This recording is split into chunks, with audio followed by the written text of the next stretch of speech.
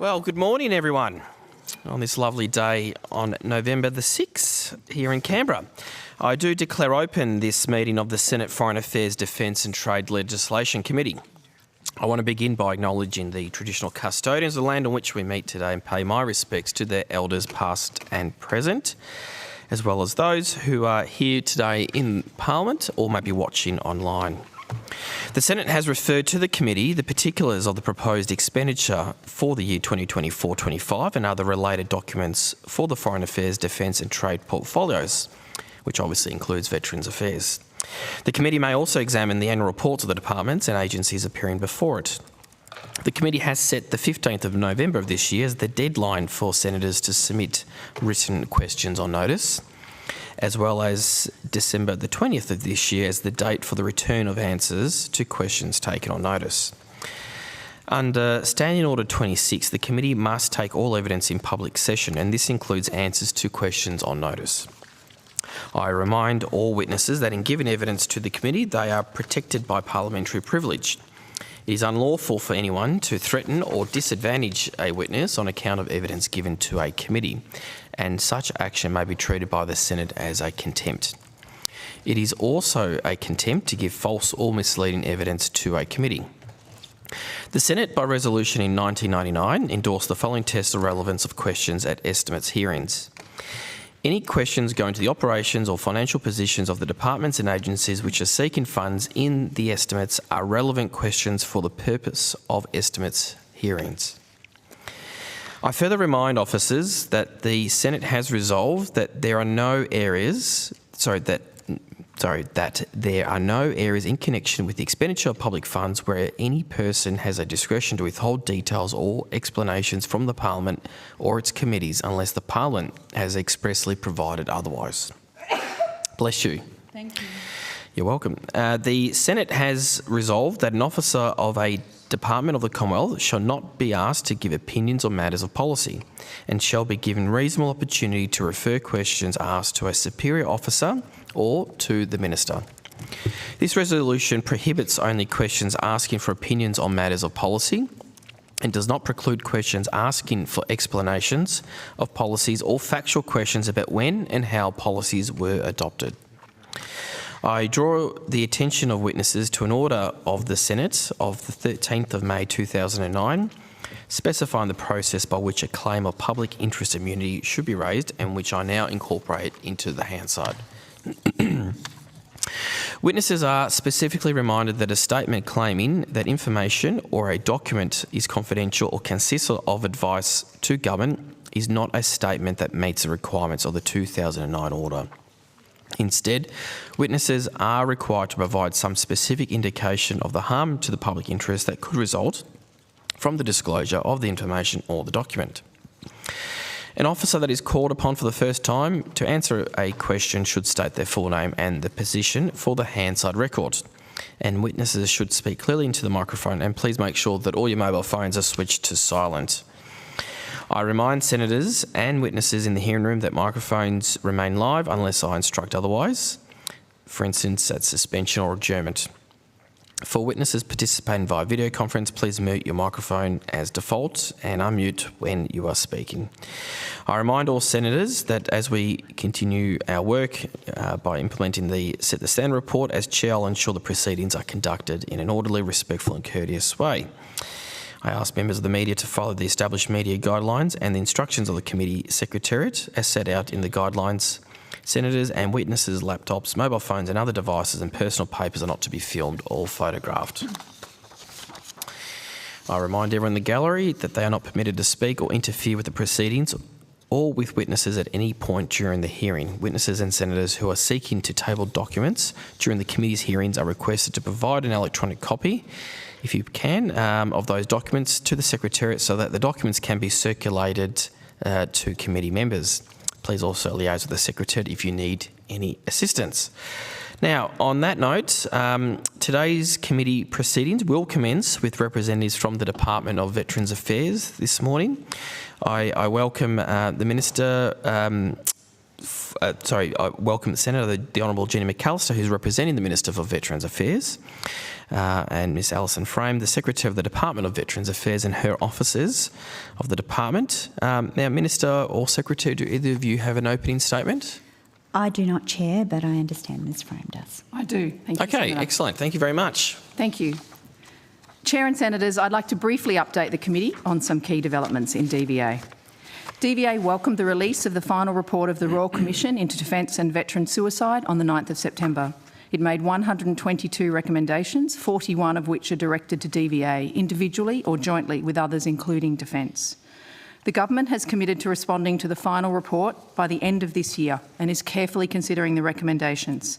To support this, DVA is working closely with our Defence and other Commonwealth, state and territory counterparts. I anticipate that some of your questions may cover the final report. We will make every effort to answer, but we are limited in what we can say while the Government considers the report. I wish to thank the Royal Commissioners for their comprehensive inquiry. I also sincerely thank the veteran community for sharing their experiences with the Royal Commission. I acknowledge their courage and commitment to improving the lives of future generations. I'm also deeply grateful to DVA staff who supported the work of the Royal Commission over the last 3 years. DVA responded quickly to the recommendations in the Royal Commission's interim report, which were accepted by the Government in September 2022. This includes work on legislative simplification and harmonisation, with the Government introducing the amendments in July. I thank the committee for its recent inquiry and report on the bill and note the recommendation that the legislation be passed. DVA appreciated the opportunity to participate in the inquiry and thank all stakeholders who contributed. Previously, I confirmed that DVA had cleared the backlog of 41,800 unallocated claims identified by the Royal Commission over a month ahead of the Royal Commission's deadline. At 30 September, we had made determinations for almost 97% of the claims in the allocation backlog identified by the Royal Commission. The latest published data as at 30 September demonstrates that we are receiving claims at an increased rate and reducing time taken to process across some claim types. Specifically, we had 79,631 claims on hand, of which 88% had been allocated to a claim support officer or delegate. More than half of these claims on hand were received in the last 200 days and around 1/3 in the last 100 days. Further, the number of claims we have received this financial year, 25,524, is up 37.1% on the same period last financial year. Our determination rate for 1 July to 30 September is up 6.7% on the same period last year. Further, our determination rate for the 23-24 financial year was 48.5% higher than 22-23. Mercer initial liability claims account for more than half of all new claims. For Mercer IL claims received from 1 December 2023 and determined by 30 September 2024, the average allocation time was 7 days under the 14-day KPI, and time taken to process was 84 days under the 90-day KPI. As the Royal Commission identified, there is more work to be done. I'm pleased to share 2 recent innovations concerning health approvals and invoice processing, which were identified and led by our staff. In October, DVA began a 6-month trial which allows radiologists to claim MRI scans for eligible clients referred by a GP without needing to seek prior approval from DVA. This reduces administrative burdens and wait times. DVA has also significantly improved our timeliness in processing invoices from service providers, following increased levels of demand and delays in processing invoice payments. From 30 September, we implemented an online provider upload portal, and at 29 October, over 90% of invoices were being lodged via the portal and 100% of all invoices were processed in under 20 days. Finally, I thank DVA's committed staff for all that they do to support our veterans and families. Thank you, Chair and Senators. We're happy to take your questions. Thank you very much for that, Secretary. Now, to kick off, Senator Davey, you have the call. Thank you very much, and thank you for your opening statements. Ms Frame, thank you for appearing before us today. I want to just go over some of the stats you gave us on the handling of claims and the increase in claims that you're now handling. As you quite rightly pointed out, the backlog of claims was cleared by February, according to your website, which was well before your self-imposed deadline of you wanted to have them all cleared before the Royal Commission handed down its report. So it was cleared by February, but then we are seeing an increase in unallocated claims since February. Can you just talk us through that? Are they all... If we'd cleared the backlog and you're getting new claims in, why are we now seeing an increase in unallocated if we are handling them and meeting the timing KPIs that you've discussed? Yes, thank you, Senator. There's different aspects that I can answer. I can respond to your question, and I have my colleague can assist me further if required. We're not seeing an increase in the timeframes for claims that are not allocated in comparison to last year or the year before. The increases that have waxed and waned over the last few months have been in regard to increased demand levels and some other so obviously we've had increased demand and sorry, I'm just getting my thoughts together. And as I said, those levels have moved around our internally imposed 14-day KPI for allocating claims. But I just wanted to point out, Senator, that is not an increase in unallocated claims in comparison to last year and the year before. So it is an increase in line with, as I've said, significant increases in incoming claims over the last few months, and that performance has gone up and down a little bit, but it has still been at higher levels than last year. But I'm happy to provide any more detail you might have about what we're doing to continue to improve the rate for allocated claims. Yeah, and I do acknowledge that September last year, according to your website, you had over 20,000 unallocated claims. Yes, and that's right, Senator. September this year, you've got just under 10,000. So I acknowledge that it's a far lower number. It's just that from February, where you had, by the looks of things, less than 1,000 to September, the unallocated claims are creeping back up. And what we don't want to see is a return to what we had 12 months ago with tens of thousands of unallocated claims. Yes. Senator, can I also add that is right, and it has moved a little bit. There is one other factor along with the increased demand levels at the incoming claims that I've referred to. But another factor that affected us over those few months was that some claims were mistakenly or through a systems error and a systems change that had occurred in Services Australia that we were not aware of and that they were not aware of either. In fact, Senator, resulted in some claims being sent to an officer for allocation, and this was thousands of claims, not just a few hundred, that did not need to go to an officer for allocation. So there was a systems error that also contributed to that increase that was seen over a few months there. And that was a systems update that Services Australia did. They provide this system for us, as you're aware. It's not a system we own and manage. It's a system that is managed for us by Services Australia. And they did some other enhancements that had an inadvertent effect on the pathway for some claim types that should have gone straight through. We call it straight through processing, but they were mistakenly moved to a pile where they needed to be allocated, and they were not claims that needed to be in that category, and it did create additional pressures for us, and you saw those numbers reflected in the increase in unallocated claims. It's since been rectified. So they were auto-triaged almost into the wrong... Into a bucket that required allocation when they did not need to be. Have you got a breakdown of the time frame where that systems error was occurring and how many... we do have that, Senator. You can take on notice. Deputy Secretary Kefford will be able to assist, but we do have the exact time frame as to when we identified it, raised it with Services Australia, and they rectified it for us, but we also have the numbers of claims that had been misattributed during that period. Yep. Senator Andrew Kefford, Deputy Secretary, Policy and Programs. As the Secretary's indicated, there was a period between July and mid-October where nearly 6,000 claims that should have gone through an automatic registration process were reverted to a manual one. We estimate that was in excess of 3,000 additional hours of work that needed to be undertaken manually. and in a system that is under the sort of demand pressure that we have seen with the increasing growth in both the number and complexity of claims that the Secretary's referred to, that inevitably has an impact. That has now been corrected. The other observation I'd make is that for between February and August, for 24 of the 27 weeks, we were meeting our internal target of the 14-day allocation.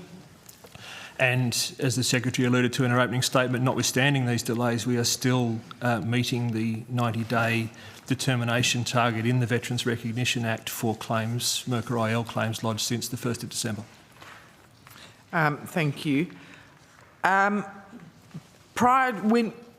the significant backlog was identified in previous estimates, we've heard that to help address the backlog, DVA either recruited or seconded extra staff to help them get through.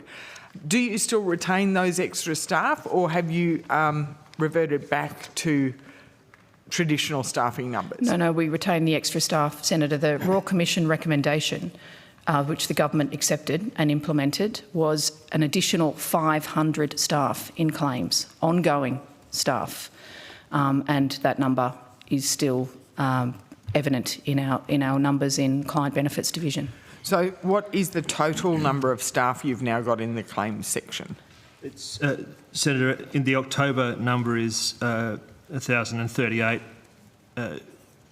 in the division, which includes the 500 additional staff to which the Secretary's referred, and you'll recall the evidence in the budget estimates about the establishment in the budget of a demand-driven funding model that allows us to do that. And I think that's the other observation I'd like to make in relation to these allocations. Two things. First of all, to recognise the continuing extraordinary efforts of our staff in dealing with the increasing caseloads that we're seeing. The cases on hand in September were 79,631. 88% of those were allocated. The same time last year, it was 75,500, and only 71% of those were allocated. So there is significant still additional processing effort being applied to what we're doing. So we're continuing to, as I say, meet our internal allocation target and that decision-making target for the Merkur-IL claims, notwithstanding the increasing growth and complexity of claims, which over that same time has grown from 2.6 conditions on average in each claim to 4.6 in September this year, and we're seeing no sign of the growth in either the complexity or number of claims tapering off. Is there a reason why we're seeing such a significant increase in both the number of claims but also the complexity? Is it because people are more aware of what their rights are, or are we seeing more of these ongoing sort of injuries, for want of a better word? I think it would be a range of factors, Senator. Clearing of the backlog of unallocated claims, and I would just note that the timeline for March was set by the Royal Commission, not by us. Sorry, my apologies. And the fact that the system is moving at the pace at which it is now moving with the additional resourcing capacity may well be seeing pent-up demand entering the system. There could well be a component of the increasing behaviour which is due to the broader economic conditions that mean there's a greater desire from serving and ex-serving veterans to claim. There is also a component that we continue to be vigilant about in terms of potentially unmeritorious claiming behaviour, which we continue to examine as part of our ongoing work. There's always been a very small, admittedly, but there's always been that concern that you've had to deal with. There has been, Senator. I'd emphasise that the focus of our attention is very much on both providers and in conversation with ex-service organisations and indeed serving members in relation to the behaviour of a certain category of the advocates, particularly those that engage in a fee-for-service and commission-based funding model for their businesses. Clearly a system that is moving at the pace and with the scale at which ours now is, as we see in other programs across the government, and we're part of the broader efforts across the care and support economy agencies to tackle these issues, but we're certainly not immune from that, and it's something we're paying close attention to. And when you say economic conditions could be a contributor, would that be an example of where someone has been in the financial position where they've been able to self-manage their ongoing needs, now finding the cost of living crunch tightening, and they need to look at where they can...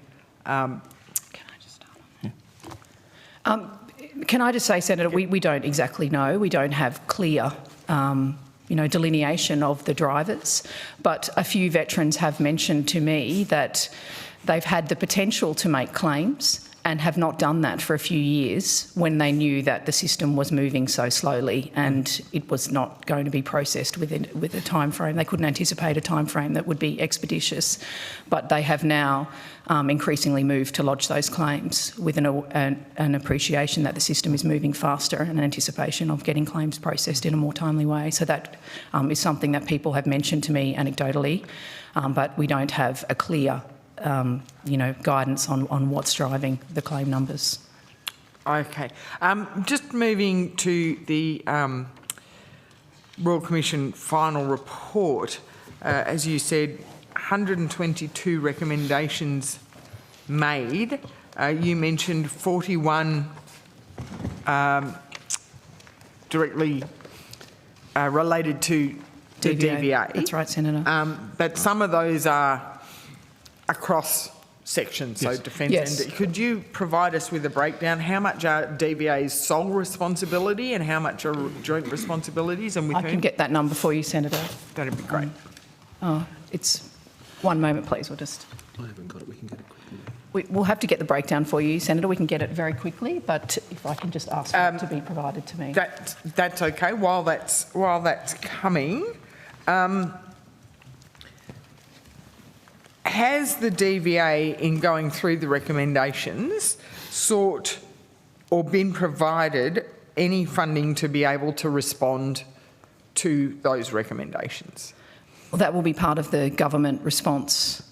That will be considered as part of the government response in December, Senator. So we've been doing the work in contemplating the recommendations, what would they mean for DVA, giving advice to government. That's what we're doing at the moment. And then the government will announce their response in December, which will include consideration of what might need to be funded or implemented in certain ways. I would imagine part of your advice would, though, include whether you would require extra funding or resources to help assist in your response. Senator Davey, I think perhaps it's best explained this way. This has been an incredibly important process. The commissioners themselves helpfully, I think, acknowledge that the report should be the beginning of a reform journey, not the end of it. That's a view that we share. We're committed to bringing forward a substantive response to the recommendations that have been made to us by the commissioners. We have said that we will deliver a government response by the end of the year. Officials won't be able to talk to you about the specific nature of that response, but as Ms Frame has indicated to you, obviously the government is working through the implications of each of the recommendations in a serious way so that we can provide a comprehensive response to what's been recommended to us by the commissioners. Did you have the breakdown of... Sorry, we're just seeking it from someone in the department. That's all right. We'll get it to you as soon as we can. It will be during the hearing today. We will have that for you. That's fine. I'm happy to share if you come back to me. Well, I might go to Senator Lambie and then I'll keep moving the call around. Senator Lambie. Thank you. I'll just touch, since we're on the Royal Commission. One of those Royal Commission recommendations was pretty simple. You have to set up a body to oversight you, right? That was made very clear in those recommendations? That's recommendation 122, Senator, which the government has accepted and made public announcements about. Okay, so why are you bringing up this harmonisation thing without having those police sitting on top of you? Why are you making any other moves before you've even set up this body? I'd like an explanation on this from the government. I want to know that your first priority should have been setting up that body. All right, it should have been setting up that body, so any move you make from here on in those recommendations is to watch that and make sure that they are being set properly and being put in place properly. Why has that not been done? I just find it very hard to vote on any legislation. I don't know how these guys possibly can on your harmonisation when you haven't done the first thing you should have done, was set up this body. Senator, the timing is set by the Royal Commission in that respect, in that it was their interim report in August 2022 that set out the recommendation for harmonisation of legislation and a time frame actually to have that done by the end of last year and through the Parliament, and the government had made significant progress against that recommendation by that time frame. And then the latest and final report of the Royal Commission recommends the independent statutory body. So the timing and the sequencing has been set by the Royal Commission, Senator, and not by the Department Ms. Frame, in that respect. This legislation doesn't start until July 2026. Why wouldn't you put that body in place now? But the government has announced... The body is done. The body is done. It's pretty cool. Yeah, the coalition already did it. They already have done what the National Commissioner looks like. They just missed a couple of things off it. So I'm telling you now, the bill is ready. I'm bringing it through in that next sitting week, and I want to see what government and opposition are going to do with that, because quite frankly, before you make any moves, before you put anything in, you should have that body set up, because you need policing over the top of you. And I just find a complete disregard that this other legislation, the harmonisation, doesn't start until July 2026. Common sense prevail. Common sense prevail, and to give those veterans out there the reassurances that they need that the government has not set up this body. It just blows me away. I mean, it's pretty much been done. It's been done. The bill is sitting there from previous government. Recommendation 122 that you're referring to is in fact the only recommendation that the government has come out and said we will implement, we accept this recommendation. Yeah, as I said, the others will be announced in a response that Minister Miles and Keogh have indicated will be by the end of this year. But 122 has in fact been the subject of that immediate response from the government where they have said we will implement this recommendation. I understand that. So why are you bringing up and trying to rush this harmonisation bill when it is not 100% done properly? Why are you trying to rush that through before you set up this body when it actually doesn't start until 2026 in July? That's all I want to know. I mean, where's the common sense in this? Senator, I just don't understand. It makes no sense. Senator, we have recommendations before us asking that this harmonisation work be underway, and we've talked about the importance of it in this committee many times.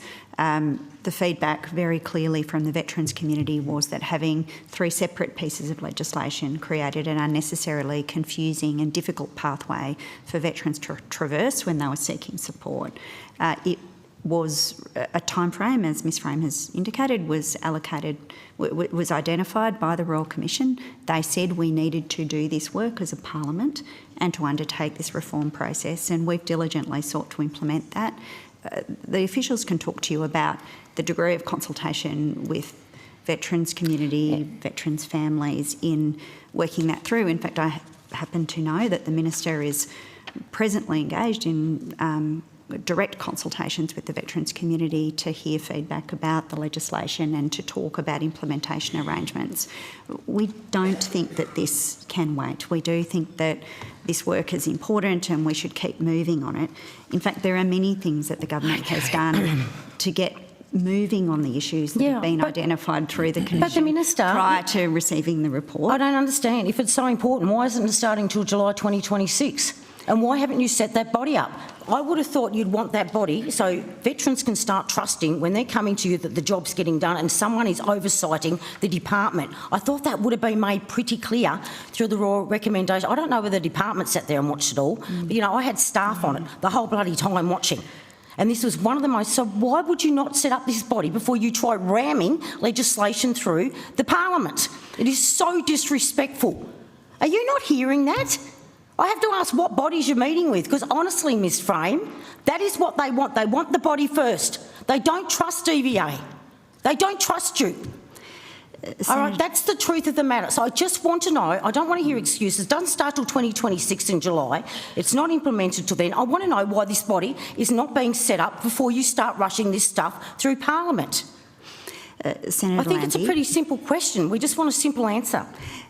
a couple of things. The government has accepted the recommendation to establish a body. In principle, we would anticipate that when a formal response is made later this year, i.e. before the end of 2024, to the Royal Commission's recommendations, that it will include more detail about the implementation arrangements for the body.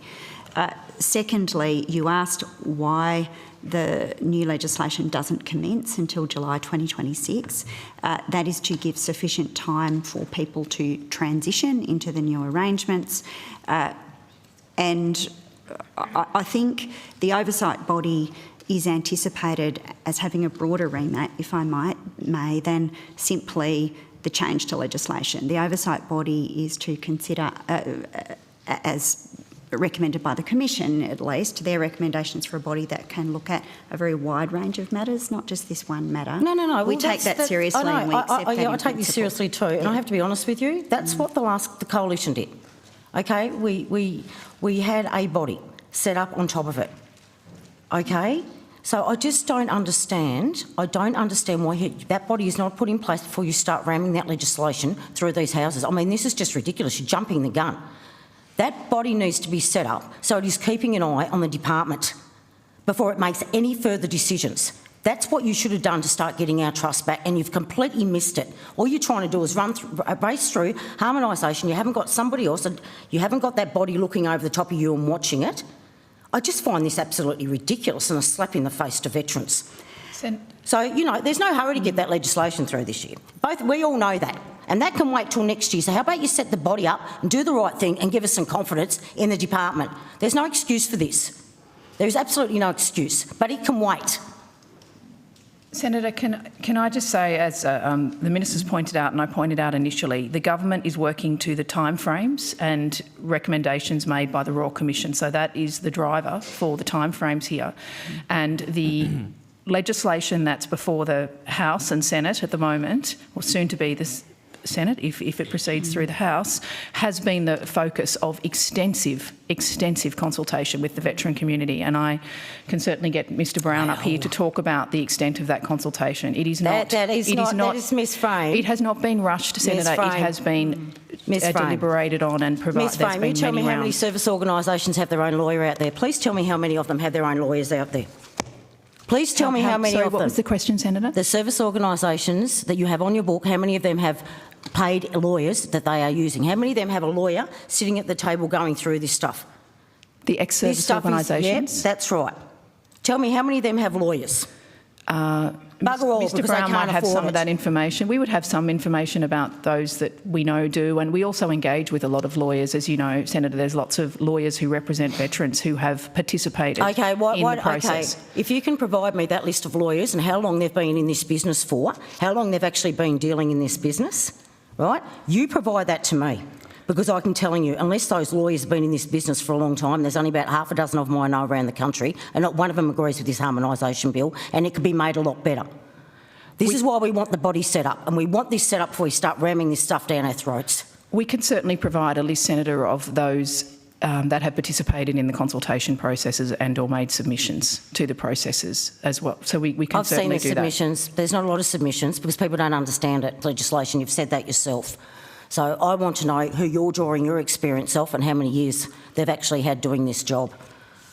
How many veterans have represented in the past, all that sort of stuff. So why don't you supply that to us? But once again, I don't think you are giving me a viable reason when basically you should have this body set up before you make any other moves. Senator Lambie, if you cast back to when we received this recommendation, it was very clear that the existing legislative framework wasn't good enough, that it was making things confusing, stressful, difficult for veterans. Had we not commenced a process of consultation with the veteran community 2 years ago, people, quite rightly, would have been incredibly frustrated that we were ignoring a recommendation as clear as the one we were provided. We've spent 2 years working with veterans communities to get the legislation right. It's been through a number of parliamentary processes so that parliamentarians can scrutinise it and add their feedback from the communities they represent. We're really working hard to get this right for veterans because it was identified so early on as being such a significant feature in the experience veterans were having with government when they were seeking support. I think you'll find that recommendation said you had to have this done by the middle of 2025. So once again, why have you not used the other recommendation and set up that body ready to go to overview it? And I just think that's a fair question. You've got a lot of veterans wondering this morning why that is not the case. And so far they think they're being done down and you're ramming this stuff through their throat. So, okay, so that's all right, that's fine, you can wear the conflict that, but I want those answers. I want to know what lawyers out there you've been speaking to. As I said, Senator, we can do that. It will be based on those that have submitted. All right, just one at a time, Are you using those lawyers that actually go against veterans and fight against them in the court? Are they the ones you're listening to? I don't think that Spark Elmore, the ones like that. Is that the ones you're taking advice from, the ones that fight us in the courts? So I want to see a list of who's Senator, as I said, it would be based on the publicly available list of people we have engaged with, veterans, lawyers, stakeholders, a range of groups that have participated in any processes pursuant to the legislative reform proposal and or made submissions, formal submissions to that process. So the information I have, Senator, is that there were 26 face-to-face and virtual consultation sessions, 3 public webinars, and the department received 323 public submissions. DVA is also responding directly, of course, to a large number of inquiries from veterans about how things would work in practice. We have really tried, and the government has really tried, to faithfully implement the recommendation, which was to create a simpler system for veterans through a single piece of legislation. And that's included really substantial consultation with the community. Okay, so the government can't do 2 things at once and set up the body at the same time. Is that what you're telling me? The government has accepted the recommendation to set up the body. Right, well, don't you think you should do that now before you start ramming this stuff down our throats? So they can actually overlook this, because we'd actually have more confidence if you set up that body and they ticked off on it as well. That's what I'm telling you. I just find it absolutely absurd. All right, let's go into suicides. First of all, I want to know what DVA has done. There seemed to be a massive gap between as soon as that Royal Commission was finished, as DVA rang up and all those people that put in submissions, all those people who faced up and relived their trauma experience again, who is being put to the task within the department to ring up and check on those people. Because tell me, they say to me that none of them have got calls, they're not being checked on, so you've just dropped them like a hot potato. They had the courage to come forward, do all that, and there's no system set up for them. Senator, there have been discussions and very focused... No, Senator, can you please let me finish? You've asked me a question and I'm attempting to answer. There were deliberate, focused discussions with the Royal Commission about transitioning clients who they were supporting to DVA. So that has been the focus of very specific discussions with plans put in place for people. All I would add, Senator, is that in order to be supported by DVA, people need to be willing to accept that support. And you would appreciate that some people who sought support from the Royal Commission did not have positive feelings towards DVA and were not possibly keen to take up support from DVA at the time that the Royal Commission also ended. So DVA is there to support and had those very focused discussions about what we were able to offer people who had been supported by the Royal Commission, and that was an offer to all people who were being directly supported by the Royal Commission, and we are still providing those services, but they have to be taken up, Senator. And out of all those people that went through the Royal Commission, and relive their stories and have still got claims outstanding, what are you doing about that? We're doing, my opening statement and anything else you might wish to ask me about what we're doing to process claims as quickly as possible. I'm not asking about every claim, I'm asking about the people that showed up at the Royal Commission to relive their experiences that who still have outstanding claims. What are you doing to segregate them to make sure those claims are done as quickly as possible? Who's doing that? Where there are urgent needs, Senator, we respond to those requests, and we have coordinated client support and case management that is provided to people who have urgent and immediate needs, and that includes consideration of their claims. Okay. I can get Ms Martain or I can get someone up to provide you some more detail on that, Senator, if you would like that. We'll come back to Senator Lambie, but I've got to move the call around. Senator Pocock, you've got the call. Thank you for your time this morning. I've just got a few questions. A local veteran has reached out to me. He's a white card holder for osteoarthritis in his hips and knees. He's scheduled for a hip replacement next week. However, to date, his surgeon has not been able to receive confirmation that he's been granted prior financial approval. I know you can't comment on this specific case, but generally speaking, if someone is approved for a condition and has a surgery for that condition booked in, how long does it take on average for DVA to provide prior financial approval? How long it takes a senator? Senator Lambie, you had your opportunity. Now it's Senator Pocock's time, okay? We have Thank you. key performance indicators for those approvals, Senator, and I'll hand over to Deputy Secretary Kefford, who can provide you more detail. Senator Pocock, the standard processing time for those requests is 28 days. However, having said that, where there are more urgent matters, including the one to which Senator Lambie referred, we're able to prioritise those. But the general process is 28 days.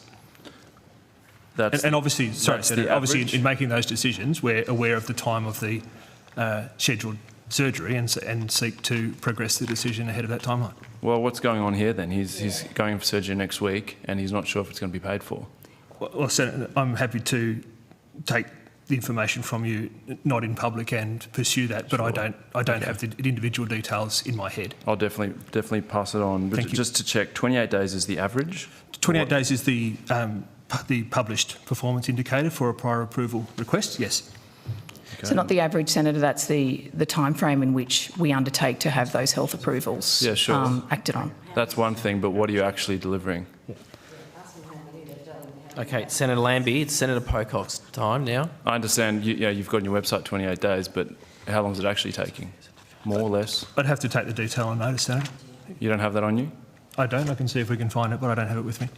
Okay. It seems like an important one for a bunch of veterans. So if you can provide that sometime today, that would be great. The other thing I want to ask about is bulk billing rates for veterans.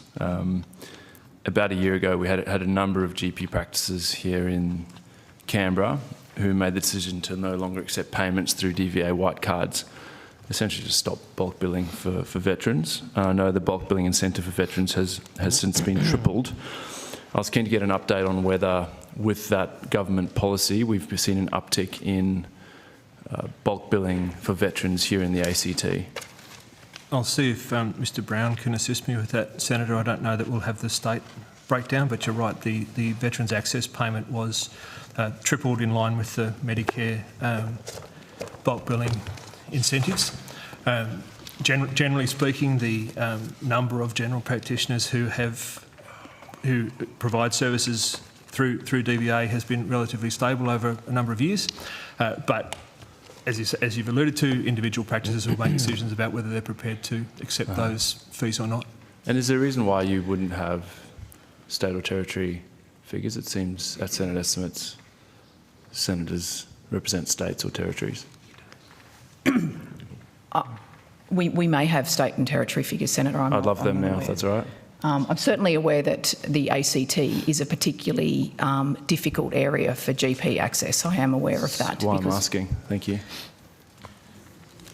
Senator Luke Brown, First Assistant Secretary, Policy Division. Sorry, I don't have state and territory breakdowns on me. I've got national figures, but I can see if we can get those state and territory figures for your notice. I'd love them if that's right on notice. What's the national, how big's the improvement been?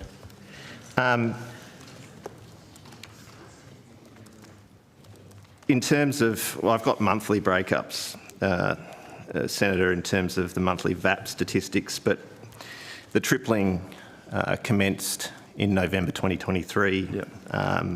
The number of GPs accessing the VAP, the Veteran Access Payment, prior to that date was around 17,500 to 18,000. We've gone up to about 19,000 in September of this year. So there's been an increase in the number of veterans accessing the Veterans Access Payment by about 1,500. And actual numbers of veterans bulk billed? Not sure I have that, Senator. I'll take that on notice. Broken down to veterans, Senator. Can I just add as well where a veteran is... I do have a number of clients. Sorry, Senator. I can see it. Oh, there we go. So again, you know, going from the September figures or the October figures prior to the September figures were about 62,000. October figures were 63,000 clients. August 67,000. September 65,000. So there's been an increase in veterans as well being bulk billed with the VAT. Okay, maybe on notice if you could sort of provide the last year and a breakdown total and then by state and territory, because I think that's a really important one. You can look at the total number, but people living in places like the ACT or regionally are probably not seeing the same uptick. Yes, Senator, can I just add one point I wanted to make when I acknowledge that ACT is an area in which we have more concerns raised with us by veterans, that we do provide veterans advice on GP practices that we know have accepted a white card in the last 12 months. So it's not a recommendation, but if a veteran rings the Veteran Access Network and says, my doctor won't see me anymore, or I can't find a practice that will see me, we are able to provide advice on practices in the area that have accepted a white card, that we know has accepted a white card in the last 12 months. And the process of contacting the Veterans Access Network, what's the average wait time? I can get it varies enormously, Senator. I spend time with the officers there, and sometimes it's a few minutes, sometimes it's... Sure.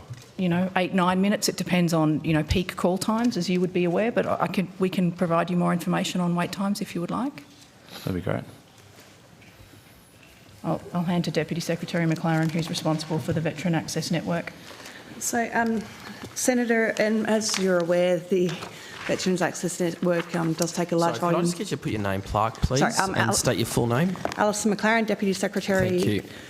Veteran Family and Stakeholder Experience. So the Veteran Access Network does take about 2,400 calls a day, and the wait times do vary day to day. We have been engaging additional staff to ensure that we can meet those service level targets. The average wait time for VAN in general is about 630 seconds currently. And we're working to bring that down. Great, thank you. So if someone can't find a GP, they ring up there, on average 630 seconds later they'll have an answer.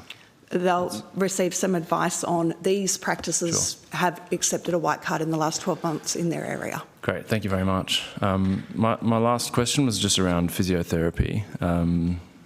Through consultation on the aged care bill, we've been engaging with a lot of physios, in particular mobile physios, and there's some anxiety around some of the price caps in the aged care bill, but it's also been raised with me that reimbursement is actually far lower through DVA.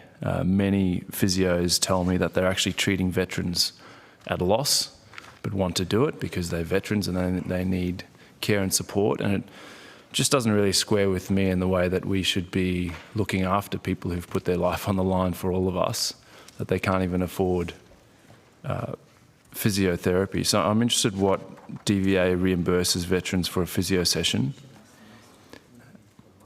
and have you assessed whether it's comparable between NDIS rates, new aged care rate?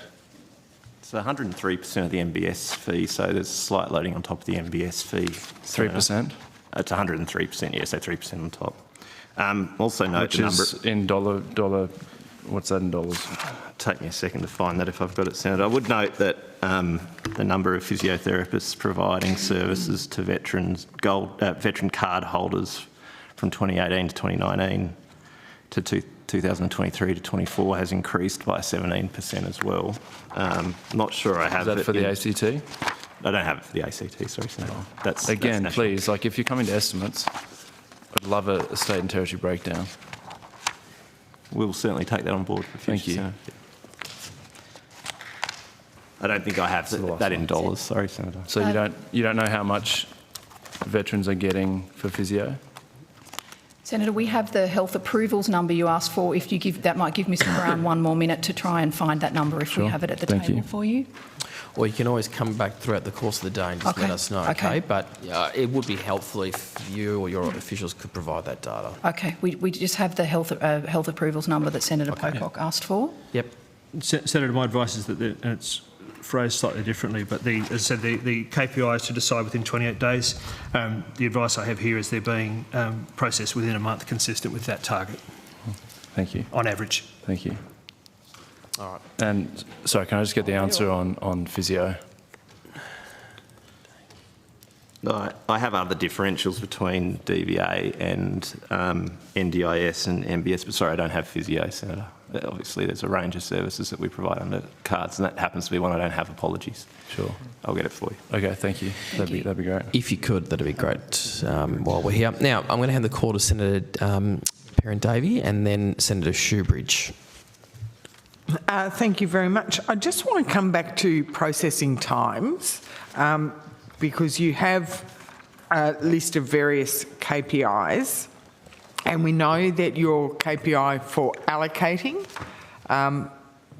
that's 14 days, is that correct? Yes, Senator. I'd just say that's not a KPI that's externally imposed, that's just an internal KPI. The external KPI is the legislative one in the Veteran Recognition Act, which is 90 days for full determination of the claims, and within that KPI that's in the Veteran Recognition Act as a component, we have set for ourselves an internal benchmark of allocation within 14 days. So as you say, 90 days for full determination. So a claim is made, it comes to you, your internal target for allocation is 14 days. That's correct, Senator.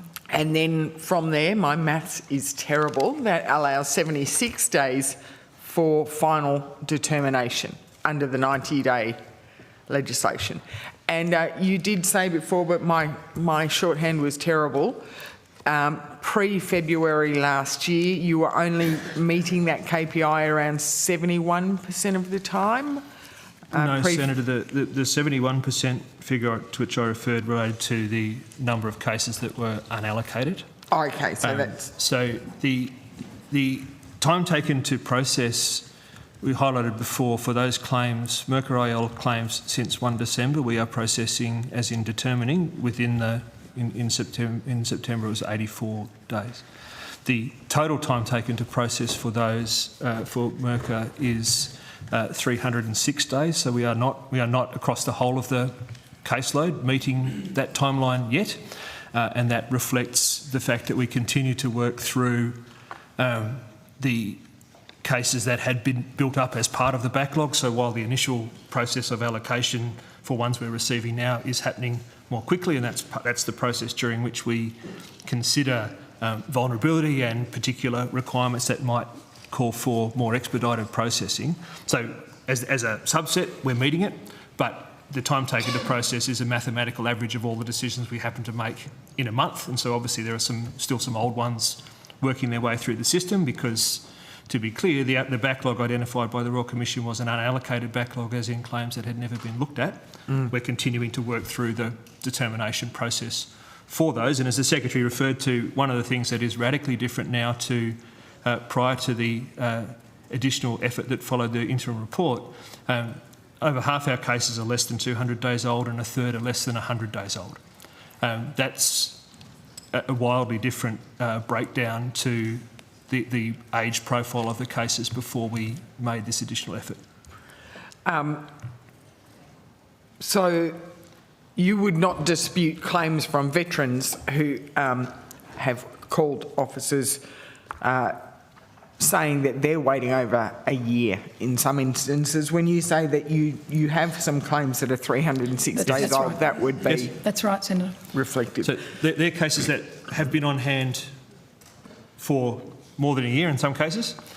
We're continuing to work through those, but at the same time, we're looking to focus on the newly received claims, particularly for IL.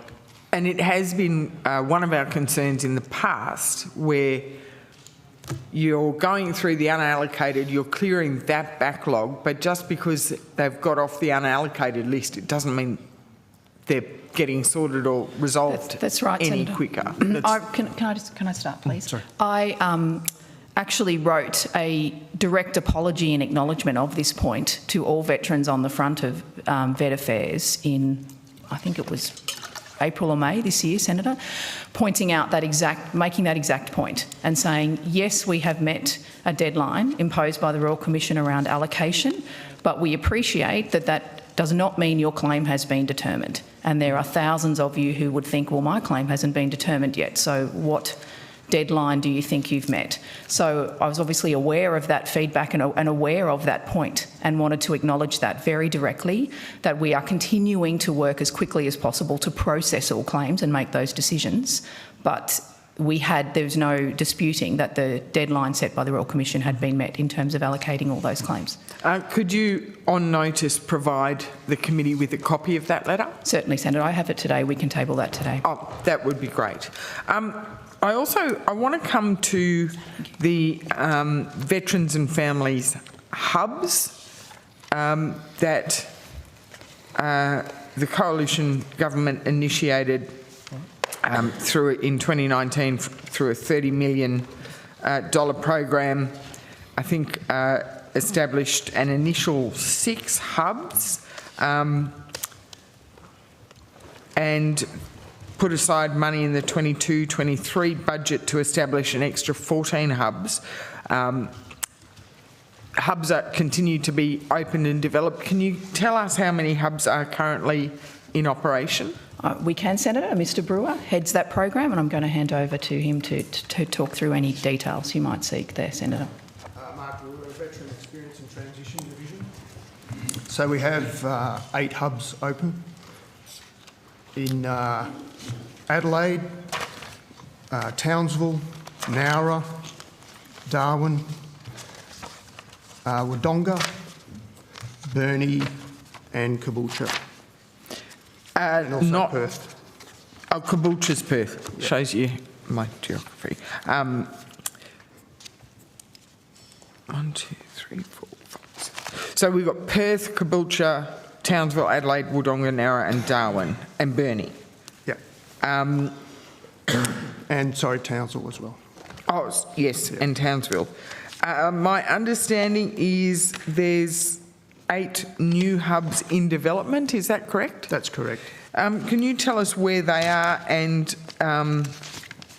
when they are expected to be operational?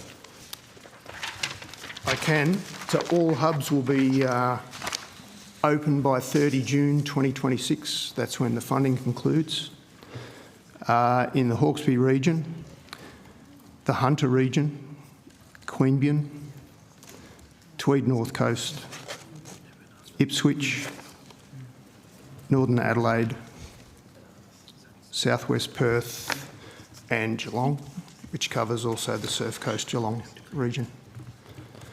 In terms of where those are at, all grants have been agreed with the lead organisations, less the Hawkesbury region, which is we're just waiting on finalisation of a particular site with RSL Life Care. So the lead organisations, all the hub sites in New South Wales are being led by RSL Life Care. In Ipswich, RSL Queensland is the lead organisation.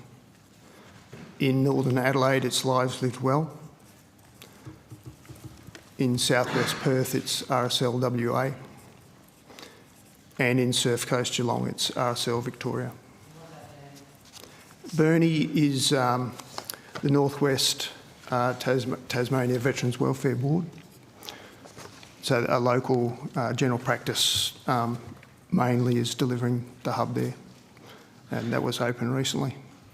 And what's the total funding for those 8? So each hub is a $5 million grant, predominantly for infrastructure. So 40 million in total.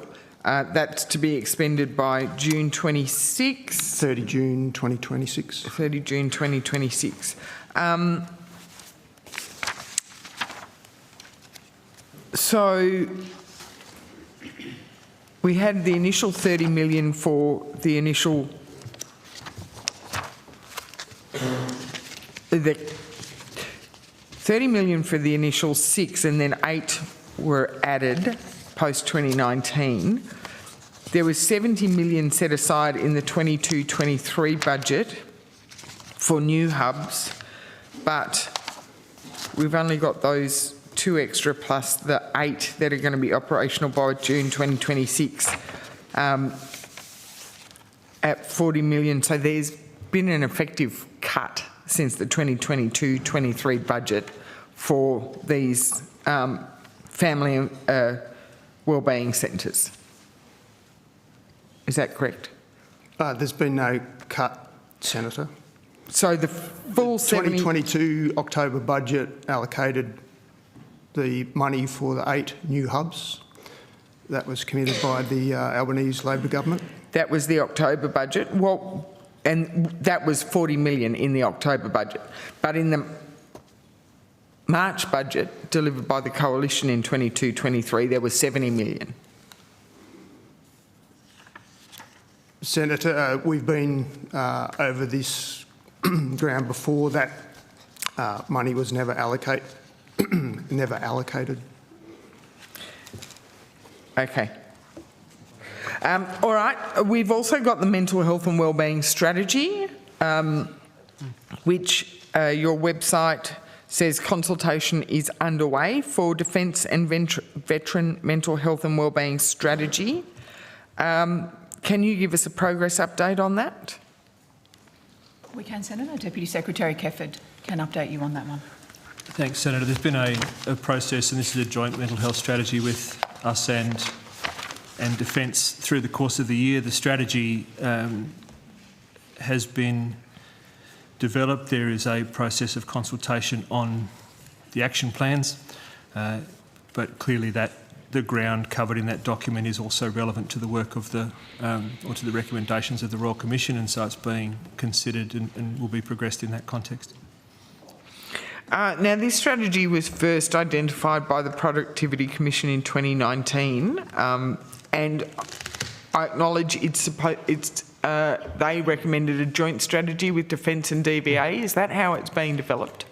There had previously been separate strategies. This is being prepared as a joint strategy with the colleagues in Defence. And so you've started work. When is it due to be finalised? I think that the timing of the release, Senator, is a matter for the government, but as I've indicated, it's clearly relevant to the context of the work of the Royal Commission and the recommendations made there.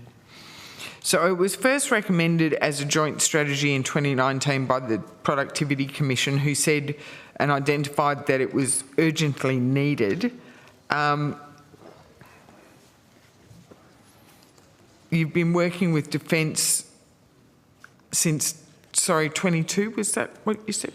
I might ask Mr Brown to assist with the timeline, Senator, but there had been separate strategies between the two departments. This one has been progressed as a replacement to be joint, covering serving and non-serving members and families.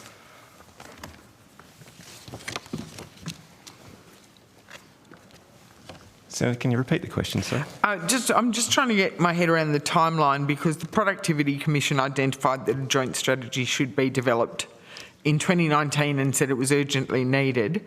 I want to know when you started working with Defence to develop the strategy, and what the timeline for that is and how much consultation is.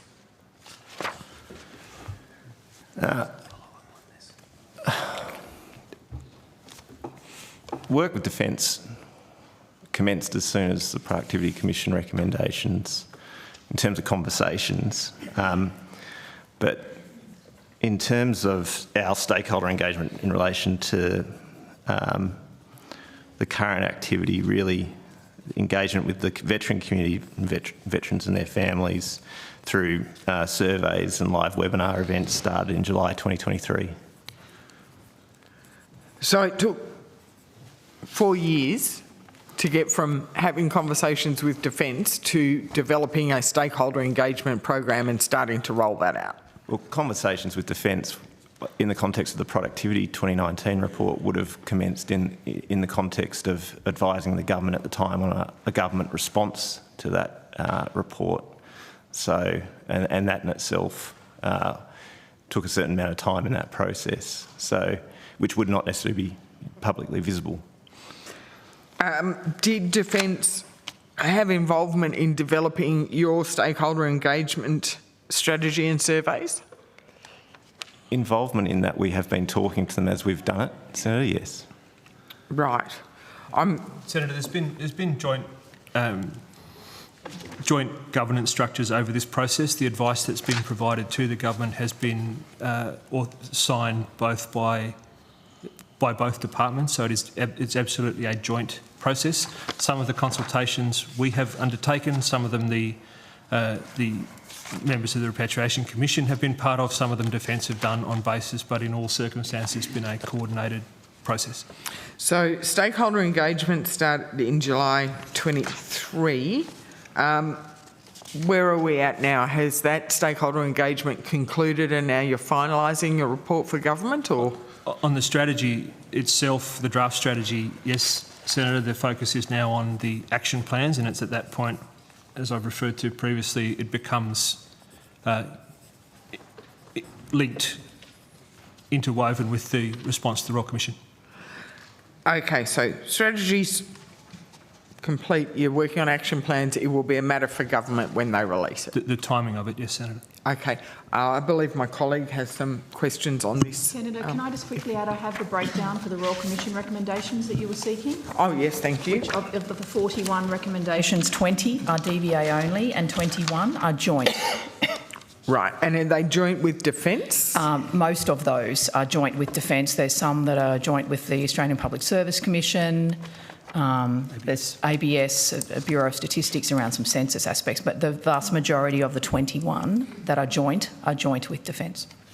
Okay, and in those instances, who is the lead agency? They're joint, Senator, so that means we work together. You both? Yes, correct. Both as responsible? That's correct. That means you're both responsible for funding it? For the aspects that pertain to DVA or pertain to Defence, yes. Okay. That's right. Back to the mental health Thanks, and wellbeing, my colleague. Thank you. In Defence estimates earlier this year, we had some discussion around the mental health and wellbeing strategy and program that Defence were running, and they have moved the clinical services into the personnel branch with a focus on wellbeing. As you develop this strategy, can you inform the committee what focus DVA has on this balance between a focus on clinical services versus the broader wellbeing aspect of it?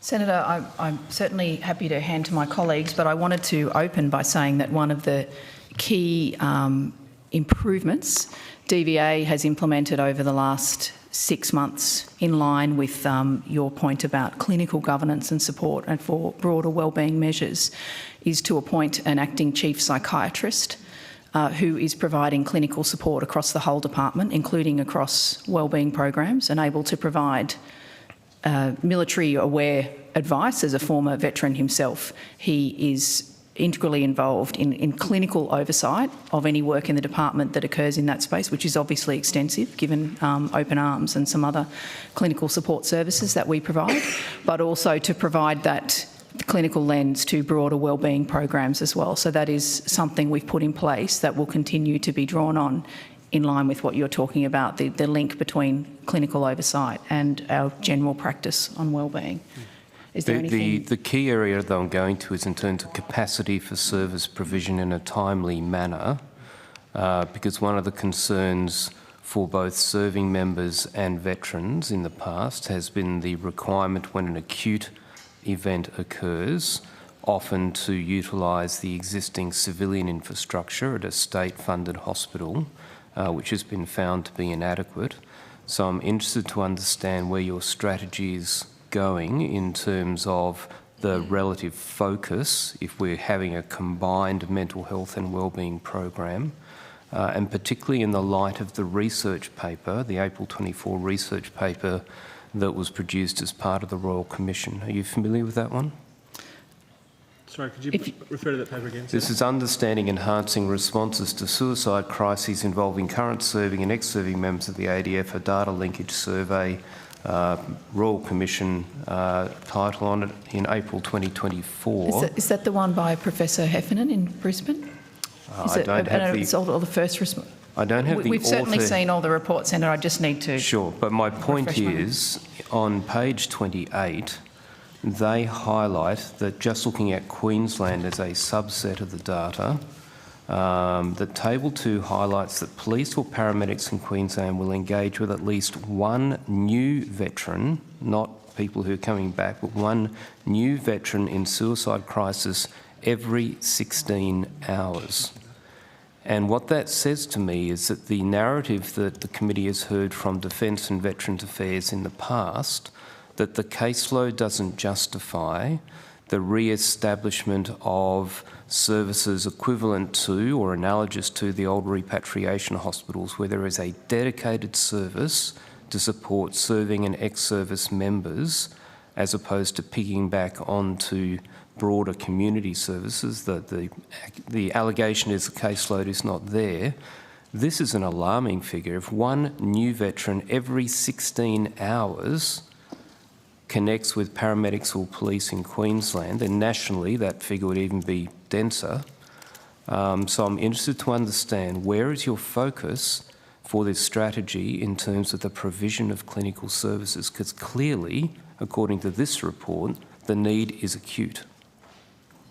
Senator, we're continuing to... there are some facilities that exist, as you would be aware, that are for veterans specifically, and we obviously monitor the availability in those services and do whatever we can to refer veterans and ensure their admission to those services where they're available.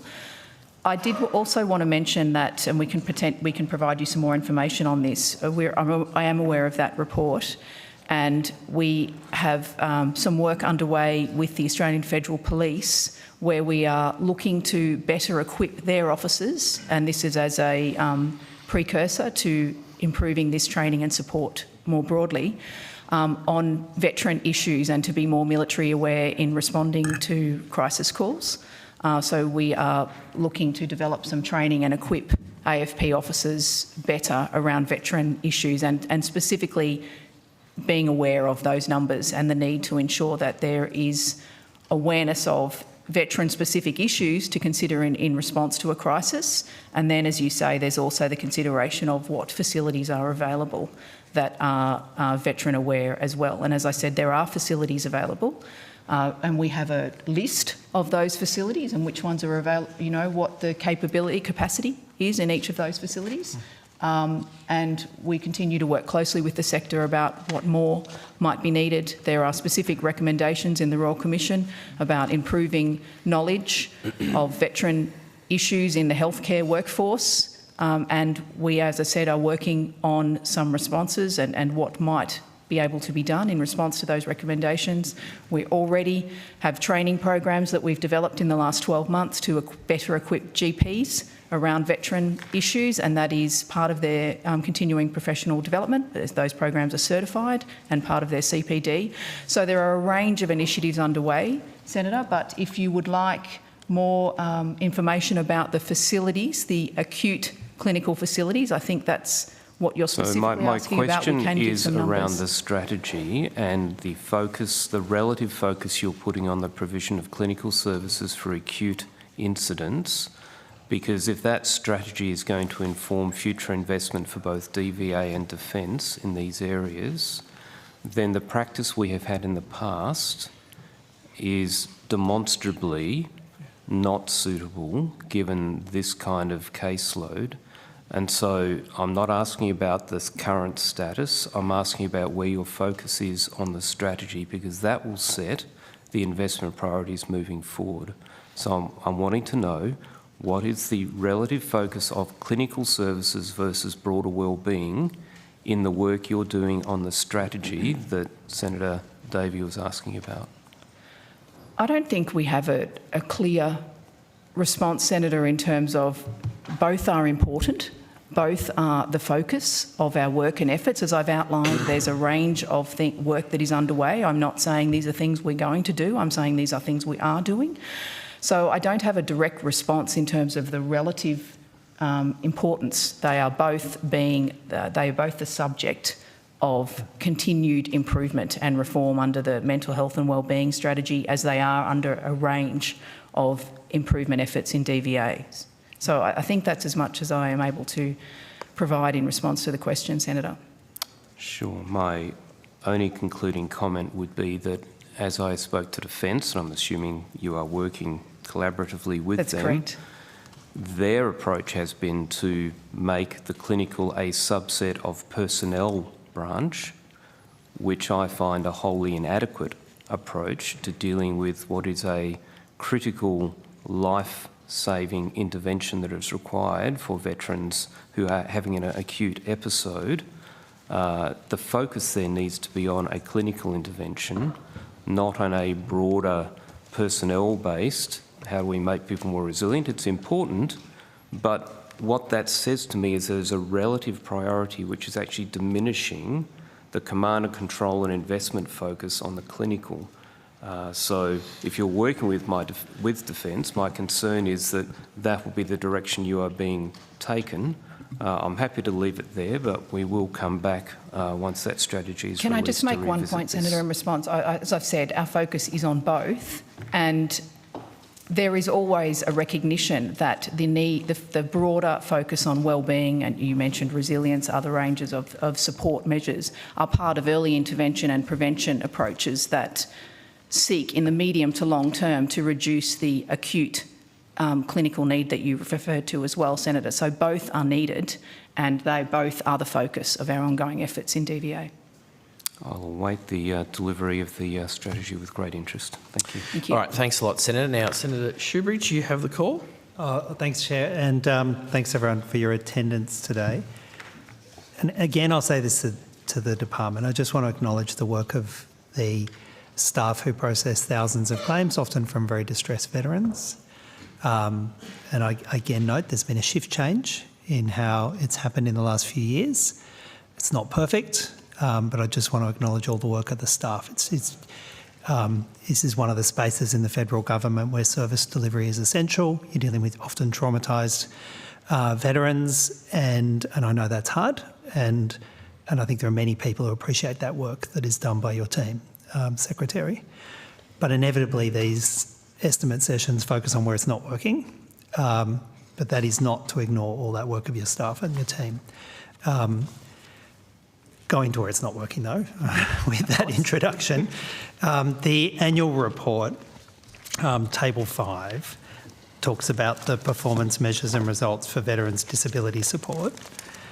One of the key issues, you've heard it already this morning, is about timeliness of processing. Yes, Senator.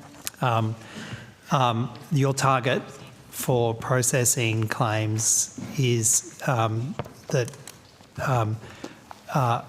at least 50% of claims should be processed within 100 days.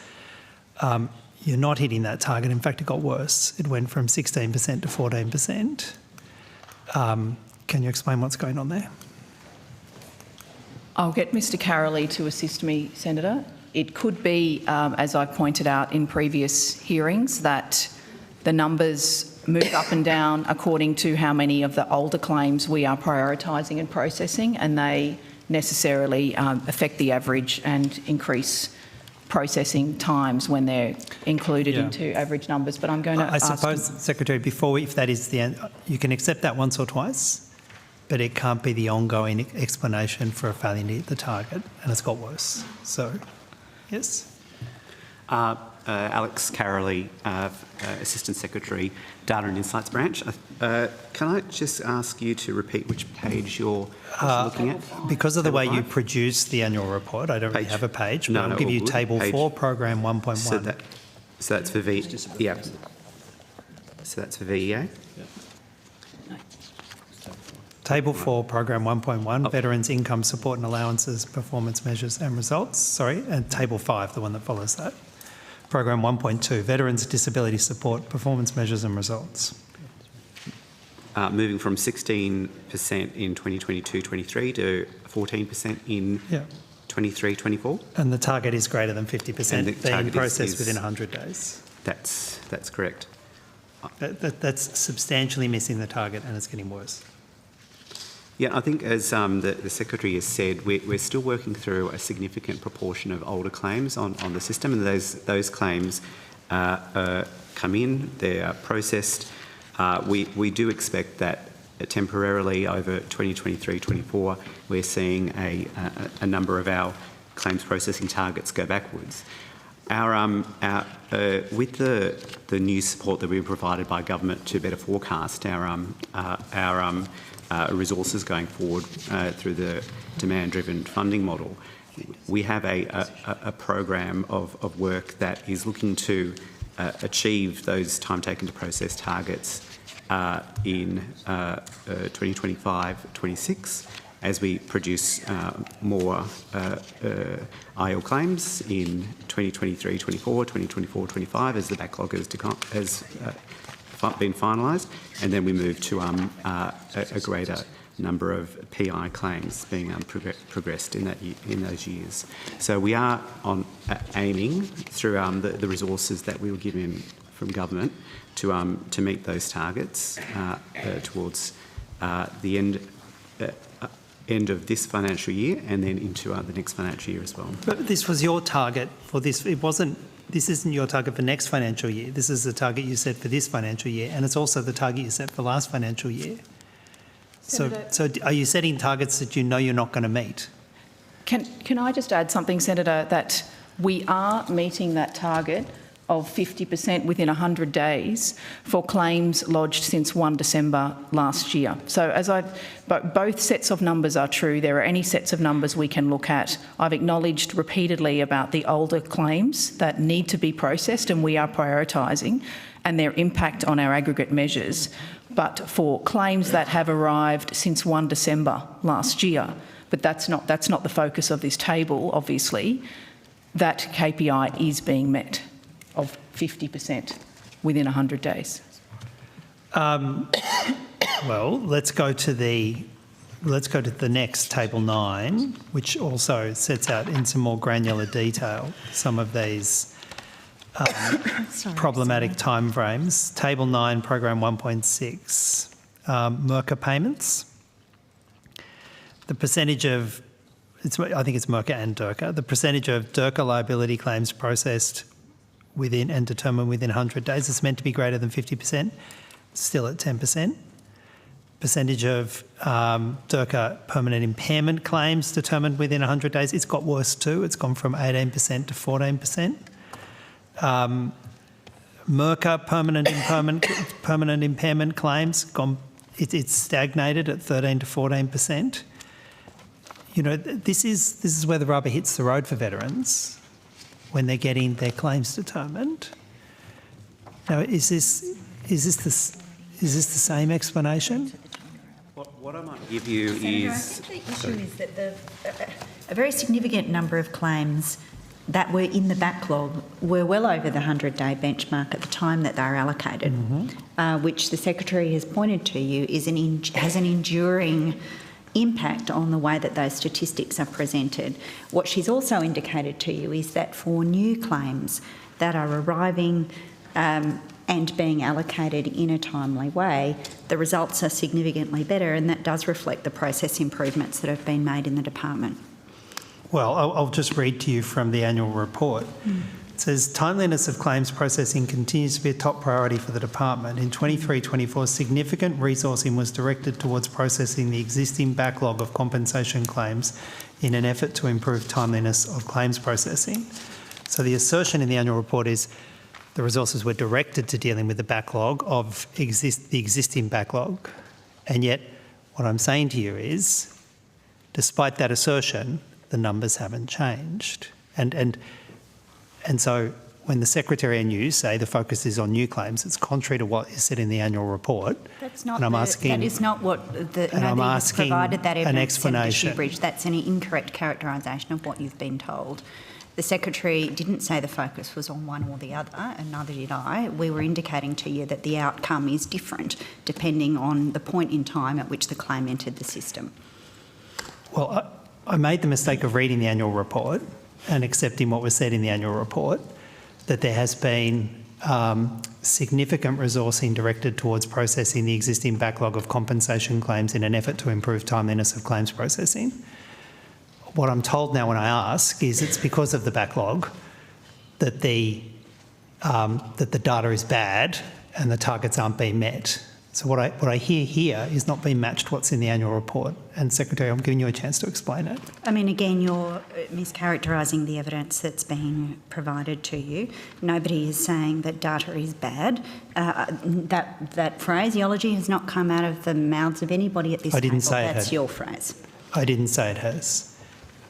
The explanation I'm getting here, I'm giving you a chance to explain some really dreadfully bad data in as fair a way as I can. I'm drawing you to to your explanation in the annual report, which doesn't seem consistent with what we're getting from the table here. I'm trying to give you a fair chance to explain some really bad data.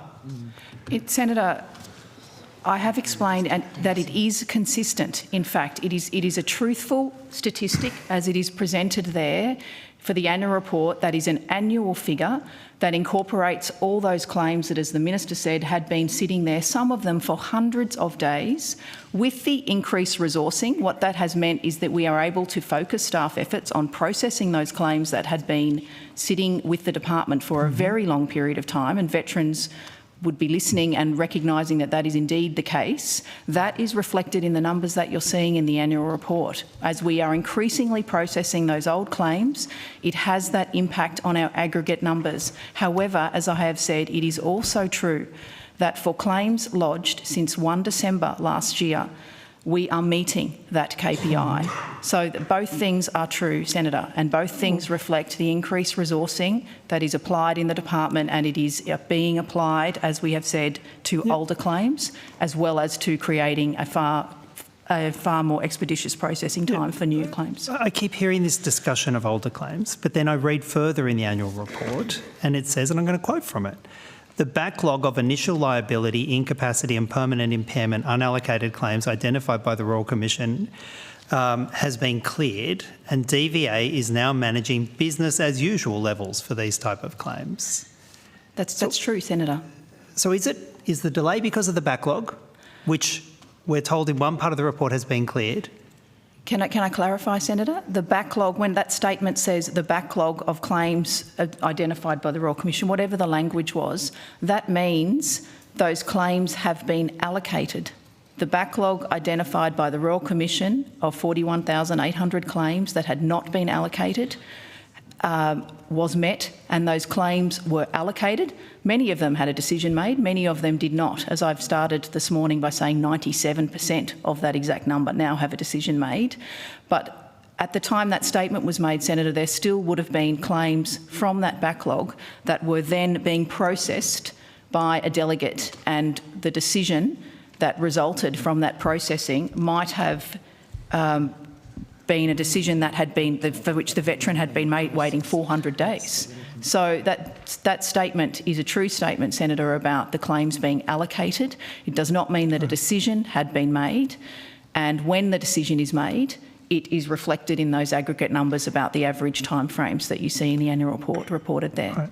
And does underlie the significance of applying the additional resources, because the timeframes described to you by the Secretary for those very old claims are plainly unacceptable and yielded very frustrating, distressing results for the people who were making them. And it's why we've added the resources that we have to the department to deal with it.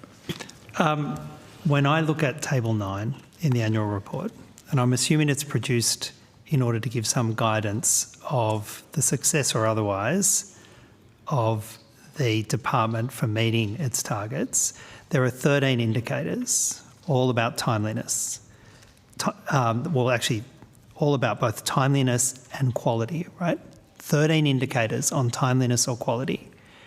And Secretary, can you tell me how many of those 13 performance measures on timeliness and quality that the department has achieved? One, Senator. Yeah. 1 out of 13. How do you explain that? Because this isn't just timeliness, it's also the quality, the correctness of liability claims, the correctness of permanent impairment claims, the correctness of incapacity claims. Some of them are close, but some of them are miles off. One moment, Senator.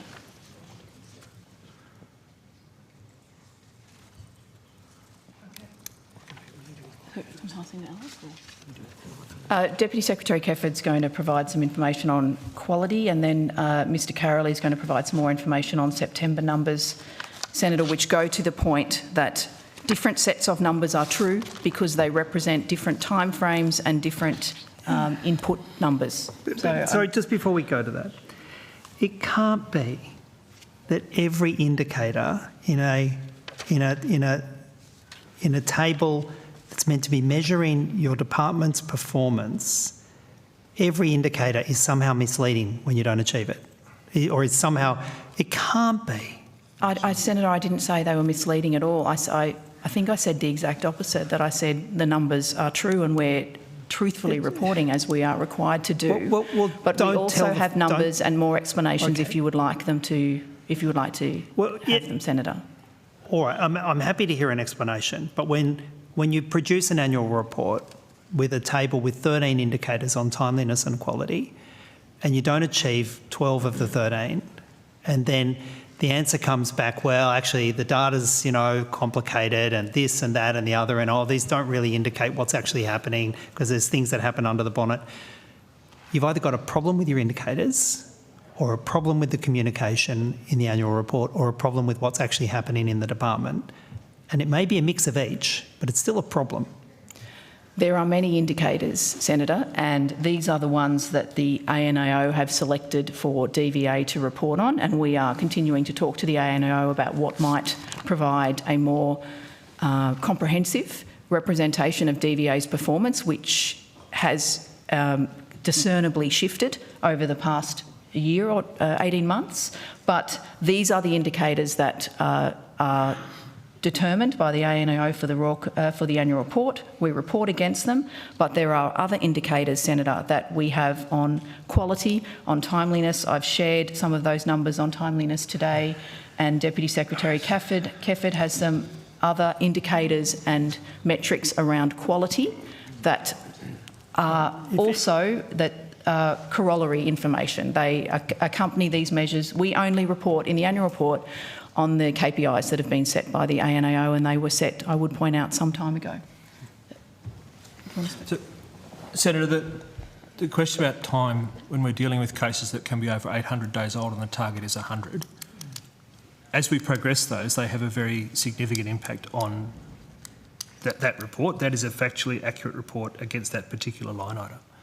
In relation to, and doesn't contradict, as the Secretary said, the other evidence we've given. In relation to quality, that's an internal process that picks up not just detrimental errors, it goes to the rigour of the decision-making and documentation. It may even include errors that are in the veteran's favour. So, yes, we continue to focus on that. This is the numerical reporting of have we achieved the targets in the 90s for quality checks.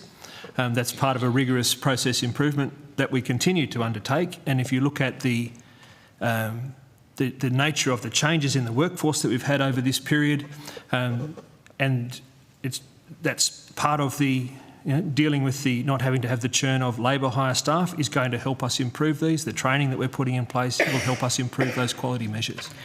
And Senator, can I just add, I know Ms Cole in the past at previous hearings has provided quite detailed numbers on appeals and some other quality metrics that indicate no significant shift.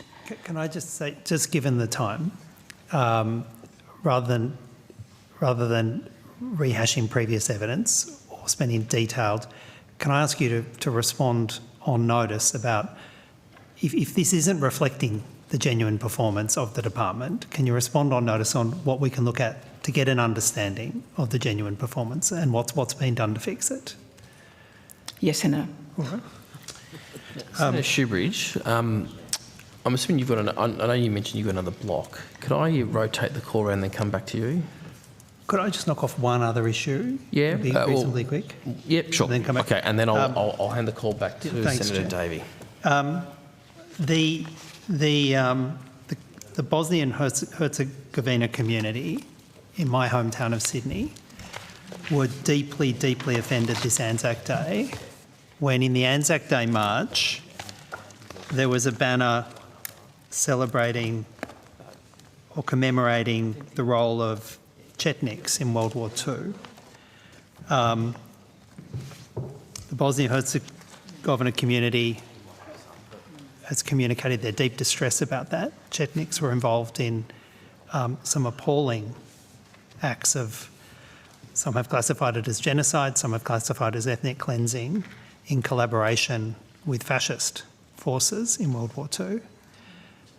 And they were deeply offended and distressed to see the banner in the Anzac Day March. Has those concerns been communicated to the Minister? I'm not aware, Senator. They certainly haven't been communicated to me until you've just raised them with me now. I don't have any information about that either, Senator.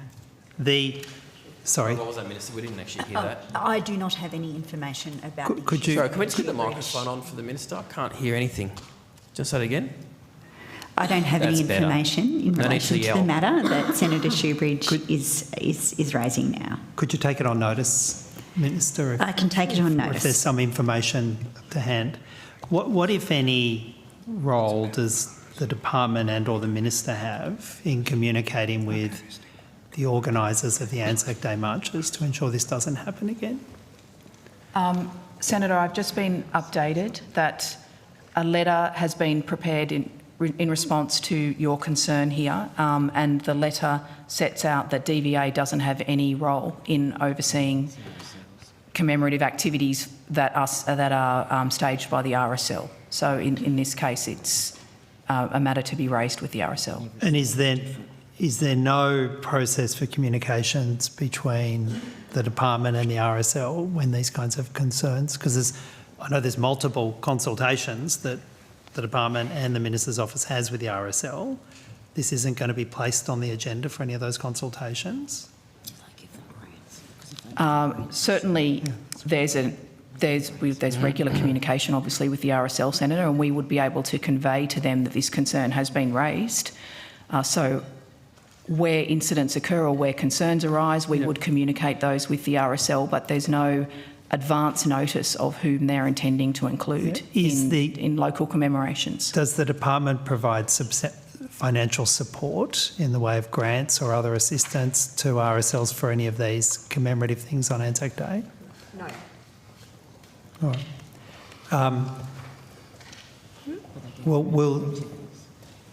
right. I'd seek if you could take on notice, and probably through you, Minister, will the Minister commit to putting this on the agenda when he has a conversation with the New South Wales RSL, given the concerns that have been raised? And it's not just, the massacres and the violence wasn't just against one minority, it's against a series of minorities during that period in World War II. Minister?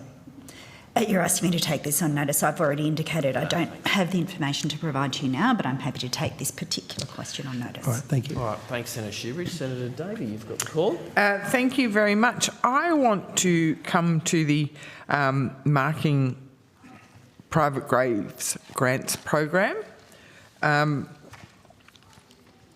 This was originally committed during the 2022 election campaign. There was a commitment of $3.7 million over 4 years, which was matched by the Labor Party during the election campaign. So then, obviously, we come to government.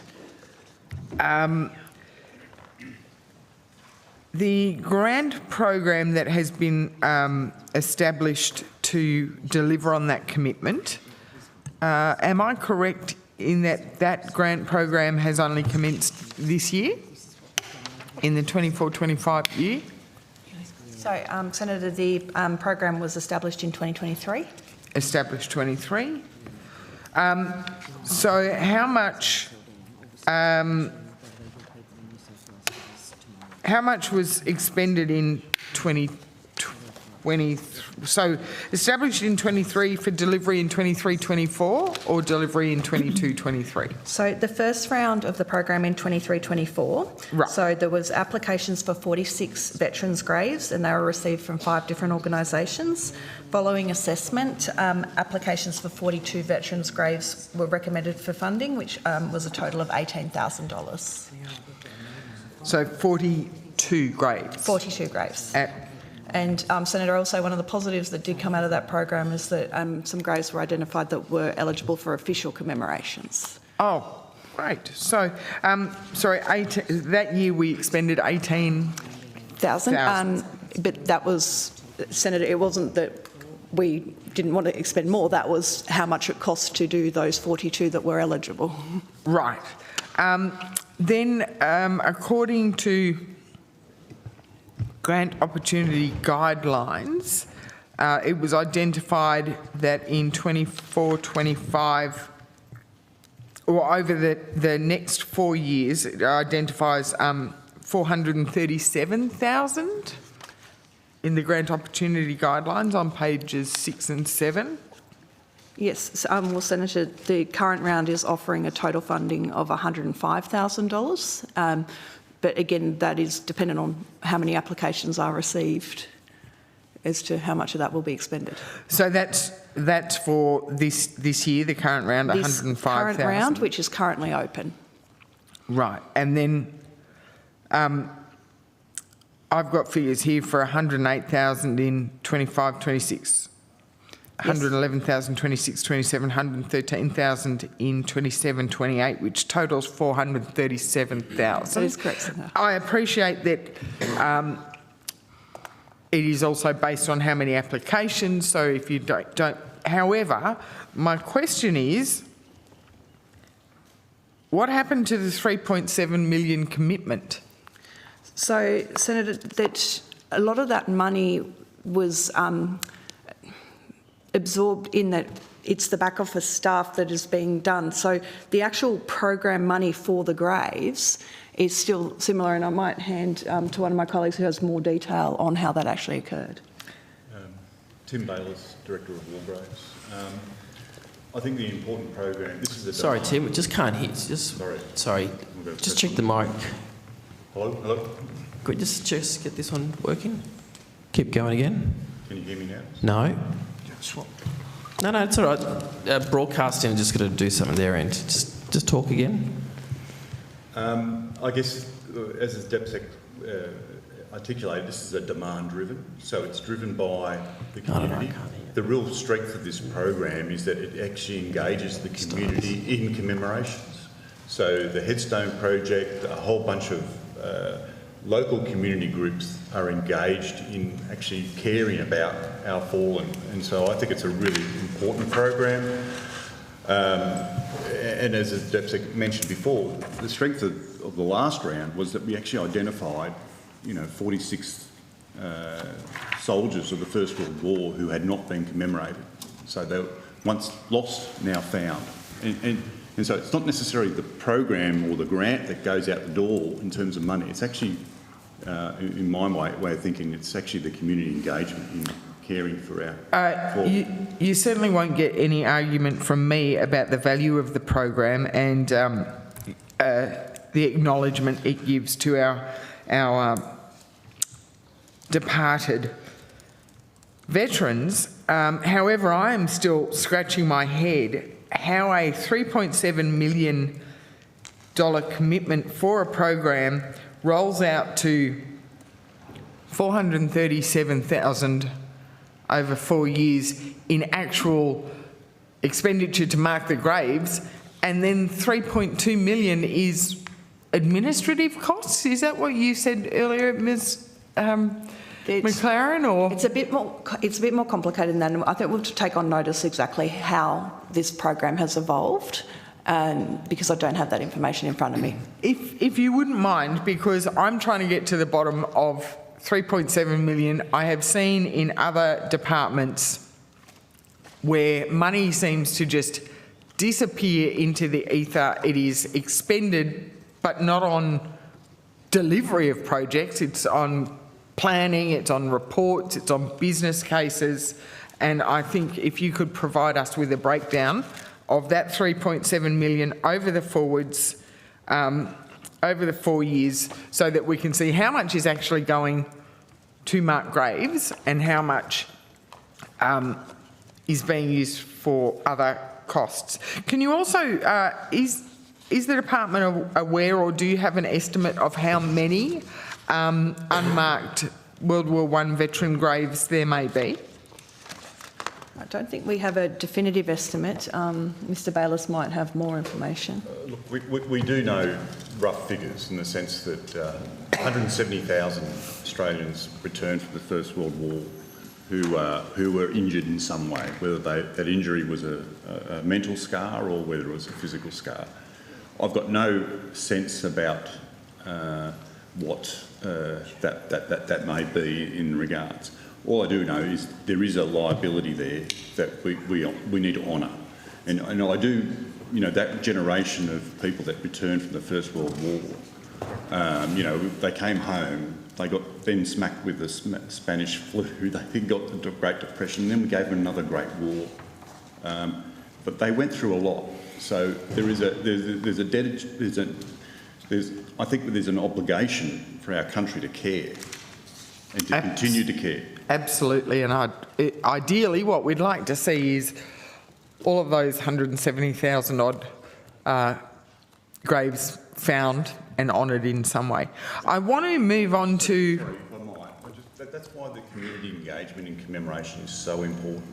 So these little programs, whilst there's not a lot of money going out the door, they do actually encourage, incentivise our community to be part of this story. So, and it's why, and you know, I'll go back to us as a nation about why this is important. Why do we care about these people that died 100 years ago?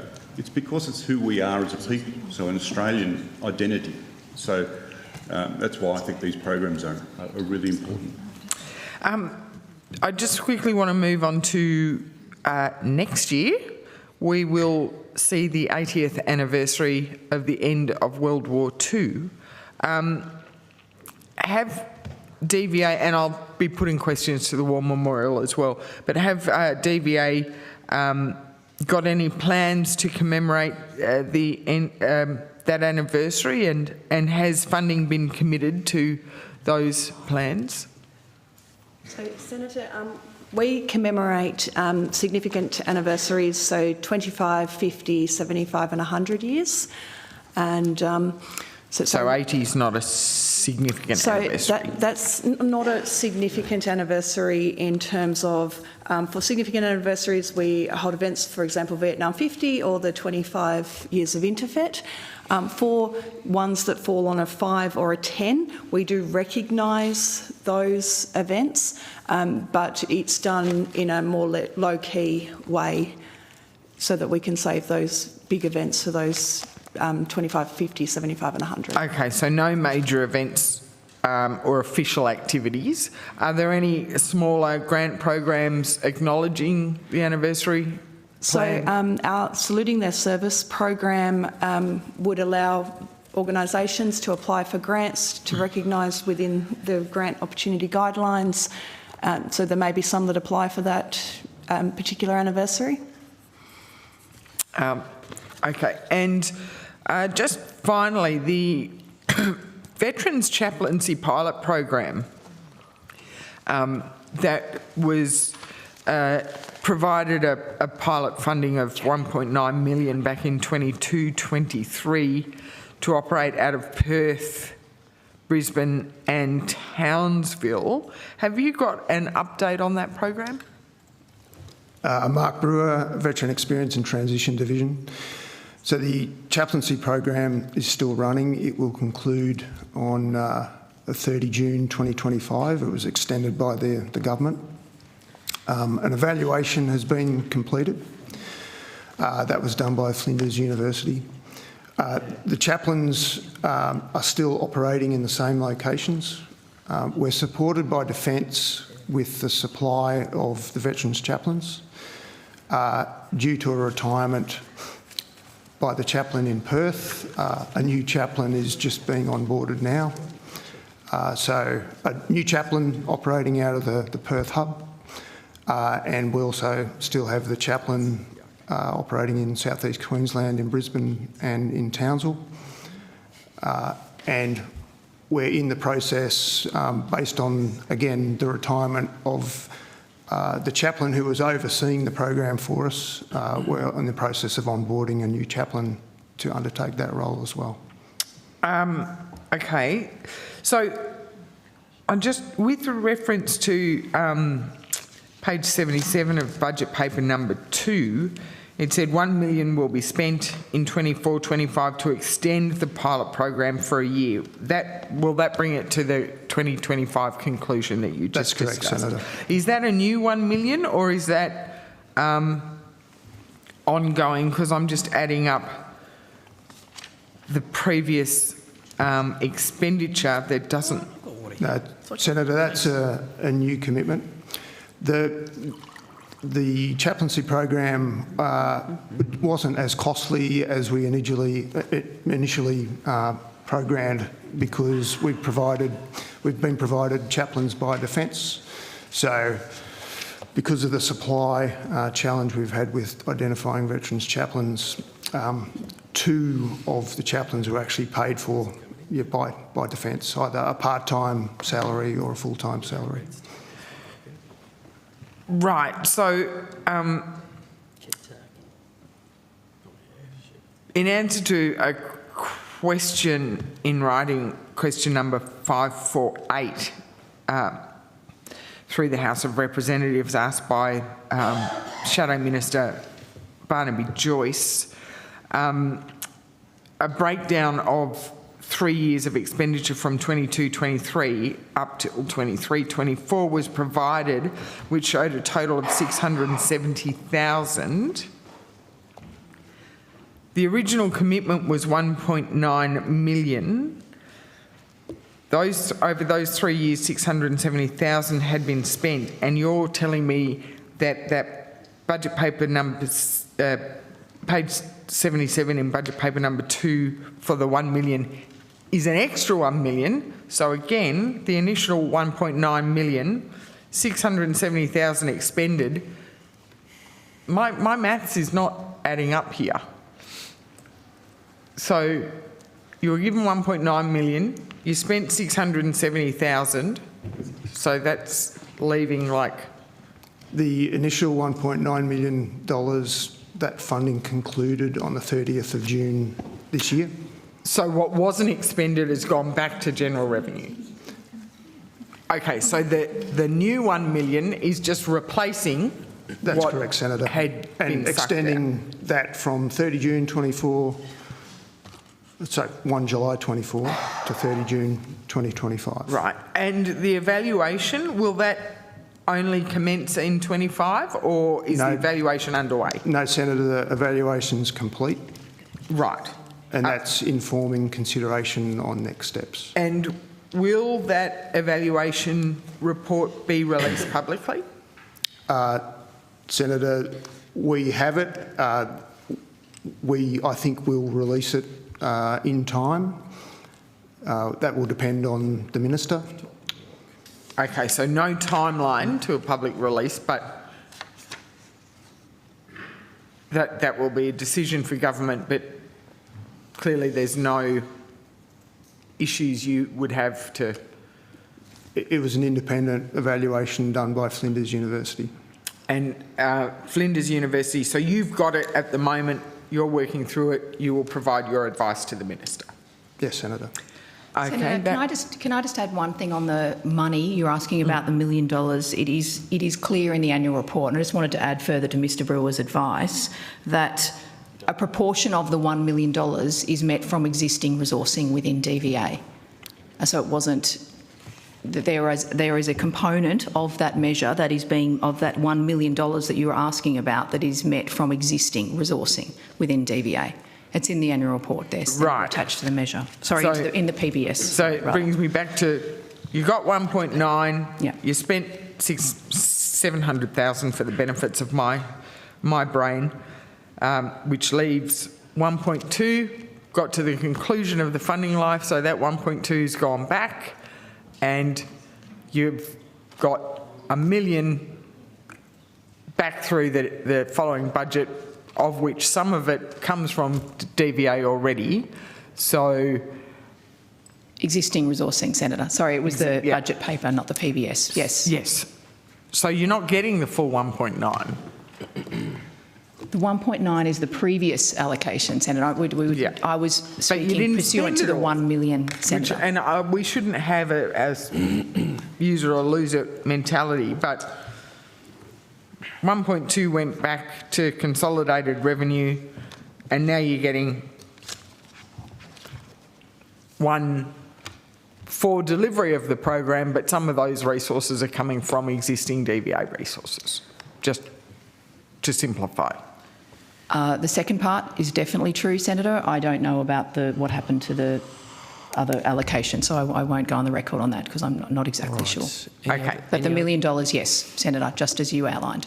Thank you. Okay, thanks a lot. Now, what we're going to do is we're going to break early and we'll come back in 10 minutes and then I'm going to hand the call to Senator Lambie. Okay, so we're breaking for 10 minutes. Thank you, Chair.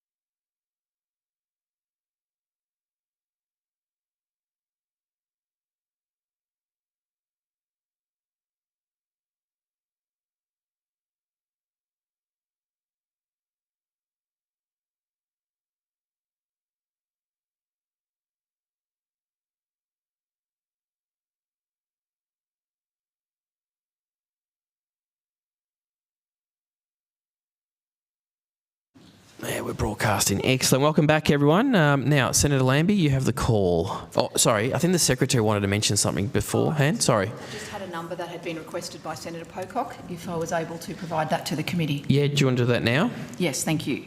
Senator Pocock asked about GPs in Canberra, and we said we would try and get him that number. Yep. The number I have, Senator, is 581 GPs within 20 kilometres of postcode 2600 saw a veteran in the last 6 months. Okay. Would 22 kilometres also result in being outside of the ACT? In some, depends on. Sure. All right. Where I know Senator Pocock's not here, but it might be one of the questions springs to mind. That diameter would include Queanbeyan as well, does it? Okay. All right. But Look. We also took on notice, as you know, the detailed state breakdowns that the Senator requested. Yeah, okay. All right. Well, look, I'm sure him or his office will be watching this, so they'll come back with some of the questions. Now, Senator Lambie, you have the call. Thank you. So I'm just wondering, I want to go into the harmonisation bill. I'm just wondering, when you're running around doing your listening to what the community were saying, what did the veteran community say about the imprisonment for 6 months if veterans disturb the VRB proceedings? What was the feedback about that? Senator, I'll pass to Mr Brown, who led many of those consultations. Senator, there was no feedback. Those provisions are just a lift and shift. They haven't been altered. They were pre-existing in the VEA. If you're referring to the provisions, I think you are. In the VRB? Yep. Okay, and how many veterans have been imprisoned because of that in the last 10 years? I'm not aware of any, Senator. Okay. Ms Frame, how many determined and accepted claims are held in offsetting currently? I don't know if we have that number with us. Probably need that number. Did you put that in your little book? About the offsetting stuff and how many claims are being held in offsetting? Is that in your figures?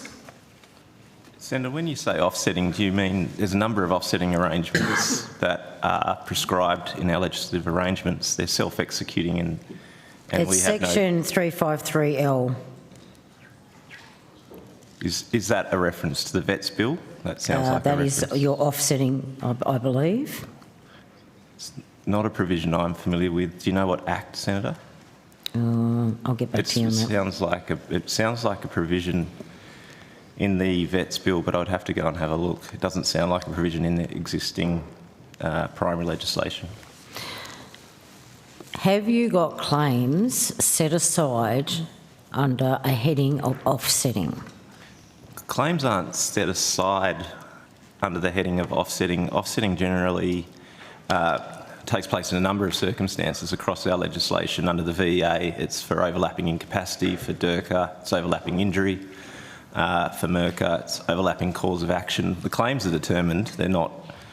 Sometimes there is a delay in providing the payment to the veteran if another party has some claim to that money because of offsetting arrangements, but the claims are determined and those matters are settled, as far as I'm aware, quickly, but there's no delay in the determining of a claim due to offsetting. Okay. I just want to ask you about the Burnie Hub. How many hours is that open a day? We'll just see if Mr Brewer has any detail on that, Senator.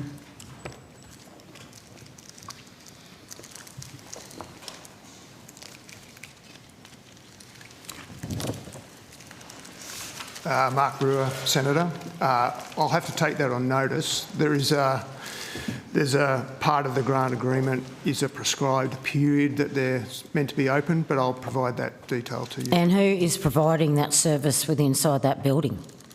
The Northwest Veterans Welfare Board, Northwest Tasmania Veterans Welfare Board, are the lead organisations for the Burnie Hub. Yeah, but what does that look like? What sort of expertise do we have in that hub? What does that look like? So Dr Andrew Clark runs the general practice. Yes, I'm very aware of that. What about welfare officers, family people to see? It's not a practice. We can go and see Dr Clark. He's 2 minutes away in his own practice. I'm simply asking you, How many hours is that open? What sort of a guarantee we're going to get those hours open, and who's going to be in there? And are they paid members, or are you just relying on the goodwill of veterans to go in there and keep those doors open without any payment?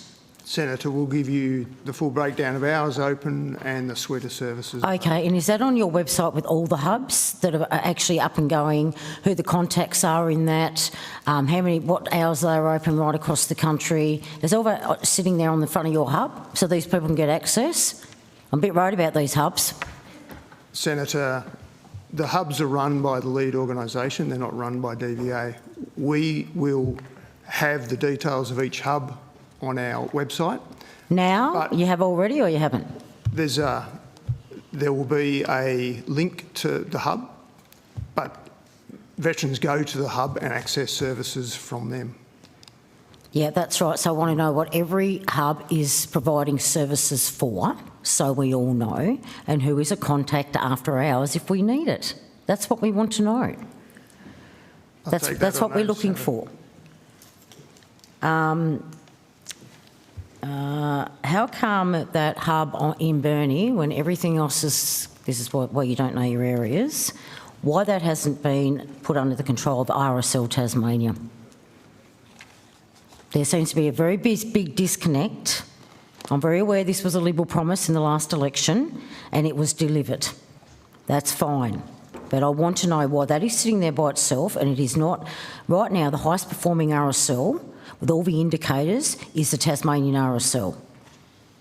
So I want to know, like many other places, why isn't that under the instruction, or why isn't it holding under Tasmanian RSL? Why is it all by itself? No idea? Okay. It was a government commitment and we've executed. Yeah, I know it's a government commitment, but I'm asking you, why didn't the common sense prevail? Why didn't it come under RSL Tasmania? Launceston, Hobart, they're all connected. This one sits over here by itself. It's really silly. So I think RSL Tasmania would like to know why they weren't the overarching body on top of it. And it's sitting there by itself. Okay, we don't know. Great. You don't know? Senator, it was a government commitment, a named organisation to lead the Burnie hub, and we've executed that. Well, direction. can I please have some reasoning? Could I have some reasoning over the next 24 hours why that decision was made to leave it under those people you've got it under? I just want to know why, and why that decision was made. What's the common sense factor behind that? That's what I want to know. Okay, I want to know how long is a veteran waiting on average to get into a mental health facility? Senator, we'll see what numbers we might have. There'll be many that we're not aware of who are able to gain access to a mental health facility that DVA wouldn't have numbers on, because we wouldn't know how long they waited or whether they were immediately accepted. But we may have some numbers on veterans that we are aware of, and we obviously have numbers on funded support from DVA. I'll hand over to Mr Pullen. Sorry, I just thought, why haven't you asked the veteran, and I mean, you've got all our email addresses, wouldn't you want those statistics, that how long did you have to wait, so we can get to the bottom of this after they're finished in just some simple questions? I mean, what, do I have to send those surveys out for you, or...? Senator David Pullen, First Assistant Secretary, Program Delivery Division. We don't collect data, Senator, on the wait times for mental health facilities because they're provided through those existing hospital contracts that we have with those facilities, both private and public hospital contracts through the states and territories. There are a number of facilities, though, in each state and territory that do accept veterans, and where we become aware that a veteran is seeking access, we work with those facilities to support that access. How many beds do you have available today? How many beds do you have available today for somebody that needs to go into a mental health facility? What's the availability today, and where are those beds available? Senator, we contract hospital services across a number of facilities. Those facilities need to provide services to both veterans but also general members of the public as well. Quarantining beds for certain veterans would mean that the hospital is not able to provide that broader level of service as needed. The bed would not go to use, for example, if there wasn't a need for a veteran to use that particular bed. So we contract services from hospitals, and they triage and prioritise service based on need. But you also asked for information to be provided when we put into a mental health facility. Why isn't one of those questions in there? Can you please tell us how long the veteran waited before it got a bed in a mental health facility? Senator, if there's a particular circumstance that you're aware of where you're seeking us to follow up with... This has been going on for years. We just want to know. We're not getting the beds that we require. I mean, we're not even getting our hospital administration ticked off. I'm a damn senator and I'm running around 24 hours. I nearly got my procedure pulled from underneath me, and I'm a senator. And I'm not the only one out there. How long? This is a real breakdown, not just with mental health beds, but also now with procedures. Because if you don't get back to them, doctors say, sorry, but we've got other people on the waiting list. How many people in the last 12 months have been affected by that? Have no numbers? Senator, can I just say that, as Mr Pullen said, where we become aware of an issue and a veteran raises it with us or their health provider does, we do everything we can to support an admission and contact those facilities who, as Mr Pullen said, are contracted by DVA to provide beds on an as-needs basis and subject to their broader population requirements. So we actively work when we become aware of a veteran needing admission to a What data, Ms Frame, are you collecting on these mental health beds? What data are you actually collecting so we know that veterans, when they need it, can get assistance and walk straight through a door and say, I'm stuffed, I can't do this anymore? We have data on the capacity of those units that are funded and what number of beds that the hospitals that we contract with are able to support. So we have those numbers. Mr Pullen might be able to provide more detail on utilisation rates. How long, sorry, while you're there, how long is it taking Open Arms when they say they need to go into a mental health facility? How long is it taking them to get their people in to a mental health facility? What's the turnaround for Open Arms when they say you really need some help and they can't get you in? You do have that data, surely? Oh, fuck. Senator, I don't have that data here. Oh, my God. Senator, there's a range of issues that become relevant at that point. DVA does not provide these services. We contract the availability of these services and we are the funder for them. I'm very aware of that, but what are you getting for your money's worth when we're all waiting to get into these facilities? You're not keeping numbers. It's like you don't want to know the numbers because you know what I do, it's not good. Senator, we do have numbers. The Secretary's outlined to you that we have data on utilisation, on availability, and where we become aware of particular issues with an individual veteran, we do everything we can to assist. But at the end of the day, we do not provide that level of care and service. We're not equipped to do so. So how long is it? So you must have this data. When Open Arms says this veteran needs to go into a mental health facility now, how long are they waiting? I will see if we have that here this morning, Senator. Just give me a moment. Okay. Is there a portal if they don't want to go through Open Arms, that if they need help straight away, do you have an open 24-hour line besides telling us to go to Lifeline? Is that set up yet? Open Arms has a 24/7 presence, Senator, yes. And at the point there are crisis interventions necessary, there is no waiting list. We seek to see people straight away, but that's within Open Arms' capacity. There are certain services that Open Arms is not designed or equipped to provide, particularly at the acute end. It's a community mental health service. Yeah, I know that. This is my whole point. This is my whole point. I was just speaking with the Secretary and asking what information could be provided either today or on notice about the way that we do provision for acute services, particularly quantity, like what the quantum of service provision is and how it's being utilised. And I think that information could be made available, although I'm just not sure on what time frame. Yeah, we'll certainly provide what we're able to, Senator. And I also want to know, in the last 12 months, how many people have not been able to go through with their procedure because you haven't done it in a timely manner and told those doctors that's been ticked off and we're paying you. I want to know how many. Okay. More questions there, Jackie? Yeah, I do. Sorry.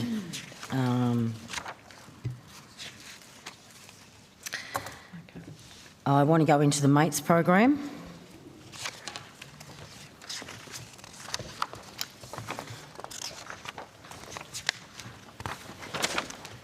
Oh, actually, I want to go into community nursing services if I can, just in case I run out of time. Thank you, Senator. There's been a problem with these for a long time.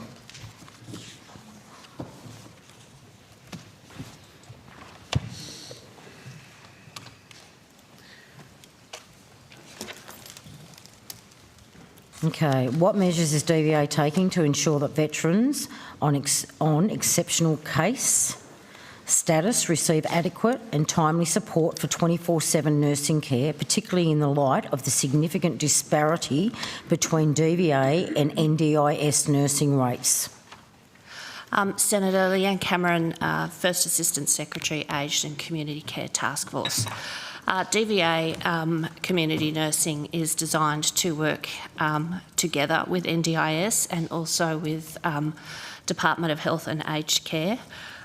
We do provide some 24/7 community nursing services and supports and work with the providers to determine what the fees are for those services depending on clinical need. But the way the programs work together is to ensure that veterans can maximise the services and supports available to them across multiple programs delivered by government, so that they can maximise the care and support from DVA, maximise the care and support from health and aged care, for example, if they're on an aged care package. The only issue is that we don't duplicate or provide duplicate services. Okay, so how does DVA justify its current nursing care rates at $116 per hour, given that these rates are below the minimum nursing rates set by the NDIS, and what steps are being taken to address this issue? Senator, we do acknowledge that our fees are considerably lower than other services. Right. In the 23-24 budget, the government provided $48.4 million to provide sustainability payments while we work to make improvements in the sustainability and future of our community nursing program.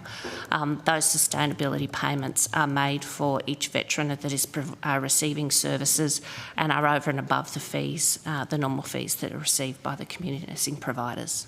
Well, yeah, we do keep hearing this, but when do you think there'll be action taken on this, Ms Cameron? I suppose that's up for you, Minister, but when are we going to see action on this so it's equivalent at least to the NDIS? This is the biggest part of our problem right now, is that the NDIS is getting right away over a veteran, and that's the truth of the matter. I've spoken to Minister Shorten about this, and I think you'll find he agrees with me they should be levelled, but it is your government that is not doing that, and I'm just wondering when you're going to do that and give us a fair go.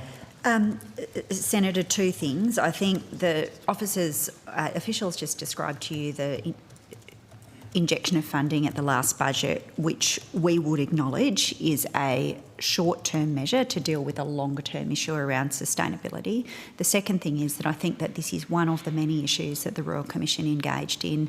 There are recommendations, as I understand it, around this issue, and so it is one of the many recommendations that we'll be considering between now and the end of the year as we develop our response. Okay.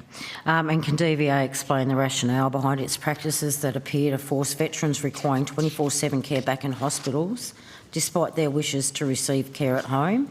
And can I have a breakdown over the last 2 years of those people who wish to receive care at home in their last 9 days to those people that you push back into the public system? Senator, I think you're referring to palliative care. Yep. I want to see the numbers. Yep. So the palliative care is a special rate under our community nursing program. DVA does not determine the environment in which that is provided. That is a clinical decision made by the community nursing provider and the doctor. If the doctor or the nurse is of the opinion that service and support is better provided in a hospital setting, then that is the call for the doctor and the nurse and the family together. We provide 24/7 support for those that are in palliative care in terms of community nursing, but also in terms of a range of other supports, rehabilitation aids and appliances. We provide case management support where that is required and needed. but we are not the ones who determine where best that service or support should be provided. That's left to the healthcare professionals. Okay, so in the past 2 years, how many doctors and those nursing professionals around them have said let them pass at home, and you people have taken so long that they've still died in that hospital? Can I have the numbers for that as well? We'll take that on notice. Okay. Another minute or two, mate. Okay, I just want to go into the study courses because this is a real problem. What measures is the department taking to ensure that all service members, including those discharged, have access to their training records on the USI portal? I don't have an immediate answer to that one, Senator. I will find out if there's anyone who can assist. If there's anyone who can assist me here. Otherwise, I will need to take that one on notice. Okay. Can the department clarify the current status of nationally recognised training programs within the ADF? Specifically, what steps are being taken to ensure that training completed by ADF personnel is appropriately reported and recognised in the national database? I'll need to take that on notice, Senator, and it sounds like I will need to talk to the ADF about that one as well. Okay. Okay, give me.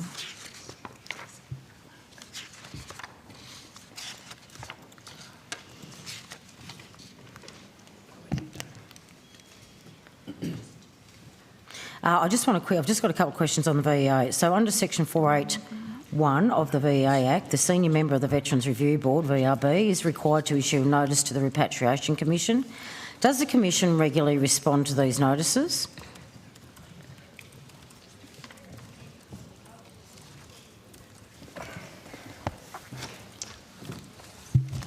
Can you ask the question again? Sorry, Senator. Sorry.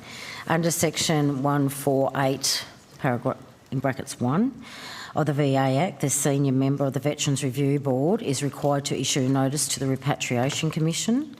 Does the Commission regularly respond to these notices? I'd have to go and look at the provision and what the purpose of the notices are. Usually, you could be referring to a provision, Senator, that refers to decisions that are made by the VRB that are then referred or remitted back to the department for implementation. Yep. But I'd actually have to look. But we do routinely take whatever action is required under the legislative arrangements in place. And does the department confirm receipt of all of them, or just the ones cherry picked?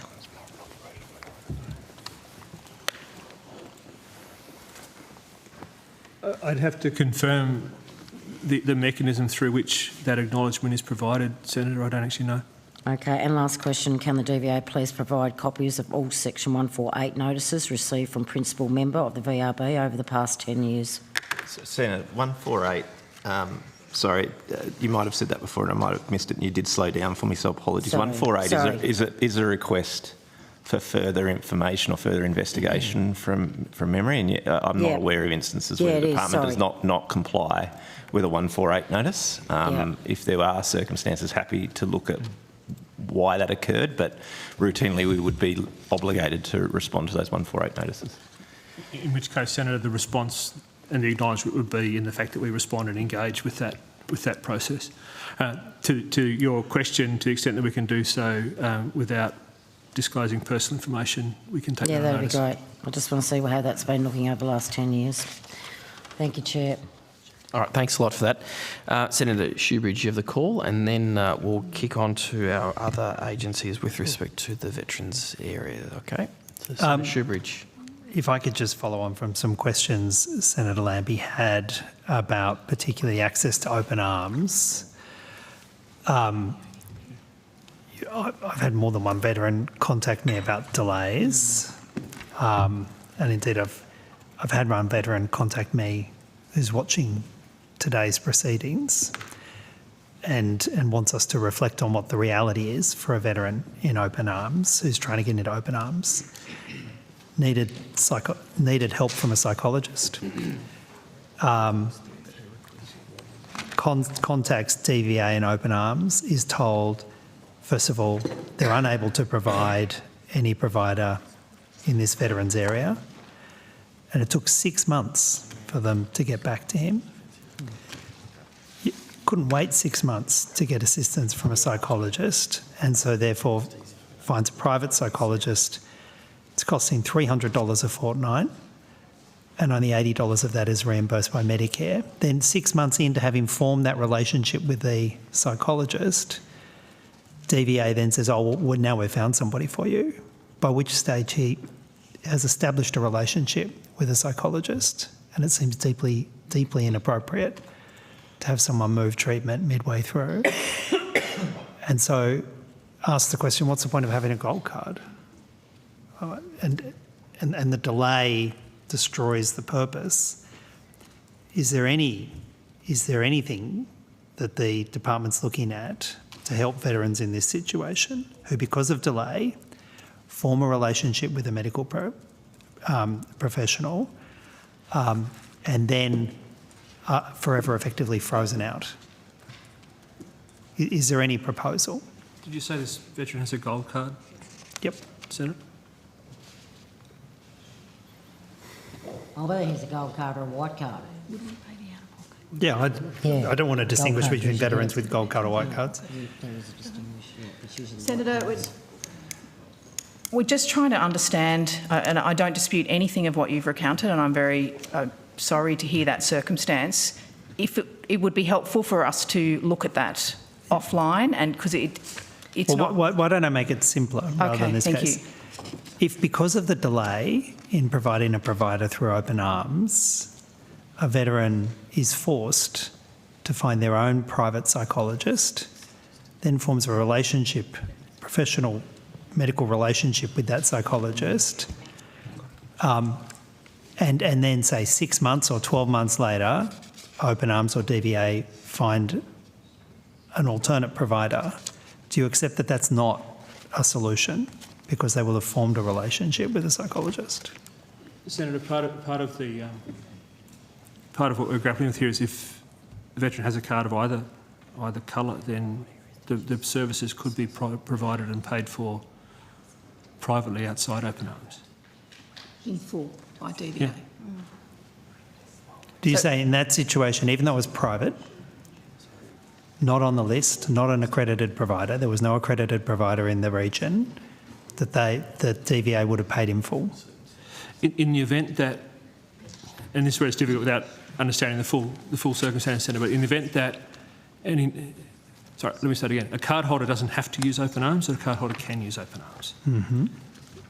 Where mental health is covered on the card, we will pay for that privately, as in not with Open Arms. And so that's Right. where I'm struggling with third scenario. What if there's no practitioner who's willing to work for DVA rates and isn't signed on?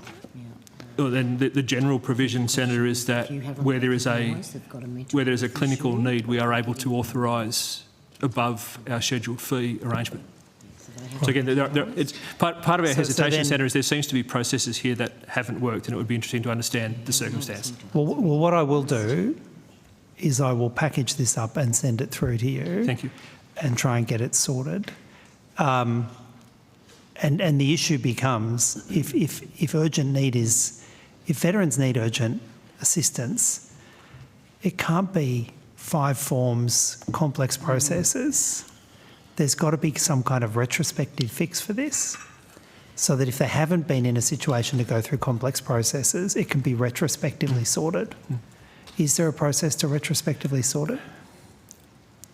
Can I just say, Senator, before Mr Kefford might want to add more, but as he has outlined, we have full non-liability cover for mental health, so veterans should be able to seek mental health support from whatever providers are available to them, including from Open Arms, but as we've made clear, doesn't necessarily need to be from Open Arms. So those provisions exist now for all veterans to go and seek the mental health care support that they consider they need. And we have processes in place to assist veterans with out-of-pocket, or they shouldn't be out-of-pocket for those expenses where they are seeing a provider who is charging a fee that's in excess of our scheduled rate. All right. So, sorry, Secretary, part of the answer to your question, Senator, is there is a process that would countenance reimbursement in that circumstance. So it can be retrospectively sorted? Yes. All right, well, I'll send it through and hopefully we can get that sorted. Could I then just move on to a different subject entirely? You gave some answers to questions on notice about the damage to Gaza's war graves. Thank you. And I think you indicated that, amongst other things, you'd got an update. You were briefed. DVA has sought, I think, multiple updates on the damage to the Gaza war graves. When was the last update sought on the damage to the Gaza war graves? Very recently, Senator. Deputy Secretary McLaren has information on that. I seek the permission of the committee to table the report that was received over the weekend. That sounds terrific. The condition of the cemeteries in Gaza. Cool. Yeah, I'd like to see it. So, Senator, that as you're aware, that the CWGC has been working very closely to convey concerns. So they've worked with the Defence Section of the British Embassy in Tel Aviv to register their concerns regarding the protection of all CWGC war cemeteries in Israel and Palestine, and they have advised that they believe this engagement has limited the damage to these war cemeteries. That the CWGC does receive their quarterly updates, and these have been provided in March, June and September this year. The report that you have in front of you, Senator, is the status report as of October, which was received by us over the weekend. All right. I have to say, this report indicates there's significantly more damage to the cemetery than was contained in your initial responses, where I think you said the Australian war graves would appear to be largely intact. So this response, I'm just reading it, says they have suffered extensive damage. Trees, hedges, some sections of boundary wall have been removed. Many headstones in both cemeteries have suffered what we assume is damage from ordnance. Operational buildings at both sites have been significantly damaged, along with other operational support. And then, in short, the Gaza War Cemetery has seen significant damage, and then it lists a variety of significant damage. Yes, Senator, is there another copy of this document? I'm sorry, but we haven't got a copy, and I'd like to see it before it actually is referred to. So, Senator, I'm sure the Minister would also want a copy as well. So can we just for a moment, we get this copy circulated to the committee? So, Senator, I'll pass to Mr Bayliss in a moment, but this report refers to all Commonwealth war graves within the cemeteries. The Australian war graves are in much better condition than the war graves of other Commonwealth countries. So the advice you sought previously was around the Australian war graves. This report refers to all war graves. Well, this report says there have been 40 Australian war graves damaged in the Gaza War Cemetery. 40. Yes, Senator Tim Bayliss, Director of War Graves.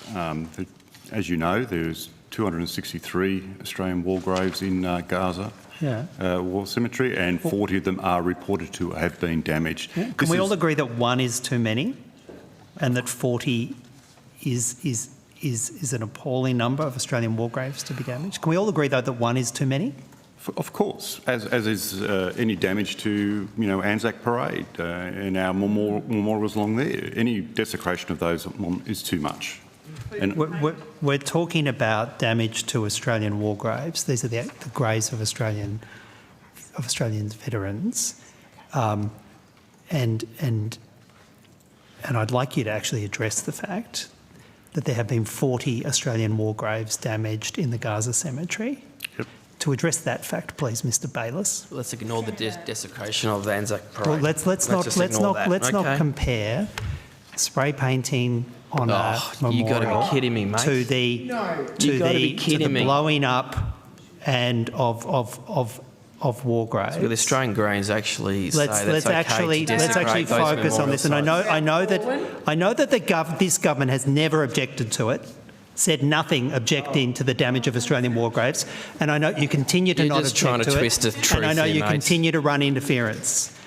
Because what you're saying is ridiculous. Do you have a list of the Australian war graves, the 40 Australian war graves that have been damaged, and have you communicated with the families? I'll come to you, Minister. Minister? Senator, you've asked a series of questions, and may I respond to some of the earlier comments and questions you posed. The Australian Government supports the work of the Commonwealth War Graves Commission, and we share their sadness at reports of the damage to cemeteries in Gaza. As has been briefed to you, the Commonwealth War Graves Commission has provided 3 formal updates to quarterly Commonwealth War Graves Commission meetings, and the most recent of those was on the 18th of September, although we now, of course, have the written materials that Ms McLaren has provided to the committee. The Australian High Commissioner to the United Kingdom, the Honourable Stephen Smith, was in attendance at that meeting in September, and reports have also, of course, been provided to the Office of Australian War Graves in DVA. So, in October, the Minister for Veterans Affairs wrote to the Director-General of the Commonwealth War Graves Commission, Ms Claire Horton, conveying his concern about the developments in the conflict region, expressing his gratitude for the regular updates from the Commonwealth War Graves Commission and requesting further updates as they become available. Has Australia objected to the State of Israel for the damaging of 40 Australian war graves in the Gaza War Cemetery? Has there been a formal objection made? I have indicated to you the approach we are taking with the Commonwealth War Graves Commission. I can't speak about the steps that have been taken by that institution and their interactions with the State of Israel. Now, Ms McLaren, I was going to thank you actually for providing this information, and thank you for chasing it up. I think it's entirely appropriate, the actions you've taken and your department has taken to chase it up. It does, however, jar when we see that there have been 40 Australian war graves damaged. It does, however, jar with the answers that have been provided on notice up to this point, seeking to significantly minimise. This is the report that we received this weekend. The advice that we have provided previously is the advice that we were provided each time. So that when we have received information, we have provided that information. Do we know, has there been any attempt to identify which Australian war graves have been damaged? I will take that on notice, but I will say that this does remain a very heavy conflict zone, and we have one staff member, the Commonwealth War Graves Commission has one staff member who remains in Gaza, and I'm pleased to report that they are currently safe and well. Is that the gardener? I'm sorry, I don't know the... there are 6 Commonwealth War Graves staff in the occupied territories of Palestine. 5 of them have been relocated to Egypt. They are safe. The one person that remained there, stayed there on his own personal volition, he is safe. Is that, can I just check, that is that Ibrahim Jaradar? No, it's not. Is Ibrahim Jaradar safe? Yes, he's in Egypt. And he's safe? He's safe, with his family. Right. The sad reality of this topic, in some regards, is the Commonwealth War Graves, which Australia is a part of. We've been part of that for over 100 years. It operates in 153 countries. In order for Commonwealth War Graves to deliver effectively the sacramental protection of our war dead, requires them to be apolitical. So it can't pick sides on conflicts. It needs to be a reality of understanding that the sanctity of the service and sacrifice that our Australians serve, and for them to deliver that. It requires governments and the Commission to stand up for the sanctity of those sites, to clearly and unambiguously object when countries have desecrated the graves, and in this case damaged 40 Australian war graves. If you want to protect the sanctity, surely it involves objection, clear, unambiguous objection from our government when 40 Australian war graves have been damaged. And I haven't heard that. This is not You're just leaving it to somebody else. This is about service and sacrifice. So our people went across there... It's about protecting the sanctity of the war graves. And they are doing that. And then they've been doing it for over 100 years. You must have read a different report to me. Senator Shoebury, just let the witness actually answer the question that's been put to him. They've been doing this for over 100 years. They've been working in places like Iraq, Afghanistan, Ethiopia, you name it, 153 countries where Australian, or 90 countries where Australians rest in those soils of those countries. It's important that they can protect those graves by being apolitical. They can't play state-by-state politics. That's a different. You can be apolitical and object to a state destroying and damaging Australian war graves. This surely should be apolitical, and I can't understand why there hasn't been objection taken by the Australian government. Well, that's I can't comprehend it. For the government to make, but that's probably best addressed through DFAT as opposed to DVA. All I can say is I've got great confidence in CWGC. I think they do a wonderful job. The protection of our graves across the globe we just couldn't do it any better. And I think I'm not questioning the competency of the Commonwealth War Graves Commission. I'm questioning the lack of political strength from our government to object when 40 Australian war graves have been damaged, and you have the evidence of it. Any last-minute questions? Because I need to move the call. That's probably a matter for you, Minister. Senator, you've been given information about the approach we're taking to engaging with the Commonwealth War Graves Commission. It is a very serious issue. It's a very, very sad outcome of a conflict that we have repeatedly said needs to come to an end. We've urged the parties to come to the table. We've urged arrangements for a ceasefire to be established. We have urged the return of hostages. We have urged the provision of aid. These are all features of the representations that the Australian government has made in relation to the conflict generally, and we continue, as officials have told you, to engage with the Commonwealth War Graves Commission. This is one of many, many awful consequences of a very, very distressing conflict in the Middle East. Okay. If that's it, I'm just going to hand to Senator Pocock, who had, I think, one or two questions following that data that you provided earlier on. And then, sorry, let me finish, and then we'll move to our agencies. No problem. Thanks, Senator. Okay, Senator Pocock. Relevant officer. Thank you very much, Chair, and thank you for finding that information. I just wanted to confirm, I believe you said that 581 GPs saw a veteran in the past 6 months within 20 kilometres of postcode 2600? That's right. That's correct. I just wanted to ask about these numbers because according to the report on government services, there are 420 GPs in the ACT.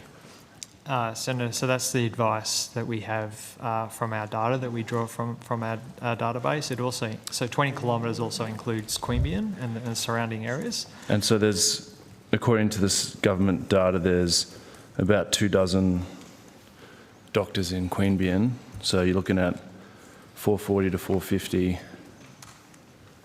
That's the data I've been provided, Senator. It could be because some GPs have commenced working in ACT, some have left. I'm not sure what data source you're drawing from in terms of the number of GPs providing services in ACT. It might be over a different time period, Senator. And with those, and I thank you for taking it on notice to sort of really look at ACT-specific data, but what sort of oversight or granularity of data do you have? You know, you could have a GP who sees one veteran because they've seen that veteran for the last 20 years and they say, oh mate, don't worry about it, I'll just bulk bill you and lose money. Or you could have a GP who just routinely sees veterans because that's what they do. How do we know how many are seeing a veteran as a one-off, and how many, if you present your white card, you get bulk billed? I'd have to take that extra detail on notice, Senator. Okay. Senator, your description though is correct. This is based on a simple question of how many GPs have accepted a DVA card in that time frame. Some of them, as you say, there'll be integrated practices that see lots of veterans. Some of them could be exactly that circumstance. This is simply drawing on, because we are only the funder of these services. We're not involved in the coordination of them, for example. Yeah. So this is a simple read of how many times have we made a payment against the GP item within that region. Sure, but if someone rings the Veterans Access Network and says, I need to find a bulk billing GP, are you just telling them one that has bulk billed a veteran with a white card in the last 6 months, or are you saying this GP clinic routinely bulk bills veterans? Well, Senator, I'd have to confirm the script, but the approach is to assist the veteran to find the services that they need and to which they're entitled to have the Commonwealth pay. So that would take into account starting with location numbers, but I can take on notice the actual script we use. But there's also not necessarily a one-off conversation. So no, that'd be great, but I'd hate veterans have to be called back, 3 or 4 times. You look at your list and you say, okay, well, you live in Aranda, pop down to this place because they've bulk billed. You go in there and they say, we don't bulk bill new patients. Yep. And so you're calling up again and you're saying, okay, well, maybe you need to go to Belconnen. You know what I'm saying? No, I understand, Senator, and we also need to walk the line where we're not able to recommend one GP over another. No, but I think if a veteran calls you and says, I need to find a bulk billing doctor, you should be able to tell them this doctor or this practice will bulk bill you, not data that says these GPs have bulk billed in the last 6 months. It seems like a very different thing to me. Well, Senator, 2 things. First of all, we try, and the van staff are excellent at being helpful and assisting veterans to get the services that they need. And I'm happy to take on notice for you either the script or the process that we follow to discharge this function. Thank you. And we've described it in a particular way for estimates this morning, but I'm happy to take the detail on notice. Thank you. And so if you have figures for doctors there, can you tell me how many DVA clients there are in the ACT? We could on notice, yes, Senator. Okay. And then maybe just on notice, how many of those have been bulk billed in the last 6 months? If we have that data, Senator, yes, we'll take it on notice. We should be able to provide it for the financial year, if not sure. 6 months. And then just to the discussion that you were having with Senator Lambie, where you have the sort of rate for veterans when it comes to physio and other things so far below NDIS and even aged care. What's being done to change that? It just seems like, why are we hanging our veterans out to dry? Well, there's a broader process in place, Senator, across the government with all of the agencies involved in the care and support economy, where the question of the fees that the Commonwealth pays for like services is a live discussion. Yeah. There are also agencies like the Independent Health and Aged Care Pricing Authority that have a handle in this. So at the moment, what we see is a function of different legislative schemes in different portfolios, the consequence of which is there are different rates. Sorry, Dave. I was just going to, Senator, if I could add, I do have data on overall national level of services for physiotherapy. So in 23-24, I don't have state breakdowns, but this will give you a sense. In 23-24, DVA funded 1.2 million physio services. This compares to 22-23, where it was 1.1 million. So there has been a growth in the number of services provided at the national level and for physiotherapy. How much is that 103% worth? Did you find that out? Sorry, Senator? You said earlier it was 103% of the MBS. Mr Brown, I think, provided that, Senator. Senator, the other observation I'd make while Mr Brown's coming to the table is the same process we were describing earlier in the hearing in relation to a process for higher fees where there's a clinical need is relevant in this context as well. Thank you. Depends on the consultation, Senator, but face-to-face initial consults, $73.30 under the DVA fee schedule. A standard consult's the same, $73.30. An extended consult, $77.70. A home consult initial is $78.75, standard $73.30, and extended $92. Those fee schedules are publicly available. Sure, thank you. I mean, $78.75 for a home consult. I'm hearing from physios that the proposed 120 to 130 in the aged care reform doesn't cut it for them to travel, see someone, travel to the next place. So there's a fair gap there. I think as well, Senator, the complexity in this also involves the differences in the way that we pay for fees compared to the NDIS. They're paying for capped packages of services, whereas we're a fee for service, paying on a fee for service basis. So there is complexity to unpick there, but your point I take on board. The aged care reforms are also a fee for service that's being proposed. Maybe, just finally, Minister, if I could ask you, we're seeing hundreds of millions being thrown at defence recruitment and retention, and yet people who bust themselves serving our country are not even getting the same level of support people in aged care or NDIS. Like, what's the incentive if you see that and you're in there and you're thinking, I bust myself and then I'm not even going to be looked after? Surely we should be looking a bit more holistically at how we ensure that people are genuinely valued when they are in defence, and then when they become veterans, we've got their back. Certainly, that's correct. That is how the government sees this. I'll make a couple of points. The first is that we have already made investments, and we talked about them a little bit this morning, to enable higher rates of GP bulk billing for veterans. We've also got a range of programs in place to support veterans to access the services that they require.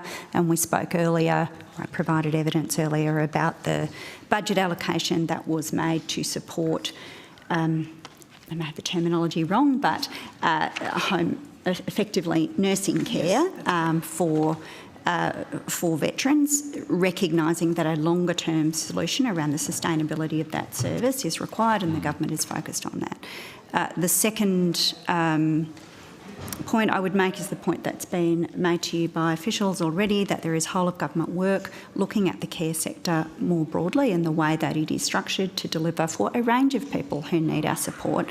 And the third is that the Royal Commission does make some commentary and provides recommendations around some aspects of the issues that you raise.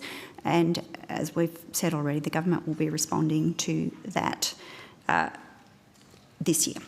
Thank you. But maybe just to get your response to that this last one, Chair, that last discussion around physio. So if you have a physio session, you're getting $78.75. Under your proposed aged care reforms, it's $120 to $130. Should I be suggesting to veterans who come to me that they should be trying to get home care packages in aged care instead of going through DVA, because there's just such a huge disparity? Senator, I think you're relitigating an issue that I've just provided you an answer. We recognise this is a challenge. Yeah. We want our veterans to be well supported and looked after. We recognise the service that they've provided to their country, and it's why all of the measures I've just stepped through for you are a priority for the government. But when it comes to something like physio, it is also the case that we have provided very significant additional resources to this department, both for staffing, and we talked about that this morning, but also for a range of other services that are offered through the department, because we do recognise that we need to look after our people. Ms Frame may be able to provide you with some information about some of the funding arrangements that support that. I'd just be really interested on physio. That seems pretty fundamental to a whole bunch of people who have literally busted themselves for our country, to be able to keep moving and function. When will we see the $73 to $78 actually get to a point where people can pay for physio? Senator, the officers from the department have shared information about work that's underway in the government to look at that issue. But I just wanted to add as well, further to what the Minister said, that all the expenditure on programs in DVA is going up. So physiotherapy services have gone up significantly, compensation payouts and services delivered by DVA have resulted in over $6 billion additional needing to be allocated to DVA because of the amount of money we're spending on compensation and services, which is public. The Minister's spoken about that. It's in the budget papers. But I acknowledge your point. We've said what work is happening on that, but I just wanted to put that into a context of significantly increased expenditure from DVA on health and other services, and that's continuing, Senator. And maybe just on notice, could you provide any recent work you've done looking at the adequacy of things like physio for people living in the ACT? I'll take that on notice. Thank you very much. All right. Thanks, everyone. Now we are releasing the departments. Thank you very much for this morning. And we'll suspend, but we'll get ready for the Australian War Memorial as our next witness. Thank you, everyone.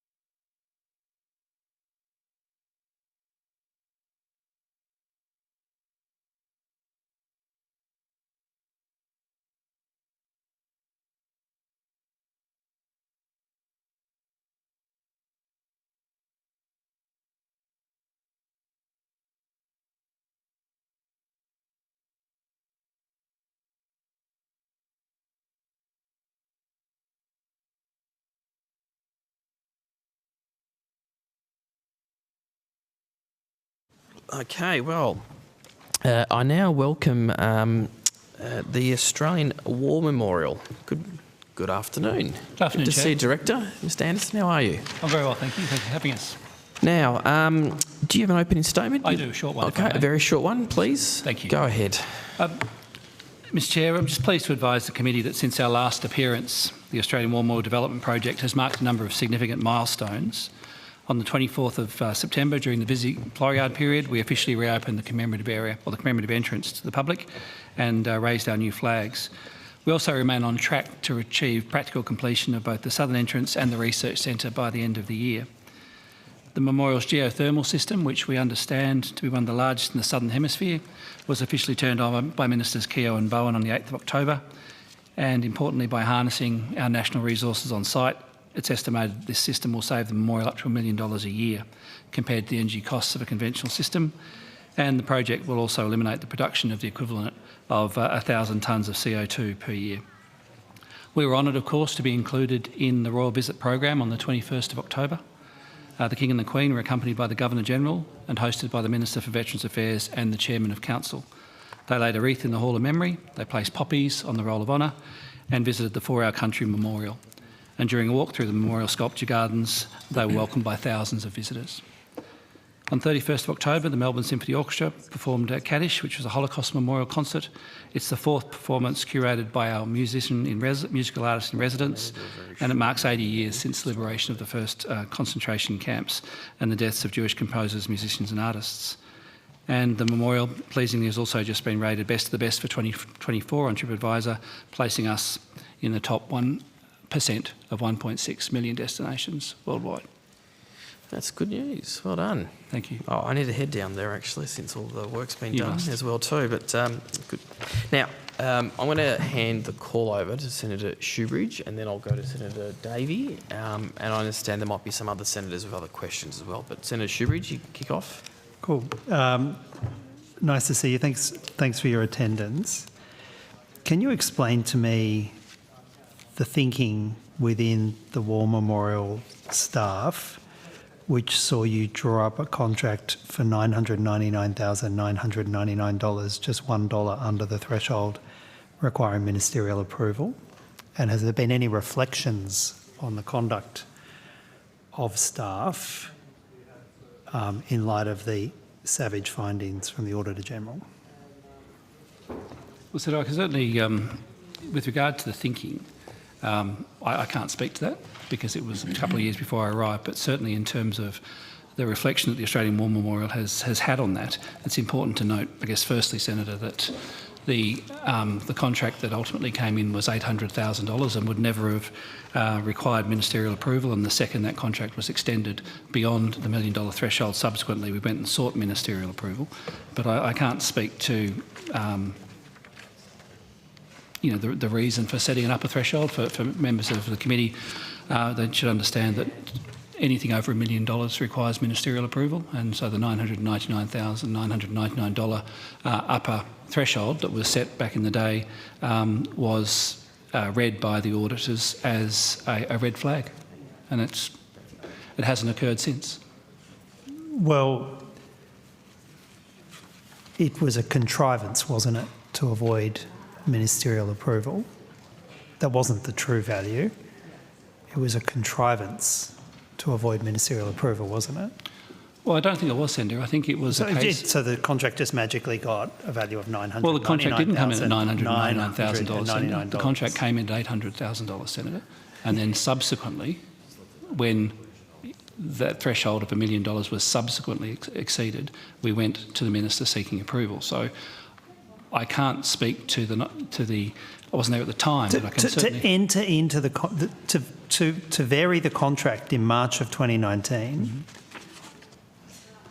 would have required ministerial approval in March of 2019 had it gone over $1 million, but instead the officer determined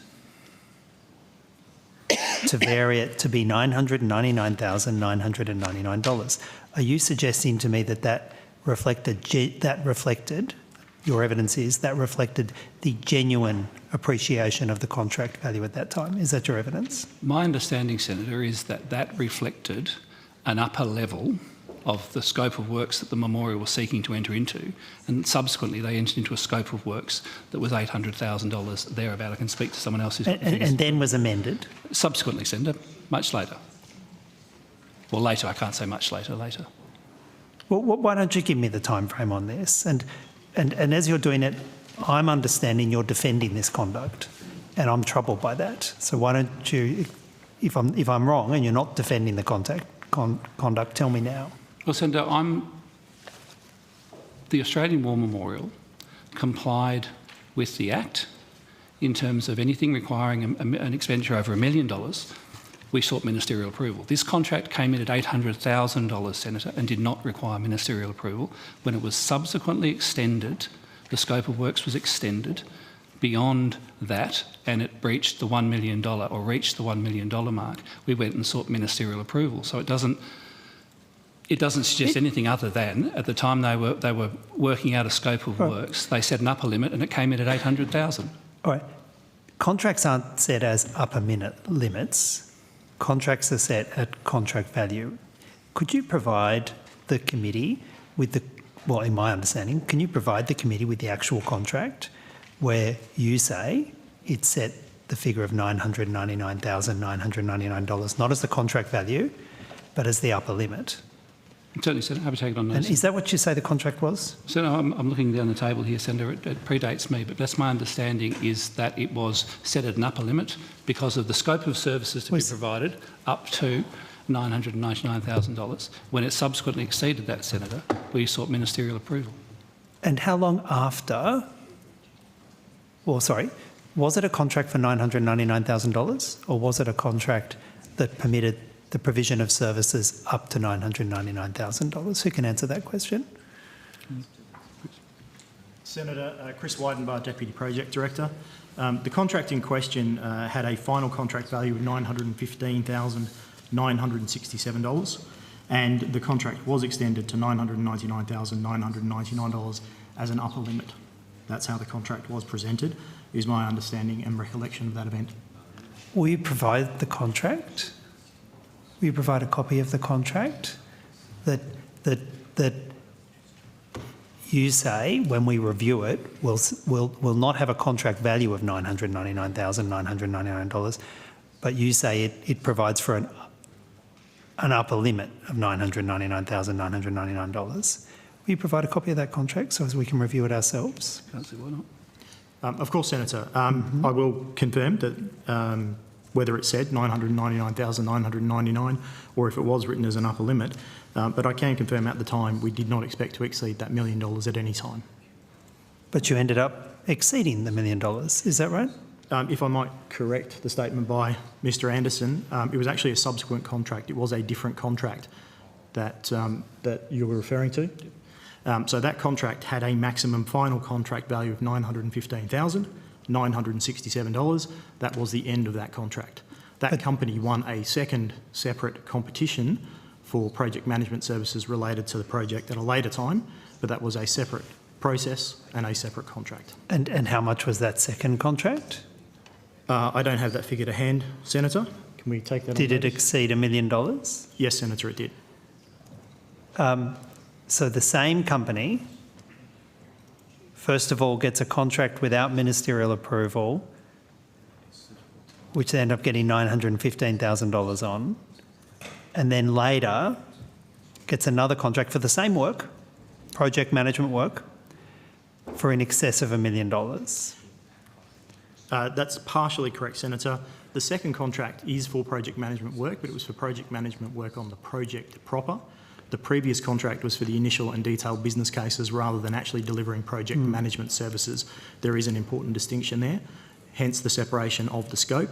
The competition of the second contract occurred and then that company won a limited tender. Wasn't an open tender? I don't believe so, Senator, but it was a limited tender conducted in accordance with the Commonwealth procurement rules as the audit found. And that's the same company, Exact Project Management, is that right? That is correct. And going back to you, Director, again, you as you sit here, you are defending your staff having entered into a contract with a figure of $999,999, and you tell me if I'm wrong, but as I understand it, you're telling me that wasn't a contrivance to avoid ministerial approval. That was some kind of genuine assessment. No, of the that was figure. an assessment of the upper limit that they imagined. This subject matter expert centre, that was their upper limit, and that's my understanding.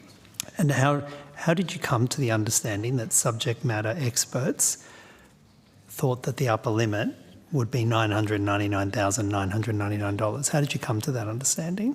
If I might, Senator, that was a decision based on the form of the contract. So the contract was based on hourly rates for particular resources. The contract was extended in February of 2019 for a period due to the ongoing recruitment of the executive project director role. An initial recruitment had fallen through, and we knew that we needed a short-term extension of those contract management services. We made a calculation based on the estimated number of hours and the hourly rate attached to the contract, determined that it would be less than $1 million. Our initial estimates were that it would be between $900,000 and $950,000, and then the contract was amended to that value because we couldn't be sure of the timelines of the appointment of the executive project director, and that meant that we wouldn't have a cessation of contract services prior to the arrival of the current executive project director, and therefore significant disruption to the project. Did you do that calculation, Mr. Winbow? Is that your calculation? It wasn't my calculation, no, but I was peripherally involved in it, and I was also heavily involved in the audit, so I've reviewed this documentation extensively. So when you sat down and worked out the estimate of work as against the hourly rate, you sat down, you crunched the numbers, it came to Did you say $950,000 or did it come to $999,999? The number just popped out, $1 under the ministerial threshold. I would have to check the calculations, Senator, but that was an estimate based on the number of hours, which, as you'll understand, in any project can be variable. And on an hourly rate, we had to make an estimation. The estimation was that the contract wouldn't require ministerial approval, but it would require in excess of $900,000. Have you read the Auditor General's review of that? Yes, Senator. And have you read the critical findings about that behaviour from the Auditor General? Yes, Senator. Do you accept the Auditor General's criticism? I accept that the memorial can improve its behaviours and its standards, but I would note, as the Director did, we have not made that mistake again. We have not conducted a contract in that manner again. As with any organisation, it consists of humans and we learn and we get better as we go along. That occurred in 2018, 2019, before the project governance systems were set up to manage this major project.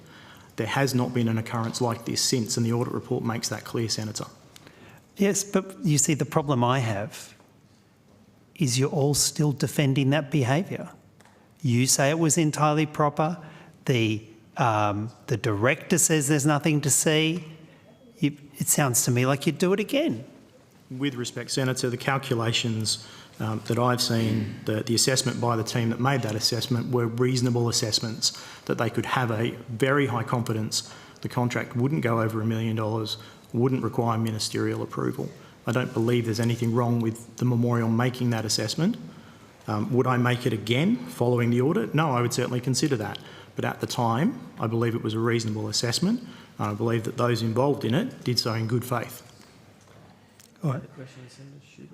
Could I ask about, I will put some further questions on notice, just simply the time in relation to that and other elements in the audit.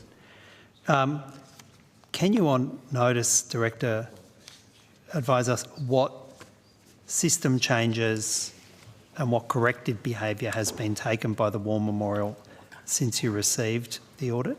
Certainly, Senator. Can I ask you, since we last spoke, has the War Memorial sought any further funds from weapons manufacturers? Not that I'm aware of, Senator, no. Since we last spoke, has the War Memorial received any further funds from weapons manufacturers? Anne Benny, Assistant Director of Public Programs, Senator Shoebridge. We have received notification that we have been in receipt of an amount of about $30,000. That is for a specific project within the Australian War Memorial. I don't have those absolute details to hand. Now, we've received notification that we are to receive those funds, but I don't believe they are actually in our bank accounts at this point in time. So I just want to be clear on the distinction between that. And which weapons manufacturer was it? That would be Northrop Grumman. Northrop Grumman. Is any member of the council in any way connected with Northrop Grumman? Not that I'm aware of, Senator, but I'm happy to take that on notice, Right. Senator. Are any members of the council connected with other weapons manufacturers? Yes, Senator. Can you tell me what those connections are, please? Well, we know we have Daniel Kieran VC, who works for Tallis. You have the chairman who provides advisory support to, I think it's both Lersons and to Lockheed Martin, I believe, Senator. And the chairman is? Kim Beasley AC. Mm-hmm. So we've got two. Any more?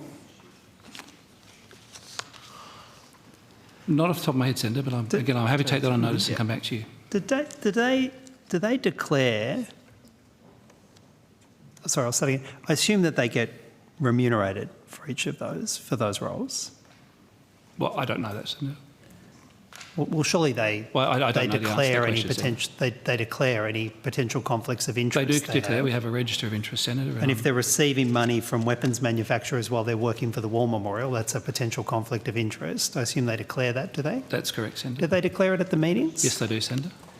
Can you provide the number of occasions and the form in which members of the council, including the chair, have declared conflicts of interests because of their roles with weapons manufacturers and the nature of those declarations? Certainly, Senator. Can you do that for the last 3 years?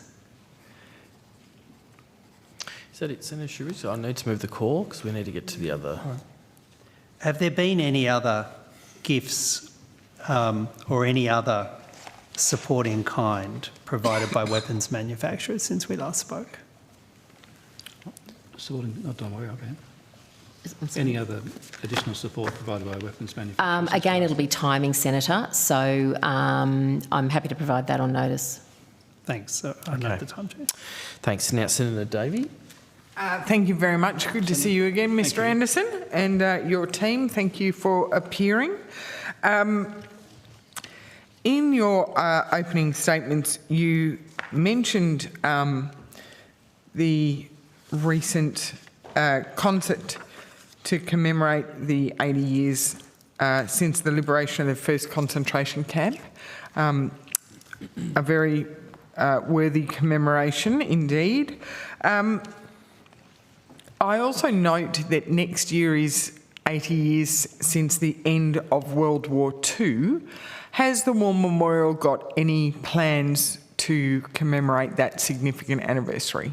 I think, Senator, not a major event to the best of my knowledge, certainly not yet, but what we already are planning to do, Senator, is there's a number of rolling events throughout the year. Just off the top of my head, I know that in January, for example, we will be commemorating as a special last post ceremony the 80th anniversary of the attack on HMAS Australia and the first kamikaze attack on HMAS Australia.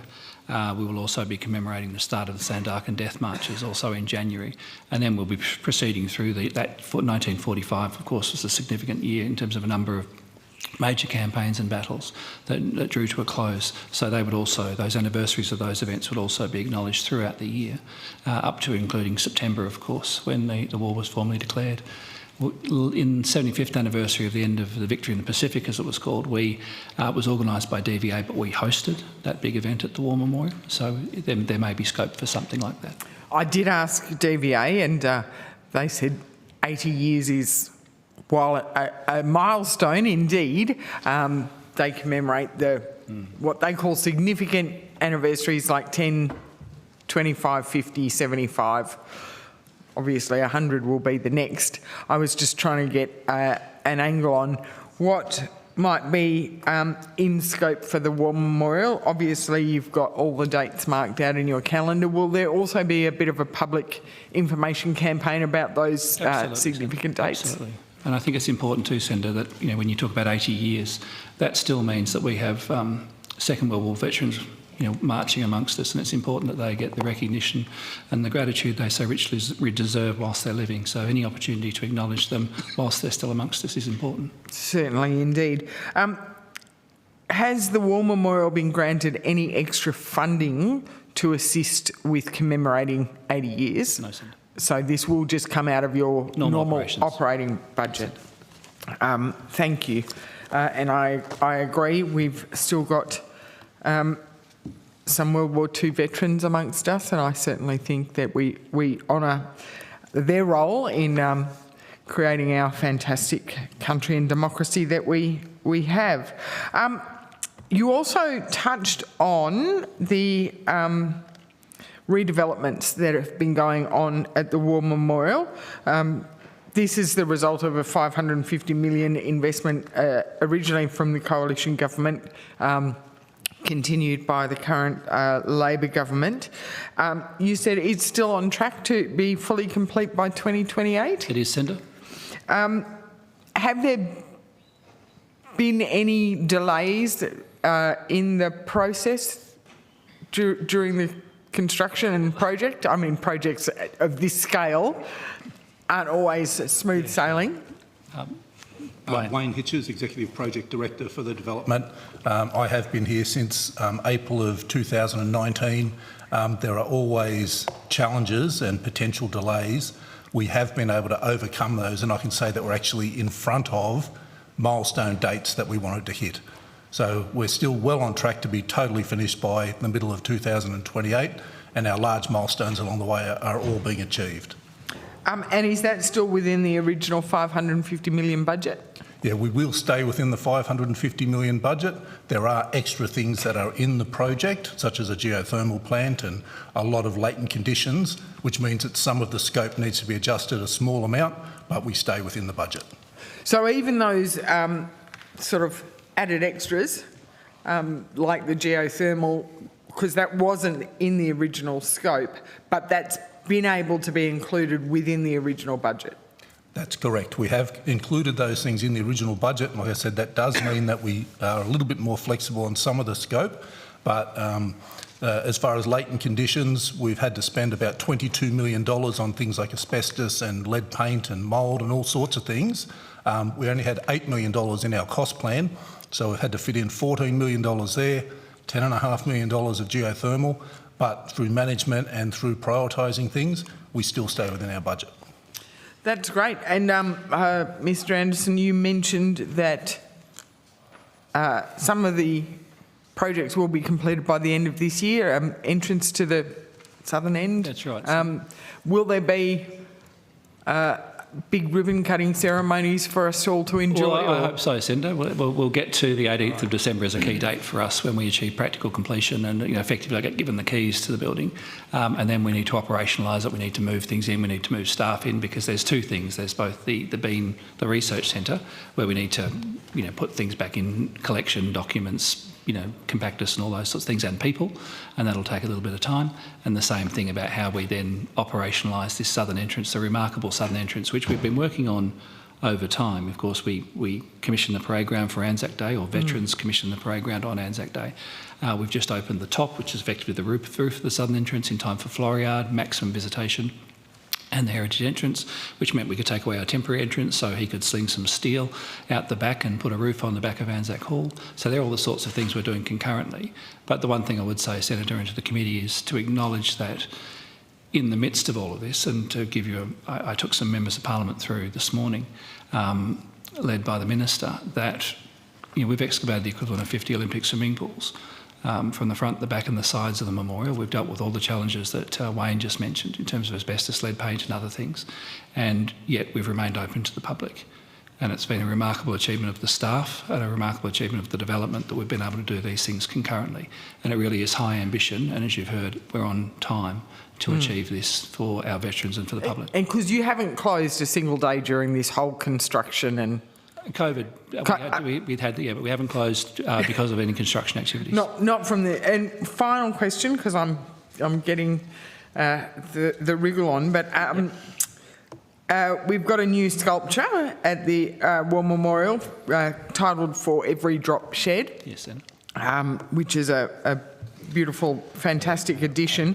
But I do note, and it might be a bit cheeky of me, the plaque, commemorating its dedication on the 22nd of February, the plaque says it was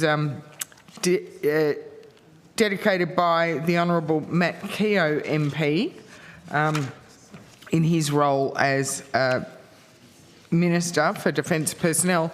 However, a scan of Mr Keogh's Facebook history shows he was actually in India on the 22nd of February, and I believe he was represented by his Assistant Minister, Matt Thistlethwaite. Does that require an updated plaque? Possibly, Senator, but I think that at the moment one of the things it also has on it is a QR code, and I think if we can actually, I'll take that on notice to, I mean, it wasn't worth, frankly, it was very last minute notice that Minister Keogh was unable to be there. The plaque was already installed at that stage, and of all the things I want to spend money on, that's not the top of my list, but we can certainly make sure there's a QR code that actually reflects factually that it was unveiled and attended by the then Assistant Minister Thistlethwaite.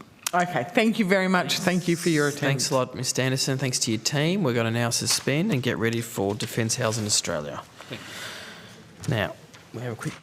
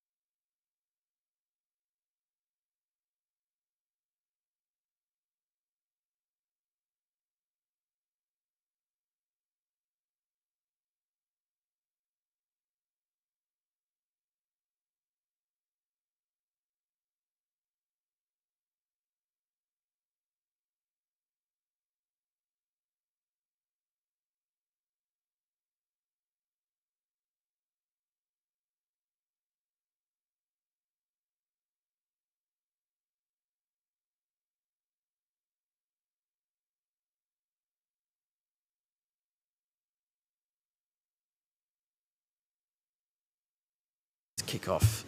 Who am I going to, Claire? I now would like to welcome Defence Housing Australia and the Acting Managing Director. Hello. Now, do you have an opening statement today? No opening statement, thank you, Senator. Sorry, what was that? I couldn't hear you. No. Thank you. Okay. All right.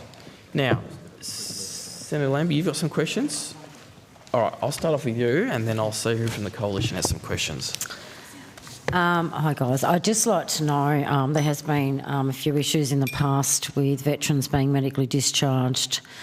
Obviously their claims processes, they haven't been paid out.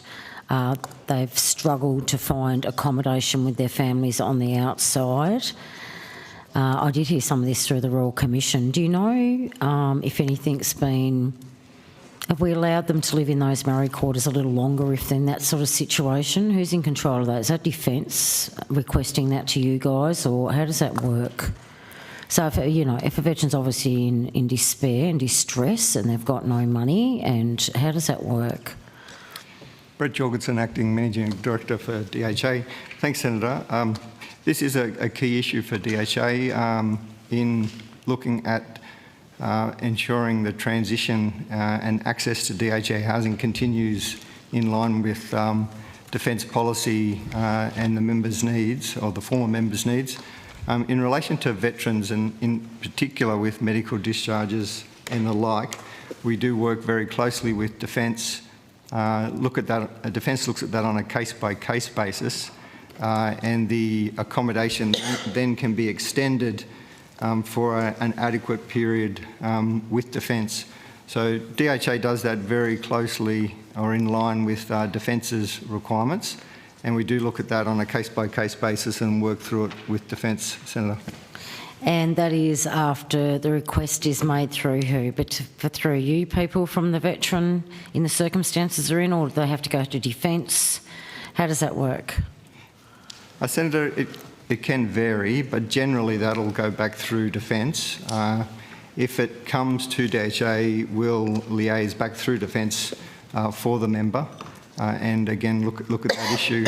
There's an initial period identified in policy as a standard period, but again with sensitive cases we do work through that with Defence on a case-by-case basis.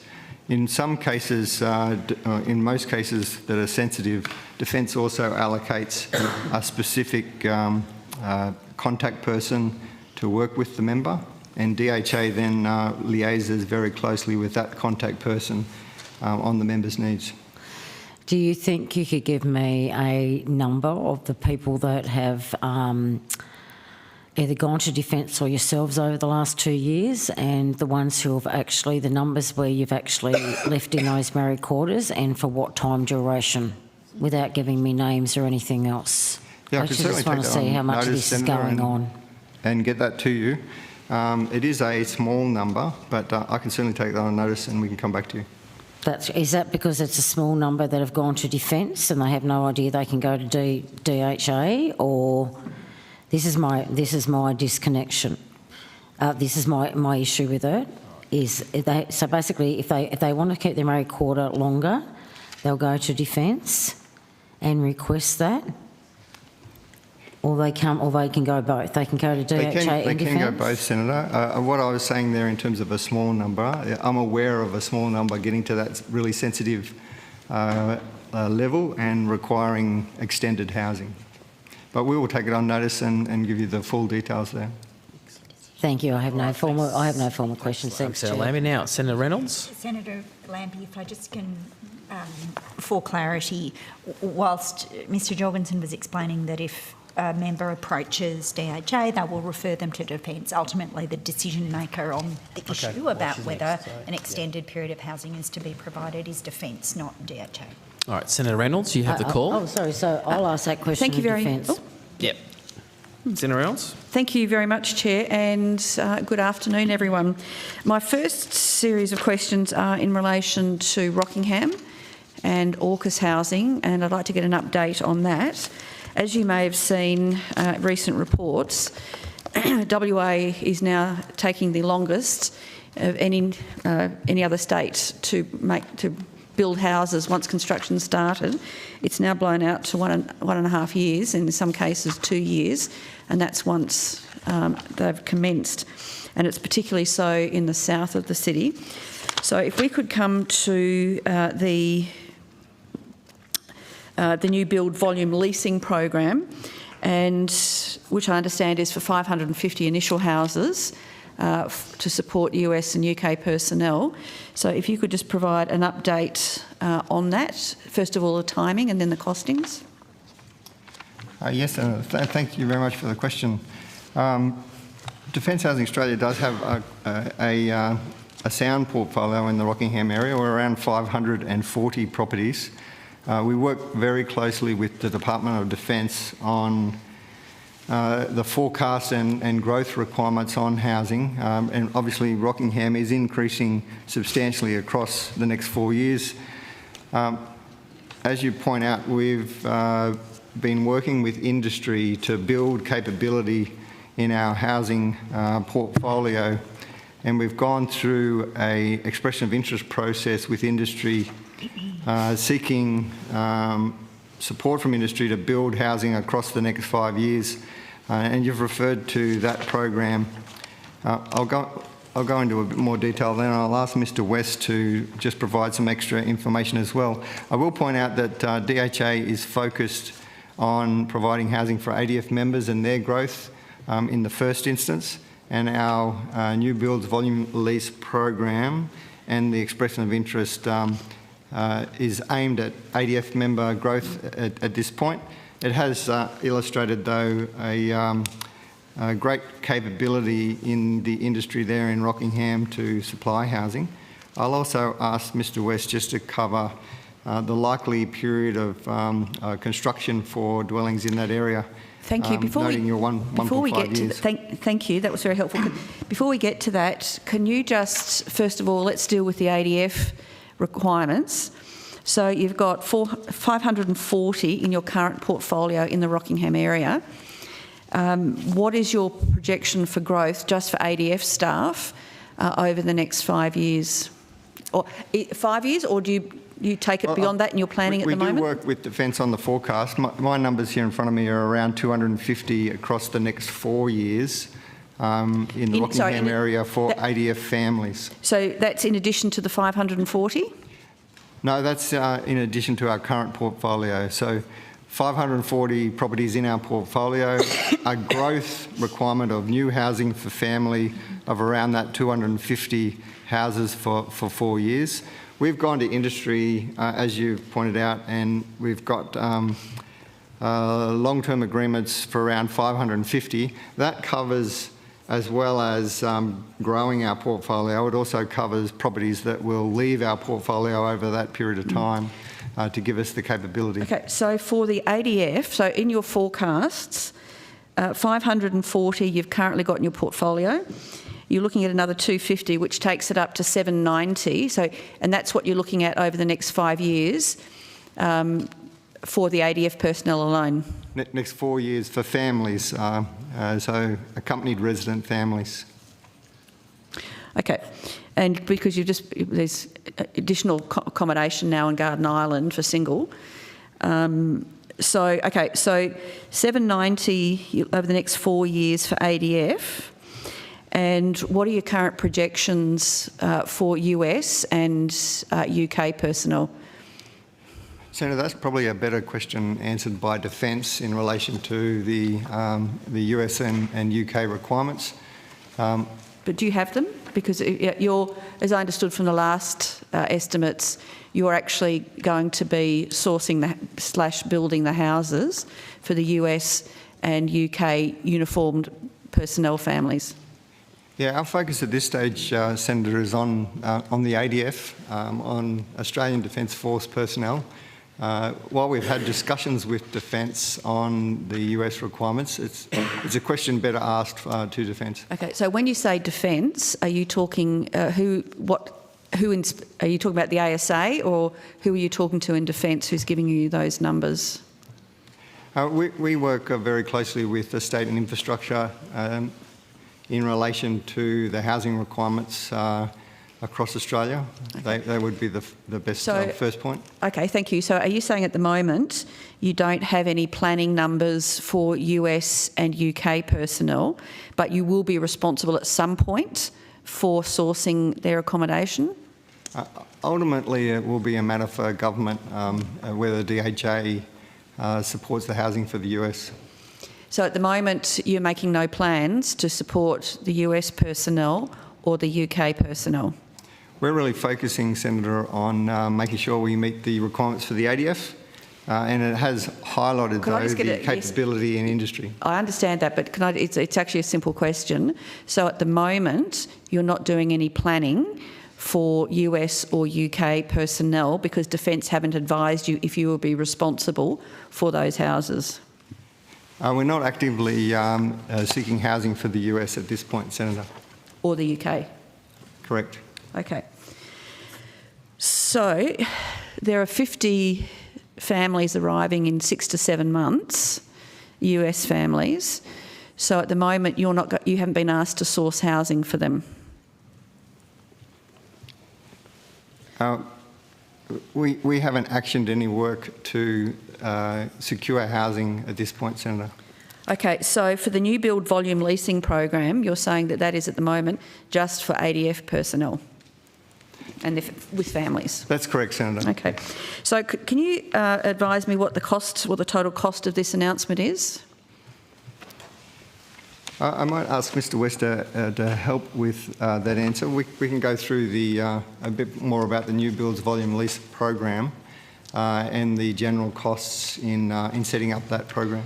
Okay, thank you. Mr West. Shane West, Head of Provisioning, Defence Housing Australia. Thank you for the question, Senator. Perhaps if I take a step back and give you a bit of an overview about the program itself, and then the answer to your question will become a little bit more obvious once I've done that.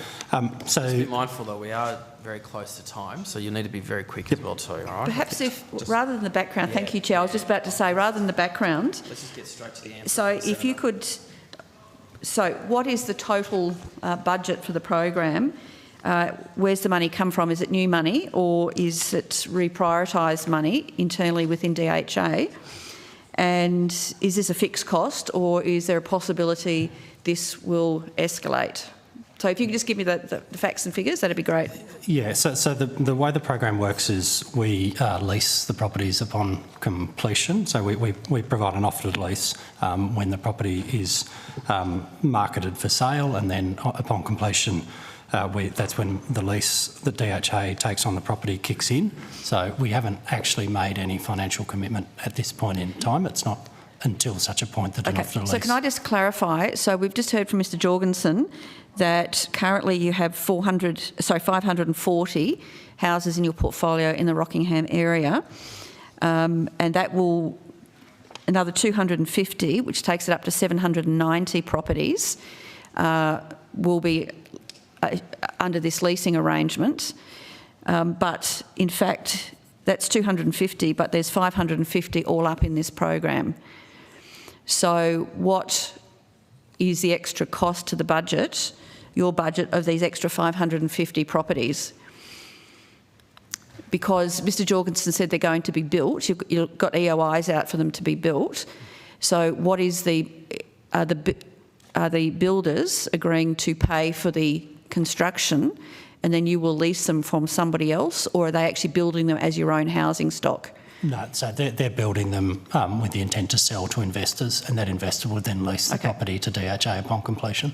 Okay, so they'll be offered to the market then for people to purchase them. That's right. Okay.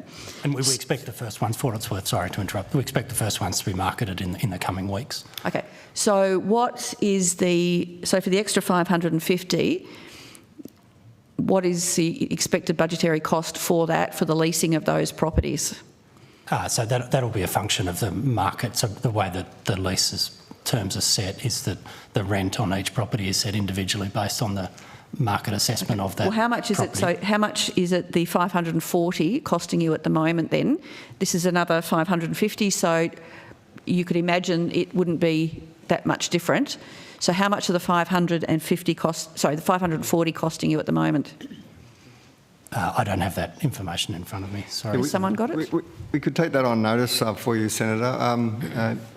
The way DHA pays for the rent amount to our investors is through a valuation each year on the market rent. But you're planning, but Mr Jorgensen, in due deference to time, you're planning over the next 4 years to build and lease another 550. So you must have some, under this new builds volume leasing program, so you must somewhere have a budget allocation somewhere to pay for those. And you must have some estimation of how much extra that's going to cost you. We certainly do have that type of information. Maybe Mr Groenewegen can assist you in terms of how we budget for the rental costs with investors across the different regions. Mr Jorgensen, we don't need a long explanation of that. All we're looking for at this budget estimates is what the budget allocation is for this program for those extra 550 houses over the forward estimates and beyond. So what's it going to do to your bottom line? You with that question, Senator. Thanks, Senator. Paul Groenewegen, Chief Financial Officer, DHA. I think we've already outlined that there is no financial outlay in the cost of construction because what we receive at the end of that process and that new volume is a lease. Build process is a lease. So what's the cost of those? What's the cost of the lease will be a market rent. A market rent will essentially be established on completion.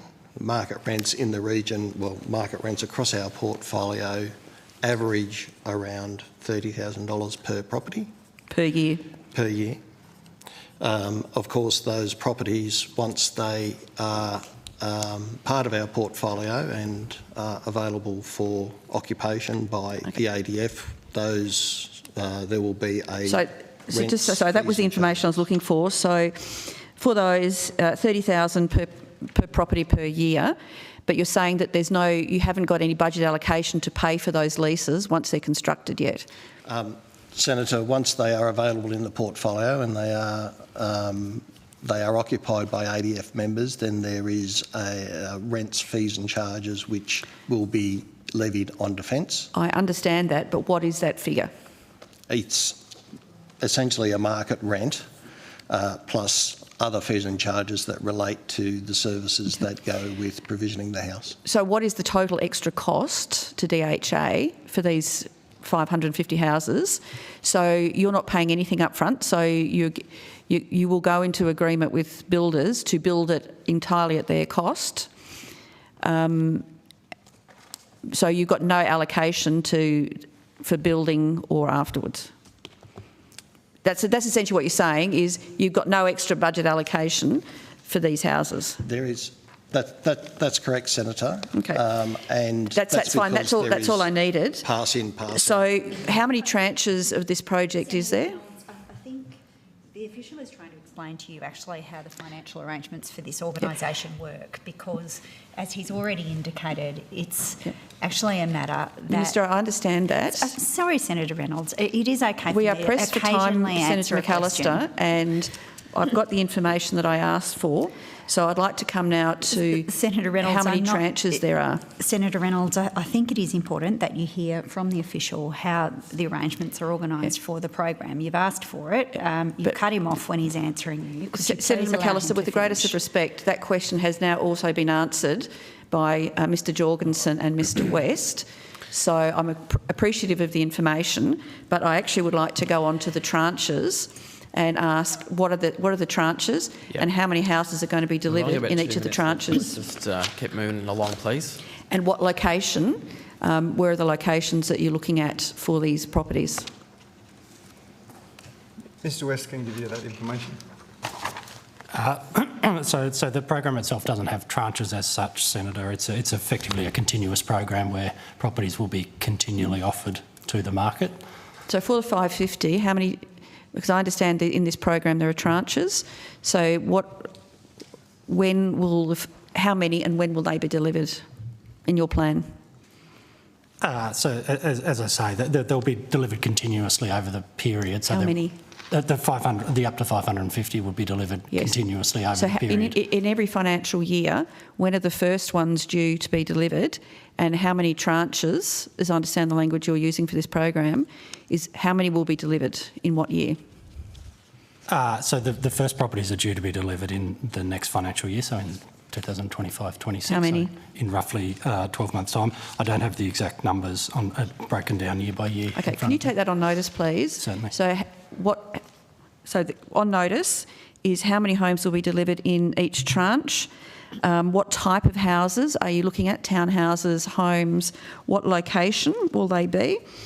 And how far away from Fleet-based West will they be? So in terms of location, and are they being? And the final question is, are they being designed in terms of what you asked for from the contractors, based on defence requirements for ADF staff? I presume from your previous answer that you haven't got any input yet from the US and the UK, because they do have different housing requirements, specifications for their families and personnel.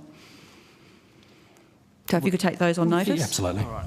Thank you. That's it. Okay, thank you. Thanks for being efficient to everyone. On that note, we are now... I'm going to release DHA, and we are going to break for lunch, and we'll be back here in 45 minutes with the Department of Defence.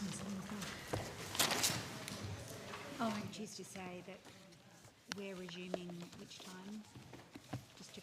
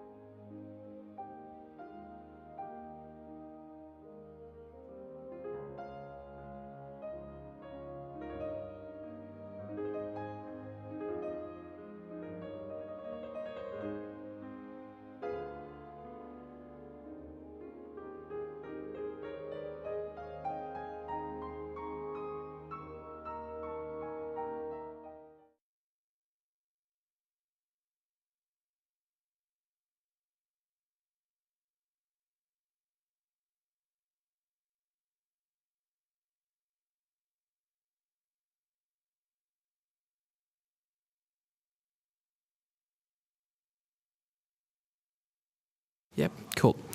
All right, welcome back, everyone. Good afternoon to the Department of Defence. I do now welcome the Secretary of the Department of Defence and the Chief of the Defence Force, Admiral David Johnson. Welcome in your capacity now as the Chief of the Defence Force to this round of estimates, and also to all the officers of the department. Now, Minister, do you have an opening statement for this section? No? Secretary, have you got an opening statement for estimates? Sorry? Chair, I do. You do? Okay, yep, sure, fire away. Thank you. Chair and Senators, since the last estimates, our international environment has worsened. Oh, right. Driven by ongoing conflicts in the Middle East and Ukraine, increasing tensions on the Korean Peninsula, and North Korea's support to Russia's illegal war against Ukraine in direct violation of United Nations Security Council resolutions. These factors highlight the strategic interdependencies of the world today and underline the judgment in the 2024 National Defence Strategy that defence is operating in a deteriorating strategic environment, one marked by elevated risks over the next decade. Given this context, the defence enterprise remains focused on the defence of Australia, as well as contributing in coordination with partners to preventing any broader regional contingencies that would be disastrous for Australia's national security. Most important to these efforts will be delivering the National Defence Strategy and the Integrated Investment Program at pace. We have reached some significant milestones to achieving both. Last month, the government announced its plans to establish a consolidated Commonwealth-owned defence precinct at Western Australia's Henderson shipyard. This is an essential step in delivering the enhanced lethality surface combatant fleet for Navy announced by the government in February. It also represents a milestone in the delivery of the AUKUS optimal pathway, as the government has determined that the Defence Precinct at Henderson will be the home of depot-level maintenance and contingency docking for Australia's future conventionally armed nuclear-powered submarines. The National Defence Strategy identifies the guided weapons and explosive ordnance enterprise as a capability investment priority. Since the last estimates, the government has announced the acquisition of new missiles, including the $7 billion acquisition of the Standard Missile 2 Block 3C, Standard Missile 6, and the accelerated acquisition of Joint Strike Missiles. The government has also announced significant investments in the defence industrial base to support Australian manufacturing, including up to $850 million in partnership with Kongsberg Defence Australia to manufacture and service missiles at Williamtown, and an initial investment of $22 million over the next 3 years in a sovereign rocket motor program. The domestic manufacture of guided weapons, explosive ordnance and munitions is one of the 7 sovereign defence industrial priorities, or SIPPs, identified in the Defence Industry Development Strategy. Lines of effort have been established across defence to deliver the SIPPs, including the Australian Guided Weapons and Explosive Ordnance Plan, released last month by the Minister for Defence Industry and Capability Delivery. The plan sets out the pathway to Australian manufacture and maintenance of guided missiles and explosive ordnance, and the associated uplift in Australia's defence industrial capabilities. At the same time, we are working with the US to ensure our disclosure policies are fit for purpose to enable more integrated supply chains.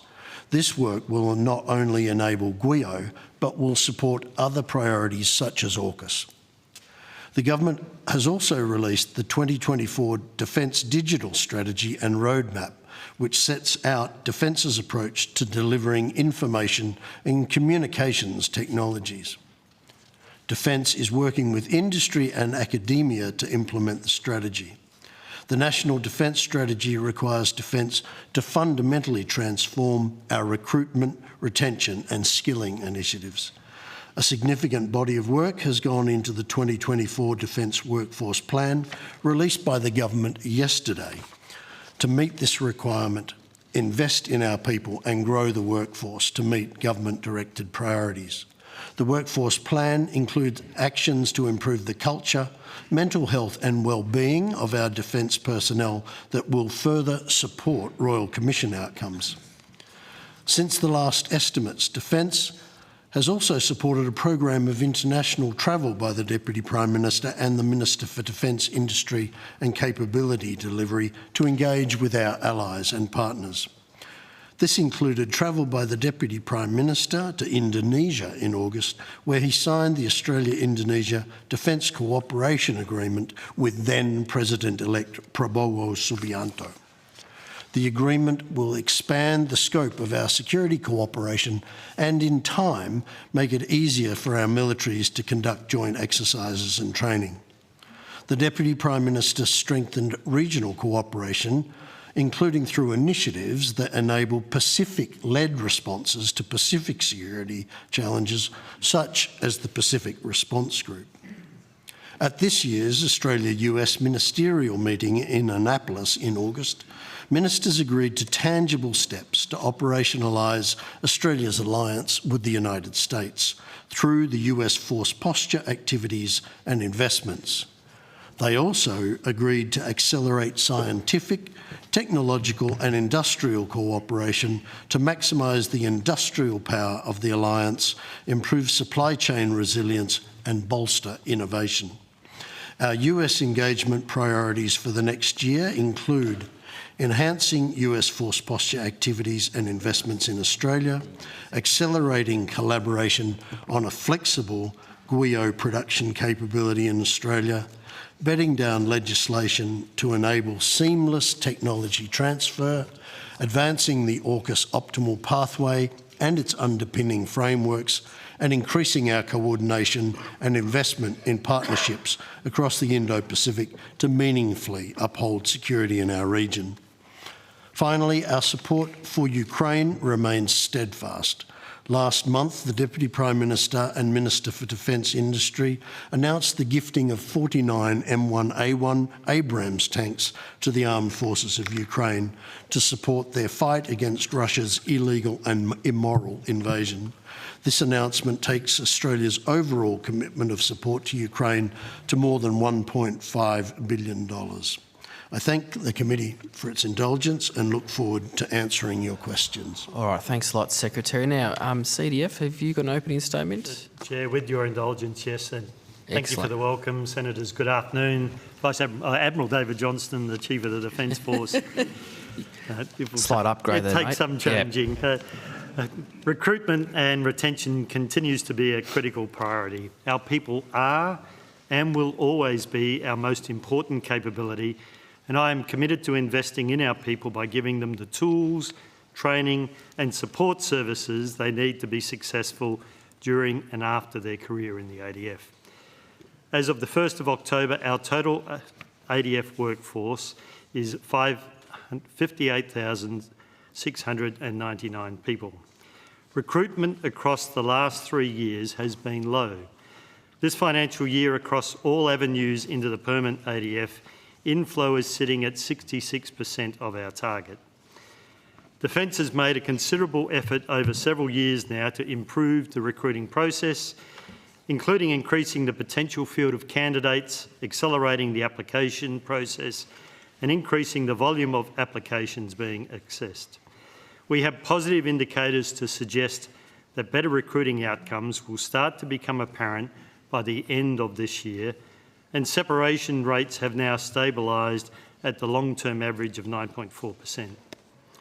Yesterday, the Deputy Prime Minister announced the Defence Workforce Plan. It outlines how Defence will increase recruitment rates, better support our personnel, families and transitioning members, improve health services, including mental health and wellbeing, manage the integrated workforce and collaborate with industry. Additionally, Defence has extended the continuation bonus for eligible permanent members who may receive $40,000 for ongoing service. This is alongside multiple initiatives already underway across Defence, including a rental allowance trial to improve housing flexibility and certainty, ADF leave reform, and the suicide prevention program, which will promote wellbeing, improve mental health awareness and support people seeking help. Collectively, these initiatives contribute to the ADF offering an appealing, inclusive and rewarding career. The Royal Commission into Defence and Veteran Suicide has brought into focus what we need to address and the impact these issues have had for serving and former serving personnel, their families and the broader defence community. The final report marked the culmination of the most significant and comprehensive inquiry conducted into suicide and suicidality in the defence and veteran communities. Over the course of the Royal Commission's 3-year inquiry, Defence provided over 192,000 documents, 135 official defence witnesses, over 4,200 written responses to questions and facilitated 27 base visits. While the Royal Commission was underway, Defence progressed a number of important reforms to better support the health and wellbeing of our people. We have implemented all recommendations of the Royal Commission's interim report, released the Defence Culture Blueprint and improved the way we train and select our leaders to bolster their individual accountabilities for performance and culture within their command. We have enhanced our suicide prevention program, continued to refine the transition process and updated our complaints and military justice frameworks to ensure they better support all parties. The establishment of the Mental Health and Wellbeing branch and the appointment of the first Chief of Personnel were central to these reforms. And we are working with the Australian Human Rights Commission to continue to assist us reform culture in targeted areas. Importantly, we have acknowledged more needs to be done. Defence will continue significant reforms as we implement government's agreed recommendations from the final report. The lessons from the Royal Commission will directly shape how we continue to improve our culture and support our people. I acknowledge the enormous contributions that were made across Defence and the broader defence and veteran community and extend my gratitude to all those who participated in the Royal Commission, particularly those who courageously shared their lived experience. I and Defence leaders are committed to improving the lived experience of our workforce. I could just update operational activity briefly. Defence continues to contribute meaningfully to regional security and stability in the Indo-Pacific. HMAS Sydney successfully fired the Naval Strike Missile during Exercise RIMPAC in July and the Standard Missile 6 during Exercise Pacific Dragon in August. These first-of-class firings are significant milestones towards achieving the government's direction in the National Defence Strategy and are notable examples of Defence collaborating with industry and international partners. In August, Defence commenced Indo-Pacific Endeavour, our flagship regional engagement activity where the ADF will visit 14 countries in Southeast Asia and the Northeast Indian Ocean for military exercises, training and cultural activities. In October, approximately 400 ADF people deployed to exercise Bersama Lima alongside our 5-power defence arrangement counterparts in Singapore, Malaysia, New Zealand and the United Kingdom. This exercise marks the ADF's first deployment of the F-35 Lightning as part of an FPDA exercise. HMAS Choules and ADV Reliant both recently supported Samoa host the Commonwealth Heads of Government meeting, the first time a Pacific Island country has hosted the event. And the ADF and Indonesian National Armed Forces began Exercise Keras Woomera on this weekend. This is the biggest bilateral exercise between our two countries, with over 2,000 participating personnel and features land, air, sea and cyber components.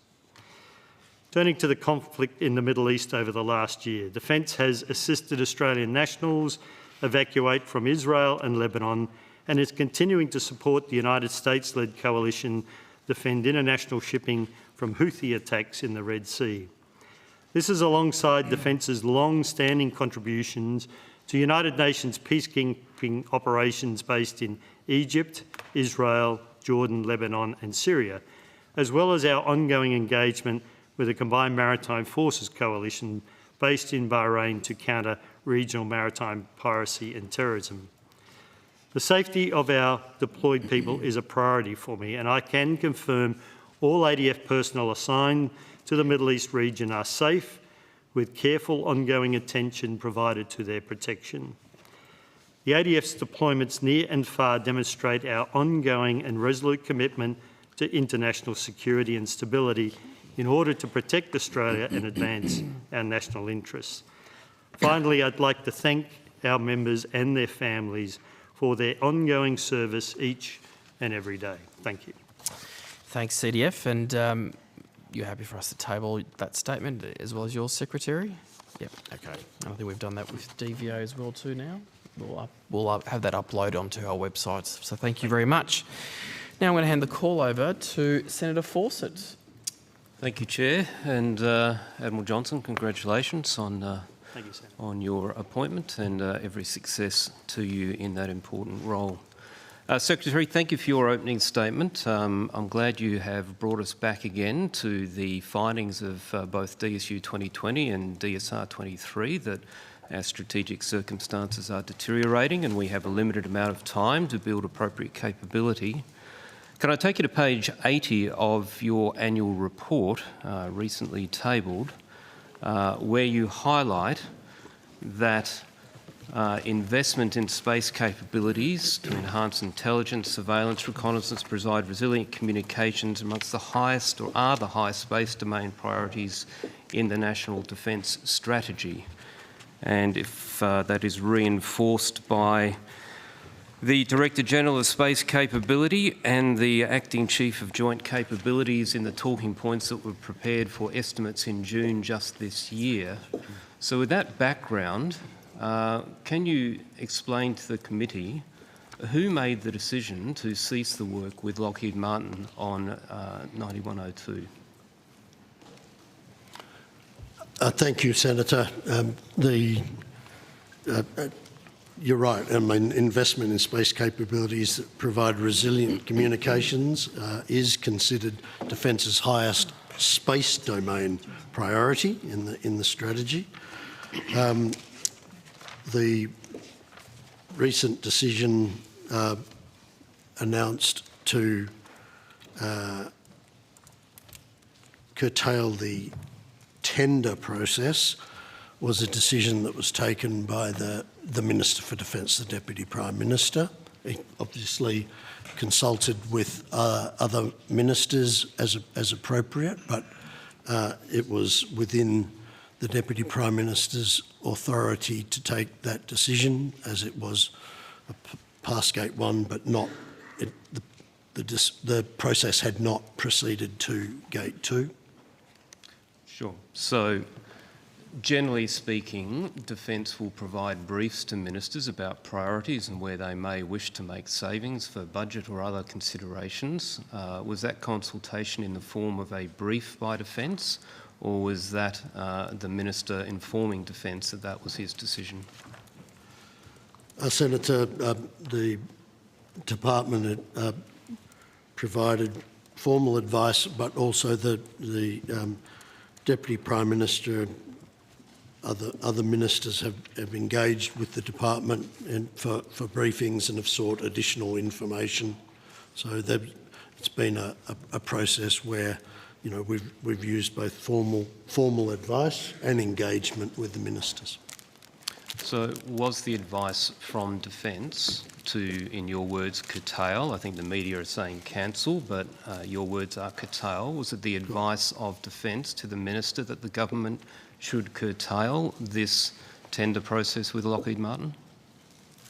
Well, Senator, if I could, the project has neither been cancelled nor terminated. Let me be clear about that. That wasn't my question, Secretary. Only the current tender in support of Phase 1 has ceased. So Phase 1, according to the talking points provided to the Department or to the Minister in estimates this year, was that Phase 1 was to be expedited. What's occurred between June this year and now that has led to the Minister deciding to cancel this project, to curtail the tender process with Lockheed Martin? Senator, I'll also invite more expert colleagues, but I think, Senator, there has been significant advancements in satellite communications technologies combined with emerging threats since first pass consideration in 2020, and that demanded that we have a revised approach and have a long, hard look across multiple space orbits, geostationary, medium and low Earth. So the department's come to the view that we need to prioritise assured access across multiple orbits, and that offers an alternative pathway to achieve satellite communications resilience for the Australian Defence Force. So, Secretary, is it your evidence to the committee that between June this year and this weekend just past, the Department of Defence has engaged on a specific analysis of emerging threats and delivered a report which has led to a brief to government that this tender process should be curtailed?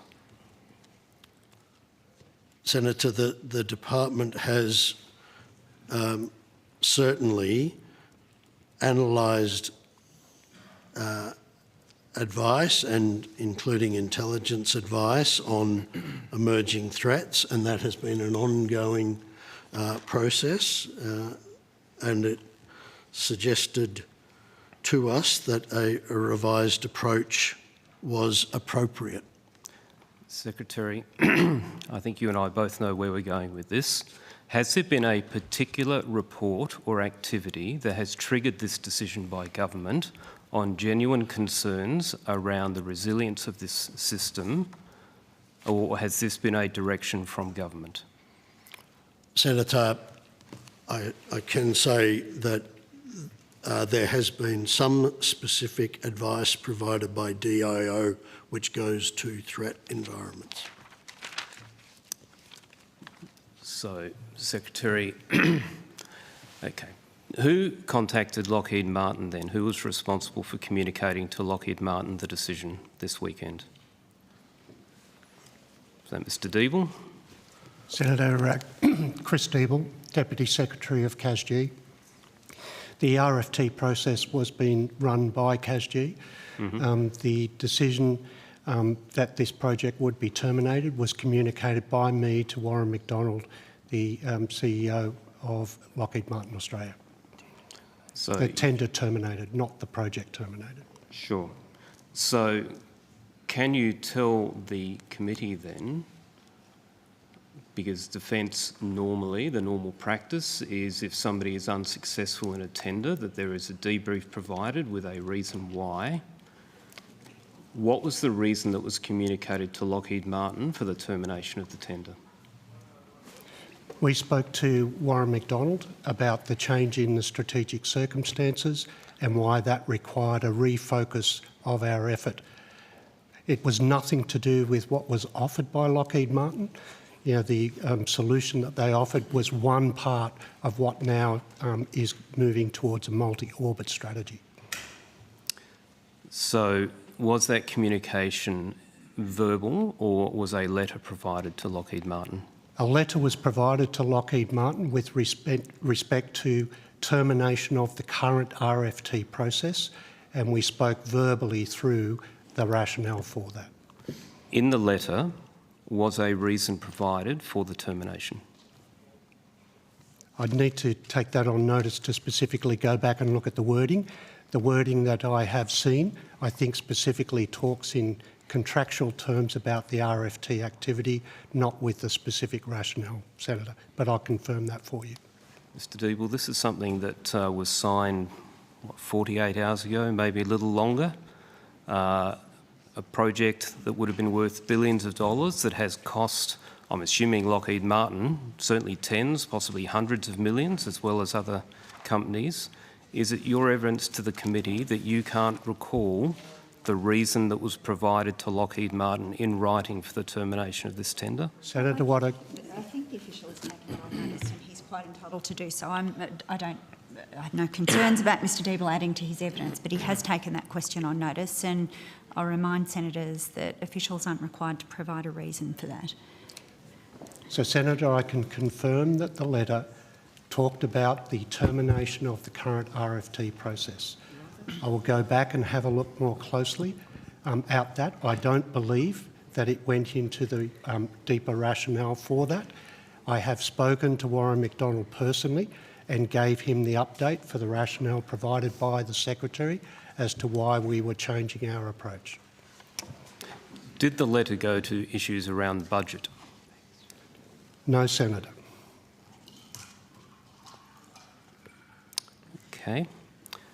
The DPM's media release, which was issued after the broader media became aware and stories were breaking, has talked about the need for multi-orbit capability for resilience.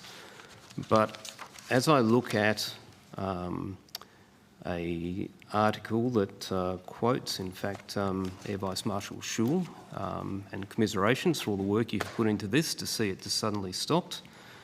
Lockheed Martin make the point here that the system is actually, I'm trying to find their exact words. Lockheed Martin say that they have combined their understanding of the threat environment through their work overseas to inform the offer for the current design of JP9102 rather than a legacy designed specifically to address the current and emerging threats. So given that, has something occurred in the last 3 months since Defence was seeking to expedite this that has caused this change of approach? Senator, Lieutenant General Susan Coyle, Chief of Joint Capabilities. What has changed since the Defence Strategic Review and the National Defence Strategy has emerged is that we have an awareness that we require greater resilience. This project, initially, this was phase 1 with the GEO level. We determined that that wouldn't be adequate and that we needed to have a multi-orbital approach sooner. So in addition to the current GEO approach that we were undertaking through tender with Lockheed, it was a decision made by us that we should provide advice to suggest that with the growing threat and evolving technology, that we would propose to go to a rapid multi-orbital solution quicker.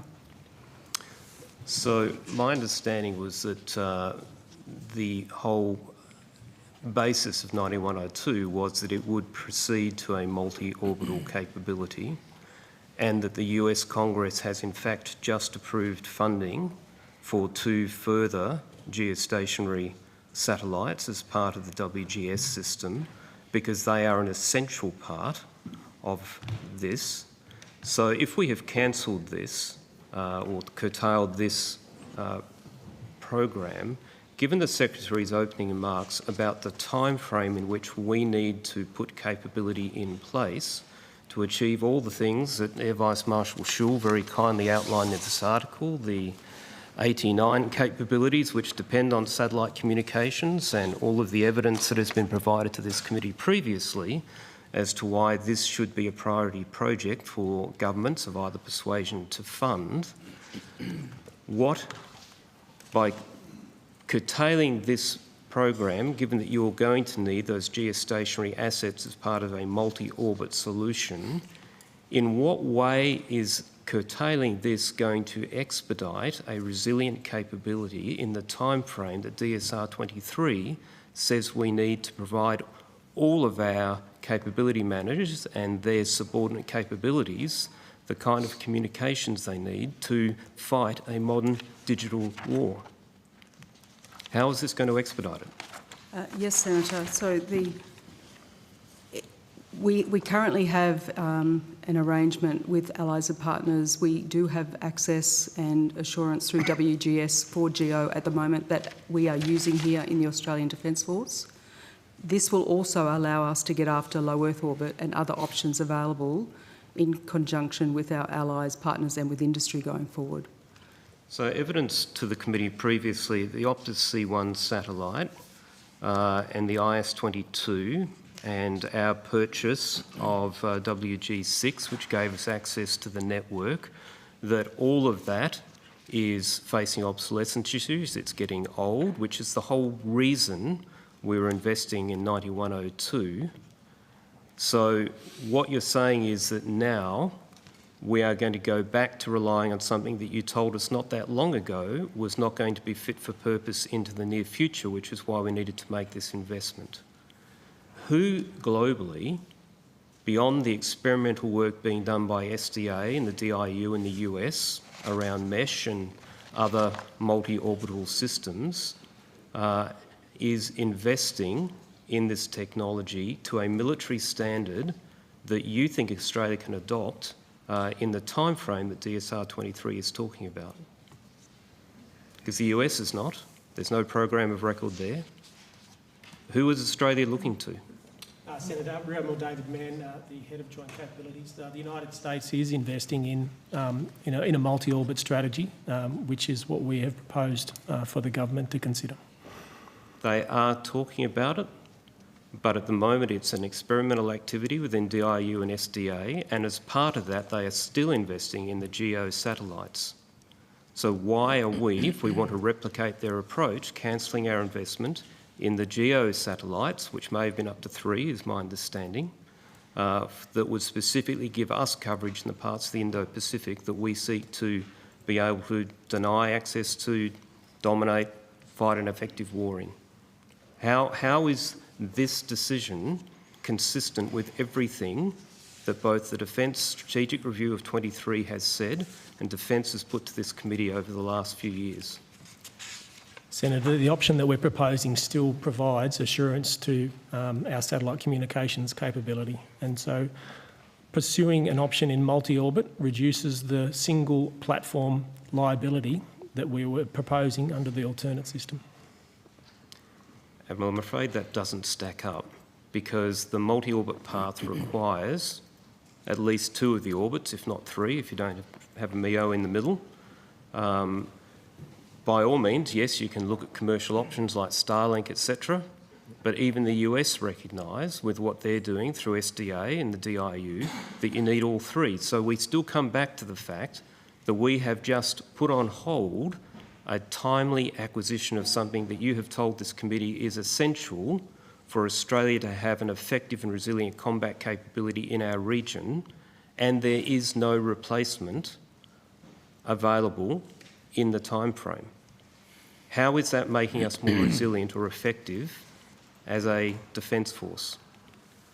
Senator, the option that we've proposed has, as I said, a multi-orbit strategy. A GEO is certainly part of that, and as is LEO. Obviously, that gives the multi-orbit that you explained. I think the US are investing in a multi-orbit strategy, and they already. Is there a program of record? They already have, Senator. Yes, it's true. The US has invested in a LEO capacity at this stage for military application, and as they continue on investment in the GEO capability they have. Sorry, can we just clarify there? Industry sources have told me about the SDA program in conjunction with DIU, but have not identified any program of record for an acquisition by the Pentagon. Are you telling the committee that there is a program of record for a mesh-type capability? So the United States already invests in LEO capability through the Starlink and Starshield program, Senator. That is a different answer, though, to a joined-up system such as we're talking about with 9102. With the funding that, going back to the IIP, there was a range of funding given there. I think only 150 million had been approved, but into several billions of dollars was earmarked for this capability. The decision that's been taken, Secretary, given these statements here that we are looking at alternate plans, what is happening to that funding that was allocated or expected to be allocated and approved against 9102 in terms of any alternate paths and the time frame that would be committed? Or has that funding been committed elsewhere? Senator Air Marshal Rob Chipman, Vice Chief of the Defence Force. There has been no change to the funding provision that was programmed in the 2024 Integrated Investment Program, and there's been no change to the prioritisation for delivery of satellite communications services as it was prioritised in that investment program. If you would like to talk about what the next steps are, then Chief of Joint Capabilities can talk you through that. So just before we do that, can you clarify two things for me? One, my reading of the fairly skinny IIP that's available publicly is that only 150 million had been approved for this activity at this stage. At this stage, the project is pre-Gate 2, so there will have been some money approved for project development activities, but it has not been approved through Gate 2. And second question is, from a systems point of view, not only do we need to procure the hardware, but we also need the licence to operate the satellite. And my understanding from industry is that I'll use the word slots, that may not be the technically correct terminology, but the legal ability to deploy and operate the satellite, there is a deal of contestation for those positions, and our deferment is likely to actually void our claim for those positions. What steps is Defence taking to assure the Australian people, the Australian taxpayer, that even if there is a subsequent investment, we will actually be able to deploy these in the manner that we wish to? Senator, there are steps being taken within Defence to assure access to filings, or slots as you refer to them, in the future until such time as those filings will be utilised by other capabilities. Other capabilities that Australia owns or controls? Yes, Senator. Mm-hmm. So, Mr Deeble, can I ask, I recognise your comment and the Minister's intervention, but given the seriousness of this to Australia's capabilities in the time frame we are concerned with, can you ask your staff to provide you a copy of that letter that was sent to Lockheed Martin so that you can refresh yourself on the terminology and come back and confirm to the committee what was communicated to Lockheed Martin in writing as a reason for this deferment, as to whether it was to do with funds availability or whether it was to do with the resilient capability? Yes, Senator. Thank you. And we have a number of hours before we all go home, so I would appreciate that coming back today. Thank you. Just a few hours. Just a few. It should only take a few minutes anyway. Indeed. Look, I will leave that there until we get that feedback from Mr Deeble. Okay. So you're done with your lot, David? Pardon? Are you done with your lot? I have stacks more. Okay. All right, nice checking. I know. Happy to see. I'm always ambitious, just trying to see how efficient people are. Now, Senator Birmingham, would you like the call? I will happily take the call now. Yep. I'm just giving the coalition for a moment. Probably that first half. Okay, thanks. So take the call. Thanks, Chair. That being the case, I might just stay on topic where Senator Fawcett was a little. Can I just go to some of the process elements? When was the decision made to cancel the contract?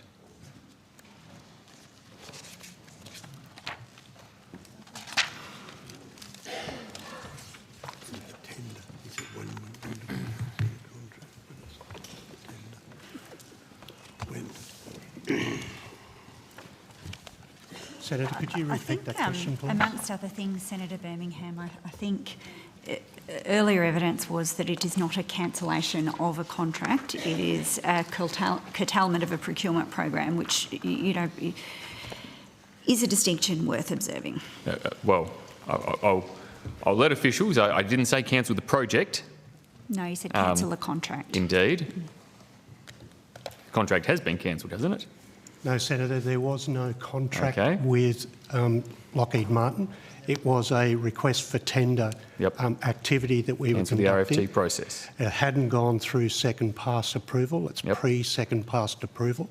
And what we did is terminate the tender process with Lockheed Martin. Yep. When was the decision made to terminate the tender process?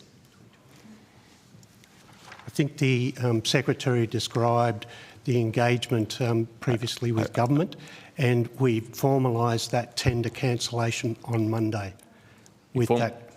On Monday this week? Yes. After it was on the newspapers? Yes, Senator. Okay, so that's quite remarkable.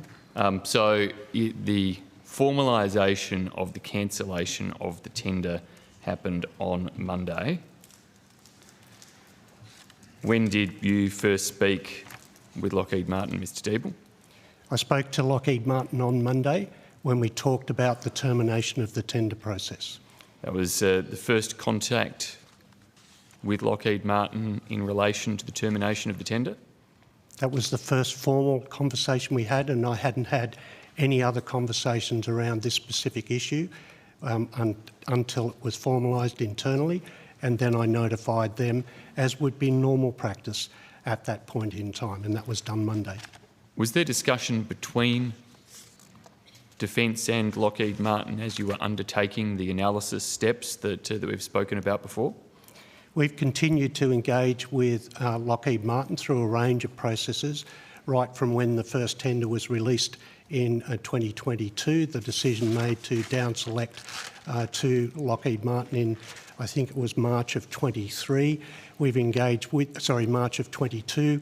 We've engaged with them through an offer definition and improvement activity, and we've engaged with them further in looking at the capability outcomes we sought, in accordance with the RFT.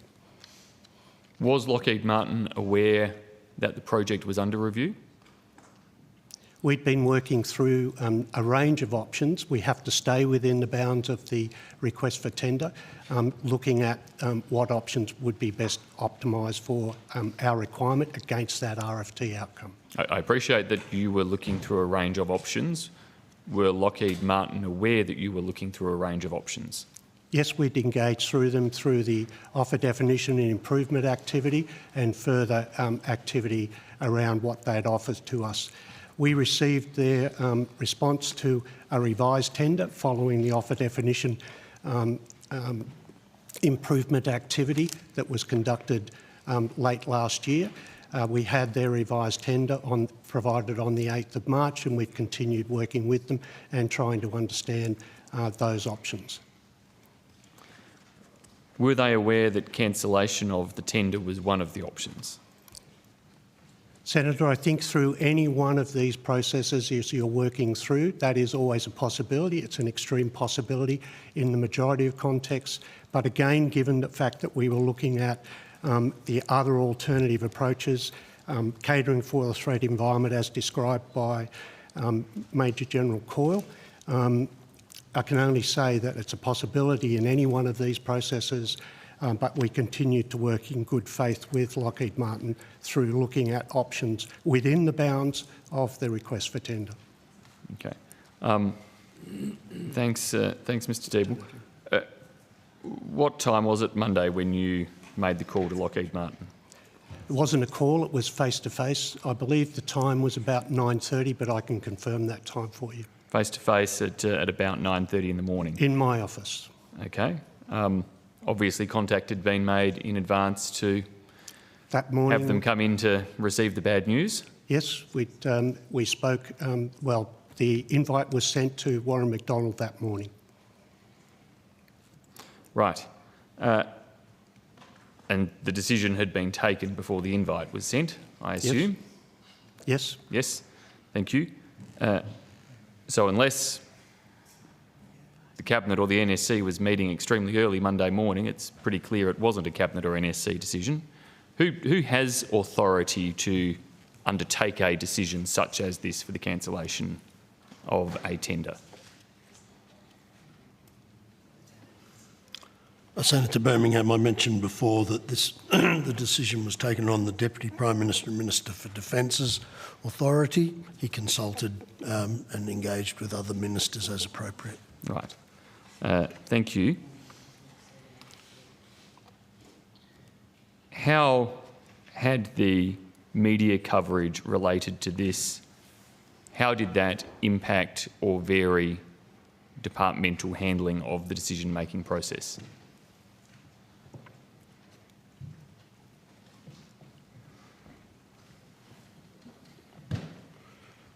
Senator Birmingham, I'm not aware that it had any bearing. I've spoken to Mr. Deeble the week before about the...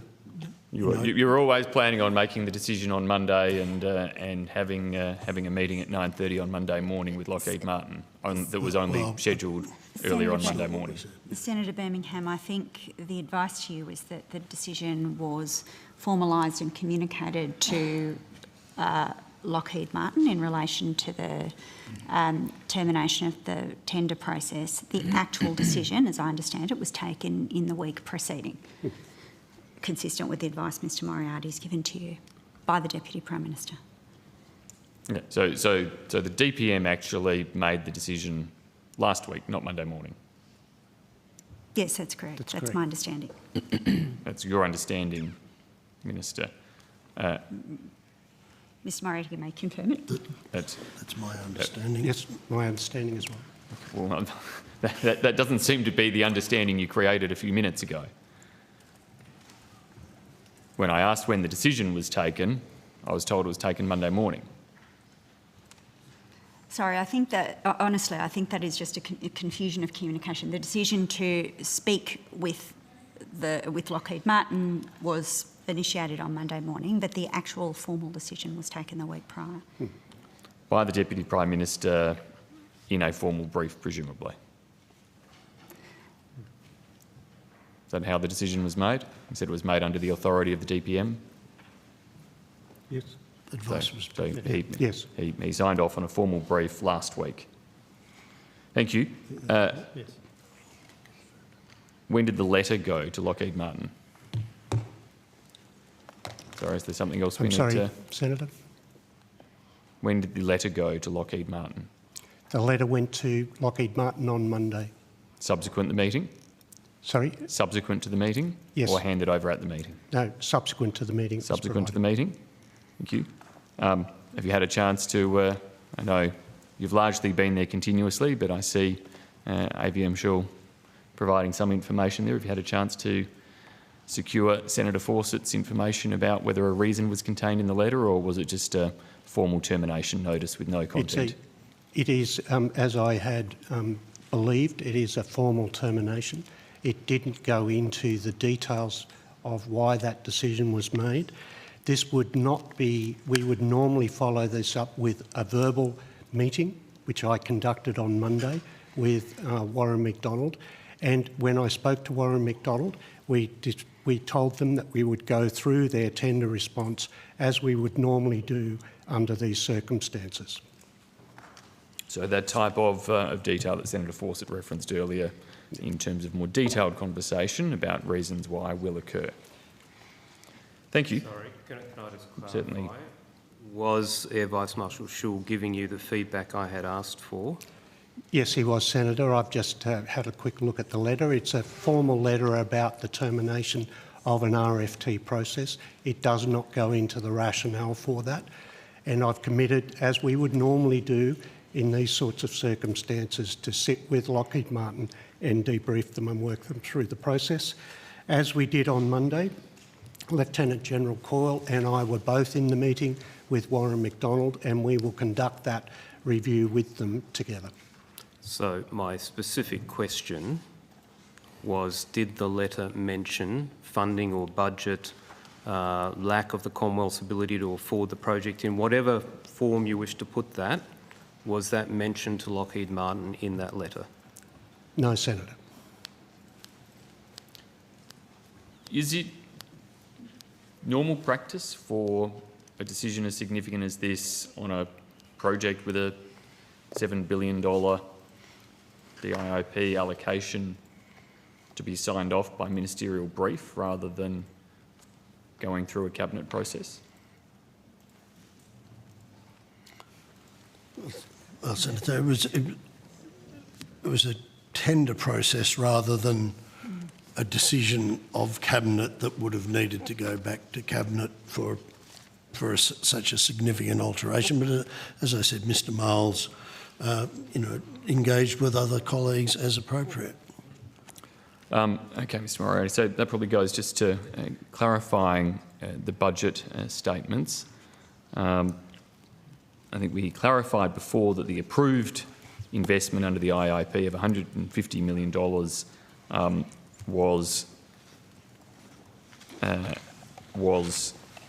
remains. Does the total budget under the IIP of up to $7.2 billion remain?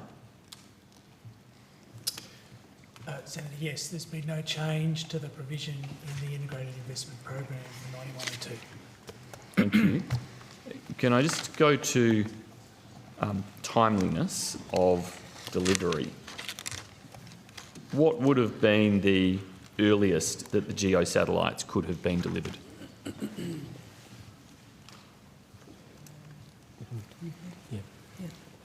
Senator, the timeframe was in the early 2030s, 2031 to 2033. 2031 to 2033? Okay. What is the earliest assessment for the potential delivery of the multi-orbital satellites? Senator, it's preemptive to speculate on timelines at the moment for the delivery of alternate capabilities before we have further engagement that occurs with both military partners and commercial providers. We'll be approaching the market in 2025 to conduct and understand contemporary capability systems, which may include ADF commercial and/or partner capabilities. Our aim is accelerated, if at all possible, but to meet at least that timeframe, if not to the left. Your aim is to try to meet the original timeframe? Or earlier, Senator. Or earlier? Yes. And is that assessed as being possible or feasible? It is too early to assess, but that is absolutely our aim that we're targeting for, yes. And you think that could be feasible, notwithstanding the various stages of development of the technology that Senator Fawcett was inquiring about before? That is right, Senator. What are the threats to such satellites? And perhaps just to contextualise that, what's the orbit that they operate in and what are the threats? We can go with both types if we like, the geostationary and multiple orbit. Certainly, Senator Birmingham. Senator, if I could, before we go, I mean, we will answer that question, obviously, but that we will need to be a little broad about some of the information that obviously we and partners hold about anti-satellite capabilities. Sure. Yeah, certainly, Senator Birmingham. A range of from reversible to non-reversible effects and threats across both or all of three of the orbit regimes. So everything from obviously cyber attacks that can be to the satellites themselves or uplinks or downlinks, directed energy weapons, co-orbital satellite threats, and of course kinetic weapons as well. And the orbit that they operate within?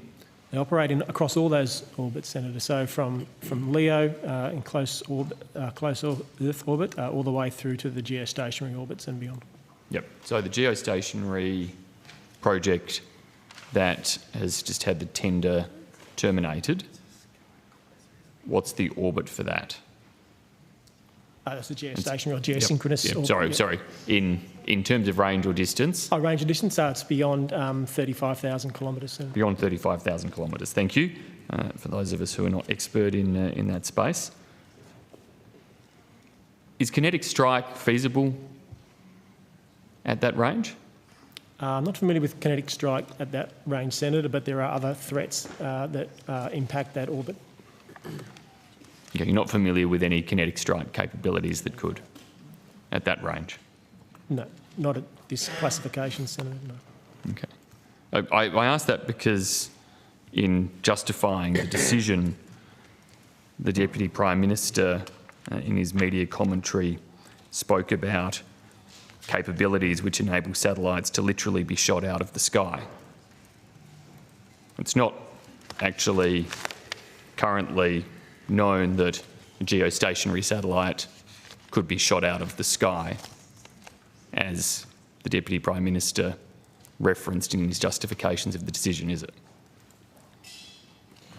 Senator, that goes to the sensitive intelligence information that the Secretary was talking about. We can't be specific about that in this forum. Well, sorry, can you say the Deputy Prime Minister is accurate in what he said publicly in his information, because it appears to have been contradicted in the evidence we just heard about whether there are kinetic capabilities to take out a geostationary satellite in an orbit some 35,000 plus kilometres away? I would say that the evidence that was presented was not contradictory, and the Deputy Prime Minister was not wrong.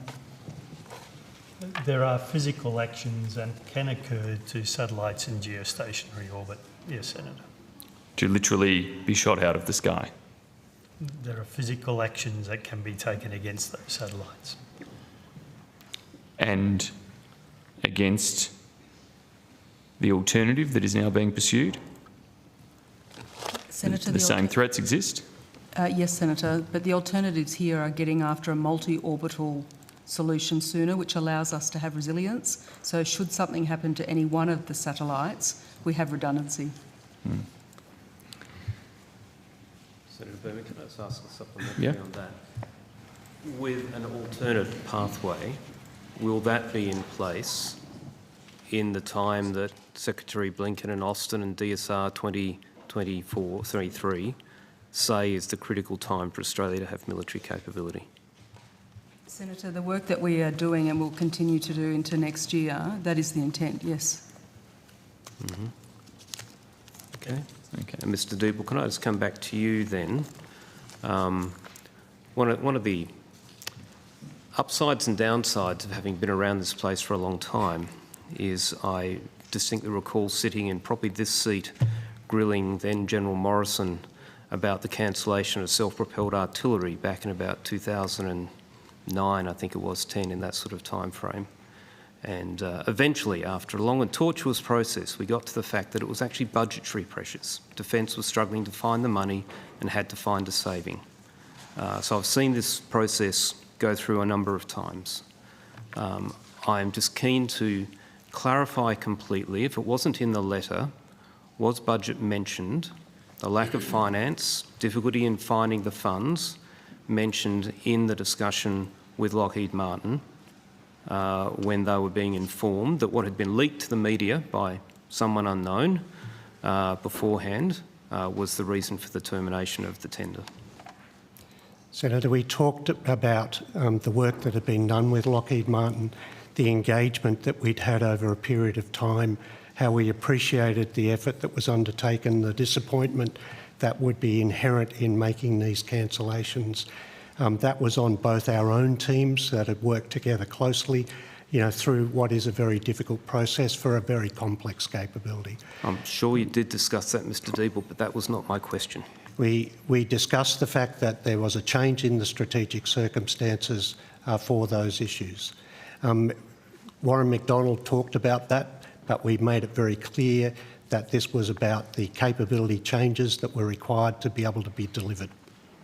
That's still not my question, Mr Deeble. I'm sorry to put you on the spot here, but at the end of the day, this is a committee of the Parliament seeking to make sure the taxpayers of Australia understand what pressures the Department of Defence is being placed under, and I wish to know whether the issue of budget and funding availability was part of that discussion relayed to Lockheed Martin. I can confirm that Warren McDonald raised the issue of funding as part of that discussion. We talked through the issues associated with the change in the capability circumstances. And so in response to his raising it and talking through, were his suspicions confirmed that this was one of the drivers, may not have been complete, but one of the key drivers for the decision being taken, it appears, by the Deputy Prime Minister? In the discussion that we had, we talked about the range of issues that are associated with the National Defence Strategy and the prioritisation that was key to that. We talked about how we had tried to work together to look for options within that context and delivering minimal viable capability for the ADF in that context.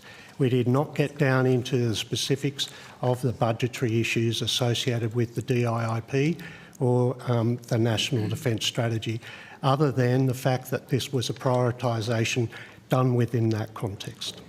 So within the context of the fact that our strategic circumstances have a range of priorities, what I'm reading into that statement was that he could have walked away from that thinking they can't, this is not the priority it used to be and the funding is not available in the light of other priorities. We had worked with Lockheed Martin, understanding what some of the constraints were within our budgetary context. He had an awareness of that budgetary issues that we were confronting. He could have drawn that conclusion. Okay, so at any time, was it relayed to him that the decision that the Deputy Prime Minister had made was largely on the basis of wishing to put the funding elsewhere? We never discussed any decision by the Deputy Prime Minister. We never discussed any discussion or anything around the movement of the money that was directed by the Deputy Prime Minister, because that was not the case. Okay, thanks. What movement of the money that was directed by the Deputy Prime Minister, Mr Deeble? That's what I said, Senator, that there was no movement of the money by the Deputy Prime Minister. That was not the case. So there is, we've ascertained that the allocated and unallocated and total budget across the IIP remains the same. Does the profiling remain the same too? I think that's a question for VCDF. There's been no change, Senator, to the profile since the IIP was published in April. No change to the profile for 9102? That's correct. Thank you. And how much in total has been expended on 9102? The approved budget, Senator, that is currently in the DIIP talks about a value of about $150 million approved for activity to date, of which about $90 million of that has been spent on that activity. About $90 million has been spent on that activity. Is any of that $90 million recoverable or relevant to the new direction that is now being undertaken for that activity? Senator, the effort that's been undertaken for 9102 will clearly inform the options that we will explore moving forward. So I don't believe that is sunk cost. That has helped us understand what the art of the possible is, what the technology basis would be, and other areas. So it's not sunk cost in that context, and we will use that knowledge as we move forward looking at 9102. Is there a breakdown in terms of that money as to how much has been spent directly within Defence, with Lockheed, with any other consultancies? I'd have to take that on notice, Senator. I've given you what I know from a broad brush perspective, but we'd have to take that on notice to give you the specifics. Okay. And Senator. Yes. Air Vice Marshal David Schul, Head of Air Defence and Space Systems Division in CASG. I do have a limited budget breakout that I can discuss if you wish. Thanks, AVM Schul. Yes, please. So as Mr Deeble said, roughly about 90 million of the 150 odd million in the budget's been spent so far.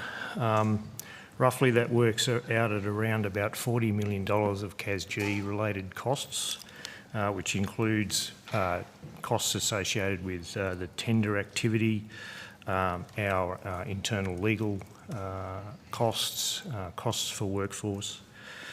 About $3 million on ICT work with the Defence Digital Group, just shy of $3 million with SPNI, about the same amount of money with DSTG, $4 million for Security Estate Group for initial facilities work, and roughly about $40 million for the capability manager to do their work as part of the project delivery. For the capability manager? Okay. So Joint Capabilities Group. Okay. So no payments had at this stage been made to Lockheed?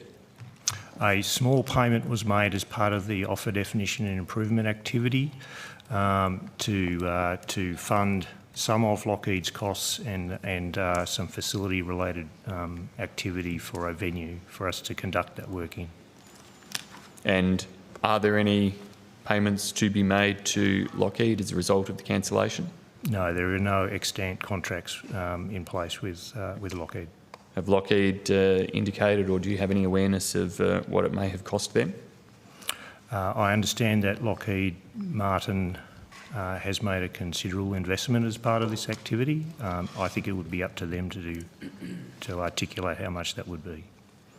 What about the various SMEs in the various media? It talks about Innovor Technologies, EM Solutions, AVCom, Linfox, Scholl Group, Ronson Gears, Caltrex Technologies, Conchia, Clearbox Systems, DXE, Blackstree, a range of Australian SMEs who've invested, I imagine, thousands, tens of thousands, hundreds of thousands in the work they have done to date.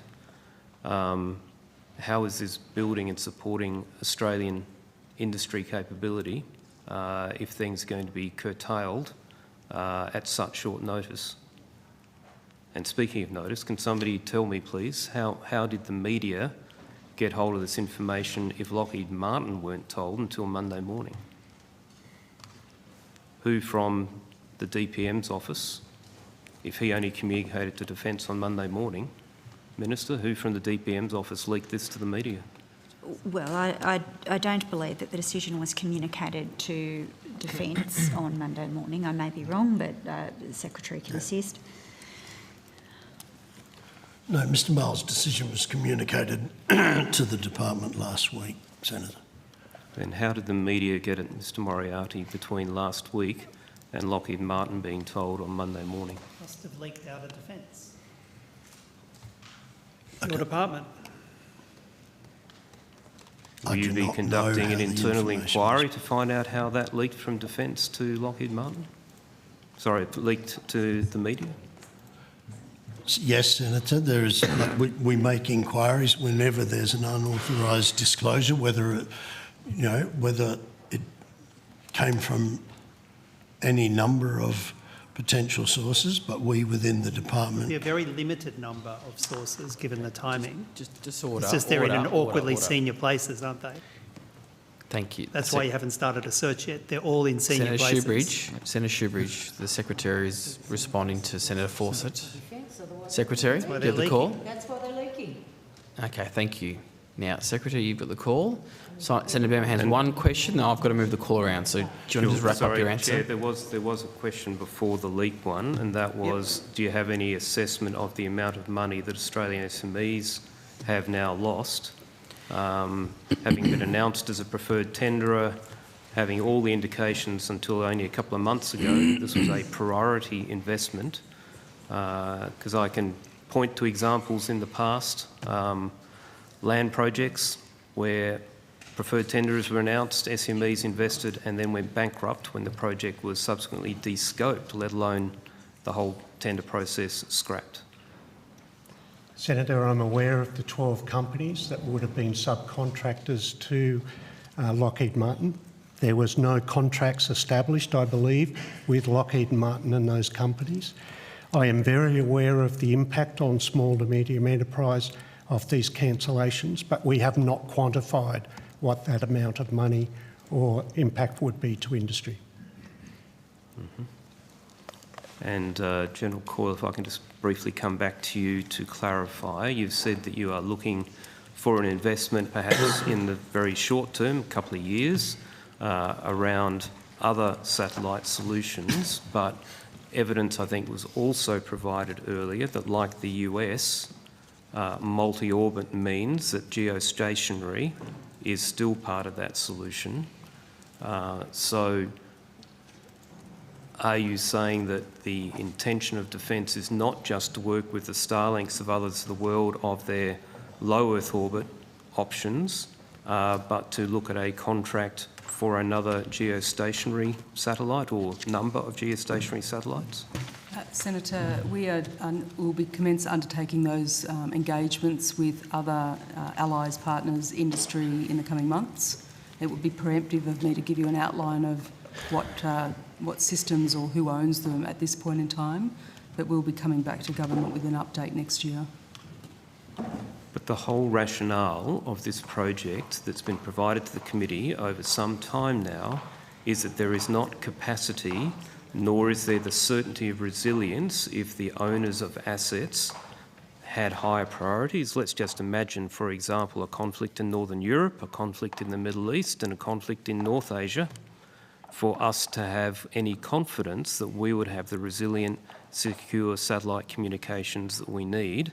That's the whole rationale for the project. We're not seeing the scale of investment in allies that would indicate there's going to be the sort of spare capacity that would undo all those briefs that the committee has received previously. So I'm struggling to see that this is something that Defence, given the urgency you were placing on this project only 3 months ago, has initiated. Senator, in terms of our access to the current arrangements of satellites and access that we have, for example, as you alluded to with WGS, that will continue until the early 2030s at the very earliest. We will look at all options available across the multi-orbit area for both allies, partners and commercial arrangements to make sure that we have a resilient network that is able to meet the ADF's requirements going forward. The problem with that statement, though, General, is that Senator Fawcett, I just have to make the... Senator Fawcett, just hang on a second. I'm the chair. Just hang on a second. The call was with Senator Birmingham. I have to move the call around. We will have more opportunities to give to the coalition. I've been more than generous given how important this issue is. I'm going to ask Senator Birmingham to ask his last question, and then I've got to move the call around. So, Senator Birmingham, do you want to ask your last question? And then I'll be moving the call to Senator Darmanin and then Senator Shoebridge, just so people know, okay? Thanks, Chair, and there's perhaps a double barrel within the last question. But firstly, had the tender not been cancelled, when would it have been expected to move to the next gateway and to the next point in progression, including in terms of funding decisions? And secondly, given the way the IIP is managed and to manage its over-budgeting, which has been canvassed many times before, and there are reasonable reasons for that in terms of the way projects progress, but is there any variation to the prioritisation of 9102 within the IIP? Senator, the project was due to go to second pass to government next year. Q1 next year, Q4 next year, or? Q3, I believe. Q4. No, Q4, quarter 4, Senator. Thank you. And Senator, there has been no change to the provision of satellite communication services in the integrated investment program, and as you know, we'll get a chance to revisit that biennially. So it could be changed as a result of this? Well, every 2 years we have an opportunity to reset the National Defence Strategy and to review the priorities of all projects in the IIP. That is the biennial process that we are now committed to. Thanks, Chair. Okay, thanks Senator Birmingham. Thank you to everyone else. Now, Senator Darmanin has some questions on a different matter, I understand, and then I'll be handing the call over to Senator Shoebridge. Thank you. I wanted to go to the workforce plan that was announced yesterday. And I note in your opening statement you did talk about what some of that $600 million will go towards broadly around better support of personnel, families, transitioning members, improving health, mental health, managing an integrated workforce and the continuation bonus. But I wondered if you could talk in a bit more detail to the next level about what exactly some of the initiatives under that headline will be included in the package. So, Senator, I think I'll hand it to others, but just to be clear, the two things you mentioned there, one is the $600 million, which is presented for a number of measures. The workforce plan talks about 8 key thematic areas. So if it suits you, we might start with what are those broad areas that the workforce plan indicates we're investing effort in. Thank you. So, Senator, can you hear me? Yep. Thank you. Justine Gregg, Deputy Secretary, People. So, in terms of the 8 thematic areas that the CDF noted, a priority clearly in the plan is our ADF inflow, so recruitment, and General Fox will talk to that. You touched on early in your question in terms of culture transition, we are continuing to invest in a number of programs that commenced last year. So one that has had great impact is in terms of our study assistance to ADF and also APS personnel. So really supporting our people in terms of developing their professional skills and widening their applicability to study and really progress in wider areas. That's fundamental to supporting people, but also as we are rebalancing the workforce towards the priorities in the National Defence Strategy and the Integrated Investment Program. We're also continuing in terms of support through ADF family health benefits and some of our support to those in remote areas, particularly through some of the leave reforms. The other areas that are really pivotal in this plan is how we are designing and organising, particularly the ADF workforce, and we have established recently through the NDS and IIP reforms a military workforce design function. So we are designing for the current and future force, but certainly in terms of ADF inflow and recruitment, a lot of reform is part of the forward plan. Thank you. So in terms of the pressures, you talked about inflow and recruitment. What are the key pressures on your ability to recruit people, and is that related to the kind of design of the workforce that you're thinking about now and into the future? So General Fox is the expert here. Senator. Thank you. Senator Lieutenant General Natasha Fox, Chief of Personnel. We've redesigned the way we have been recruiting over the last couple of years. And the key pressures to recruit in a full employment market remain consistent with what broader Australia is experiencing, and they are in those technical trades. We have been widening the eligibility of people to be able to join the ADF. Recent announcements in July of this year was to broaden the eligibility of people who are permanent residents in Australia, in particular New Zealand permanent residents who've lived in Australia for 12 months and not been part of another foreign force for 2 years, to join the ADF, and that will roll out more broadly to Five Eyes communities from 1st of July. We've reviewed all of our medical military enlistment standards to make sure that those medical conditions that people may have align with occupational safety versus a pure diagnosis. And so that people now undergo a functional check as we review people, and that means that modern medicine in a military construct can actually treat our people, so broadening the eligibility. And I mentioned a few examples last time, but things like dermatitis, braces, endometriosis, menopause, a number of conditions, visual acuity, some bloodborne viruses that have nil viral load, for example, different musculoskeletal breaks that might have happened in childhood, not sending people out unnecessarily to get a specialist diagnosis. So we've reviewed all of those standards to enable people to join the ADF in that setting. We've also re-looked at all the questions that were asked in the medical standards. Since the last time we were here, we had, I think, in the order of 180 questions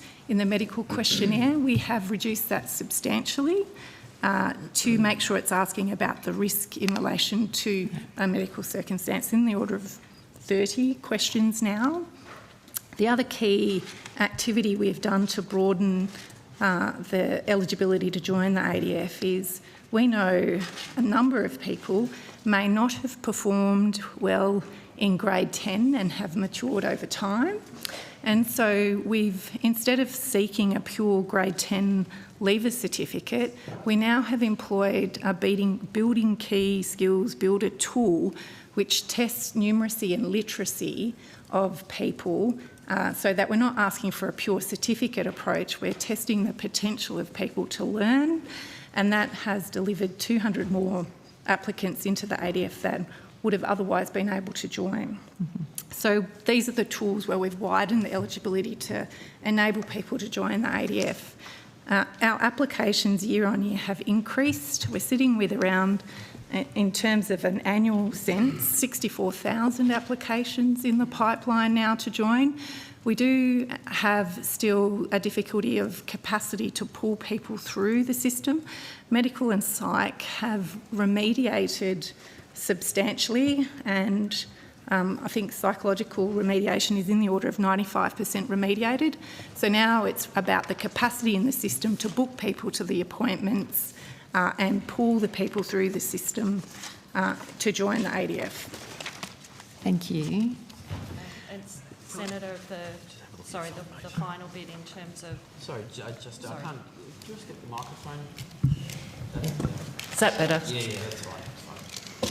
So where we were also explaining in terms of the other key area of focus, obviously, is addressing through the increasing the length of service. That is one of the fundamental aims of the 24 Workforce Plan, increase the length of service. So in addition to some of the things that I've just touched on, it is getting continuation of service, hence the 2 continuation bonuses that were announced through the Workforce Plan. So we talk about retention, but it really is addressing those junior and middle ranks to ensure, from a capability point of view, that we are pulling people through.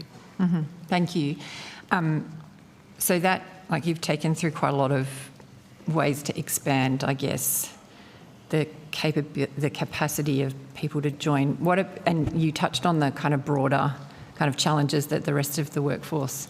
So what kinds of things, you talked about skills, I think, but also things like the unemployment rate, a challenge as well, or, you know, the other broader economic factors? Yes, that's correct. With the unemployment rate so low, it is a competitive market to operate in.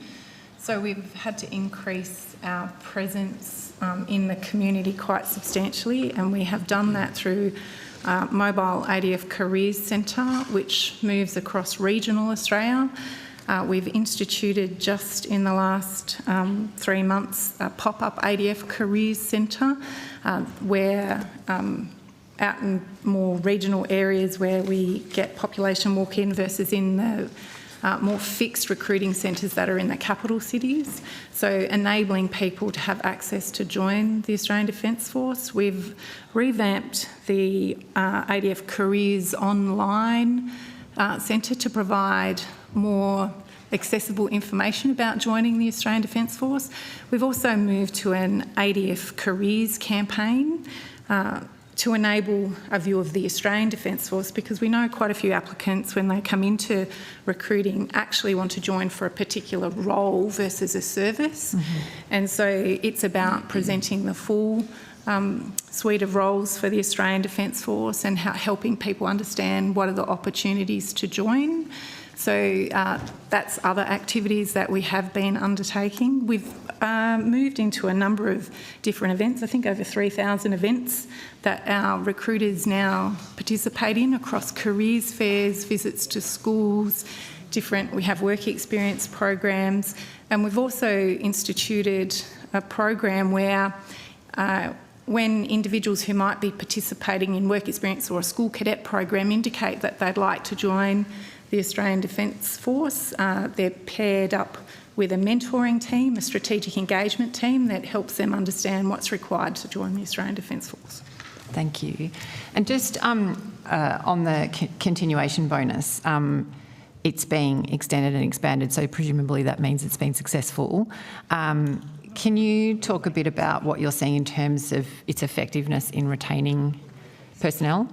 I'll just defer to my colleague, Head Military People, to talk through the continuation bonus, what we've seen from the pilot and then the expansion.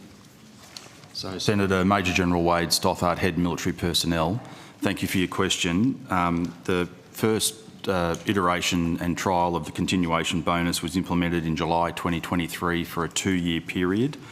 The initiative was aimed to retain personnel at the first pivotal decision point in their career. Most will serve with a requirement for 4 years of service. And this was aimed, and we lose, there's a number of people that will make a decision at that 4-year mark to discontinue full-time service. They may move to part-time service, but they discontinue their full-time service. And this was a lever looked at that very first point of the majority of people who are facing a decision point about what they do next. The pilot offered eligible people a $50,000 bonus in return for additional 3 years of service, and that would see a total of 7 years of service completed by most of the people who took up this bonus. As at 1st of October this year, 3,725 people, or 78% of the personnel offered the bonus, have accepted the offer under the pilot program and have been retained for a further 3 years. We have assessed with quarterly reports and internal reviews that this has positively influenced separation behaviours by retaining 1,500 people who were either undecided or who had actually intended to transition, or who had actually submitted their application to transition, and they have been retained. So that breakdown was about 1,200 people indicated they were undecided, and about 280 intended to transition, and we've retained those people with this bonus. Importantly, the bonus is not just about the cash payment.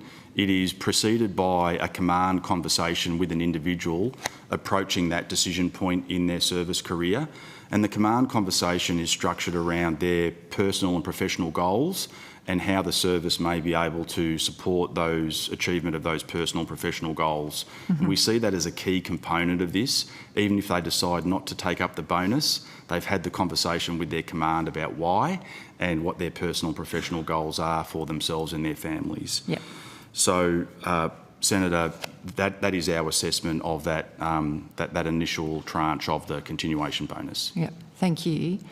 And just on the updated targets, I think you did in your opening statement, total workforce about 59,000, 66% of the target. What are the updated targets that you've arrived at for how many people you're going to need? And, you know, what's driven your analysis in how, you know, what you've come up with? So we'll still require around 9,000 personnel to enter the Australian Defence Force each year to achieve the 69,000 numbers in the workforce plan by the early 2030s.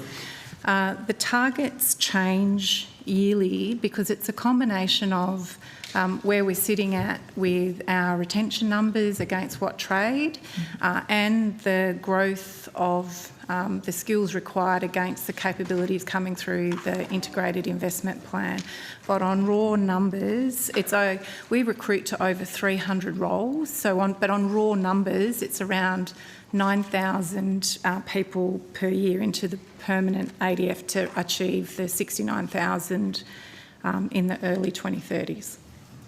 Senator, I might just add, so we have re-baselined to where we are with the force at the moment, which is less than we had preferred to be, but we have now a better sense of what our potential growth profile is. So we've re-baselined to the number of people that is in the ADF. We've remodelled what we think is an achievable uplift given the current state, as we were saying, of the economy and where employment rates sit. We have matched with it the introduction of new capabilities to align that growth in the specialist areas that are required with the capability plan that we have for the next 10 years. And that's a reflection of the workforce profile that we have arrived at. And what were your previous targets and when were they set in terms of workforce inflows? So the full workforce, budgeted workforce requirement that we have now for the Australian Defence Force for 24-25 is 58,850. The previous guidance, which adjusted through the PAE's process, but the initial guidance was 63,597. So that reduced by 4,747 into the new budgeted workforce requirement. That builds over time to achieve the 69,000. That will be reviewed in line with the IAP every 2 years. So I think to answer your question, about 2020 was when we had last modelled the workforce growth. Of course, that was early in the pandemic period. We had quite a different separation rate and people joining at that period. So the previous numbers are a reflection of the plan that existed from 2020. And were they ever achieved, those targets? No. We did quite well through COVID, but once the COVID pandemic changed and employment opportunities picked up, our recruitment numbers and the people who had remained or we had helped remain in the Defence Force to get through employment in the pandemic period, post the pandemic period was where we saw a considerable separation and a reduction in our ability to recruit people. So just for clarity, Senator, when we came to government, the size of the permanent ADF was actually decreasing. And so we have taken the necessary steps since coming to government, culminating in the plan that was released in the last week, to actually have a realistic benchmark for what can be achieved and to put in place the actual policy arrangements and program arrangements within the ADF and Defence more generally that will allow us to actually grow in the way that we require. Okay, thank you very much. I think I'm done, Chair. Oh, you done? Oh, excellent. Thanks, mate. That's very efficient. Good on you. Now, I'm going to hand the call over to Senator Shoebridge. Oh, thanks so much, Chair. Sorry. Could I just go back to the satellites? So this is like a sort of micro US subs disaster, isn't it? If I got the time frame right, the decision is made to acquire the satellites in 2021. Is that when it starts, Secretary? Is when the first decision's made?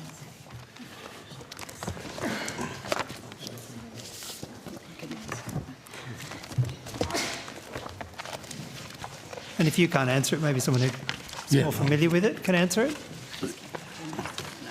Lieutenant General. So, Senator, the government first pass approval was in June 2020. Okay, so June 2020. Defence went to tender for a Defence-owned and operated geostationary Earth orbit satellite communication system in April 2021. All right, and then is Lockheed Martin? Yes, Senator Lockheed Martin Australia was announced as the preferred tenderer in April 2023. Mm-hmm. And on the 4th of November, we advised that Defence advised it had decided to cease its current procurement activity with Lockheed Martin for a single orbit geostationary Earth orbit based satellite communication system. So between June 2020, when it was a great idea, and 4 November 2024, it's a terrible idea and should be junked. Is there any reflection on how Defence made such a strategic error in June of 2020? Senator, I wouldn't describe it as a terrible judgment to make a change. I said strategic error. A strategic error. In 2020. It is more that there is a change in circumstances and threat between that time, which afforded us the opportunity to review what we were providing as our capability and what we assessed that we would need going forward sooner. But you confirmed that part of the enhanced space capabilities would be the delivery of sovereign-controlled Australian Defence satellite communications as recently as in the Integrated Investment Program. And you put $9 to $12 billion on the broad project. So is it still the right idea at the time of the Integrated Investment Program? Senator Air Marshal Rob Chipman, Vice Chief of the Defence Force. Yes, but there was a change in language because the Integrated Investment Program uses the term sovereign controlled, which means that we have assured access to space services. So this is redefining sovereign. It went from actually being sovereign to now sovereign controlled, so owned by somebody else, but we may have a contract. As Lieutenant General Coyle said, when we first went to market, we went with a view that it would be sovereign owned and operated. So now to be someone else's, and we may have a contract. It may potentially be. We are yet to go through the process of understanding what future options might look like, but it will be assured satellite services for Australian Defence Force. And any poor small to medium enterprise that was investing in this in Australia, thinking that actually there was still something of substance here, should have, I don't know, read the tea leaves and realised that by going from sovereign owned to sovereign controlled, you're actually cancelling a $7 billion project. That they should have read the tea leaves, should they? No, Senator. Senator, Defence acknowledged the cessation of this procurement activity and the impact that it may have on defence industry here in Australia, particularly for the SMEs, as was described by Mr Deeble. We will remain engaged with industry during the development of our future capability options, and options will exist for defence industry involvement going forward. It's preemptive to determine just how much and to whom at this point in time. But you knew something was on when you put the Integrated Investment Program out, because you changed the language. You must have known this was likely to be cancelled. You just told nobody that Australian companies continue to invest, put their money and resources on the assumption that there was still something of substance here. You must have known something was happening when you put out the Integrated Investment Program. Otherwise, why, as Air Marshal Roberts says, why change the language? Senator, I think the approach to every capability decision that Defence makes or proposes to the government is to go through the threat, go through the capability that exists on the market and prepare wholesome advice for the government that addresses all those components. And well, in this I hope case, all the advice is wholesome, but is it accurate and timely? Senator, if I may, I think the development that we have seen in the space sector in the last 4 years has been extraordinary. It would be irresponsible for us to observe that development in the space sector, to observe changes in the threat environment, to observe changes in the technology that's available to deliver space services and not respond to that. But again, we see this repeated abuse of the term sovereign in documents produced by Defence. The definition of a sovereign defence entity in Australia is now something with an ABN. The definition of a sovereign satellite communication is something owned by the United States or somebody that we have a contract with. This won't be a sovereign asset, will it? You're moving towards either further investment in US satellite technology or some other third party. That's the likely outcome, isn't it? Senator, that's to be determined. We will learn more in 2025 when General Coyle has an opportunity to test the market. All right. So a program that began in June 2020 has cost, is it $90 million? Is that right? $90 million, and has so far got 0 satellites. Will be re-scoped over the next year to start again in 2025. That's right. You're going to restart the planning in 2025. So we'll be 5 years down the track, $90 million in the hole. We've got no satellites, no additional capacity. And so what's going to happen in 2025? Senator, the delivery of that satellite system under the current RFT would not have delivered until the early 2030s. We were not going to have a satellite in the short term. We will work with our allies, partners and industry next year and to provide options to government for their consideration for an accelerated pathway to achieve the same timeline, if not earlier. So we'll have options. So by 2025, after 5 years of work, $90 million of sunk costs, sometime next year we'll have options for an accelerated pathway. Will options for an accelerated pathway keep us safe? Senator, we currently have systems in place that provide us the satellite communications capability that the ADF utilises and requires today. This will ensure that we have options for the future after that timeframe. Don't get me wrong, I'm all for cancelling $7 billion contracts with Lockheed Martin. They're an international rent-seeking corporation that keeps stealing taxpayers' money. What I'm troubled with is the endless churn producing optimal pathways, revised reviews, endless contractor monies, and $90 million being spent on getting nothing. No one's safer when you collectively spend $90 million to get us nothing, and your plan is next year to have a revised series of optimal potential pathways. That doesn't make us any safer, does it, Lieutenant General?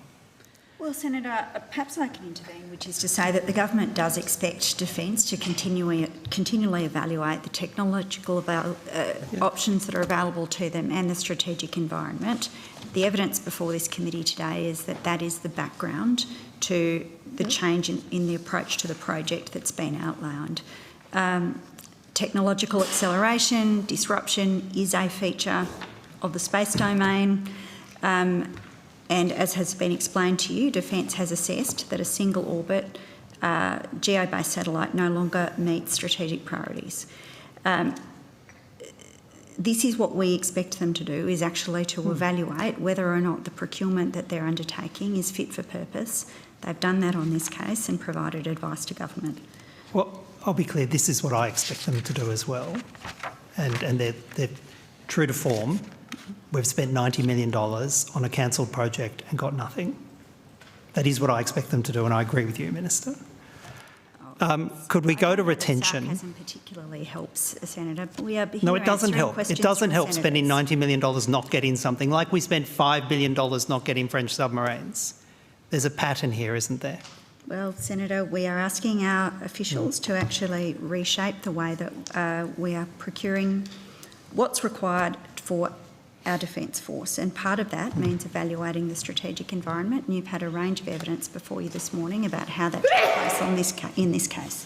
Mm-hmm. Sorry about that. Can we go to workforce? At the end of 22-23, the estimated workforce in the ADF, the permanent workforce, was 58,473.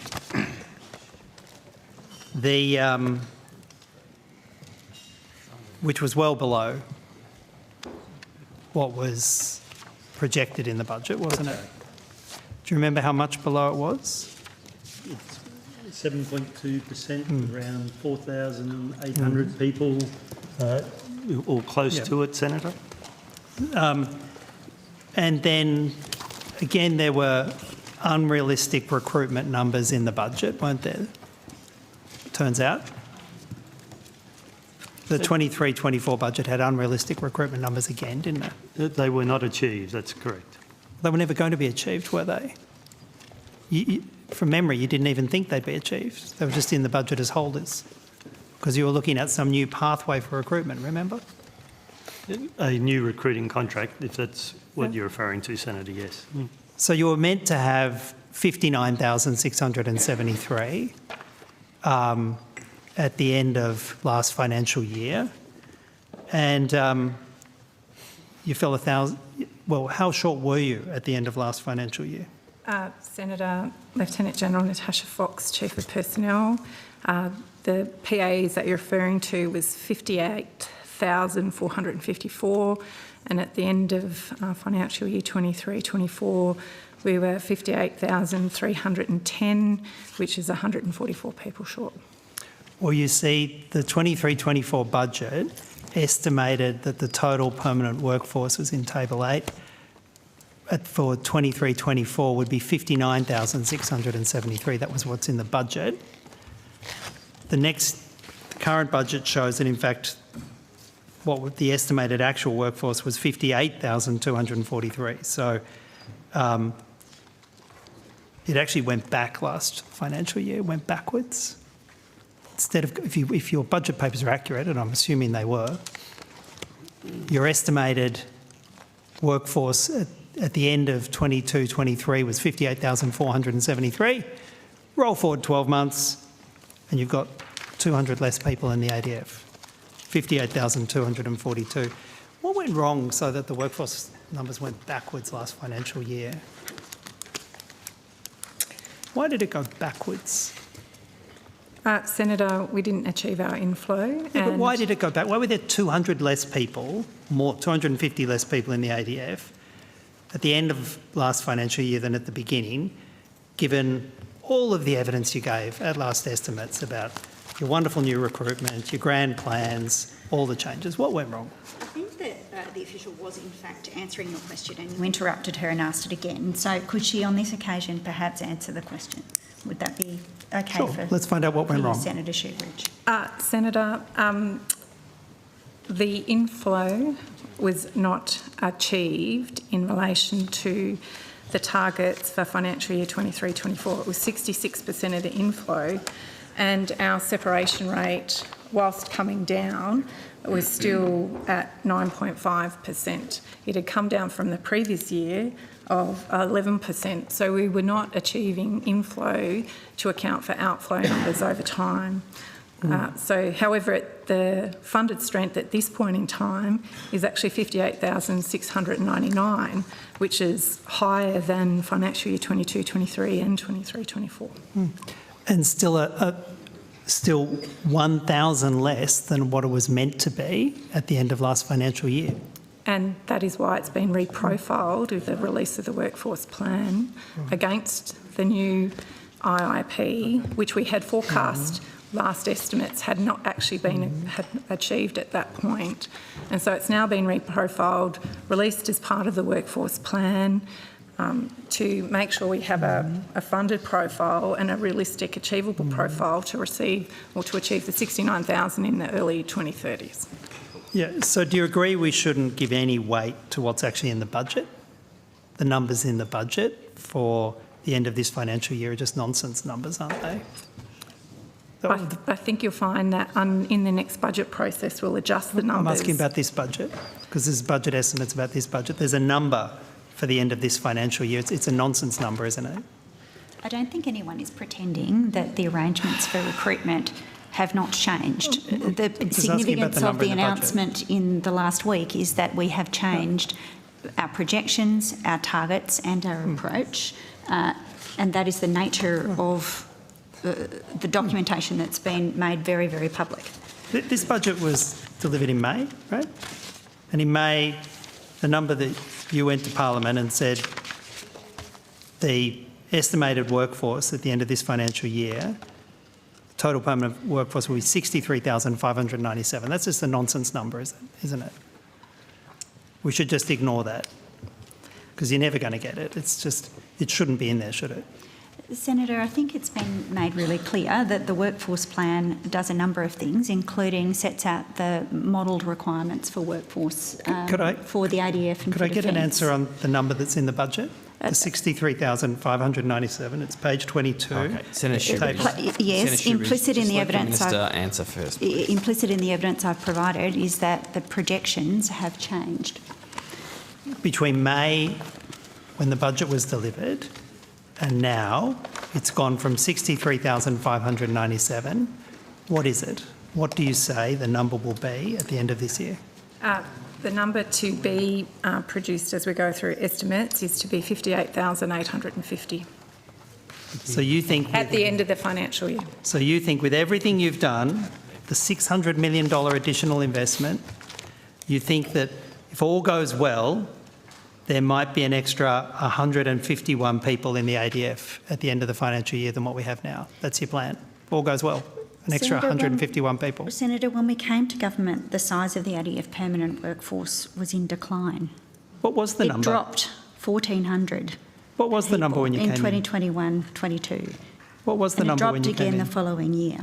So, Senator, I think I've been very clear with you and officials have been very clear with you that a significant amount of work has been done to deal with this. We came to government with a very significant problem and faced a very significant problem, and over the last 2.5 years have done significant work to start to turn it around, and that is not going to happen quickly.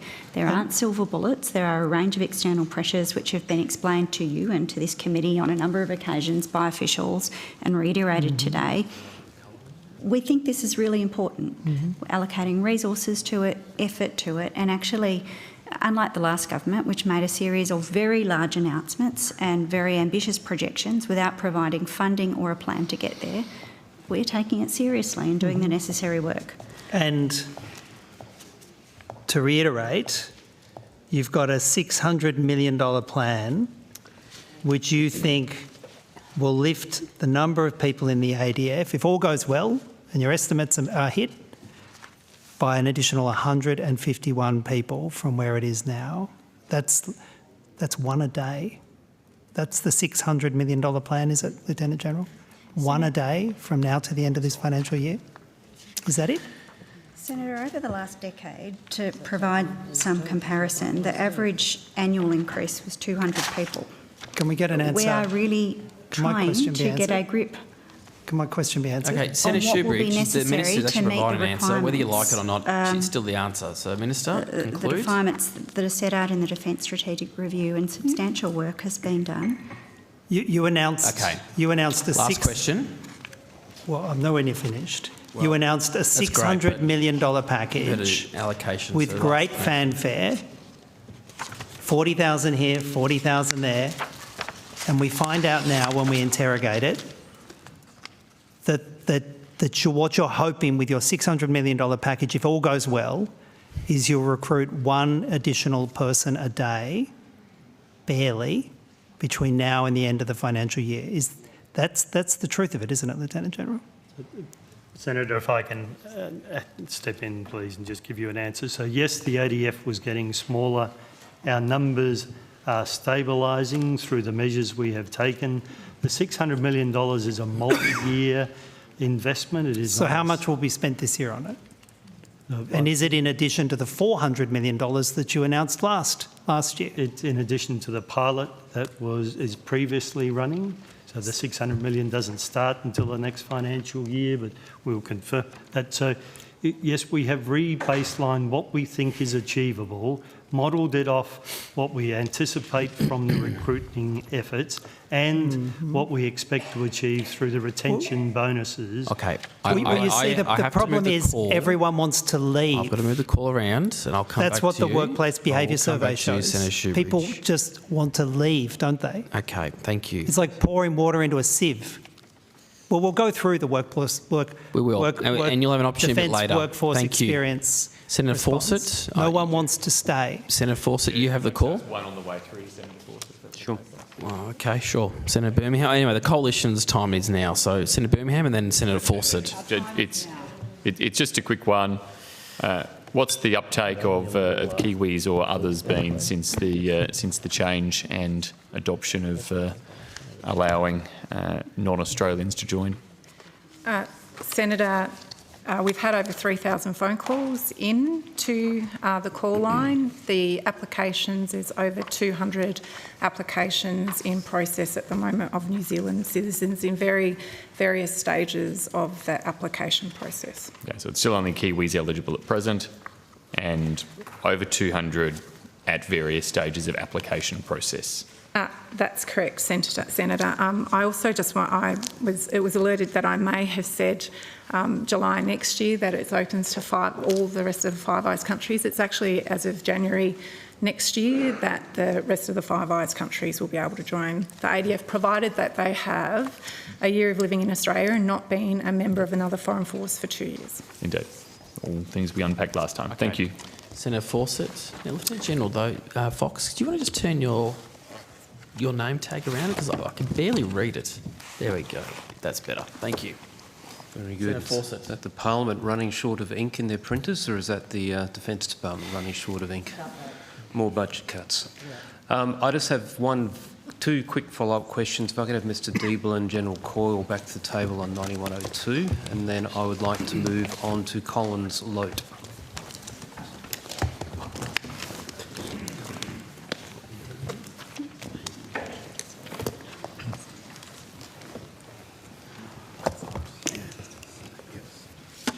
Yeah. Senator Fawcett, Mr Deeble's just been called away for a short period, but he'll return as soon as he can, but it may not be for a few minutes. Sure, that's fine. So, General Call, just wanted to follow up on a piece of evidence you gave in our last bracket, where, in fact, I think it was Senator Birmingham's bracket, but where you said that you would be looking to engage with allies and other partners in terms of what capacity is available to assure the continuation of capability. Can I make the assumption that before you came to Gate 0, Gate 1, cab subs, putting forward a multi-billion-dollar project, that you had already explored that option, or your predecessors had already explored that option, and deemed that it was not viable, hence asking the taxpayer to fund a multi-billion-dollar project? Senator, Lieutenant General Susan Coyle, Chief of Joint Capabilities. When we originally went pre-Gate 0, a lot of the technology and capabilities, particularly at other orbital areas, was not mature or even at a level that we would have considered appropriate for consideration. Since that time, however, though, with the technological advancements that have occurred and what we're seeing play out around the world in other theatres, it is obvious to us that a multi-orbital system would provide us greater resilience, and the technology is now more advanced for some of those capabilities. Sure. But given the mature capability you're after is still multi-orbital, so you're still going to be looking for GEO, possibly MEO and LEO. Yes, Senator. And given that the US still considers the kind of class, if you like, of GEO satellite that we were going to be in contract with Lockheed Martin for is an essential part of that system, is it your evidence to the committee that Defence genuinely think you will get a GEO satellite as part of that multi-orbital system more cheaply, more quickly, than if you had continued with this contract, which was intending to become a multiple orbital solution in another phase, particularly given that every SME, every prime is now going to be gun shy, as was reflected to me at AUSA and GetAUSA in the States just recently, where people said there is now a perception of significant sovereign risk in Australia, and that people need to actually price in the fact that they, like Lockheed Martin, are now probably out of pockets to tens, hundreds of millions. I don't know how much they would have spent on this. Is it genuinely your evidence to the committee that Defence thinks you will get a system of GEO down to LEO quicker and cheaper, having stopped this process, than continuing with this process and seeing it through to what was meant to be still a multi-orbital solution? Senator, it is our assessment that this new approach will generate greater survivability through the delivery of capabilities across multi-orbital to include GEO. And cost and time? It's preemptive to speculate on the timeframes at this point, Senator. Okay, thank you. So, Secretary, perhaps the question for you in Mr Deeble's absence is strategically, given the feedback that industry is now willingly giving at things like AUSA, where I noticed there was no government representation in terms of ministerial representation, they are concerned about sovereign risk. These sorts of outcomes will increase the price of capabilities that Australia has to pay for, because industry will factor that in to their future bids. Are those things taken into consideration before these kinds of decisions are taken?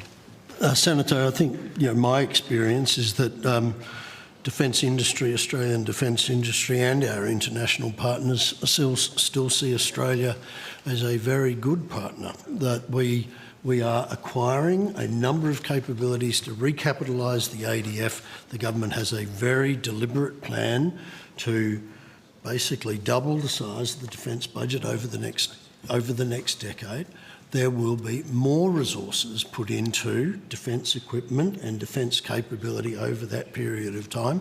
I think our international partners are looking forward to working with us on what is a very ambitious capability plan. Yes. Senator, I might just add very briefly, yes, we are conscious of those risks, but I would just reinforce this was a pre-gate 2. We had not got to a point of procurement. So I think those risks are different in the case where we have a procurement activity that has been agreed by government. That was not the case with this project. Sure. Okay, can I move on to Lote, please?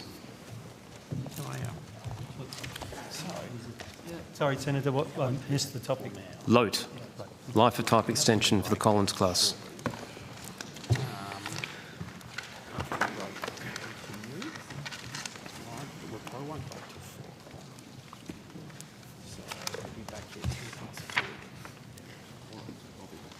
Admiral Hammond, welcome.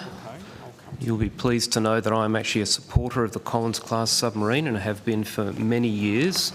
I notice in page 78 of the annual report a statement that in June this year the first life of type extension of Farncombe was announced to commence in 2026, and highlights there that the Lote program will ensure the availability of Collins through the transition without compromising on safety and I assume capability as well.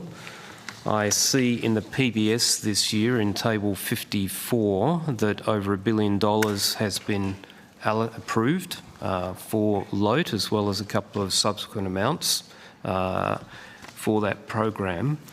But my question goes to the oversight of the program, and particularly the Valdez report. An FOI has identified that there are 2 documents that match the definition or the criteria of being an interim or final report for the Lote assurance activity by Valdez, but the FOI authorities did not deem to provide either of those. But the second criteria was, is there any final or draft of a government response to that activity? Can you inform the committee what the status is of the Valdez report and any government response to that? Because this is a critical program. It's over $1 billion of taxpayers' money. If there is an assurance process underway, there should be some degree of feedback or transparency at an appropriate level of detail as to where that's up to. Okay, Senator Vice Admiral Mark Hammond, Chief of Navy. Firstly, thank you for your support for the Australian Submarine Force. With respect to the Collins Life of Type Extension Valdez report, that was a report commissioned by the government as advice to the government, not by the department. So, as I understand it, is with government for consideration. And has government engaged with Defence to discuss the contents of that report? I'll refer to my learned colleagues in Navy Shipbuilding Sustainment Group, Senator. Senator John Chandler, First Assistant Secretary, Submarines. Yes. Thank you. That's an accurate answer to a very precise question, but the intent of the question clearly is government giving any direction to Defence as to whether they wish to see Farncombe continue as currently budgeted for in 2026, or is that program going to be rescoped yet again or cancelled, and how many of the boats are going to go through that program? Senator, there's a few parts to your question, so I'll try and get them all. Basically, the plan of record for the life extension of the Collins class is all 6 Collins class submarines for a full 10-year operating cycle preceded by a full cycle docking. In terms of government direction in that regard, and there was an announcement on this which was issued by Minister Conroy on the 5th of June that include government approval for the initial implementation of the life of type extension that will commence with HMAS Farncombe. That approval relates to the way we contract our arrangements with ASC, which is over 4-year periods, and that 4-year period includes the period where the Farncombe life of type extension will commence, and that's the period that we're in now. So that is part of the question, but the other part of the question is, did the Valdez report inform any direction by government to Defence as to changes that may be beneficial in how the program is run or oversight, given that this was an assurance function that the government commissioned to satisfy themselves that everything Defence was doing, and ASC and other stakeholders in the system, was the optimum pathway. There we go, we use that term again. I'm interested to understand whether this has been something that's just gathering dust on the shelf, or is it adding value to a critical program for Australia's defence capability? The independent assurance activity was commissioned by the Minister, so ultimately they would be best placed to determine whether it added value. But in terms of a change to direction, I don't think so. I think it affirmed the direction, and the way that you can see that is in that media release that I mentioned, Senator, where Minister Conroy announced the initial LOTE implementation, and in that media release is a combination of reference to direct defence advice and independent assurance. I acknowledge that it's not specific about the source of the independent assurance. I just believe that that independent assurance report was part of the independent assurance. Sure. I'll cede to Senator Birmingham in just a sec, but my point is independent reviews, such as the Coles review, transformed Collins and the Collins enterprise from being something that was barely capable into world's best, in fact probably exceeding the benchmark for world's best practice in terms of availability and capability, because the government took it on board and implemented it and used it to direct actions by Defence. What is not clear at the moment is whether there has been any consideration of this work that's commissioned, I assume at a cost to the taxpayer, and whether it is informing government to provide appropriate direction to Defence in terms of Collins. And your answer has not given me any assurance that it's not just sitting on a shelf gathering dust. So, Minister, perhaps can you answer on behalf of the Minister whether the Valdez report has actually been scrutinised by government and is informing their engagement with Defence on this capability? Well, Senator, a couple of points. As I think the committee has been informed previously, the Valdez report is a classified report. There are limitations on what we can discuss in this forum about its contents. As officials have said to you, it's a report to government, and I will confirm this. If I'm wrong, I'll correct it, but my understanding is that it is before the ministers. Before the ministers can mean a multitude of things. So is it in his in-tray, waiting for him to work his way down to it? Has he read it and we're waiting for a response? Where is that up to? I don't need to know the content. I'm interested to know if it's being used. Senator, I am myself not the minister. I represent the minister, but I understand that he has received the report. As I've indicated, it is classified, and the government will make any response that they consider appropriate at the time that they assess is appropriate. Can you take on notice then, Minister, whether he has actually read the report? I can take that on notice. Thank you. Senator Birmingham. Thanks, Senator Forsyth. I just wanted to jump in there around the status of the Valdez report and this description of it as a report to government. Who commissioned the Valdez report, and who has contracted Gloria Valdez to deliver that report?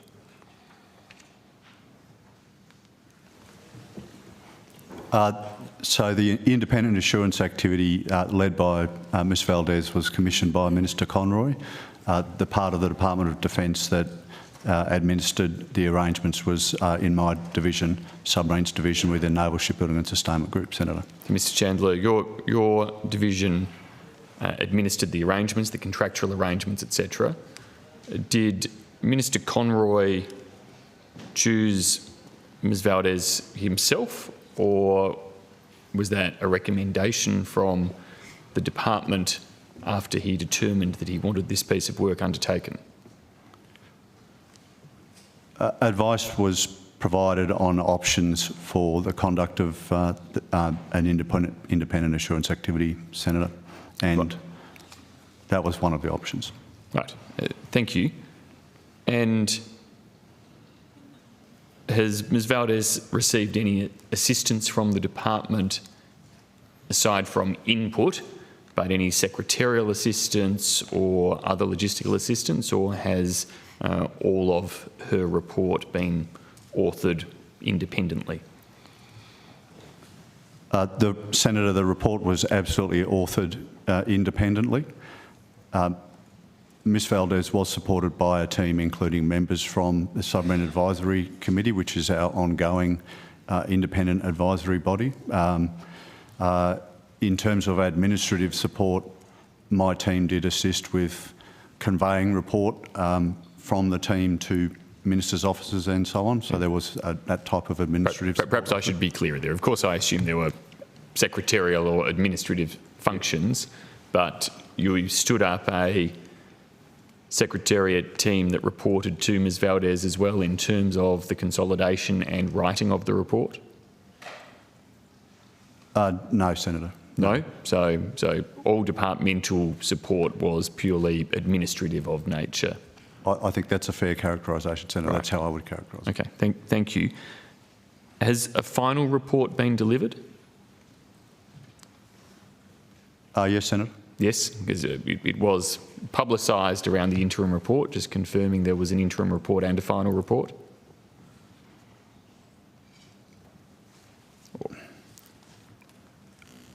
I'm not sure I can comment on that distinction, Senator. There was some media speculation that in the timing didn't relate to what I could see in terms of either an interim or a final report. Right. So, right. When was the final report delivered then?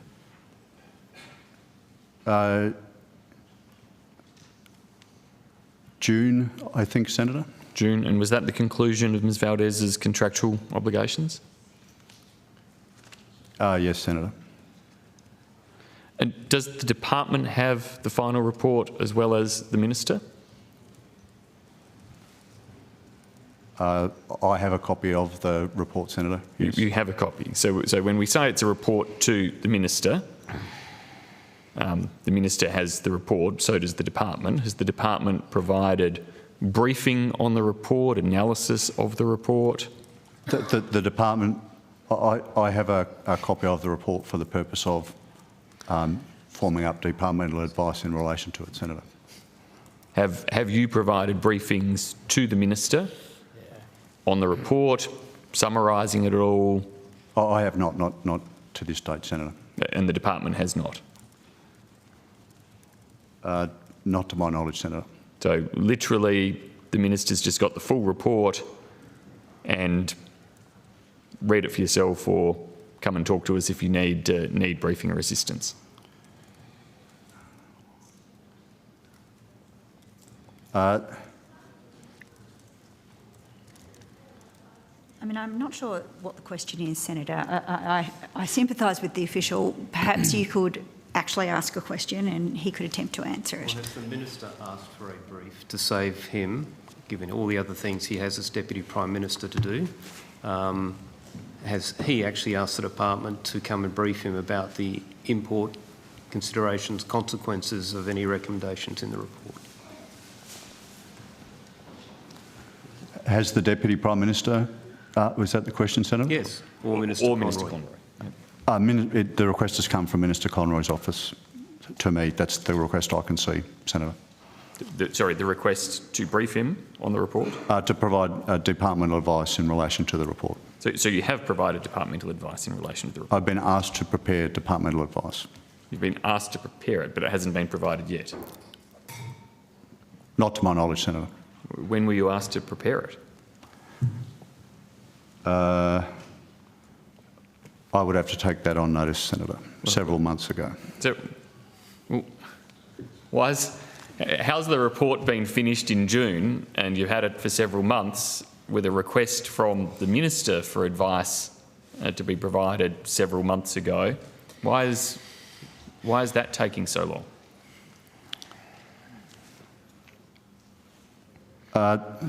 Senator, the report considers the broad range across the Collins capability. It's quite a complex report. It's got a lot of considerations to it. It requires a fair degree of consultation across different parts of the department. It's just a complex thing to consider and respond to. Does the DPM have a copy of the report as well? I don't know, Senator. The report was commissioned by by Minister Conroy. Sorry. Jesus. Okay. So, does Amber Hammond, as the capability manager, have you sought a brief on the content of the Valdez report to get an idea of changes to the whole submarine enterprise that could make it more capable, sustainable, available, all the things that you as the race, train, sustain responsible officer are interested in? Senator, I was engaged by Ms Valdez during the process. I have seen the interim report and the final report. I think behind your question is an assumption that the report is of a similar scale, magnitude and intent as the Coles report, as opposed to the intent of the Valdez report was an assurance check on current plans for life of type extension, feasibility and implementation risks, etc., to provide the Minister with an expert view independent of the department. The response to the Valdez report in that context boils down to a gap analysis between what we're doing and what that expert opinion proffers might reduce risk. Without going into any of the classified detail, I'd submit that the gap between what we are doing and the progress we have made and the mitigations, etc., is largely positive. So I'd hate to cause tension between the operational world and the sustainment world, but on my right of ARC, I have, it's not as complex as Coles, it's quite a thin document, it's just a bit of a gap analysis. On my left of ARC, I have, this is a complex document which requires great consultation, it's going to require months. It's got multiple... Secretary, you're kind of in the middle there. Should I be coming to you for an answer as to where the complexity of this report really stands, and is it of import to this $1 billion that the PBS has highlighted the taxpayer is paying for LOTE, or do we just take CN's word for it that the gap is small and we should just press on? Senator, I don't think that's exactly how CN characterised that. These issues are complicated. The report was provided to Minister Conroy. Mr Chandler's looking at a detailed response to that. I think that answer is pretty clear. The CN's expert view about the submarine capability will obviously form part of the department's advice to the minister in response to the report. Could I also say that both Minister Conroy and Minister Miles consult with Mr McDowell and Mr Chandler and also the CN on submarine issues very regularly. So these issues are not sitting in abeyance waiting for somebody to provide a formal report in response to Ms Valdez's work. I think Ms Valdez did excellent work, but our officials, and particularly the Chief of Navy and Deputy Secretary McDowell and his team, are constantly engaging with our Minister on the range of submarine issues, including loads, maintenance, issues, the state of the boats, what the boats need to be doing to meet the CDF's preparedness directive and to be available to support government missions. So that this is a constant engagement that we have with our ministers. A very diplomatic response, Secretary. Are you perhaps looking for a job with Senator Birmingham next year after the election? But anyway, do you have further questions? Yeah. Minister, and then we'll go to our afternoon break. Simply Minister? to add to that evidence, which is that officials have confirmed to you that a copy was provided, the report was provided to Minister Conroy in June. It was also provided to Minister Miles in June. Well, I am mindful we do need to go to a break, so we'll break for 10 minutes. We'll come back, and then I'll be obviously giving the call around, but we'll break now for 10 minutes. Thank you, everyone.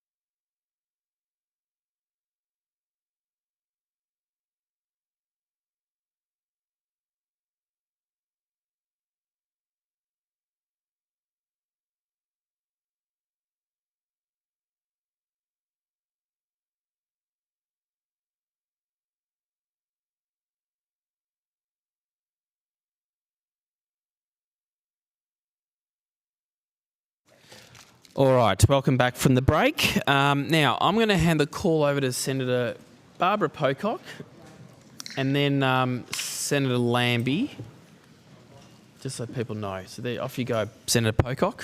Thank you, Chair, and thanks everyone for being here. I wanted to ask about the Australian Government Security Vetting Agency, also known as AUSPA, if I've got that right.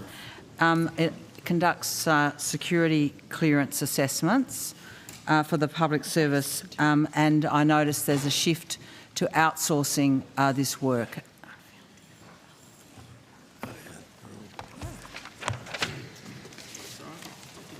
Thank you, Chair.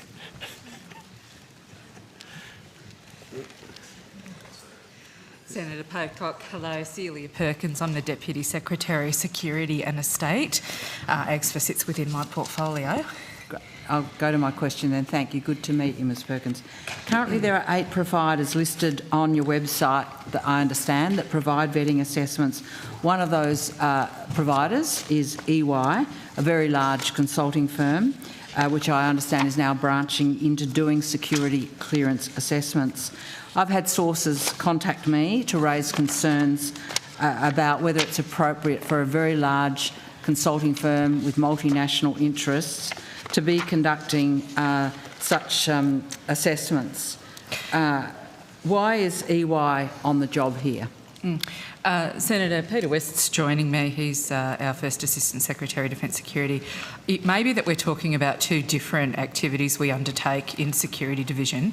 The Australian Government Security Vetting Service has for many years, as well as a large in-house vetting staff, employed a panel of vetting providers. I'll just wait for Mr West to get some details on the current providers. We re-tendered that contract earlier this year. We also have had contractual arrangements in our Defence Industry Security Program to assist in the assessment of company industry security applications to be accredited to work with us at a classified level in defence. So I'm interested in why EY and what concerns there may be about EY, a large multinational, doing this work. I don't need a list of all of them. My time is very short. Certainly. Look, I don't have with me the panel lists for both of those programs I just described. I apologise for that. We could take that on notice for you.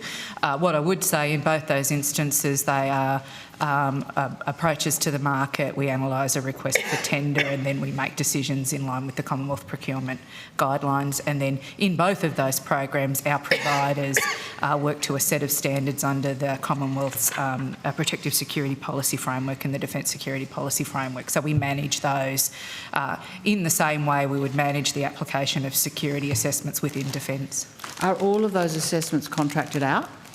No, Senator, not at all.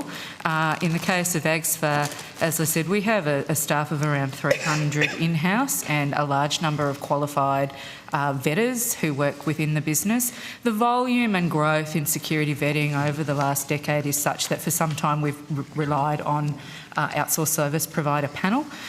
In the last year, we did over 83,000 security clearances through AUSPA, and the growth in FTE in the Commonwealth hasn't kept pace with the growth. So, as I said, we've managed a panel arrangement for some years. But there is a new government policy here, new principles. Yes. Security vetting, I would assume, is core work. The definition of under the new program, the Strategic Commissioning Framework, is for core work to be brought in-house.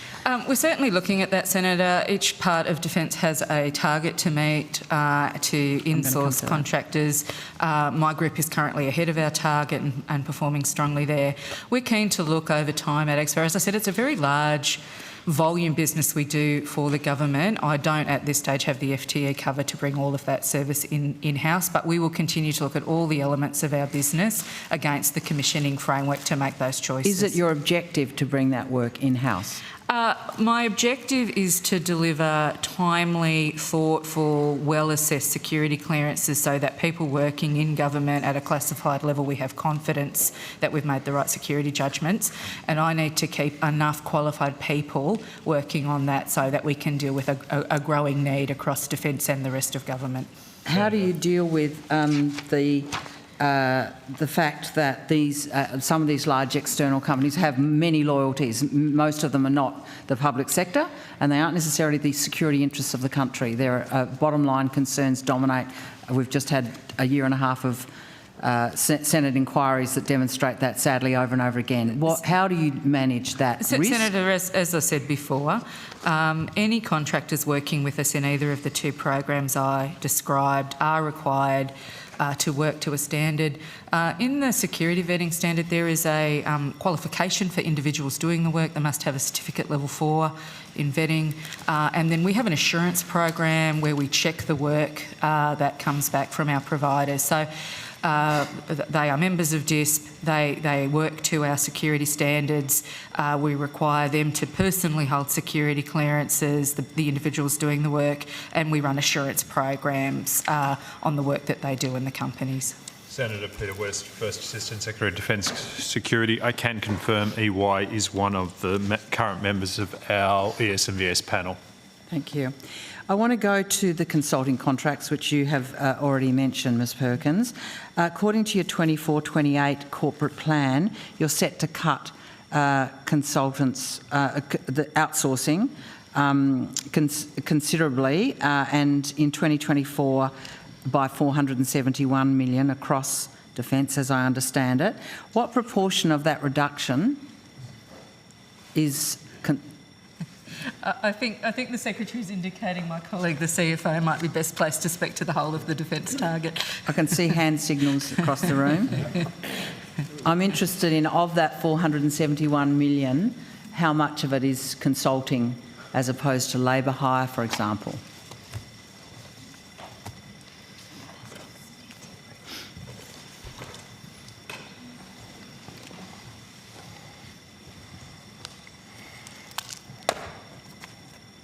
Senator Stephen Groves.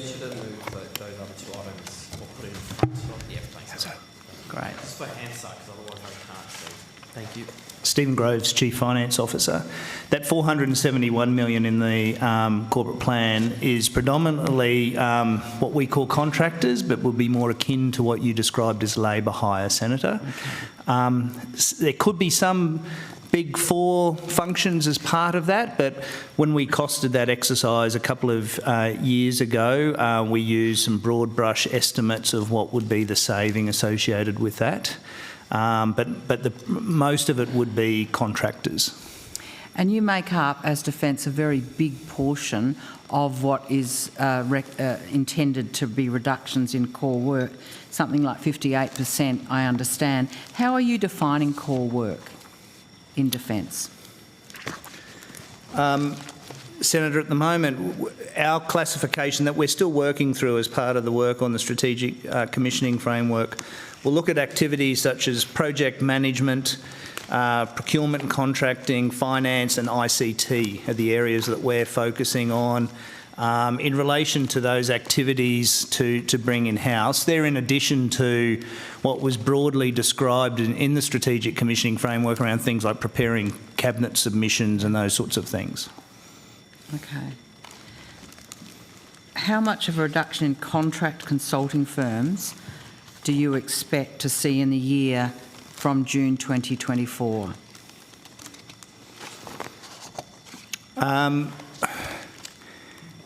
We have seen a reduction, particularly around Big Four, Big Five, if we include Accenture, over the last few years. Certainly our expenditure on contractors, as part of the work of the strategic commissioning framework, one of our commitments was that we would reduce our contractor numbers by 2,000 by the end of this calendar year. We're on track for that. Our last census that we did around our external workforce identified a reduction of around 948. That was to March of this year. Since then, based on returns that we've received from groups and services, that's now up at 1,700, roughly. But we would reconfirm that when we do our next external workforce census in March of next year. So most of this is labour hire, is it, of that Yes, contractors, yes. And it looks like on those numbers you'll hit your 2,000, you think, this financial year? We're tracking well, Senator. Thank you. I'm actually interested in that. Thank you. That's useful, and that's incredible. That's good progress, and good to hear. But I wanted to know about the consulting, particularly. Under what circumstances is it now appropriate to contract a consulting firm as opposed to a labour hire contract? We're still applying the standard rules that we probably always have around consulting firms, in that we are looking for specialist skills for short-term work. If we were to classify them as consultants, our definitions internally would require sort of independent advice being provided, normally with a report, would mean that we would classify them as consultants internally. We are a very broad, complex organisation that requires, and I expect that we will continue to require specialist expertise for discrete pieces of work. Mm-hmm. Thank you. You have a newly established internal consulting practice in defence, I understand, and at last estimate you had commenced design and planning of that capability. Given that the pilot was expected to be operational next year, can you just fill me in on what progress is being made on that? Senator, thank you for the question. We have Australian Defence Consulting is growing. We have recruited, we started our recruitment program. So our plan was for around 15 FTE in defence consulting for this year, growing to 30 next financial year. We've started that recruitment around sort of specialists, leaders at sort of the EL2 level, at the public sector level.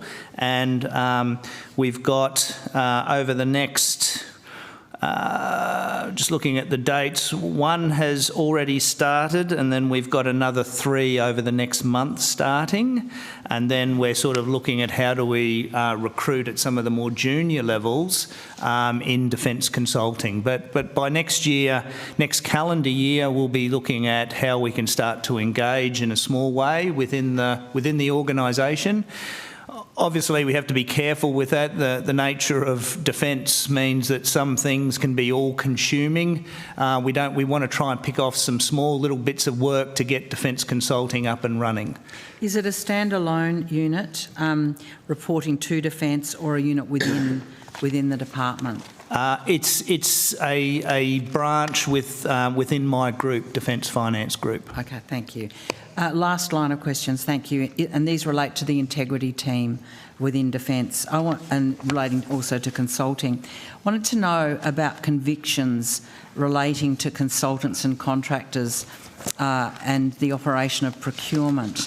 When things go wrong, of course, we know there need to be clear signals to others that their behaviours are unacceptable. How many convictions have been pursued in Defence regarding conflicts of interest or related similar issues by a contractor or a consultant, say, in the last year? Senator Matt Yiannopoulos, Associate Secretary. I'm not aware of any convictions. We'll take it on notice to be absolutely Thank sure. you. Any charges? Senator Ben Wright, First Assistant Secretary, Defence Integrity. There are some charges, but again, I'd have to take it on notice to get the fidelity that you're asking for. Thank you. If you could give me on notice any convictions or charges over, say, a 3-year period, that would be very helpful. Have you had any, to your knowledge, charges in relation to the unauthorised disclosure of information? Senator, we have had criminal convictions around individuals accessing information when they shouldn't be. But again, I can take on notice the exact number and the details, noting that if they are convicted criminally, it is on the public record, so I can get that on notice as well. And they are named, their names are on the public record? Yes. Can I ask, and this is a hard question to ask you in front of your masters, but do you have the resources to do the job that's needed in an area of government administration that makes up a very big share of the contracting and consulting across the public sector? Senator, it's not just my team that works in this area. So it is a broader government approach as well, with things like the National Anti-Corruption Commission. Yep. We work closely with state and territory law enforcement agencies, so AFP, state police. So within that, we obviously have to prioritise what we can and can't look at. But this is sort of, I suppose, we look at the extreme end or the criminal end. But there is also the internal sort of administrative process as well, so that if someone, for example, a good example might be around things like credit card fraud. Depending on the extent, it might not be in the interest to criminally prosecute, so we'll refer it internally to the various administrative areas to take administrative action against the individual should that allegation be proven correct. Last question. Perhaps I can ask this just a different way. Do you have a long queue, a backlog of issues that you need to be investigating? Senator, I wouldn't say we've got a backlog, but we definitely do get a number of referrals or allegations made in relation to fraud and corruption matters, and we triage them as they come through, but it's definitely not an area that I wish I had less business, I'll put it that way. Okay. Thank you, and thanks, Chair. Thanks for your answers. That's right. Thanks, Senator Pocock. Now, Senator Lambie, you've got the call. Thank you. I'm assuming, stay there if you like, because I'm assuming you do security. What happens, I just want to know, I want to speak to the people that when people report a security breach, is that you? Yes. Great. Okay. So I've been hearing rumours that some people have reported a security breach or potential for security breach have been suffering from repercussions. Is this correct? That's the first thing I want to know. Because apparently it's an expectation or requirement that people who hold a security clearance, irrespective if they're in one of the services, the Department of Defence or a commercial business supplying or working for Defence, will report security breach. Is that correct? Senator Celia Perkins, it is a requirement of any security clearance holder in Defence or outside of Defence, working with Defence, if they experience or observe a security incident, to report it. We make those obligations very clear to people when they are granted their security clearance, when they go through revalidations, and in our annual security training, which is mandatory, so everyone in Defence and our contractors do annual training. So we make that quite a straightforward process. When a security incident is lodged, there's a form people fill out, much in the way Mr Wright just described. We triage and assess that in terms of how it might be responded to. Certainly our policy approach is to encourage reporting to help us identify trends and support better security controls. I'm not aware of any adverse reactions. We're an organisation that really encourages reporting. We talk about it often. If there Here's how many breaches have been reported to you in the last 2 years? Look, we could take that on notice. It's in the thousands, because the things we ask people to report would range from I lost my security access card through to, in the security vetting systems, my personal circumstances changed. So it's thousands and thousands. And then, as I said, we triage those on the basis of sensitivity. With all due respect, I'm not asking about when they lose a security card. I'm asking about the more severe incidents when they are dobbing on Defence, for example, because they're doing a security breach, right? So when it is a critical one, what happens then? They come to you, do they, Ms Perkins? Do you release their name out to that? So why don't you tell me how that works? Because I want to know why there's repercussions going on, because something is very broken in this system. Thank you, Senator. Peter West, First Assistant Secretary of Defence Security. So, as Ms Perkins said, when a security incident is reported, it comes to my division through our security centre. All reports are reviewed. We then make a decision about A, whether there has been a breach, and B, if there has been a security breach, whether it is a serious breach or not. If it's not a serious breach, we attempt to help individuals manage it in the workplace. If it is a serious security breach, it will then be referred to our investigation team. And if our investigation team consider it to be a legal matter, we may then refer it to either the Australian Federal Police or the Australian Security Intelligence Organisation. So if it is a defence member, so do you remove that defence member's name before you take it anywhere to give them clearance, so that name is not floating around all channels? So the name, whether someone's name is included or not, would depend on the nature of the issue. If somebody is doing a really bad security breach and I am wearing uniform and I report that to you, how far does my name go up that chain? It goes to our security investigations people. And who are they? So do they in defence at all? Do they have anything to do with the IDADF? Does the CDF stick his nose in? What explain? They are a team of independent professional investigators who work within my division. It's a team of about a dozen people who are trained investigators who are trained to investigate security incidents in accordance with the government protective security policy framework. So how would defence, at the top of defence, know that these people are doing this? How would they know that? Why is there repercussions going on? Senator Lambie, as I said earlier, I'm unaware of adverse outcomes or repercussions. It's difficult to speak to specifics from the generalisation. I'm sure we'd be keen to have a look at any specific cases offline. I'd just add a point, and it goes to the point Mr Wright made in the previous set of questions. Defence has 4 investigative authorities within the organisation in addition to the Inspector General of the ADF. So it's difficult to help you, I think, with specific cases. If it is a bad scenario, a security scenario, why do you need to have their name on there unless someone needs to talk to them? Why does that name need to continue on the paperwork? Wouldn't you just remove the name? Senator Lambie, again, it's difficult at a general level to speak to specific cases, but I would say this.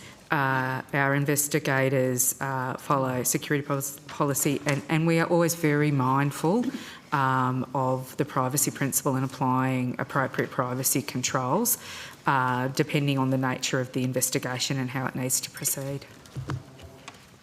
And Senator Lambie, if I might just state I have not and would not interfere with an investigation. It's more so, what I'm getting is the incidents seem to be more in the commercial sector with their employees pushing them to not report. Do you know anything about that?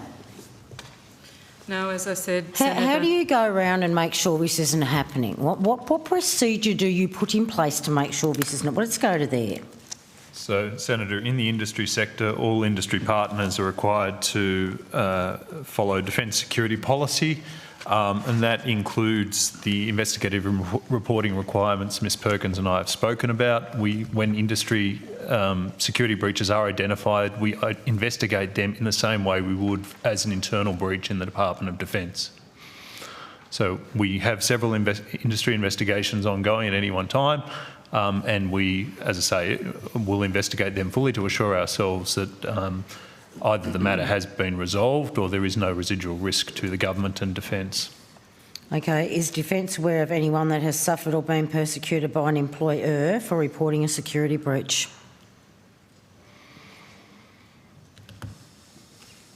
I'm not, Senator Lambie. No, I'm not, Senator. Okay. Because it'd be horrific if these people are too scared because you know they're going to lose their contracts and that, which I think that's what's going on out there. Well, that persecuting someone for reporting a security incident would be a security breach in and of itself, which we would also investigate if we became aware of it. Right, so when they report it to you, there is no connection with Defence. There's no connection from in this side where it goes within the legal system of Defence. That's what I'm asking you. You are solely independent. You are solely doing those investigations by yourself. Apart from the investigations where you need to go, you're using your own people to go in there and investigate and ask the questions, you're not using defence. So Senator, we are a part of defence. It is a group in defence, they're staff in defence, but we rely on their professionalism and their accreditation and the policy and legal supports around how they undertake their work. Any other questions, Senator Lee? Not in that area. Mine's for defence personnel now. All right, cool. Thanks, mate. Thank you. Now, we're going to... Coalition. Senator Fawcett. Sorry, didn't mean to spruik that on you, mate, but you've got the call. That's all right. Happy to be sprung upon. Could I go to Guyo, please?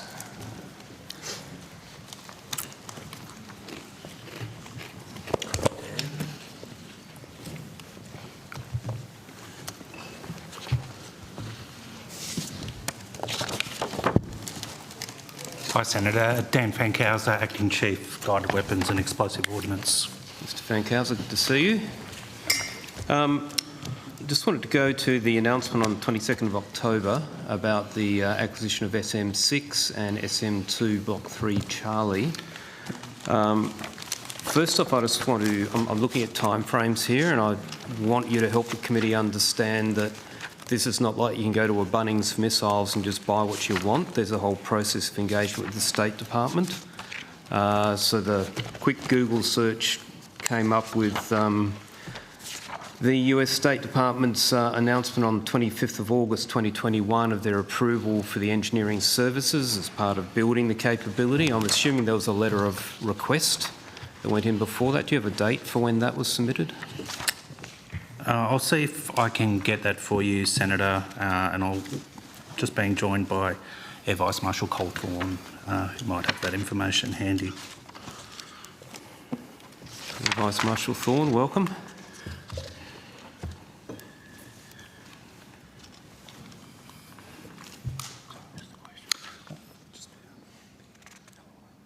I'm looking for the date of the letter of request from Australia to the US for the FMS case for the acquisition of SM6 and SM2 3 Charlie. I'm assuming it would have been early 2021, but I'm hoping you can provide an accurate figure there. I think just while we're getting that for you, Senator, as you mentioned on the 25th of August 2021, there was a major arms sale notification by the Defence Security Cooperation Agency for services related to SM6 Block 1 and Standard Missile Block 3 Charlie, at an estimated cost of $350 million US. A letter of request for the Warstock acquisition would have followed that date, and we'll see if we can get that for you shortly. Sure. And just again to help the committee and the public understand, beyond that, my understanding is that there would have been potentially modifications to Aegis or upgrades to Aegis to enable our vessels to be capable of operating, and then a test program, and I'm assuming that was the firing that occurred in August this year? That's right. So that earlier case that we referenced in 2021 would have been the technical services provided by the United States Navy to be able to assess the feasibility of integrating those weapons into our classes of frigates and destroyers, and also the assistance associated with the recent live firing of the SM6 missile a few months ago. Sure. And so the decision to then actually procure in October would have been contingent on each of those former processes culminating in the test firing, which proved that it was physically capable, that our vessels with the modified Aegis could actually operate the missile.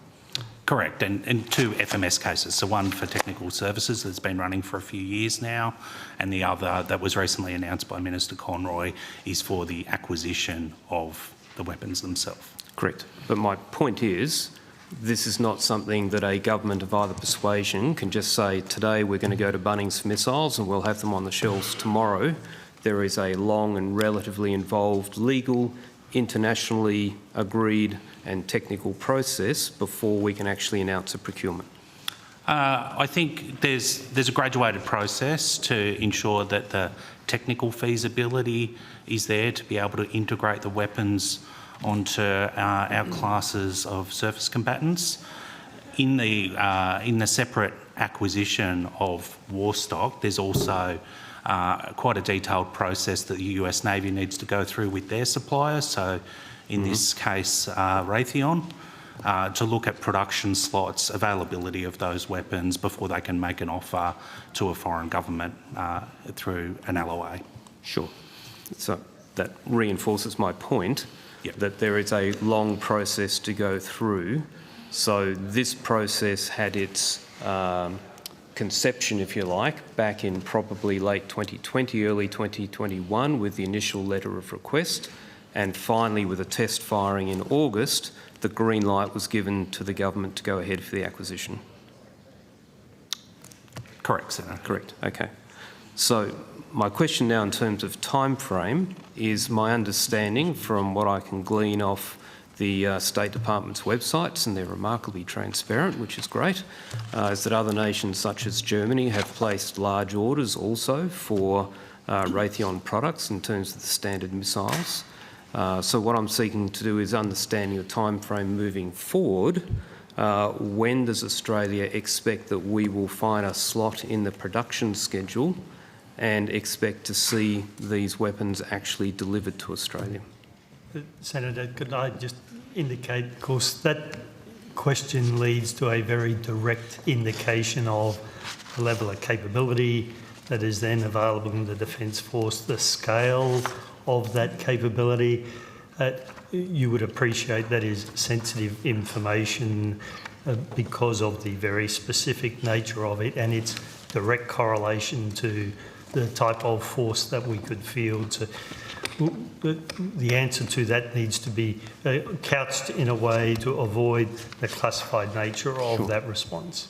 And I completely understand that. Where I'm going in part is to seek to understand the comment that was made, and I'm happy to be corrected, that Australia would expect to see these by around 2030, which I think was the comment made by Minister Conroy. And I'm just seeking to understand whether there has been some agreement to fast-track us in that production schedule, or whether that's just where it naturally falls. I think we can look into that further for you, Senator. I'm not aware of that comment in relation to Minister Conroy. I think to your point more broadly about production capacity, obviously the placement of orders enables companies like Raytheon to plan out their production line and to factor in not only US Navy buys for their own purposes, but international orders through the foreign military sales program. And I think what this announcement provides is that that long-term certainty to be able to lock in production slots and also discuss with the US government where we might be able to bring forward delivery of some of those missiles to meet Australia's needs. Sure. That's fine, thank you. I'm happy to leave that aspect of GWIO there. Could, sorry, the other question I have for you, the funding for that, funding for the SM6 and SM2-3 Charlie, is that new funding or has that been repurposed from somewhere else in the IIP? It's funding that was subject to the reprioritisation activity as part of the Defence Strategic Review, and then following that, the National Defence Strategy. So the $16 to $21 billion that was announced for domestic manufacturing initiatives, as well as other lines of effort for maritime capabilities as part of the 2024 IIP. So in the IIP that's online, there is now an amount that roughly equates with the $7 billion that's in the approved bracket, and I'm assuming that is for this acquisition. Yep, I don't think it specifically says, but I'm assuming that that is for this acquisition. We'd have to look at the dates of when that was last updated, noting the government approval was only made recently in October. Sure. Senator, it could refer to previous acquisitions that have been announced, Delrasm, Argam-ER, so I think the timing of that, as the official has said, would indicate what type of stock it was referring to. Sure, so possibly Naval Strike Missile or one of those others that has, again, been through a long gestation period to actual acquisition. Okay, thank you. Having done the test firing in August, will there be any further certification activities required in Australia, or once those missiles are delivered, then does that essentially, is there a capability that CN can offer up to JOC for deployment? Senator, Vice Admiral Mark Hammond, Chief of Navy, I came to the table. Dan's done a wonderful job. This project started in Navy, as you know, about 3 years ago. And it was accelerated as a deliberate decision whilst the DSR was in process. And frankly, we would not have achieved the test firing this year if it wasn't for a lot of work by a lot of people in the department, but particularly the United States Navy partnership here. We do have war stock. Again, thank you to the partnership with the United States Navy, and as CDF said, we don't want to go into details about numbers or drumbeat of delivery, etc. Suffice to say, the Hobart class now is certified for SM6. That's all 3 vessels, and we look forward to growing the inventory over time. Sure. And just back to our previous discussion, you mentioned parallel to DSR, but I'm assuming the nexus was essentially DSU 2020 in that compressed time frame that people recognised. That's correct, Senator. This was one of those. The C1300 family of weapons was recognised as a project that would not be disrupted but would be embraced by the DSR process. Sure. No, thank you. Can I move on now with GWIO to the 155 ammunition decision? Mr Fankhauser, can you talk to us around that decision? Apparently there were 11 criteria considered. Can you tell us what those criteria were? Yeah, certainly, Senator. And it relates to the government's announcement last week that we intend to establish a forging capability for M795 variants of 155mm artillery rounds here in Australia. The point I would probably just start with, Senator, is that even though a preferred tenderer has been announced, the procurement process is still ongoing. We're yet to commence contractual negotiations with the preferred tenderer. But in terms of the evaluation criteria, I can go through those with you if you'd like. As you indicated, there was 11 in total. They covered a range of topics, including commercial, technical, financial matters. Just looking for them here. I can go through them one by one if you'd like. Well, you're obviously aware that there's contention as to why the other bidder in this process wasn't selected. I guess I'm interested to understand, often for defence procurement, the existence of a demonstrated capability, albeit a slightly different configuration, exists in Australia.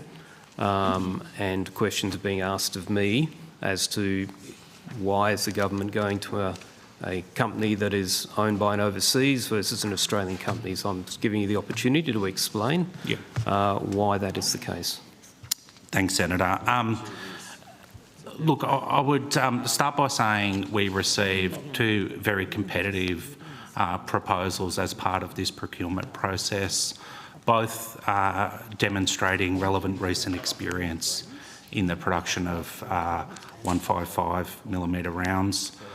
We've gone through a very detailed process based on the evaluation criteria that we just mentioned, and have ultimately had to make judgments around the capabilities on offer and the risks associated with each of the proposals. We've ultimately identified that the proposal as presented by Thales Australia as representing the lowest risk and best value for money to deliver the capability in the time frame identified. But I stress again, like we had 2 very competitive proposals, and that as a result of a very detailed evaluation process, have ultimately made a judgment about the preferred tenderer to take forward. We haven't set aside the other proposal, and subject to ongoing negotiations, there is still the option that we may take that offer up. Sure.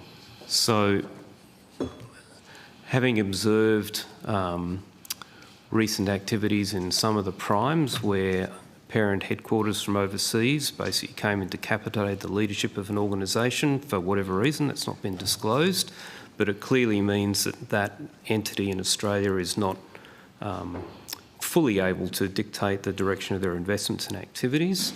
I'm not sure whether Thales has the same degree of control from their parent company, but concerns have been expressed in terms of the certainty of investment and the investment in a supply chain here.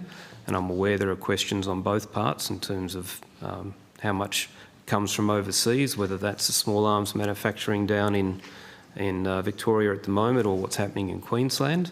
But was part of your consideration looking at the complete supply line of all the enabling parts and materials and energetics such that this is, to the maximum extent possible, an Australian-controlled supply line and capability for the production of this munition? Senator, I think a point worth highlighting is a key focus for this procurement is to manufacture and certify M795 rounds to US government standards to not only enable interoperability but interchangeability with US forces, particularly the US Army and the US Marine Corps, who operate the M777 towed howitzer that the M795 ammunition is primarily used for. There is other 155mm ammunition being manufactured in Australia of a different variant for use by different platforms. Well aware of that. So a key consideration is not just the capacity to be able to manufacture the rounds and the component parts in Australia, but the technical assistance and technical data that needs to flow from the US Army to support this, which has been subject to discussions and highlighted in the recent AUSMIN joint statement from August of this year. Not all components will be manufactured in Australia. We're currently developing the capacity to fill foreign-sourced M795 rounds in Australia using Australian-produced explosive material. And this is the next step in growing that local development of 155mm rounds in Australia to not only meet Australia's needs but also to be able to support international partners, including the United States. Sure. Can I just come back to the comments you made earlier to clarify?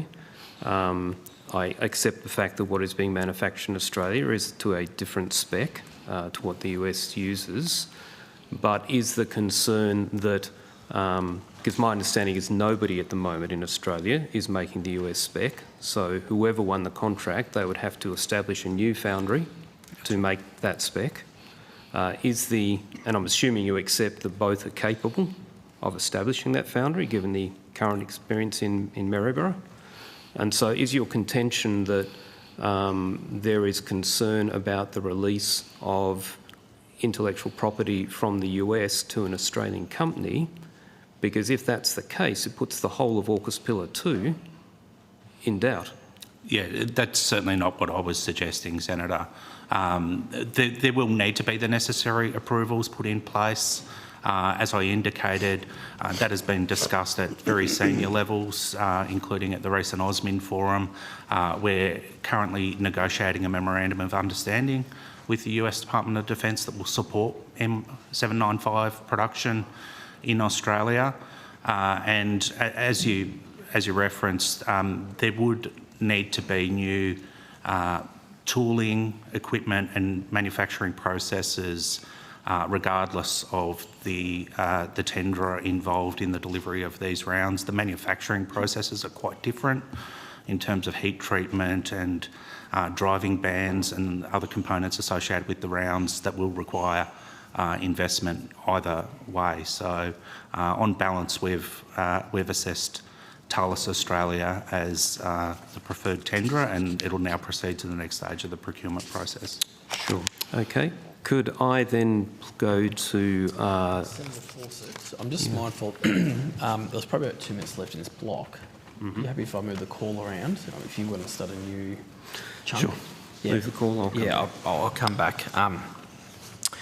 Now, who's on my list? Now, Senator Gibbridge, you got some questions? Okay. I'm just mindful. I've got Senator Malcolm Roberts, who is going to be back at around 20 past. So if I hand the call over to you for the next 10 to 12 minutes, I'll try and squeeze in Senator Pocock and then Senator Malcolm Roberts. So I'll hand the call over to you now. 12 minutes? Yeah, about 12 minutes.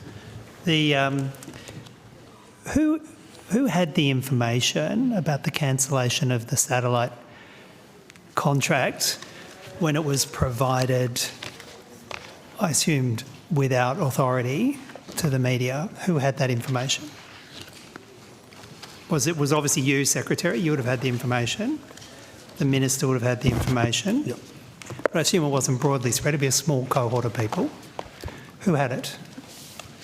I'll ask Mr. Deeble, but you're right, Senator. It's a relatively small group of senior people. Well, and the team that's working on it. Well, so the small group. How many people? Senator Kasji, of course, was running the tender process. In terms of people that would have known about the announcement or otherwise, that would have been constrained to around 10 people maximum in the Kasji environment, but I'd need to take it on notice to get you the specific numbers. So about 10 people in Kasji. How many in the Minister, I assume, was aware of it? Is that right? Indeed. And perhaps to shortcut where you are going, Senator, my understanding is that the Minister's office has asked the Secretary to investigate the release of information. Mr Moriarty can make any additional comments. Yeah, so there is an investigation process underway. Senator, that normally involves just looking at who had access to what information at what time. We'll check distribution lists, we'll check electronic distribution of information, we'll see who had access to documents at particular points in time. And I'm assuming no one was authorised to communicate the information to the media in the way it happened? Wasn't authorised?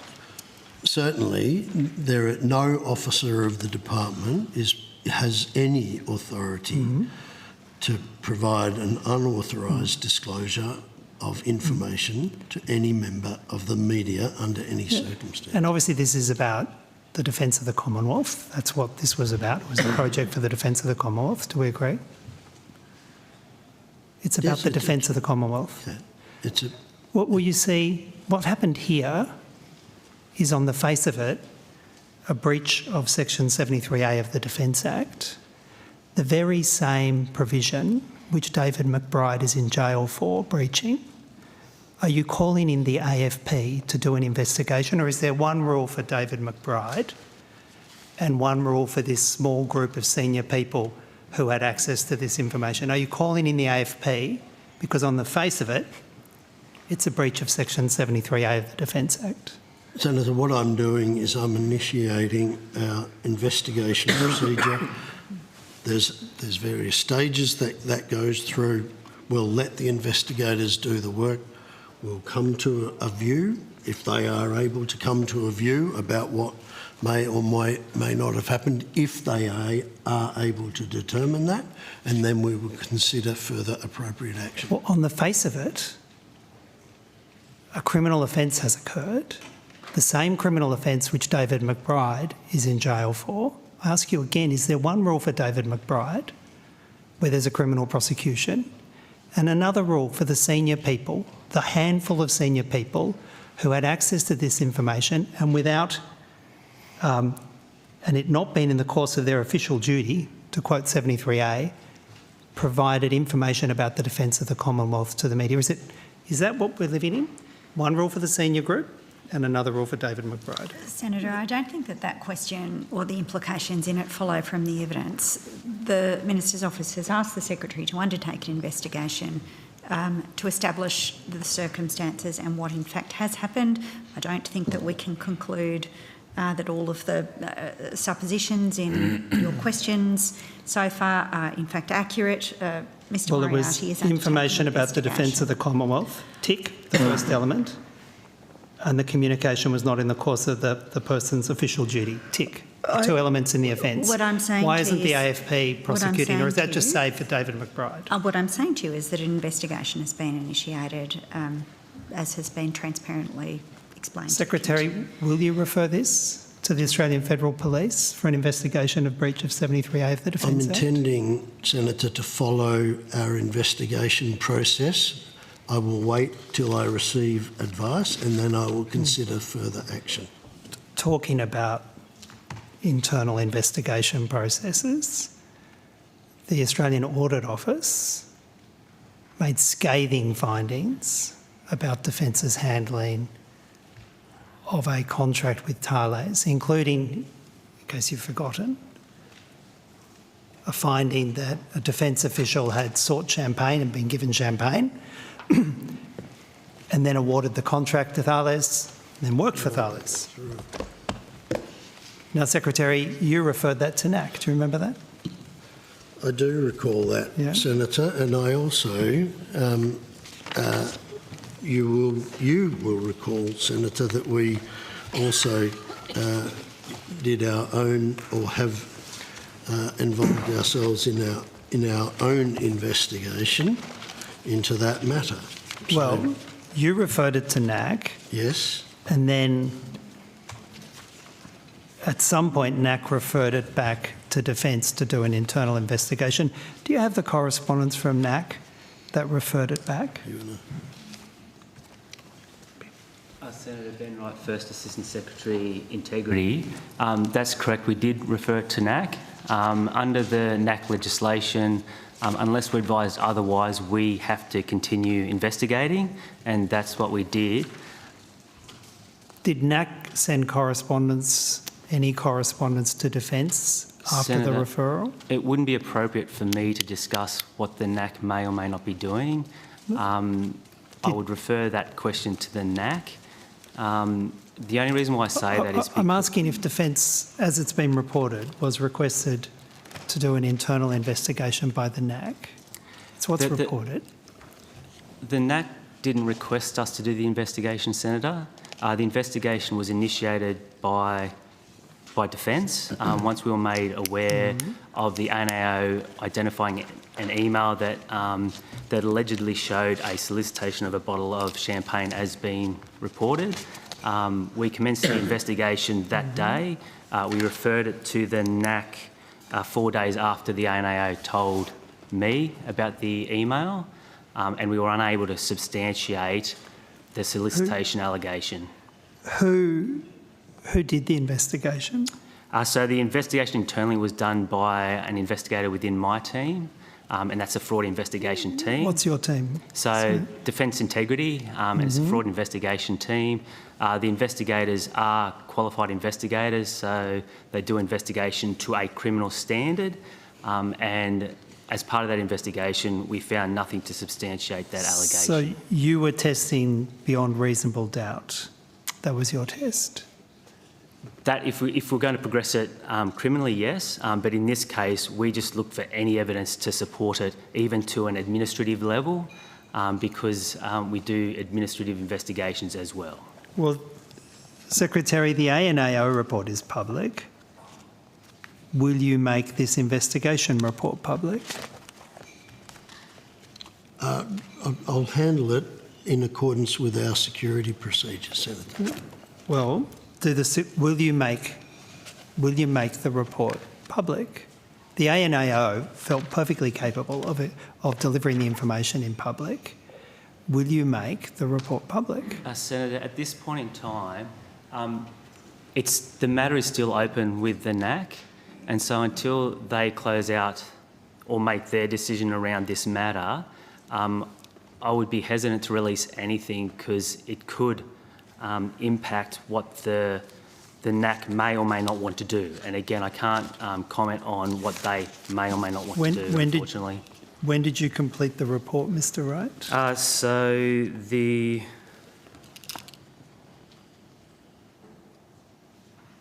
So the investigation was completed on the 4th of the 9th, 24. So.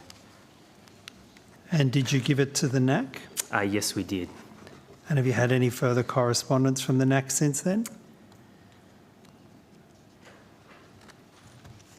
I believe we have, Senator.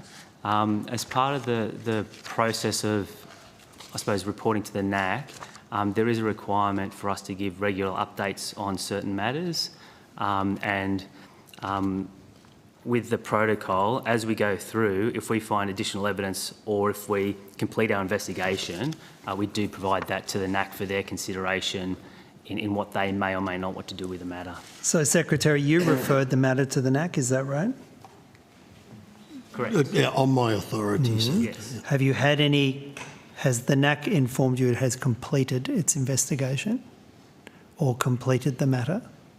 Or is it still live before the NAC? It's still live before the NAC, Senator.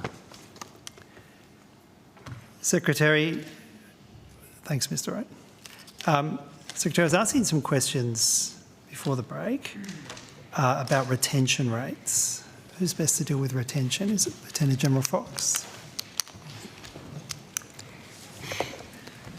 While we're waiting for Lieutenant General to come forward, the Senate ordered Defence to produce the Defence Workforce Experience Survey results for 2023, and you did, thank you. Will you now produce to this committee the 2024 Workplace Survey results? Sorry, Senator. Senator Justine Gregg, Deputy Secretary People, I think what you just said was, can we produce the 2024 survey results? We have completed those results now, Senator. Yes, and have you? Can you now provide the completed results to the committee? Yes, we can, Senator. Thank you. And that would be the full set of results like was provided to the Senate very recently? Correct. Not a summary? Right. Yes. You don't by any chance bring them with you, did you, Ms Gregg? Can provide them to the, if you could provide them to the committee during this session at some point, that would be appreciated. I'll just confirm. I think I do. Okay, thank you. Lieutenant General Fox, obviously in terms of the numbers in the defence, you quite rightly point out there's two factors. One is bringing new people in and the other one is losing people. Recruitment and retention. Have you had a look at the 2023 workplace experience summary reports? Yes, I have, Senator. They don't paint a pretty picture, do they, for people wanting to stay in defence? Less and less people want to stay in defence as the years go by. That's what they show, isn't it? I think they show relatively stable, Senator, but our separation rate is reducing, and so we're sitting at 9.4%, and we've come down quite substantially over a number of years. I'm not sure what definition of stable you're operating on, but I'll just go through the three main services and what the 2023 survey shows. When it comes to intention to leave, so the proportion of the Air Force, according to this summary, who intend to leave the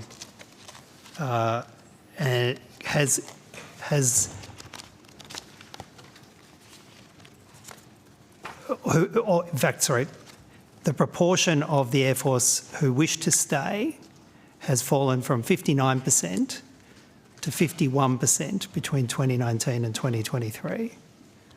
That's not stable, is it?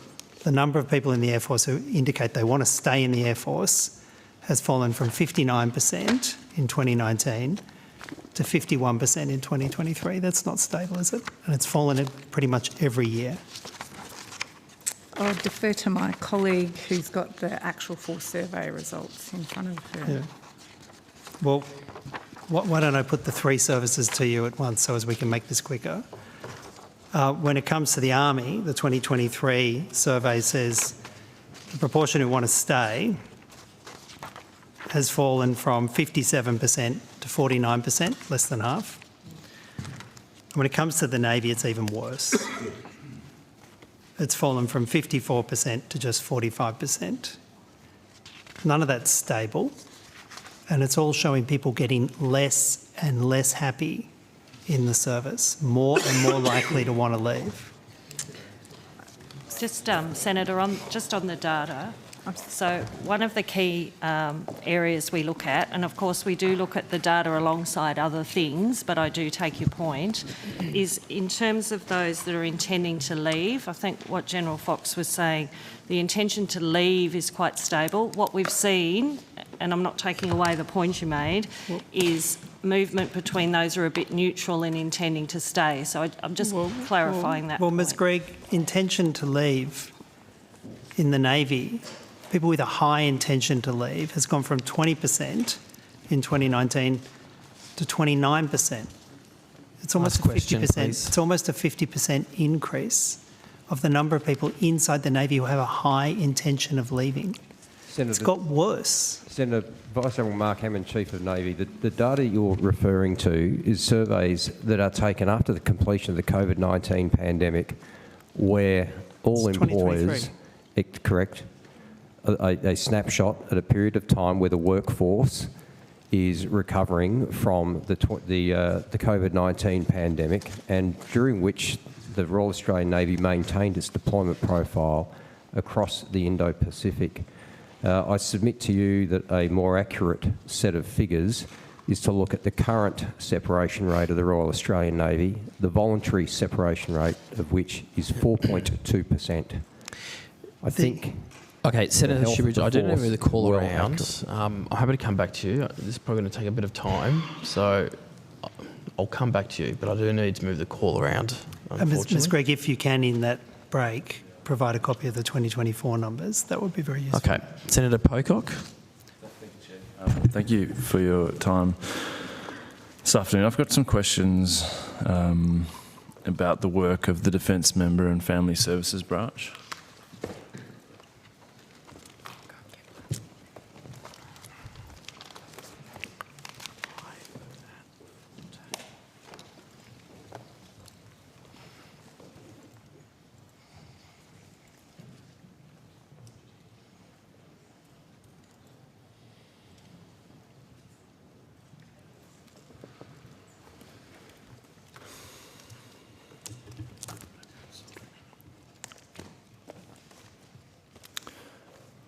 Firstly, thank you very much for the briefing you gave my office, and thank you for the great work that you're doing. I do want to ask some questions about the Duntroon Community Centre.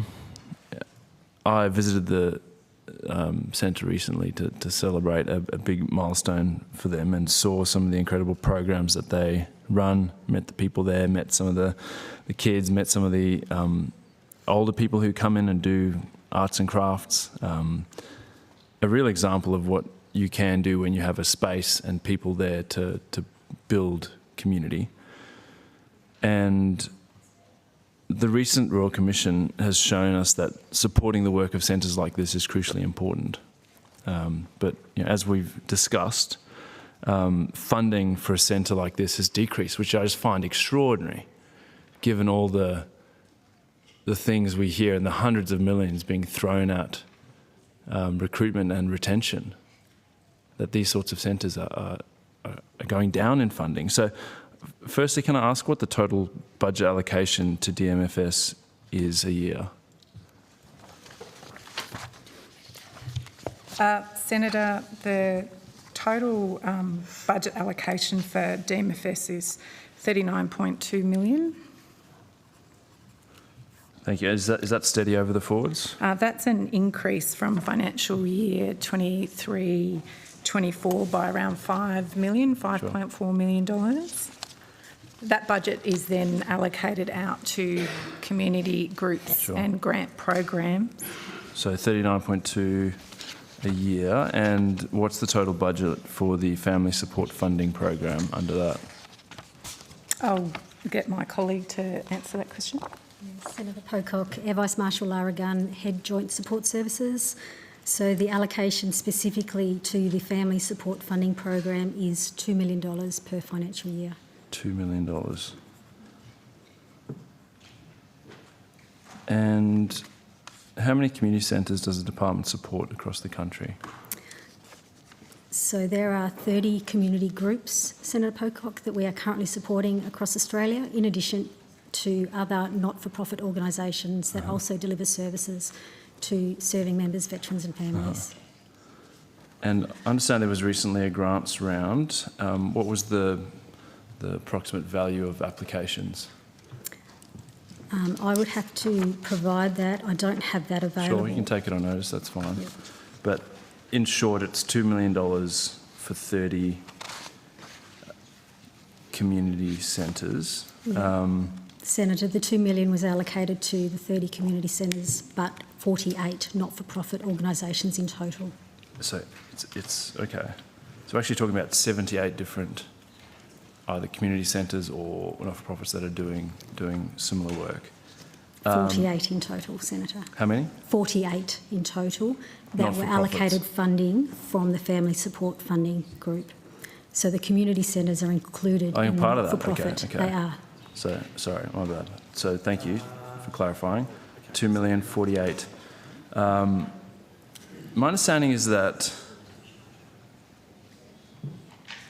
the Duntroon Community Centre received $48,000 last financial year, and this year they applied for $50,000 and received $34,000. Is that correct? Yes, Senator, they applied for $49,000 from that particular grant, noting they also get funding through a different program, and they were allocated $34,841. So it was approximately $14,000 less than they requested through that particular grant. Thank you. My understanding is that their funding doesn't even cover the full cost of insurance. They had $3,500 allocated towards a cost of insurance that's in excess of $12,000. What's going on here? So this year, through that particular grant program, we had an increase in not-for-profits that sought funding through this particular program that delivers services to families, members and veterans across Australia, in the interest in providing as much support as possible to the widest number of providers across Australia. There was a decision this year to cap the amount provided to community groups in particular to cover some of their administration and insurance costs in particular, and that was applied across all of the community groups. Secretary, would you like to have a community centre at Duntroon?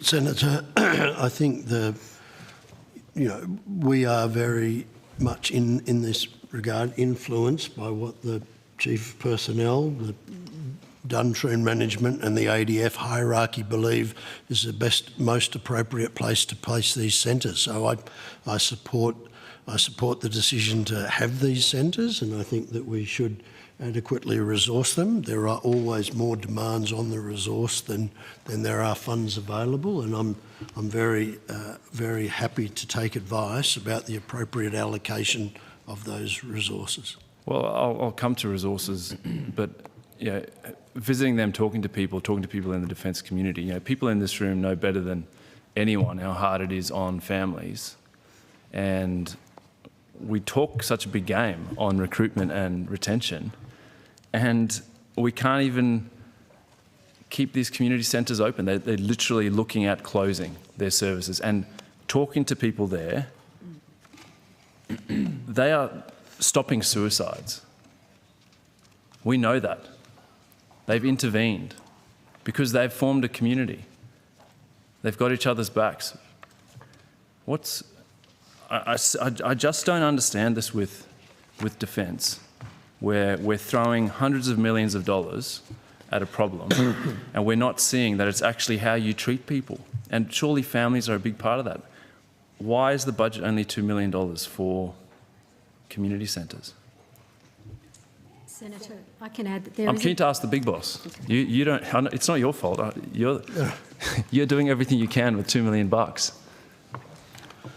Senator, I mean, there is a budget allocation put towards these centres.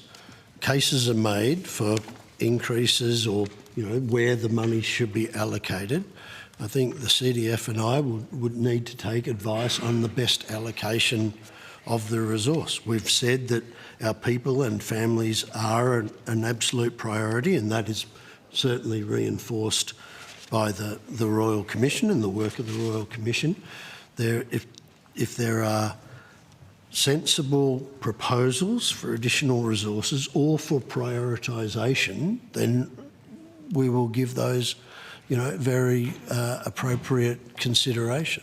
I mean, I'm not obviously not in defence, but my sensible proposal would be that we don't spend only sort of double your salary across all community centres in the whole country for defence families. Like, that's a starting point.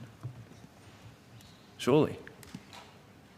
Like, people are really upset about the way that community centres are being treated, where they can't even, things like they found out 2 days before the start of the financial year that they'd have funding for a staff member. Like, how do you recruit and retain staff if you don't know you have funding for them until 2 days before they are rolling over? Like, can this stuff be fixed? Well, Senator, I would reinforce the Secretary's comment. Yes, support to our family is vital to us. Understanding what their requirements are, how we prioritise it across the community who are seeking that support. And as the Secretary said, if that means a reconsideration of the allocation, then that's an option open to us to consider what that might be. Is that under consideration?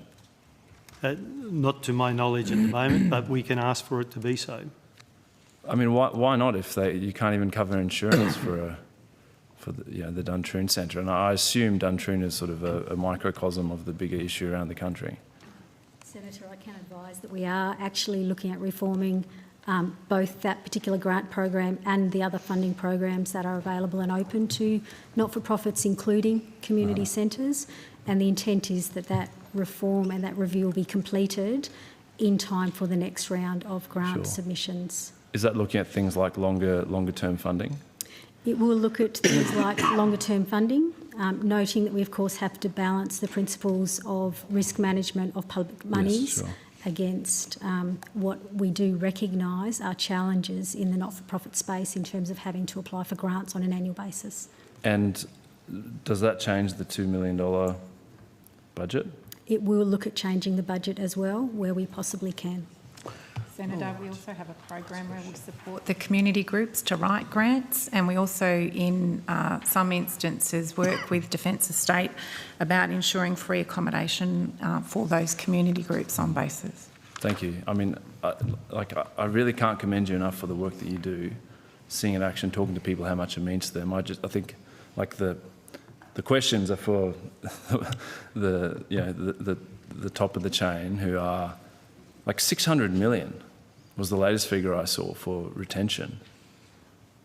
That's extraordinary when we can't keep Duntroon Community Centre open. So I'd urge you, Secretary, to look at this. Like, all right, this stuff really matters in terms of culture. Thank you, Senator Pocock. Now, Senator Roberts, you've got the call. Thank you, Chair. Thank you all for being here today. Admiral Johnston, welcome to Senate Estimates for the first time as CDF. Congratulations on the appointment. I must acknowledge that some people have spoken very highly of your integrity and shared positive experiences. So I certainly hope that reflects reality and you can bring every ounce of that to correcting the trajectory of the important organisation you now lead. Perhaps just a simple question to start with. What, in your opinion, are the three most important essentials for organisational capability, and do they include organisational culture? Very much they include organisational culture. So the ability for us to make sure that our people have a healthy, respectful workplace, that they can achieve their objectives and contribute fully, Senator, is very much fundamental to that outcome. What would be two other qualities you'd see? For a healthy workplace, a clear mission. Effective organisation. So a very clear mission set that is understood for the community who are supporting it, and then the support in terms of, particularly for the ADF community, the equipment that they have, the training that they have, and meaningful employment for the roles that we give them. What about leadership and integrity, truth? So that was the third in terms of what I understood when you said culture. Leadership is key to culture. Okay, thank you. We're on the same track. There's been a long process, revisited over multiple years now, of estimate sessions, questions on notice and freedom of information requests on a particular issue. You've been in this room while I questioned your predecessor, Angus Campbell, over his Distinguished Service Cross, which I'm sure you'll recall. Admiral Johnston, you were the officer that recommended Angus Campbell for that Distinguished Service Cross, weren't you? I was on the nomination for it, yes, that's right. Thank you. According to Defence Freedom of Information Request 522-2223, you recommended him for that award on the 29th of September 2011. At that time, the criteria for the Distinguished Service Cross required the recipient to be in action. Admiral Johnston, can you once and for all, as the person who recommended Angus Campbell for his DSC, clarify what contact with the enemy you saw General Campbell in action that led to you recommending him for a combat medal? So, Senator, if I could answer, so the nomination was provided to me in my role as the Deputy Chief of Joint Operations at the time. That position has, as one of its responsibilities, to look at the performance of commanders in our deployed forces, of which General Campbell was one at the time. So I progressed the nomination because of the function that I had in Joint Operations Command. I did, as part of that, indicate that the submission of the nomination should be after the period when General Campbell completed his tenure, which was the case. The definition of inaction that I applied is consistent with that which had been standing for some time. So commanders, and certainly in General Campbell's case, I believe he spent more than 100 days in Afghanistan as part of his command role in an area that was classified as a warlike zone. A warlike zone? Yes. Was he in a war zone? Yes. Actually facing fire? But he was, as part of his duties, rotating through the places where Australian soldiers and others were located, experiencing the same threats as they had in those locations. So what is your definition of inaction?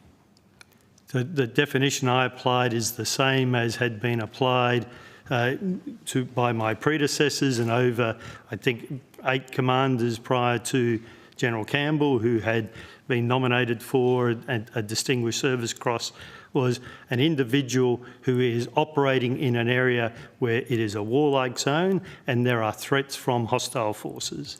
Did that definition come into place the day after his nomination? Because I think beforehand it was direct action. The definition changed before his nomination, but the application of what we understood that to be is consistent before General Campbell's nomination. Okay, thank you. The Defence Minister has proudly declared this week the Defence Force is growing again. And I've read, I think it's your statement, and I certainly read the Secretary's statement. Is the official one? Oh yes, it is your statement. From this afternoon? Yes. Senator? Yes, yeah. That's my statement. The Defence Minister has proudly declared this week the Defence Force is growing again. The last time we heard, we were on a growth path. Senator Shoebridge pointed out you are actually on a shrink path going backwards in personnel. How many infantry sergeant positions do you have across the Army? I might invite the Chief of Army to come up to better answer that question, Senator. Sure.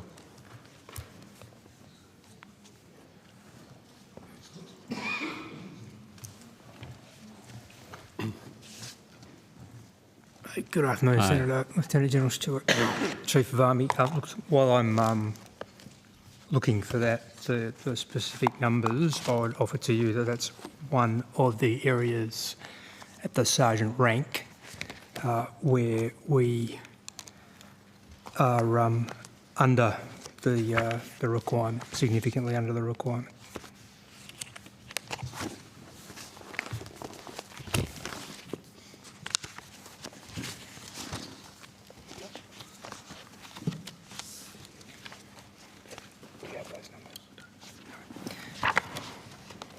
Senator, I'll have to come back to you with those numbers.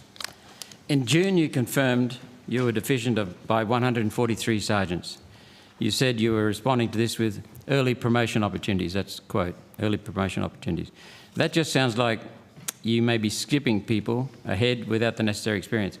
How many corporals have you early promoted? I don't have that number on me, Senator Roberts. You're correct in terms of one of the ways of filling those supervisory gaps is to promote people earlier than we would otherwise do. But in order to do that, we obviously have an obligation, and it makes sense to invest in those individuals in terms of their own development, and then through our collective training, make sure that we step up the rate of experience that they're able to glean. So, for example... So I think I understand what you're getting at, that they must have the necessary experience, and you want to promote them to give them more experience. I get that. So how many corporals have you early promoted? Could you get that on notice, please? I can get you that on notice. I don't have it with me, Senator. And also the number of infantry sergeant positions you have across the Army. Will do. What is your current headcount for ECN 343, the infantry soldiers? Again, I don't have those figures to hand, but we're doing quite well when it comes to ECN 343 privates. What has that headcount for? What has been the headcount for ECN 343 been over previous periods? Could you put that on notice too? It's been reasonably healthy, and if I recall, it's in the order of north of 90% in terms of the fill rates. It's not an area. I'd like the actual headcount for the last 5 years, please, including the last year. Okay. Are you padding out the Defence Force numbers with non-combat roles to look good on the headline number? No. Could you please provide on notice your headcount for combat versus non-combat roles over the previous 5 years? For combat, headcount for combat versus non-combat roles. So I just want to make sure I get you the right information here, Senator. Are you talking about across the entire Army, or in infantry battalions? Infantry battalions and Army as well, please. So you want to break down from ECN 343? Yes. Which is infantry. There are other infantry ECNs as well in our special operations. You'd like those included? I would like to know how many, basically, how many are actual fighting operation people and non-combat roles.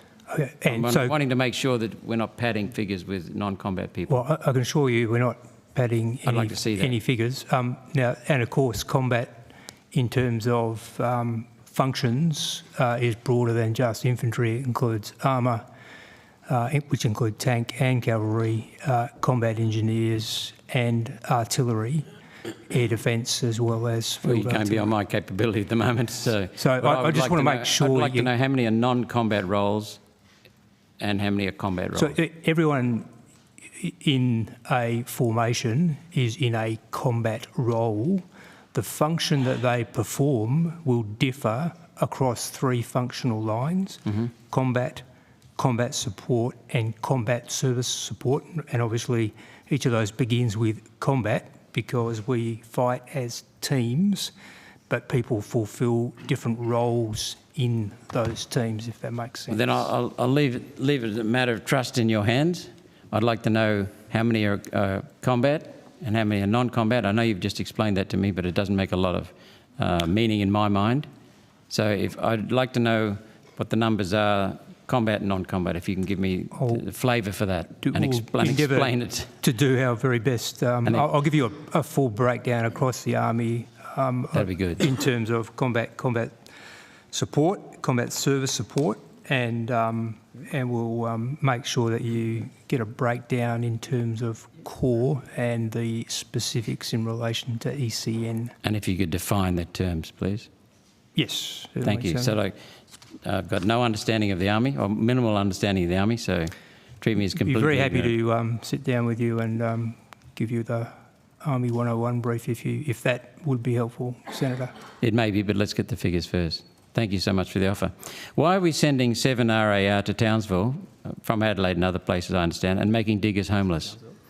The reports we're receiving are there simply isn't accommodation in Townsville for the people that are being told to move there. Is this a problem you're tracking? A couple of elements to your question, Senator. The first is we're not sending 7RAR to Townsville. You're not. The 7th Battalion had its closing down parade just a week or so ago. It is being linked with the 5th Battalion to create the 5th 7th Battalion. That will occur in the first week of December this year in Darwin, and that battalion will be part of the 1st Brigade. There will be some people from the 7th Battalion in Adelaide, which is currently a mechanised battalion, so the very same skills that we need to grow the armoured infantry battalion, which is the 3rd Battalion, which is part of the 3rd Brigade in Townsville.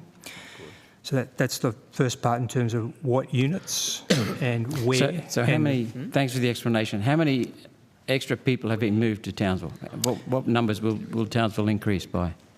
And now they're already got homes in Townsville. I think as part of your answer, Lieutenant General Stewart, you might respond to the first part of the Senator's question, which was about making diggers homeless. You may wish to include a response to that in your answer. Yeah, that's just not a factually correct statement, Senator. We're not making soldiers homeless. We have a plan that's been worked through with our teammates in the security and estate group, who are our liaison with Defence Housing and also manage the on-base accommodation. And of course we have a very strong relationship with local government in Townsville. It's a staged plan over the next 3 career management cycles, the first of which is... What's a management cycle? How long? So a posting cycle every 12 months, and the moves occur roughly between sort of December and January, February. So this coming posting cycle will see the first of those soldiers that have volunteered to go to Townsville or have been asked to go to Townsville, that have those skills that we are building in the brigade there. As to go to your point about shortages in some of our numbers, we are well under our authorised strength in Townsville. So the additional numbers don't actually fall above the authorised strength in the next 2 years, and that of course is notwithstanding the fact that the rental market in Townsville is quite tight. Well, it's tight all over Australia, almost at record levels because of massive immigration. Record immigration is double the previous records. So I understand the dilemma. So, just last question. What you're saying is that you understand the housing pressures, but you're managing that. So yes. So what I'd like to do is to perhaps take on notice. I've got a statement here from someone involved. I'd like to put the issue of the HMAS Adelaide to search and rescue operations after the helicopter crash in Whitsunday. I'd like to put that to the Navy. I'd like to put this statement on, I'll either table at the chair or and ask on notice for a response to it. Tell me which of the statements are accurate and which are not. Do you want to show me what it is? But I'd like to get it tidied up before. Yeah, no, that's right. We won't tell this actually. Just 2 pages of big print. So these your notes, are they? My scratchings or my notes? Yeah. No, the typed up thing. No, the typed up statements from someone who was involved in HMAS Adelaide. All right. Well, we might make a copy, but a clean copy, yep. And then we can circulate it to them to have a look at. Sure. Yep. All right. Okay. Thank you, Chair. Thank you. Senator Fawcett, I'll give you the call, and after you, I'll see if Senator Lambie might have other questions. Can I, General Stewart, you may as well stay there. May I ask the Chair a question before we come to you, Senator Fawcett? As I understand it, Senator Roberts is about to table something. Well, hang on. I said I want to have the law. Oh, I see. Right, okay. So he'll provide a clean copy, we can provide that to the department to have a look at. Whether we table or not, that's another step, but I think it still has to be provided, so at least the department can have a look and understand what it is that they have to provide answers Yes, to. that was my interest, was in understanding what exactly is being asked of the department, but we can come back to that when the tabling and I think the decision's Senator been made it dealt clear with. that he'll follow up with some questions on notice, Okay. right? Could do, yes. Yeah. Okay, Senator Fawcett.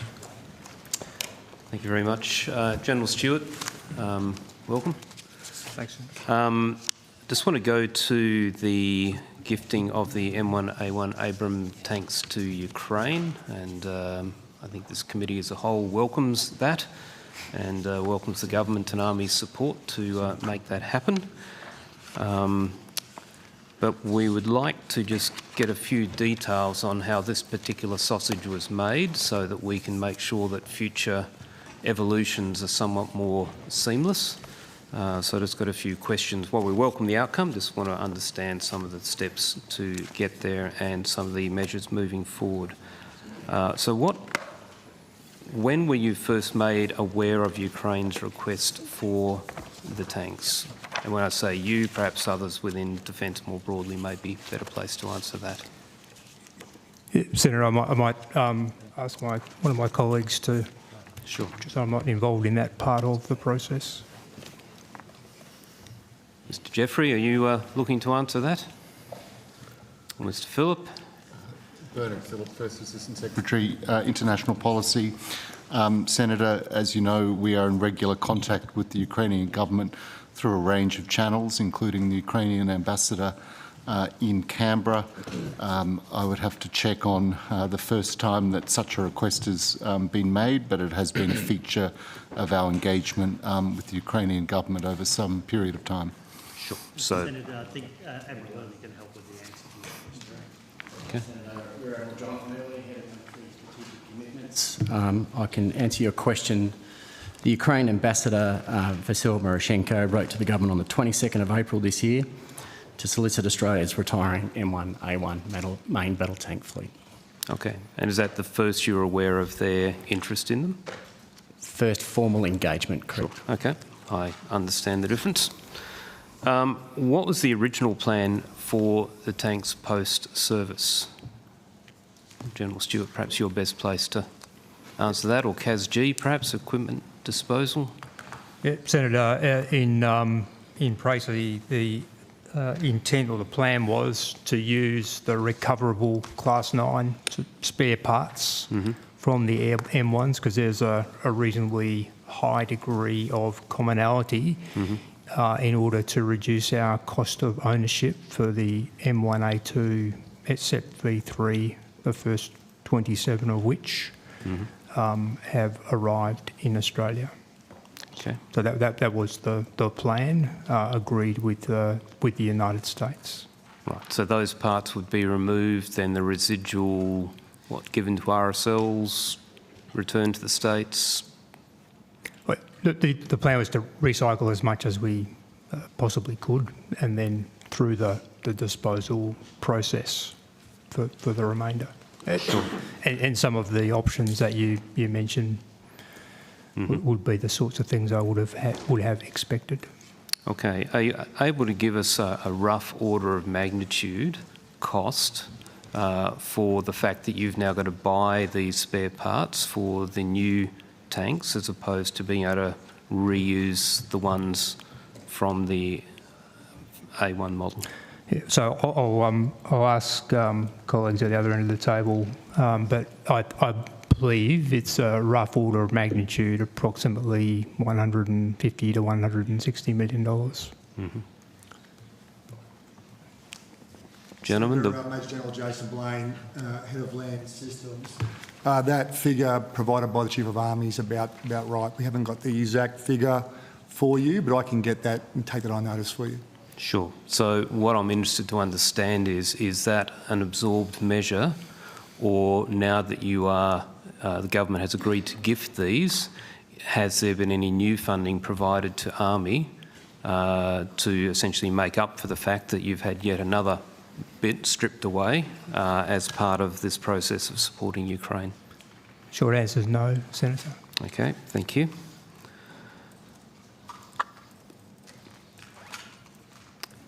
With the change of plan, the Minister had said earlier this year that it wasn't on the agenda. I'm paraphrasing there, but essentially said it wasn't part of the plan.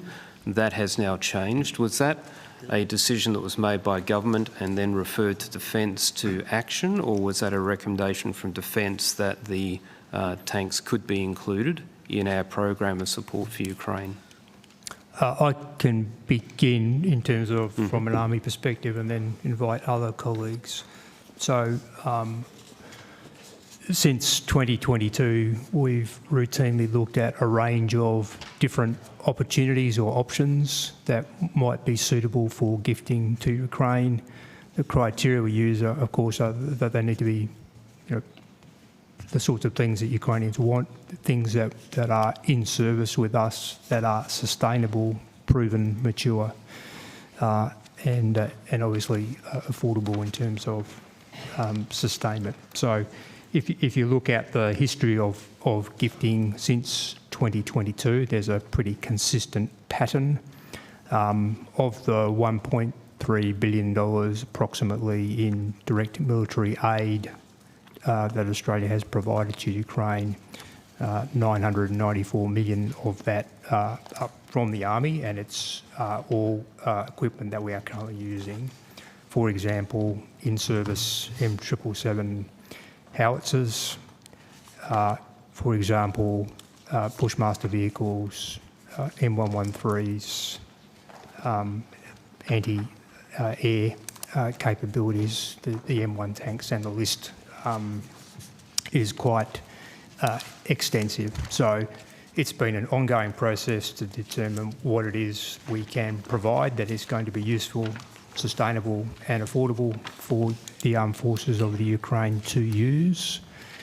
And as our replacement programs start to deliver, that obviously puts us in a better position to be able to exercise some of those options. We provide those options. They're correlated by other colleagues at the table in terms of matching them against the armed forces of the Ukraine's requirements, and then options are provided to government. So I take two things out of that. It's a very long answer to the question was, did it come from you to the Minister or the Minister to you? Was there a request from the Minister to update your advice, or was this just a push process from Army or Defence more broadly as the new capability rolled in? Senator Fawcett, Hugh Jeffrey, Deputy Secretary, Strategy, Policy, Industry. The Deputy Prime Minister has asked Defence to look at defence capability that can be provided to Ukraine on a systemic basis. So he's asked us to look at anything that is usable, as General Stewart has said, anything that the Ukrainians can use, anything that can be sustained, that's going to be useful on the battlefield. He wants us to look at that. He wants to look at each item carefully, as opposed to pursuing alternative disposal pathways. If we determine in that process that it's not useful on the battlefield and we can't sustain it, and the cost to get it there would be so much higher than how it be used, then we are looking at normal disposal pathways.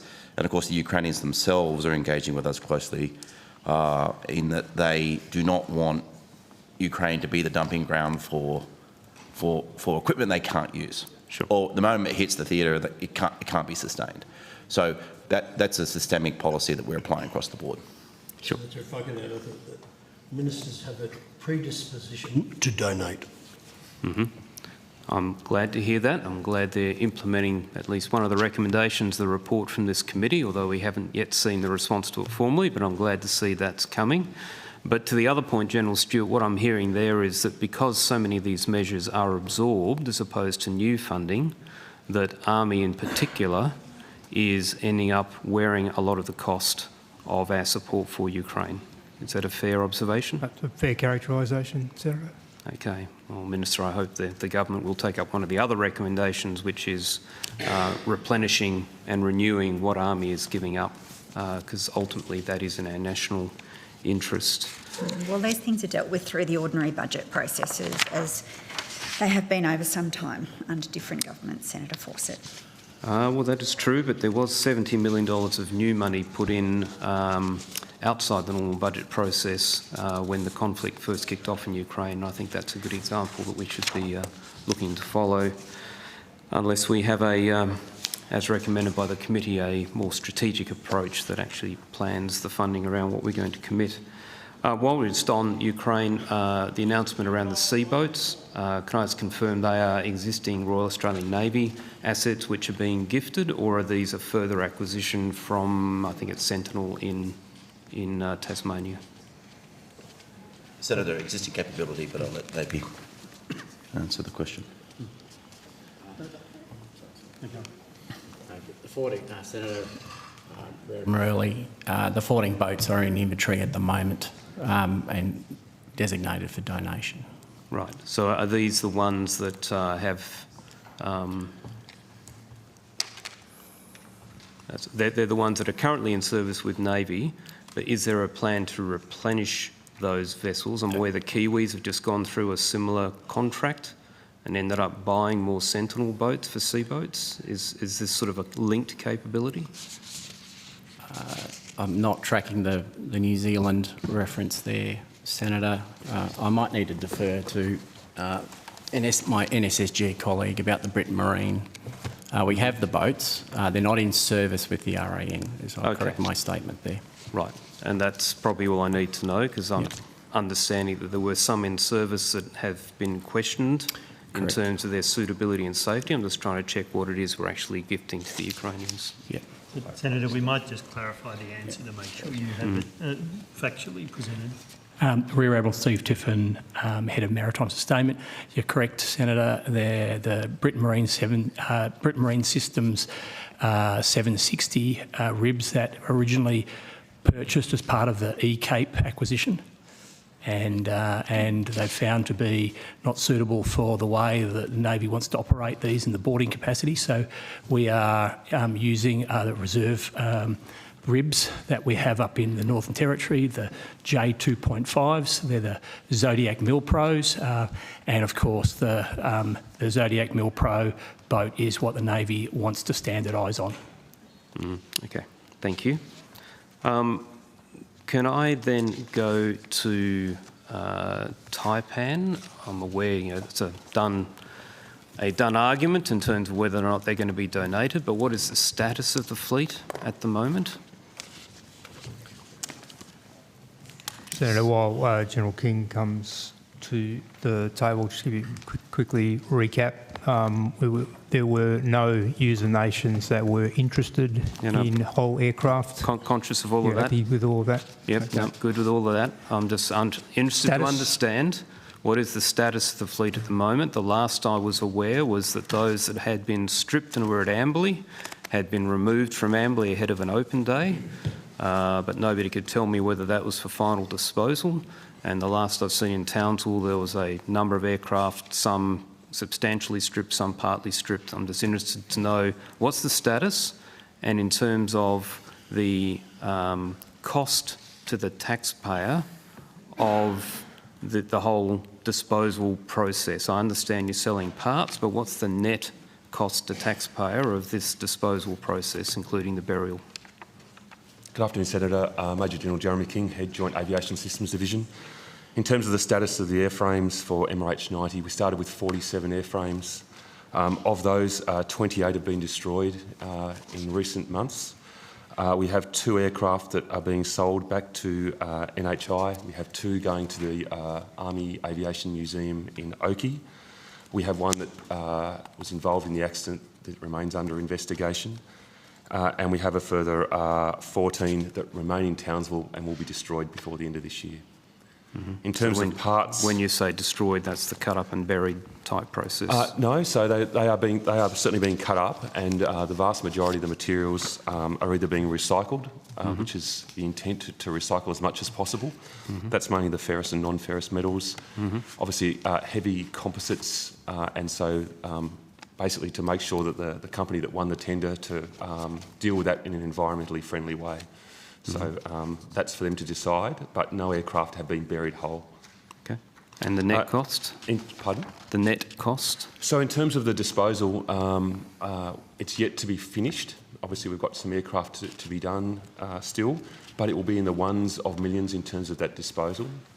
In terms of the sale of parts, reluctant to declare that far in excess of the cost of the disposal by at least an order of magnitude, in part because there's a dispute occurring currently between Norway and the aircraft manufacturer at the moment, and so we're reluctant to release those figures because the cost of those parts is a matter for the Norwegian courts at the moment. So I do note ANO will audit this process at some point, so it will become a matter of public record. But in terms of the sale of those parts, well in excess of the price of the cost of the disposal.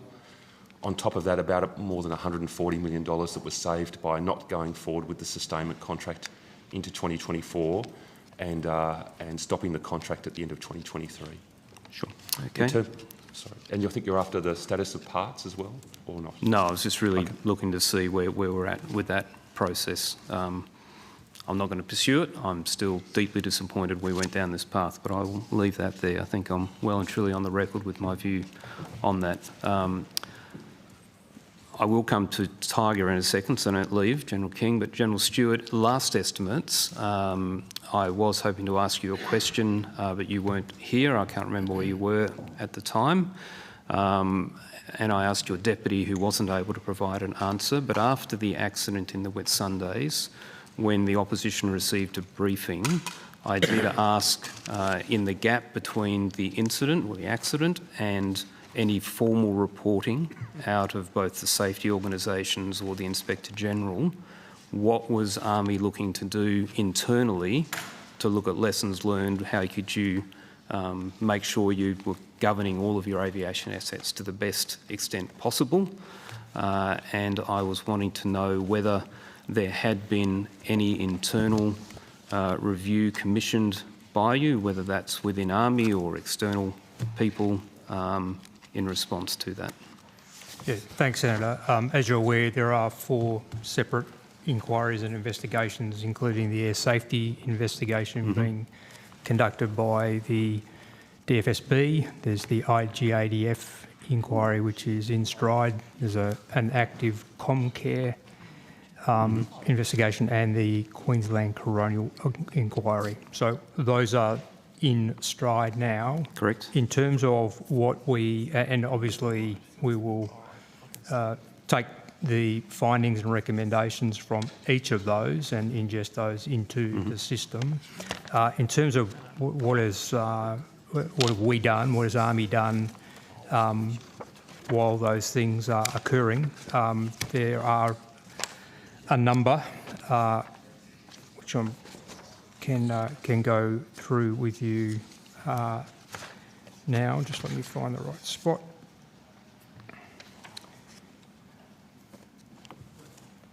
So the Commander of Aviation Command has implemented a series of enhanced control measures while the aviation safety investigation is in progress. Established a safety campaign plan to provide an additional layer of assurance and assist in the management and response to incidents, in conjunction with revising the past reports from other rotary wing incidents and accidents, both Navy and Army, and to make sure that effectively done a check to make sure that previous recommendations have been or are evident in our system. We've established the International Combat Aviation Safety Summit that brings together our closest allies and partners. The first of those was held last year here in Canberra. That was really to make sure that from a combat military rotary wing perspective, we're able to learn from the experience of other partners and share our learnings as well to try and lift all boats, if that makes sense. That was attended by United States Army, United States Marine Corps, the British Joint Aviation Command, the Royal Canadian Air Force and the New Zealand Defence Force as well. And I've also commissioned an independent benchmark review of Army aviation against peer international organisations to basically look at relative strengths and weaknesses and where the opportunities are. So I'm still awaiting the outcome of that report. So they're the main things that we've commissioned and have either done or are in stride in Army, separate to the 4 formal inquiries and investigations that are underway. Mm-hmm. So one observation, then one question. Okay, after the Black Hawk incident in 1996, there was a recommendation there for cross-standardisation with other Special Forces rotary wing operators, which I think lasted 1 posting cycle due to budget cuts, funding constraints, etc., etc. I would encourage Defence writ large to make sure that these kind of measures actually survive, because I think they're very valuable. Second question, the benchmarking report you referred, was that internal within Army, or did you get people independent of Army to do that? So no, the reviewers are independent to Army. Okay, and where is that at the moment? Have you received a draft or a final report of that? I have not. I believe Commander of Aviation Command may have the draft, but as you'd appreciate, Senator, there's a range of other more pressing requirements at the moment. There's an IGADF hearing block in stride at the moment, and obviously working with the DEF AA as the DFSB report comes to the sort of concluding months of its work. Sure. So if that report is a deep dive, if you like, into a gap analysis, benchmarking, whatever you want to call it, will that also be provided to Chief of Air Forces, the Airworthiness Authority, and will it be provided, or at least its existence flagged, to IGADF that they can peruse it to the extent they wish as part of their investigation?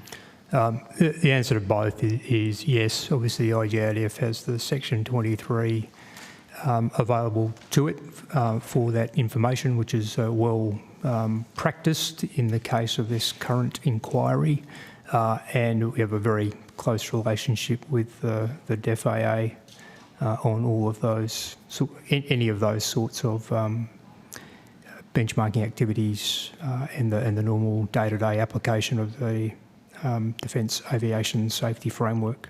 Mm-hmm. Sure. So final question on that is, I'm happy for you to take it on notice, but if you could let us know when you commissioned that, when the draft was received, and when you expect to get the final report, that would be useful to know. And while you're at the table, Chair, I've just got a couple of quick questions while these guys are at the table on Tiger. I noticed in the annual report, table D7 on page 294, the flying hours there for Tiger, the footnote says that reducing the rate of effort reflects the current drawdown of capability, but in actual fact the actual flying for 23-24 was 2997, which is actually an increase on the estimate for it, so it appears as though it's actually been performing above your estimates. So I'm interested just to understand how the performance of that fleet is at the moment, but also I have read that there are issues with parts, etc., and perhaps cannibalisation is going to be one of the coping mechanisms to keep aspects of the fleet flying. Given what happened with Taipan, and given the expressed interest of Ukraine down the track with Tiger, what measures are you taking to make sure that the fleet remains viable should government wish to include that as an option for gifting to Ukraine? Senator, if I'll start and then I'll hand to General King. First part's for now, the second part's on notice. I'm just mindful, Senator. I'm happy to take that on notice because Ormond Payne has to just go to another thing, so I'm just trying to manage a couple of senators at the moment. Sure. Perhaps give us a little bit and then you can take the remainder on notice. Bottom line, Senator, is we need that capability operating out to 2027, one for the capability itself, two for the transition plan onto the AH-64 Echo. Secondly, you're correct. There are issues and pressures in the fleet for spare parts, very similar to the underperformance of the Taipan system.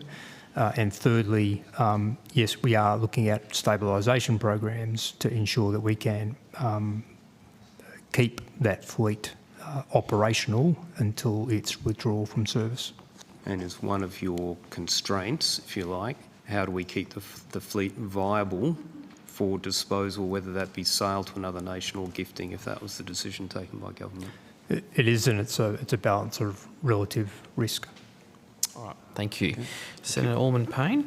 Thanks very much, Chair. My questions relate to the Schools Pathways Program and the STEM Workforce Strategic Vision. So in your STEM Workforce Strategic Vision, it says that a core outcome is, quote, to collaborate with the Department of Education to influence the STEM school curriculum to meet defence future needs, end quote. I'm wanting some information, please, on how defence is influencing the Australian STEM curriculum.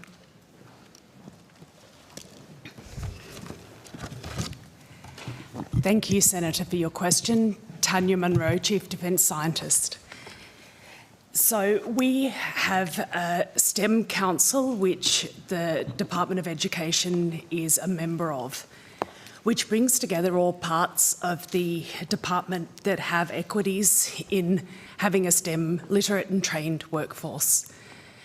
In doing that, we're able to inform our own departmental approaches as well as influence their own thinking and planning.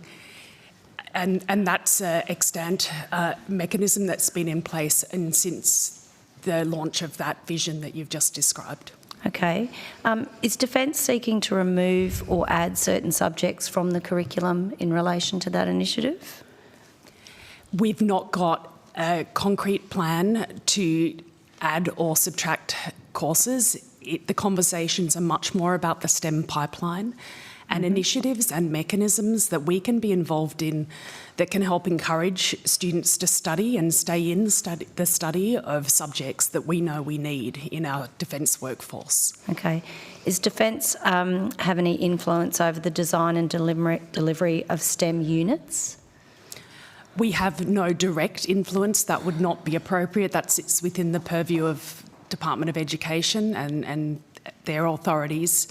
We do, however, engage quite strongly at various points in the STEM pipeline from primary schools right through to university in terms of creating awareness of the types of careers people could have studying STEM subjects and of career opportunities in defence. So are you liaising directly with schools or doing that through the department or both? We engage in a range of ways, including direct engagement with school, involvement in career fairs, many different ways in which we work with schools, from having our scientists in schools right through to being part of initiatives that other people run, like the National Youth Science Forum. Would I be able to get on notice a list of instances where you've had direct engagement with schools as opposed to through the department? So, for example, which schools you've actually gone into, which careers fairs you've attended, just a list of those?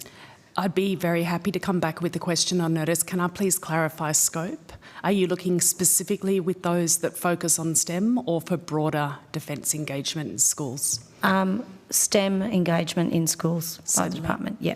Are you able to tell me what the total funding from Defence for STEM education initiatives that are partially or entirely targeted at young people under the age of 18 is? Not off, without further notice, so I'll come back on that. All right, thank you. I note that the strategic vision also says that the department wants to, quote, partner with the Department of Education to implement strategy to develop STEM teachers through the provision of course materials, real-world case studies, teacher sabbaticals and student work experience, end quote. Could you give me some examples of what that looks like in practice? Certainly, although richer examples could be brought back through that question on notice, because they are very varied. But one example I'll give you that's very close to home is that we bring work experience students into Defence Science Technology Group, as do other parts across Defence. And by doing that, give students a chance to see how the subject choices they make at those later years of high school and into university can open up opportunities for them within Defence. Okay, I'm happy for you to provide on notice some broader examples. Would you also be able to table on notice a copy of all course materials and case studies that you've developed for use in schools by Defence? We can look at what might be possible. I'm not sure how comprehensive a list we currently have, so it may take some time to gather. All right, happy for that to be on notice. Have any teacher sabbaticals been undertaken? I'd need to take that on notice. All right, if we could have a list of those. What competitions or influential STEM educators does Defence sponsor in order to raise awareness of a STEM career in Defence throughout schools and for students and parents? And the reason I ask that question is because that is another core outcome that you've listed in your program. Certainly. So Defence sponsors a range of activities, from specific activities such as robotics and the like, right through to more broad STEM activities such as engaging with fairs such as Science Alive in South Australia. So they range from the specific to the broad.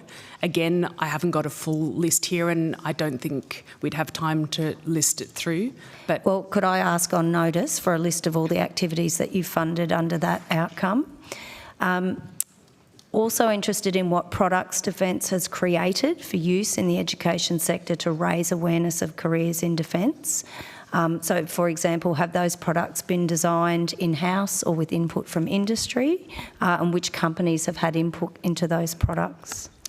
I can give a wonderful example just to add a bit of colour, which is one of our outstanding young laser physicists within Defence Science Technology Group developed a laser maze which is used to explain directed energy and laser concepts to school children. It's a good example of applying that specialist knowledge in a really accessible way. Okay, so that's an in-house example. Have you had any companies that have joined with you to have input into that product design? We have a range of partnerships and collaborations, including with Questacon, where the department partners through a program called Engineering is Elementary, in order to reach a range of different student groups in different ways, so it's not a single approach. Is Questacon the only company that's had input into product design? On notice, are you able to give me a list of companies that have had input into product design for use in schools? Yes. Yep, thank you. I'm also interested in how those products were distributed. So were they sent directly to schools, to education departments or other bodies? I'm happy to take that on notice rather than give a partial answer. Okay.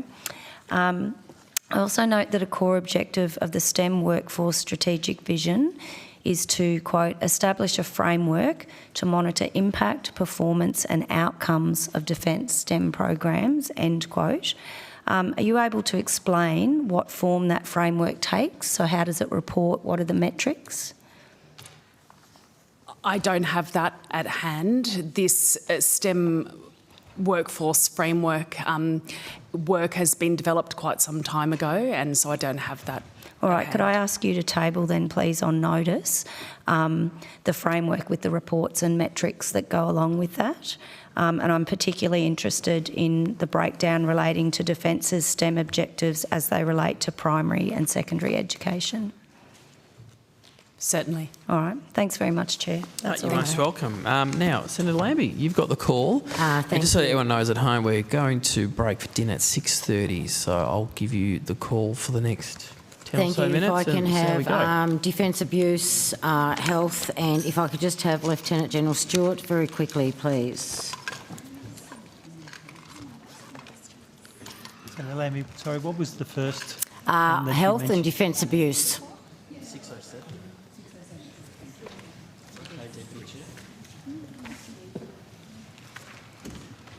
I won't keep you here long, Lieutenant General Stewart, because I really just don't. Over the years, I've done nothing but go at 7RER talking about them, but there was a pay dispute with the diggers back in, I think it was April to November 2023, when they were should have been receiving a higher pay for a specialist qualification, for example, the DFSW qualification. Are you aware of that? Yes, sir. I have to ask why there is officers over there, and that dispute went on for 6 months.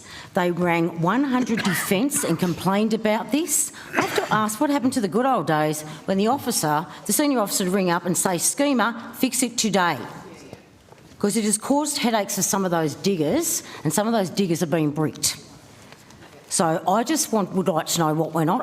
You don't need to answer me today, but I will trust that you will check on that, and that if those people were back paid, and if they decided to get out, I want to make sure that their pays were correct and they were back paid too before they got out. I'll say no more about it. Understood, Senator. We'll come back to you with a fulsome answer. That would be great. Thank you very much. Okay. I want to go to the psychologist. Who's doing that? Is that you? No, that's not you anymore, Lieutenant General Fox, is it? Are you doing health? Senator Lambie. Thank you, Lieutenant General Stewart. It depends on the question. It's about the psychologists. We are going to get to the bottom of this time. Okay. How many psychologists are currently employed across the ADF? So, Senator Lambie, I can provide a breakdown of mental health practitioners within. No, I just want you to answer the question. How many psychologists are currently employed across the ADF? How many?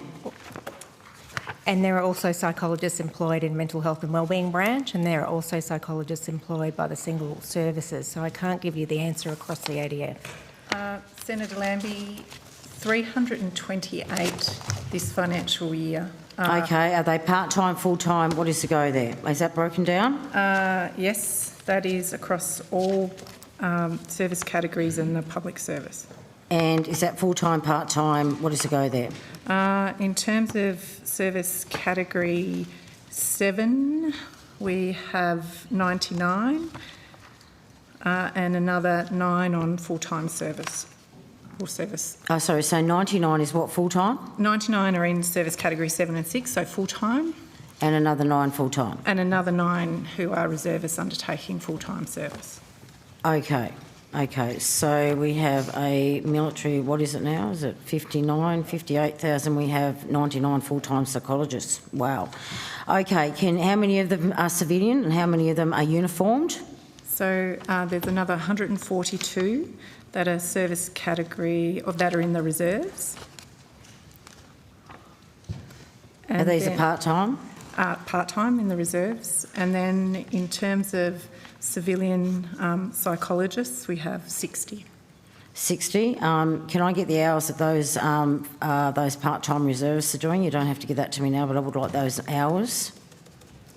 Yes, Senator, I'll take them on notice. I'd like to know all the breakdown of all the barracks right across the country of how many people on those barracks, how many psychologists they are, and how many hours they're putting in. Yes, Senator. Can you please describe to me the workplace arrangements for civilian psychologists compared to uniformed psychologists?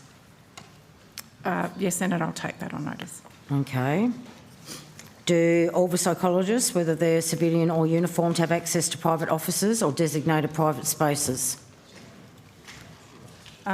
In terms of practising psychology, I would defer to the Surgeon General. I could confirm that in Joint Health Command, so in health centres and joint health units around the nation, they would have access to offices when they're seeing patients. Okay, but they're sharing offices to do reports or anything else, is that what you're saying? So there isn't always complete privacy? I can imagine that happens on occasion, Senator Lambie, yes. Sorry, I should have said Rear Admiral Sonia Bennett, my name at the beginning, which I neglected to do. That's okay. But they do work in shared spaces? Not psychologists generally, but I do know that to do office work or desk work, that health practitioners will work in shared spaces at times when they're not seeing patients. If they're seeing a patient, it is always a dedicated space. Mm-hmm. And how recently has the department collected feedback from the civilian psychologists regarding their roles and their working conditions? How often do you do a survey out to them so they can answer that? They would be, civilian psychologists would be picked up in the general APS surveys that the department does, Oh, that wow. I'd leave to somebody else. But I'm not aware in health, so if we're talking about psychologists that work in our health centres, I'm not aware we've done specific surveys to Why the not? psychology workforce. We've just come through a Royal Commission. Why haven't you done a survey with them? This is one of the biggest things in the Royal Commission was that they weren't giving the psychologists help they need. Why aren't you asking them whether they're happy, whether their working Senator, conditions are good? that happens in a range of different formats apart from surveys. So the psychologists are all working in health centres, surrounded in multidisciplinary health centres, surrounded by a range of health professionals. Those health centres have commanding officers and regional managers, and they would, by nature. That's not what I asked you. I've asked you if you do an overall survey right across the board, the same survey out to those people. I'm not asking you for the commanding officers. I think after the Royal Commission there was a lot of distrust, okay, with officers, and that's why people aren't joining. So let's just get to the bottom of that. I'm asking you, and if you haven't, can you please get a survey out there and ask them about their working conditions? That's both civilian and military. That's what I want to see. We may well have that information. It may not be in a survey, but I will endeavour to find out and get back to you and specifically with respect to the survey. So far with all that stuff that may have been gathered in the past, whether it's a survey or not, what types of feedback has the department received, and could you provide copies of any relevant feedback reports to the committee? Feedback on what? I don't understand your question, Senator. Feedback on... have you had any feedback in relation, whether it's from the departments, from the commanding officers, in relation to any of their working conditions, their roles, or anything like that? Have you had relevant feedback reports? Senator, we'll take that on notice and we'll look for you. Senator, just so I'm clear, that was about the psychologists providing commentary about their work conditions or workplace? That's correct. That's the community you're talking to? Yep. Mm. And can you clarify the training pathway for uniformed psychologists? Specifically, are qualifications and practical experiences developed entirely within a military context, or are they required to undergo civilian-based training? Psychologists generally would they would start their career with civilian-based training, and then they do on-the-job training as required as well. A good example is mental health risk assessment training, which was our historical training for health professionals, which just recently they've had specific training around the new program that Mental Health and Wellbeing Branch is doing, which is Safe Side, and that's been rolled out to all the psychologists also. The Director of Military Mental Health Psychology is the head of core for psychologists, and there's a range of the uniqueness about uniformed psychologists particularly is that they have the broad spectrum of psychology functions. So I'm not a psychologist, but psychologists, as I understand, they all have basic training, and then they might have a specialty which is either organisational psychology or clinical psychology. The military psychologists tend to have that broad scope of practice, and like any other health professional, they're required to be credentialed and registered, and part of being registered nationally is to be credentialed and do ongoing professional development training, and they would do that in the course of their duties. Okay, so what partnerships or programs does the military have that facilitate external experience for these psychologists? We have clinical placements for a range of our professionals, and I would be happy to take on notice exactly what the details are for psychologists with respect to those placements, but we have deeds with hospitals and other centres, depending on the nature of training required for our health professionals as needed to obtain training in the civilian sector that they might not get exposed to in the military sector. Okay, can you give me a list of how many of those that have actually been able to do that as well? A number? Psychologists or general health professionals? The psychologists. I can take that on notice as well, Senator. Okay. This will be defence abuse now. What actions has the government taken to address the high rates of general and sexual harassment faced by female cadets, as shown in the 2023 Workplace Behaviour Survey? Senator, is that cadets or is that, did you say, sorry, I couldn't. Female cadets, as shown in the 2023 Workplace Behaviour Survey. What's been done about that? For the Australian Defence Academy? Yeah. Senator, we have undertaken a number of training courses in relation to unacceptable behaviour at ADFA. In particular, cadets are briefed and undertake training in relation to the behaviours that are required of them in the Australian Defence Force. That's all cadets. That's provided in the first 6 weeks at ADFA. They are then talked through in relation to safety, emergency drills that are required. They are also given briefs on bystander behaviour in terms of when they see something that might be wrong, actions that they are to undertake to address that. They undertake mandatory awareness training in relation to suicide awareness training. They also have now in place residential support officers in the accommodation with the first years, where first years can go to. The staff has been increased across ADFA to make sure that there is a senior NCO and an officer available for the first year cadets in particular. The second and third year cadets at ADFA undertake mandatory awareness training across workplace behaviour as an annual requirement in accordance with what the broader Australian Defence Force undertakes. But on top of that as well, at the Australian Defence Force Academy, we have in place a cultural reform program where the cadets are undertaking ethics training, leadership training, character development on top of all of the awareness training that they have to do as well. And so they've been doing this stuff for years. So what in the last 3 years is brand new into that system? So can you supply that on paper for me? Yes. Following the Royal Commission's recommendations, what steps has the government taken to make sure the Defence keep accurate records of all members convicted of sexual assaults? I will defer to my colleague in relation to record keeping. Senator?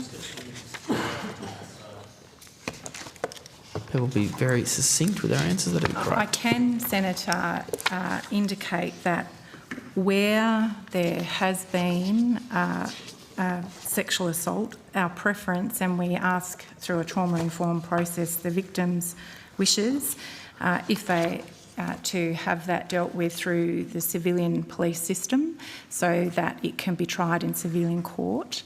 We work with the victims in and around their preferences for that. We are working with the Attorney General's Department to make sure that where people who are tried within the Australian Defence Force in the military justice system have a conviction that is a criminal record equivalent in the equivalent state of the civilian system, that record will be recorded in a civilian system within the Attorney General's Department. The Attorney General's Department is working on a National Police Reference System check and have agreed that we will resolve in 2025 the Australian Defence Force data to go into that, so all police have access to those records and records of conviction. Okay, now, unfortunately on that note, we do need to break for dinner. We'll be back here with Defence and Senator Lambie, throughout the course of the evening. I'm sure you'll get the call back, but thank you everyone. We'll see you here at 7:15.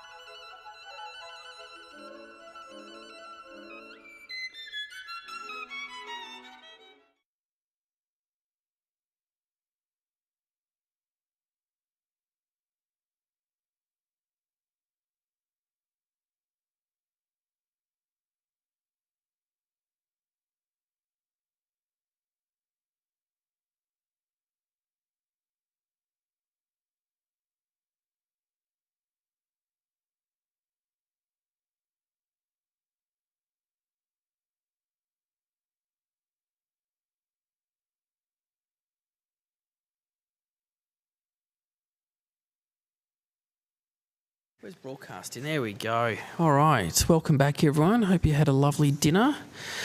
Now, I'm going to hand the call over to Senator Green, who has a couple of questions. Thank you, Chair. My questions are for Mr. Jeffrey. Thank you.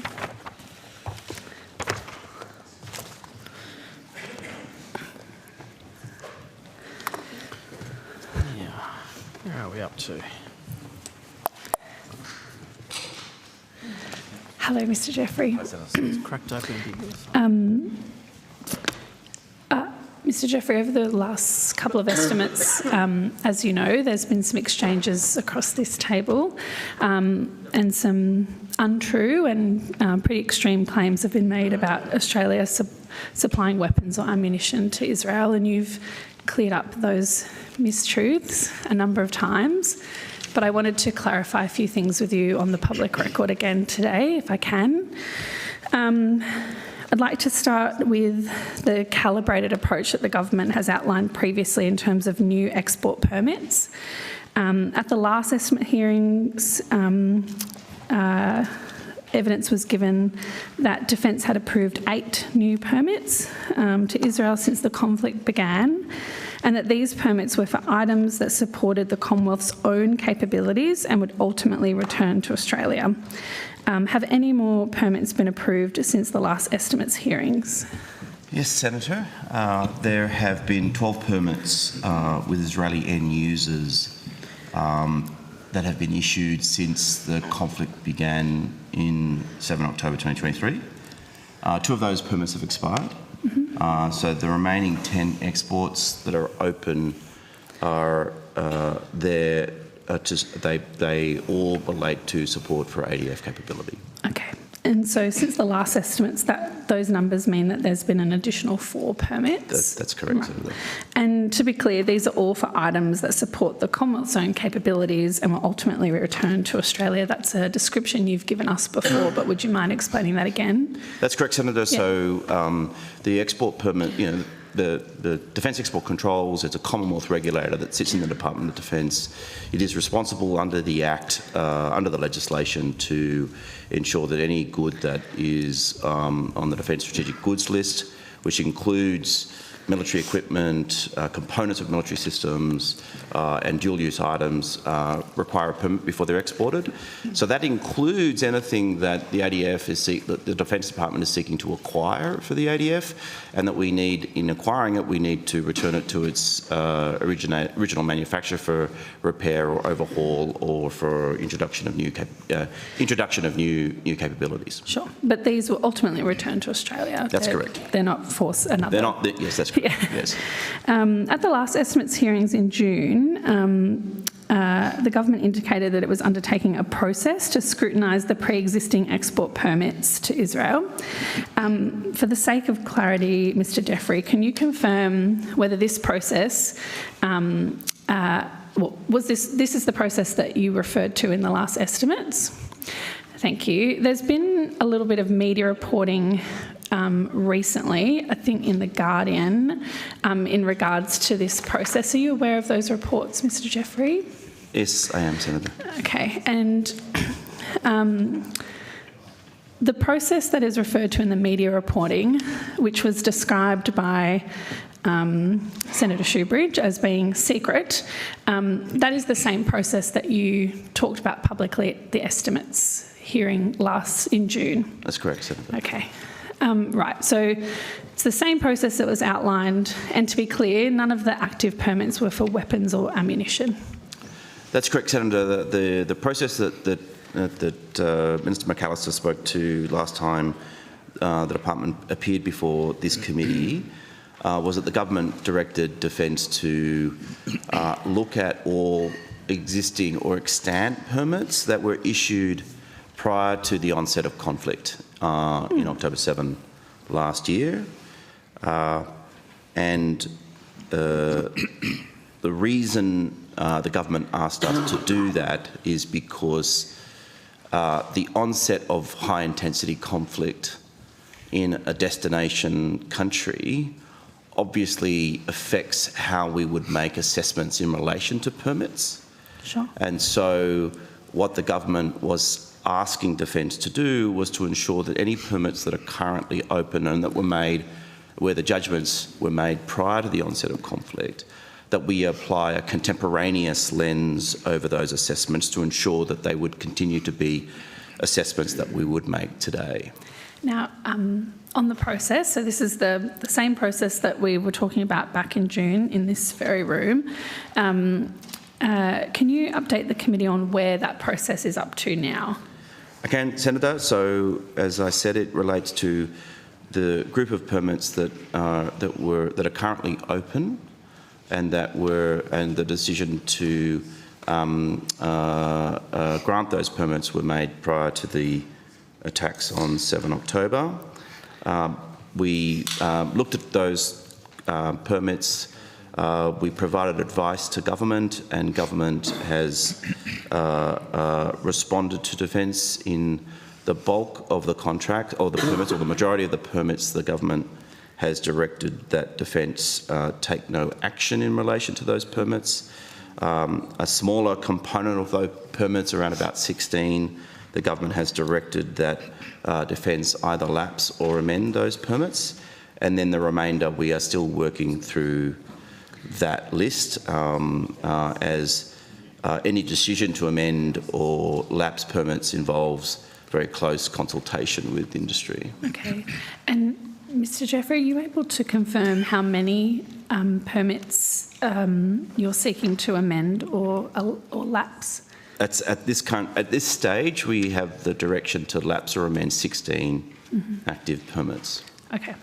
And can you confirm that the permits that are being amended or lapsed were all approved before the conflict began on the 7th of October 2023? I can confirm that, Senator, yes. Okay. And look, I appreciate you can't go into specifics, but is it fair to say that the circumstances may have changed since those permits were assessed and approved prior to the conflict, and therefore they're now being lapsed or amended because of those changed circumstances? I know you can't go into the specifics of each one, but could you describe the reason for those sorts of decisions? Okay, and Senator, there are a mix of reasons why the government directed us to lapse or amend. In some circumstances, it's because the permits themselves are inactive, that they were not being used by industry. Okay. In other circumstances, because, as you referred, Senator, because of the change in the political context, the onset of higher intensity conflict, particularly a conflict in which there are a high number of combatant casualties, but also a very high number of civilian casualties.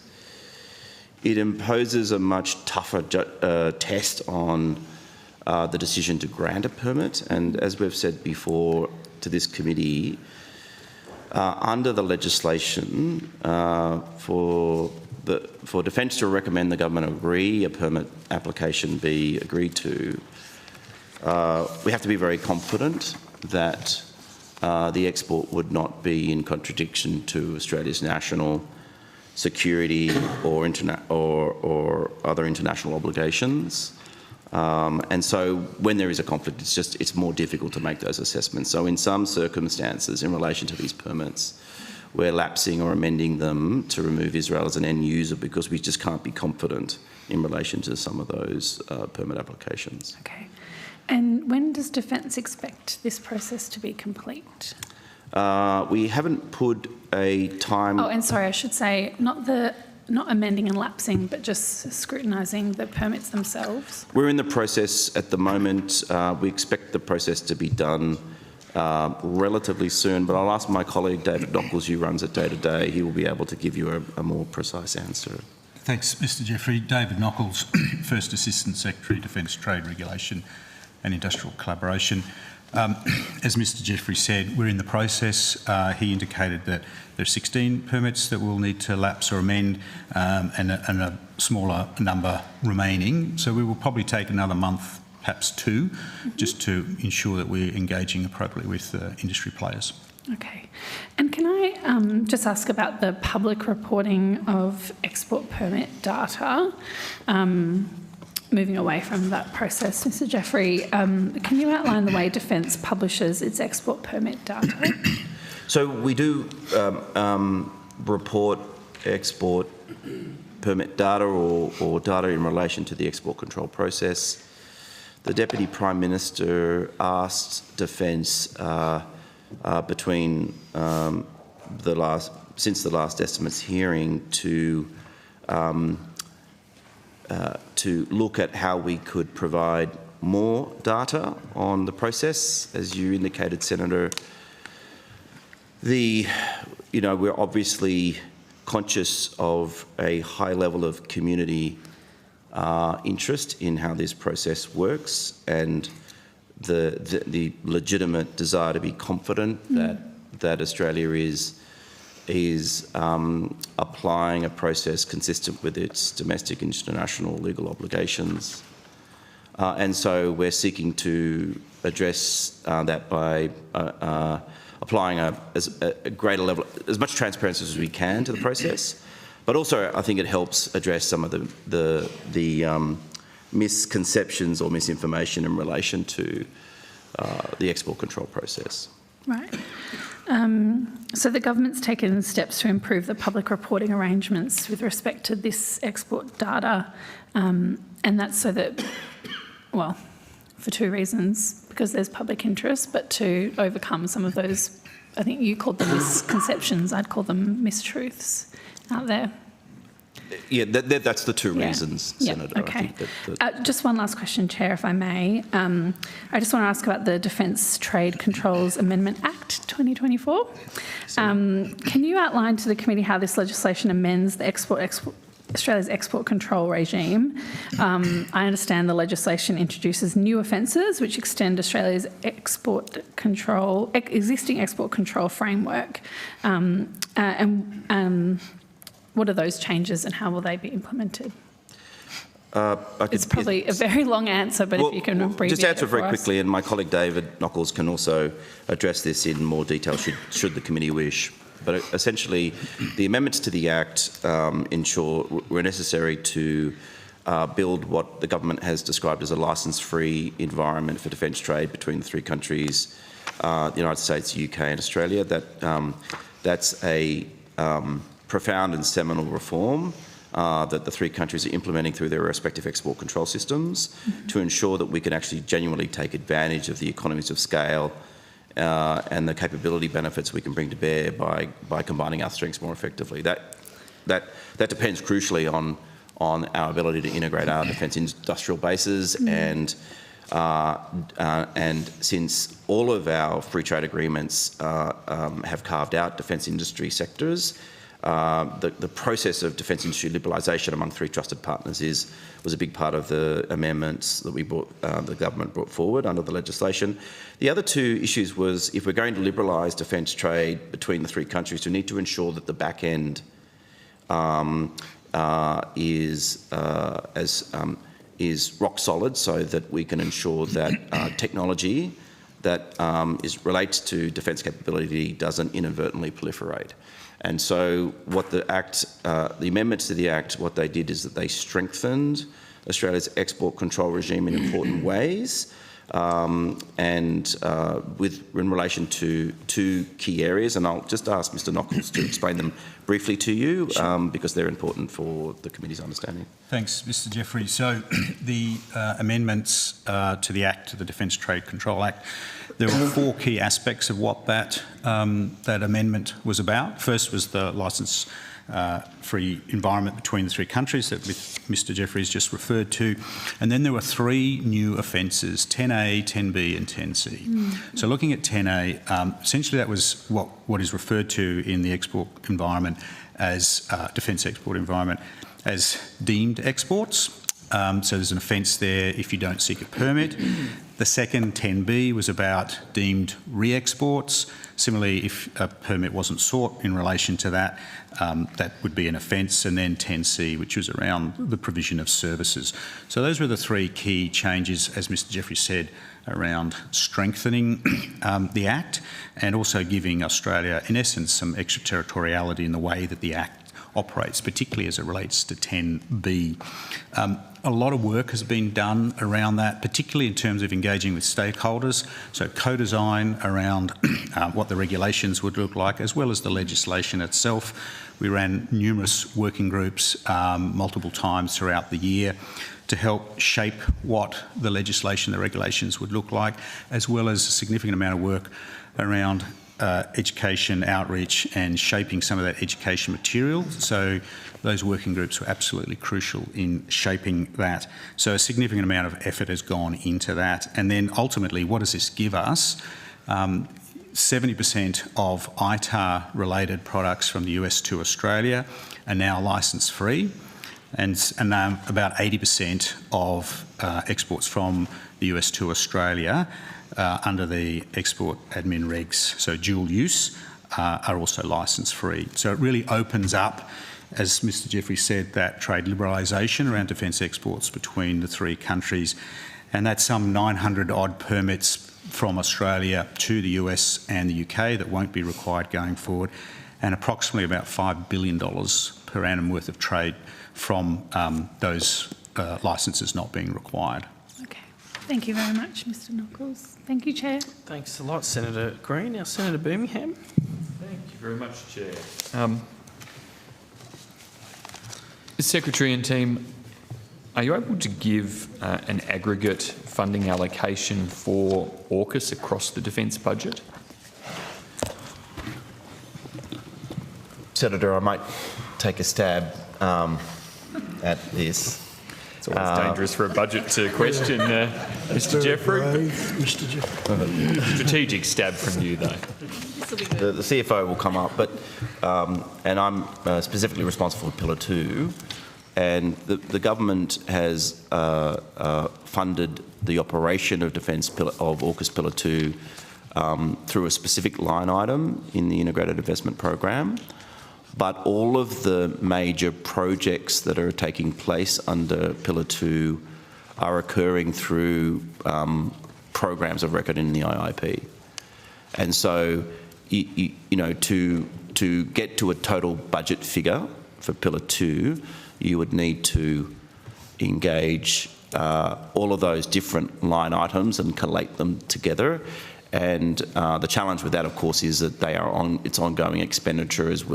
It's those line items that are funding a lot of the working groups that exist under Pillar 2 that are taking forward specific capability projects, whether they be experimentation, the construction and of prototypes, and their deployments under testing and all of that.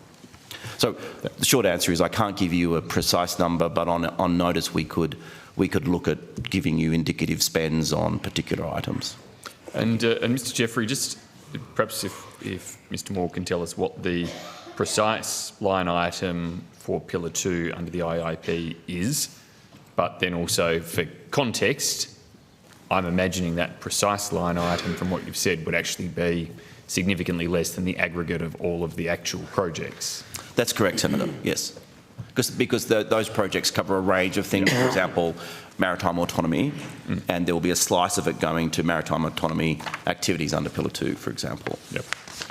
But, do you want to... Thanks, Stephen Moore, First Assistant Secretary, AUKUS Advanced Capabilities. That's correct. So my division has a certain amount of funding to fund prototyping and seed funding for activities, but the bulk of funding for AUKUS activities does sit within projects within the IIP, and as Mr Jeffrey said, it wouldn't be the entirety of that project. There would be a slice of it that contributed to AUKUS Pillar 2 activities.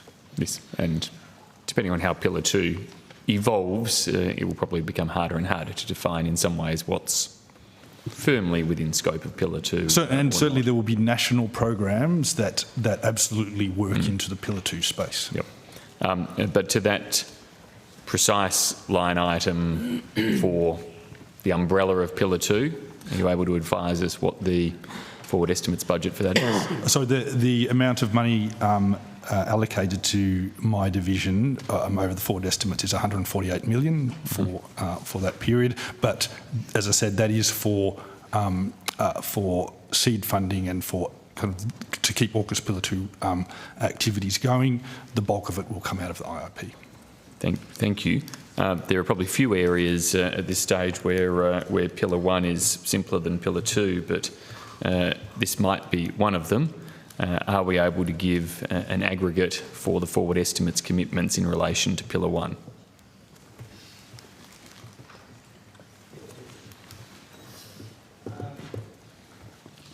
Senator Stephen Groves, I think that most of that would be within the ASA's remit. They would have an idea, but I don't have a number on AUKUS Pillar 1. I'd have to go away because there are still some components in various parts within the defence budget as well. So no, I don't have a number with me. Okay. If you could, please, Mr Groves, and I mean, by rights, the entire... Oh, sorry, no, that's not...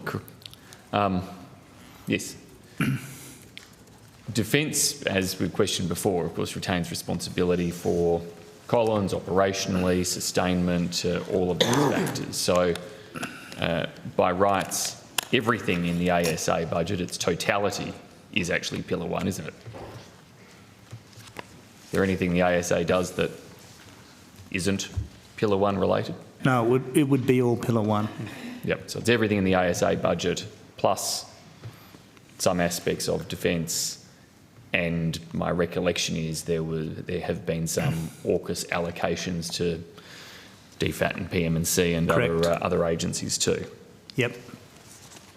Okay, thank you. If you can provide on notice those details in relation to the defence spending for Pillar 1, that would be great. Is Defence able to tell us how much has been expended on AUKUS since the optimal pathway was announced?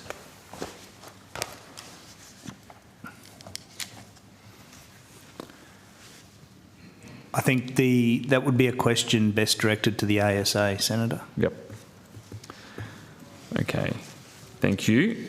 As I'm assuming you're going to say other questions in relation to subs and infrastructure components rightly would be, but it pays to check.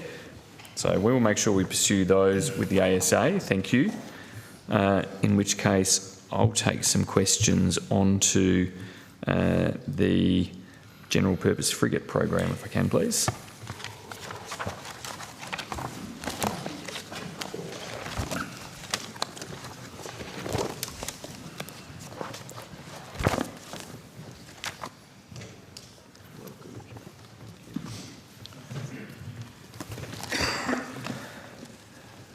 Thank you.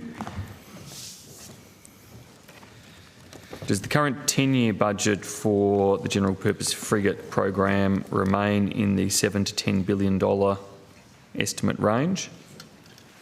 Cheryl Lutz, First Assistant Secretary, Major Service Combatants and Combat Systems. Yes, it does. Thank you. And that's inclusive of an estimated $1.5 billion for sustainment? Yes, that's correct. Okay. How does that break down into the forward estimates, Ms Lutz? Well, there's an overall budget at the moment. I mean, I don't have the allocation for the forward estimates here with me. Does somebody have an allocation for the forward estimates?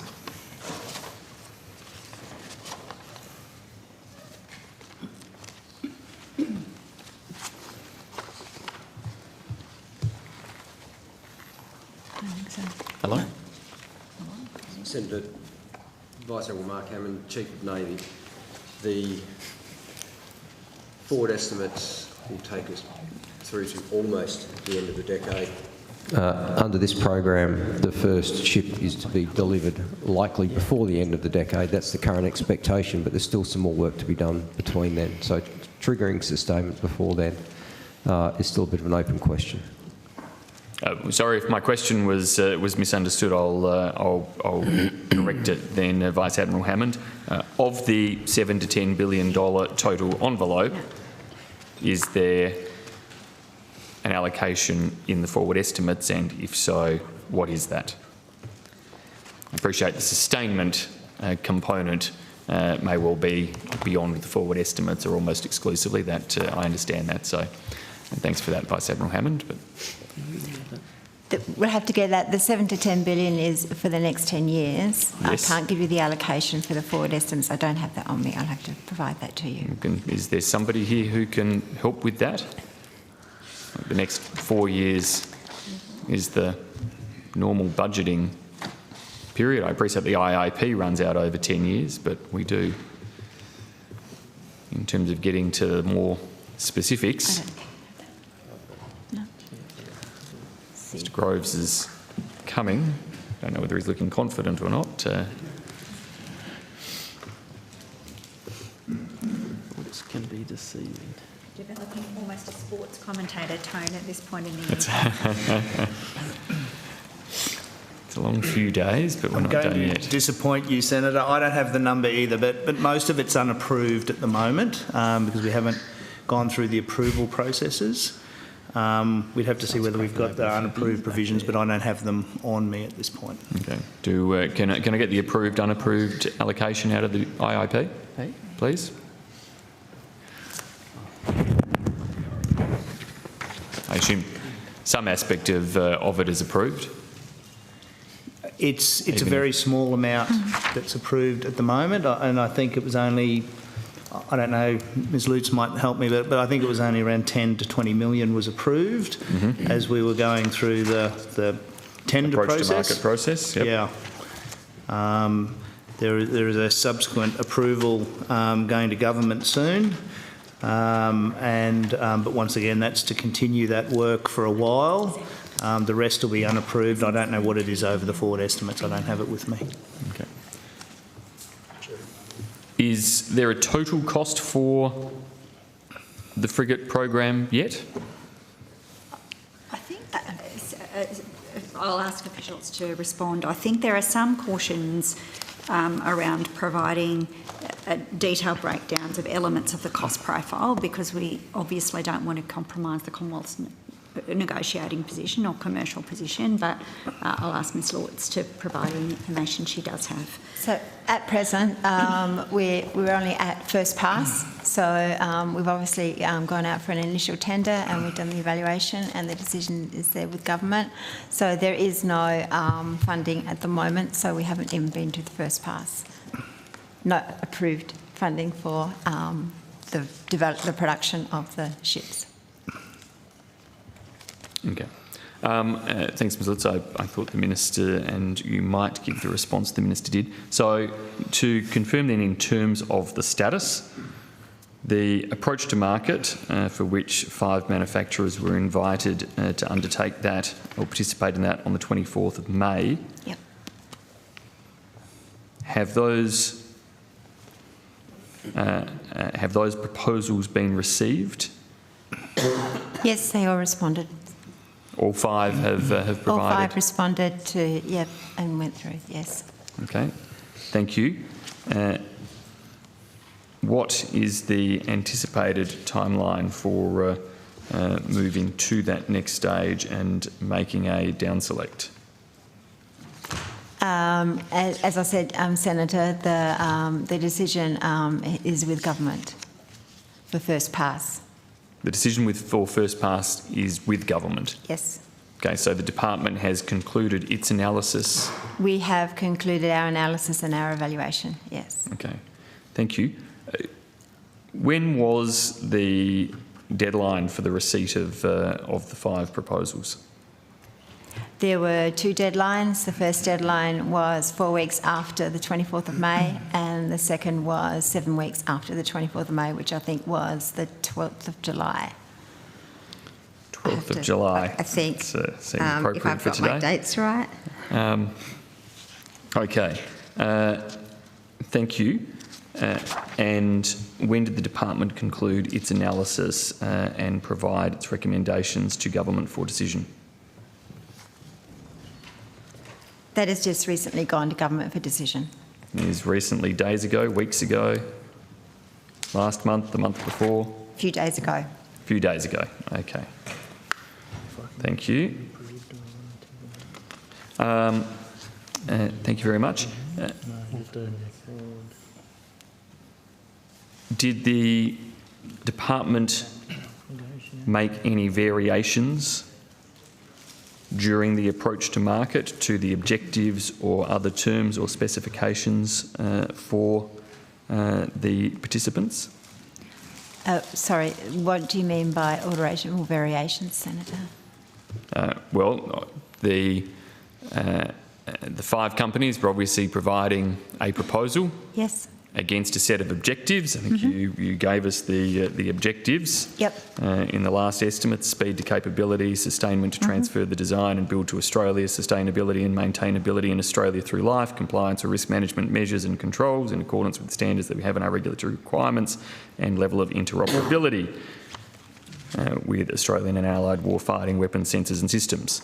So let's just start with the at least objectives there. Was there any variation to the objectives undertaken during the approach to market? No. Okay. In terms of the evaluation criteria or other detail that was provided to the participants, were there any variations to that during the approach to market period? No changes to evaluation criteria or objectives or any of the requirements. Okay, thank you. So they all remained identical in terms of providing up to 11 frigates with 3 to be built offshore and the residual 8 to be built in Australia. Okay, thank you.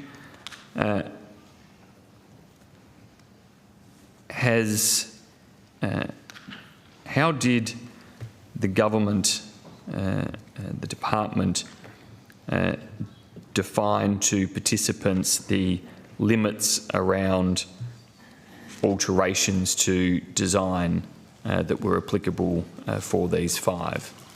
I think we had some discussion previously about the fact that these are essentially to be off the shelf,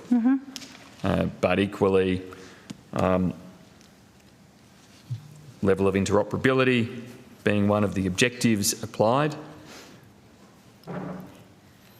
In terms of what was provided to the participants, how was that off-the-shelf defined, and what range were participants able to provide in terms of where they might be willing to vary to meet higher levels of interoperability, for example?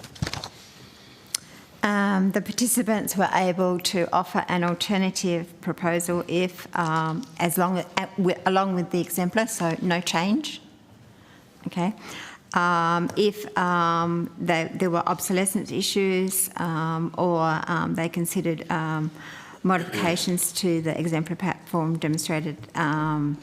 had to demonstrate a high level of maturity. So there might be production lines that had been ongoing for several years and hence had obsolescence equipment, so they had to update the equipment, so they were able to offer that. As an alternative, they had to still offer the exemplar. If they did not offer the exemplar, which is the no change, they were not put through. Okay. Thank you. So has the Department or Government come to a decision about whether CEA radar technology would be incorporated into the frigates? We did not specify any changes that were required to be made to these frigates, to the exemplars. Right. And it would have been up to each of the 5 companies as to whether they potentially proposed that as one of their alternative variations. Yes. Okay. Thank you. Has the government made a decision as to whether it is down selecting one tenderer or more than one tenderer? The government will announce its view on the next part of the process when it chooses to do so. Yes, I wasn't trying to preempt who it was going to be. I understand that decision is pending, but was trying to understand perhaps what that next stage may be, whether it is a further competitive stage or whether it is moving to a different pathway with just one tenderer. That decision hasn't been made yet? Well, if we could, I mean, Mr Miles spoke months ago about what the government's intended process was. We've got nothing further to add to what Mr Miles said at that time about how the government would approach this matter.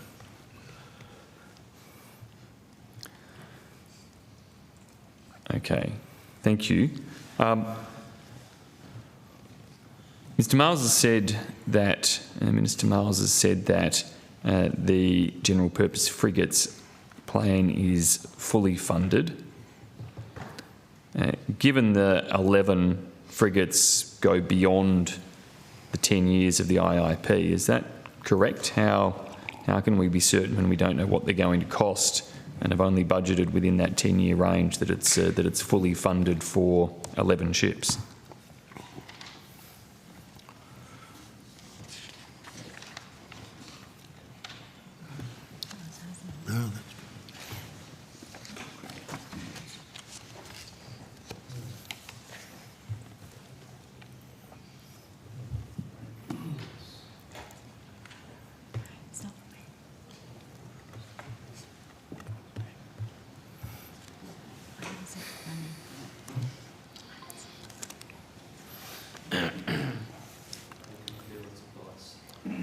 Senator, I don't think we are sure. There is a provision. When nobody else steps forward, CDF does. There is a provision over the decade. I think there is an overall provision, but we would have to check that for you. Provision over the decade because that's the span of the integrated investment program. So I think Mr McDowell did say last estimates, we were directed to buy 11 frigates within a budget envelope. So if there is a requirement to go back to government for a real cost increase or a reduction in the number of frigates, in the number of ships, that's a trade-off that will have to be made at the time. So reality is, until you actually get to a point where you've exercised as much commercial leverage as the Commonwealth can and got the best deal you can, we don't actually know for sure whether you're going to get 11 within whatever the budget envelope beyond the 10 years may or may not be. And it will be a decision for government at that stage. Yep. Yes, and Senator, we're in the very early phases. Like, you know, Yep. Of which I'm not critical of defence. That is a reality, but it's a reality that the DPM should be mindful of when he goes around saying that the plan is fully funded for 11 ships, when indeed it could be a very different scenario still. Can I ask for the status of the strategic shipbuilding agreement, please, and where negotiations have progressed on that since November? Senator, before you go into that, can I just let you know that the budget, the approved budget for this one so far is $40 million for general purpose frigate. $40 million for this financial year? Yeah. Okay. For the frigates program? Mm-hmm. If we've got this financial year, do we have the forward estimates too? No. Right. I'm just approved budget. Oh, so is there, so far as approved budget goes, it is only approved so far for this financial year? Right, so there is nothing in the approved budget for the forward estimates. It all sits in the unapproved element of the IIP. Yes. Yes. Right, thank you, Ms Lutz. Okay. Which, as we've said, we're not inclined to discuss in great detail for all the reasons that you've already acknowledged. Well, it's also just in that lump sum of 7 to 10 billion. Sorry, the question about the strategic shipbuilding agreement. Yeah, we continue to negotiate. We have had don't run away, Ms Lutz. Jim McDowell, Deputy Secretary. Sorry, Mr McDowell. Can you not hear? Jim McDowell, Deputy Secretary, Naval Shipbuilding and Sustainment. We have proposals, have a number of proposals, culminating in a final proposal from the strategic shipbuilding partner, Austal, which we are evaluating at the moment, which links the strategic shipbuilding agreement to the pilot project, being the landing craft medium for watercraft for the Army. So we're in what I would say is probably the final stages of negotiation of those two documents. Okay. So just for clarity there, Mr McDowell, in terms of two documents. Mm-hmm. So there'll be the strategic shipbuilding agreement with Austal, mm-hmm. and then the more detailed contracting around the landing craft, or are you correct? Yeah, and I would like to do both of those at the same time, because I don't think there's any point in having a strategic shipbuilder if we haven't been able to satisfy the first project that needs to be done within that. So we'll be concluding the strategic shipbuilding agreement and the contract. So if you like, the first contract under that agreement to build landing craft medium. Okay. And again, timeline for that, you're making it sound imminent? It will... recent, soon, I like days, weeks, months. The first quarter of next calendar year. Q1 next year. Yep. Okay. Thank you. And can you just outline to us what the binding nature or obligations on the Commonwealth will be from the strategic shipbuilding agreement? I'll maybe ask Fran Rush, who's more detail on the detail of that agreement. Okay. Well, she comes to the table, Ms Lutz, just having made you stay just for fun. Not really. Just one question I didn't ask before on the frigates. It is still the government's ambition and intention to have the first delivered in 2029? Yes. Thank you. Good evening, Senator Birmingham. Fran Rush, Chief Counsel. Just to answer that question, we are still in negotiations with the strategic shipbuilder, but we're quite advanced on embedding sovereignty requirements in that agreement, with particular conditions around what happens in certain circumstances across the whole Austal group. I think I mentioned that at last estimates when we talked about this issue. Thanks, Ms Rush. And that sort of goes to, as you just described, that obligations on the Austal group, which clearly, yes, last estimates, I think we had a probably longer discussion about ownership, but within that, workforce, IP, other... Absolutely, yep. My question to Mr McDowell was, what are the concomitant obligations on the Commonwealth? They will be primarily under the contracts under the Strategic Shipbuilding Agreement in terms of delivery of GFF, government furnished facilities, government furnished equipment under that program, as we typically have under a contract, any ASDEF-based contract. As the government works through determining shipbuilding undertakings, what rights will Austal, as the partner in the Strategic Shipbuilding Agreement, have? What expectations do they have of the Commonwealth in that regard? Primarily in the West in relation to delivery of facilities. That's what our expectation is, but they will be, given we're only looking at the pilot programs at the moment, they only do relate to those two programs. I don't think there's anything further that's anticipated that we will be delivering at this point in time. Do they get any type of first rights to present a bid to deliver upon work? Seeking to, I understand in one lens the concept, but of course in terms of negotiating leverage for the Commonwealth, presumably when it comes to actually deciding who's building something, we're still going to want a degree of competitive contention in those processes. Definitely, and there will be assurances around cost. Obviously, value for money assessments will be undertaken in the usual way we undertake for all of the programs we do. But I don't think that there is any intention at this point in time, subject to government decision, for any other projects to be competitively bid unless any of my colleagues want to offer anything else. No, so I think the expectation, Senator Birmingham, would be that we will assess their Austal's progress and performance on landing craft medium, and then most likely landing craft heavy.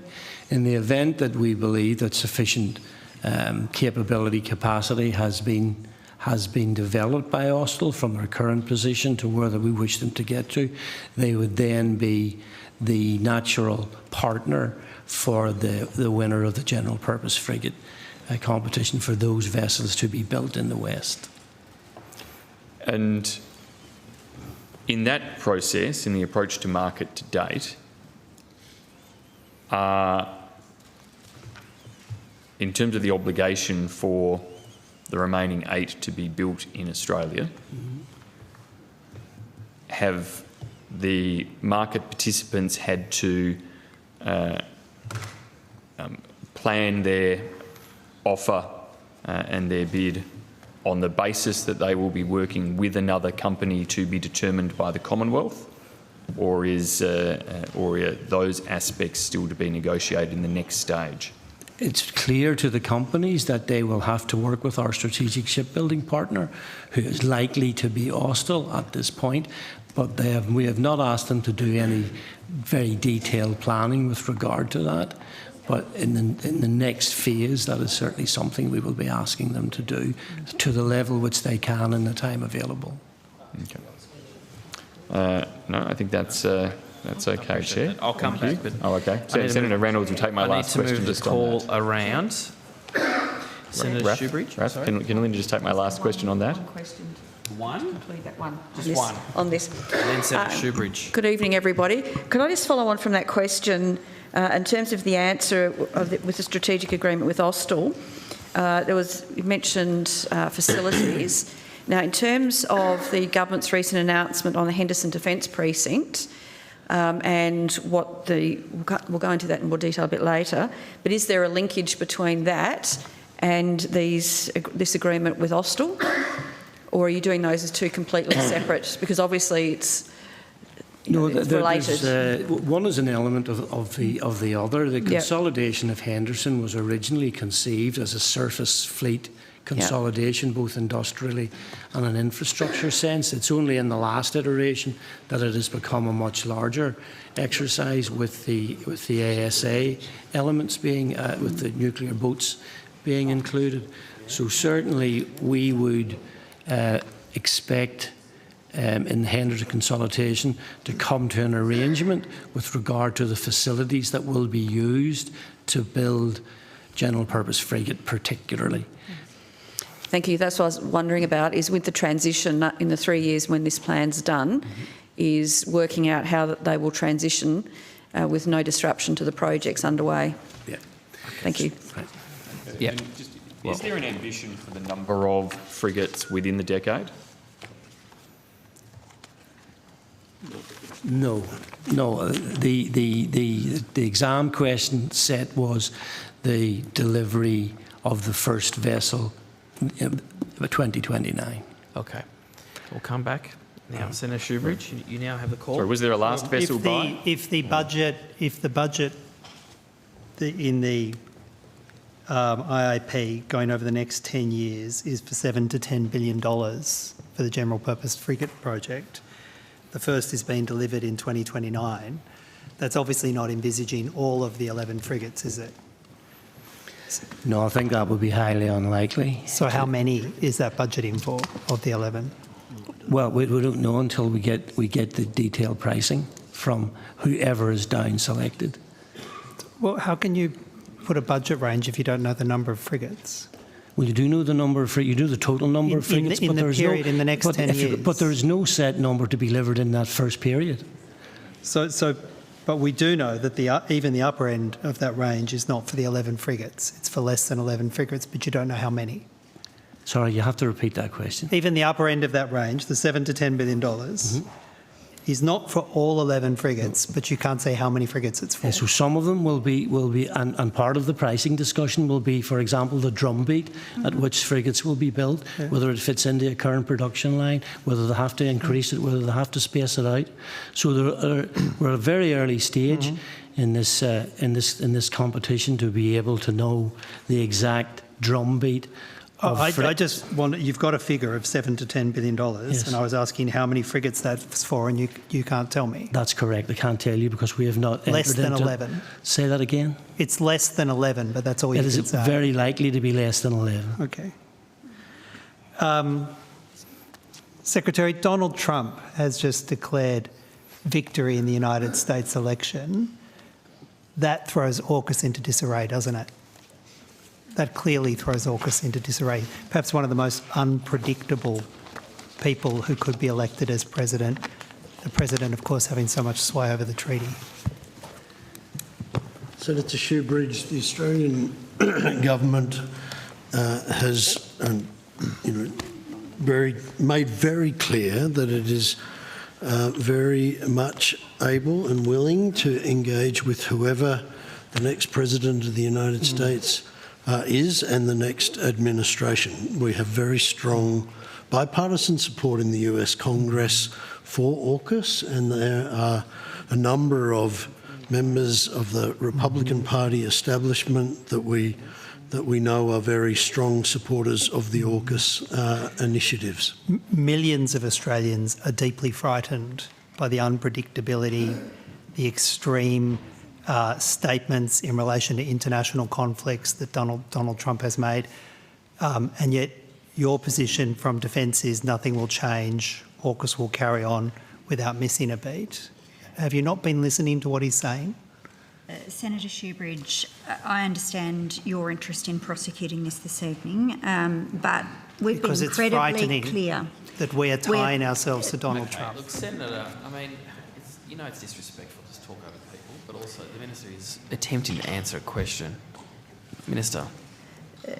Senator, all three AUKUS partners are committed to delivering on AUKUS, and that includes, of course, critically supporting Australia's acquisition of conventionally armed nuclear submarines.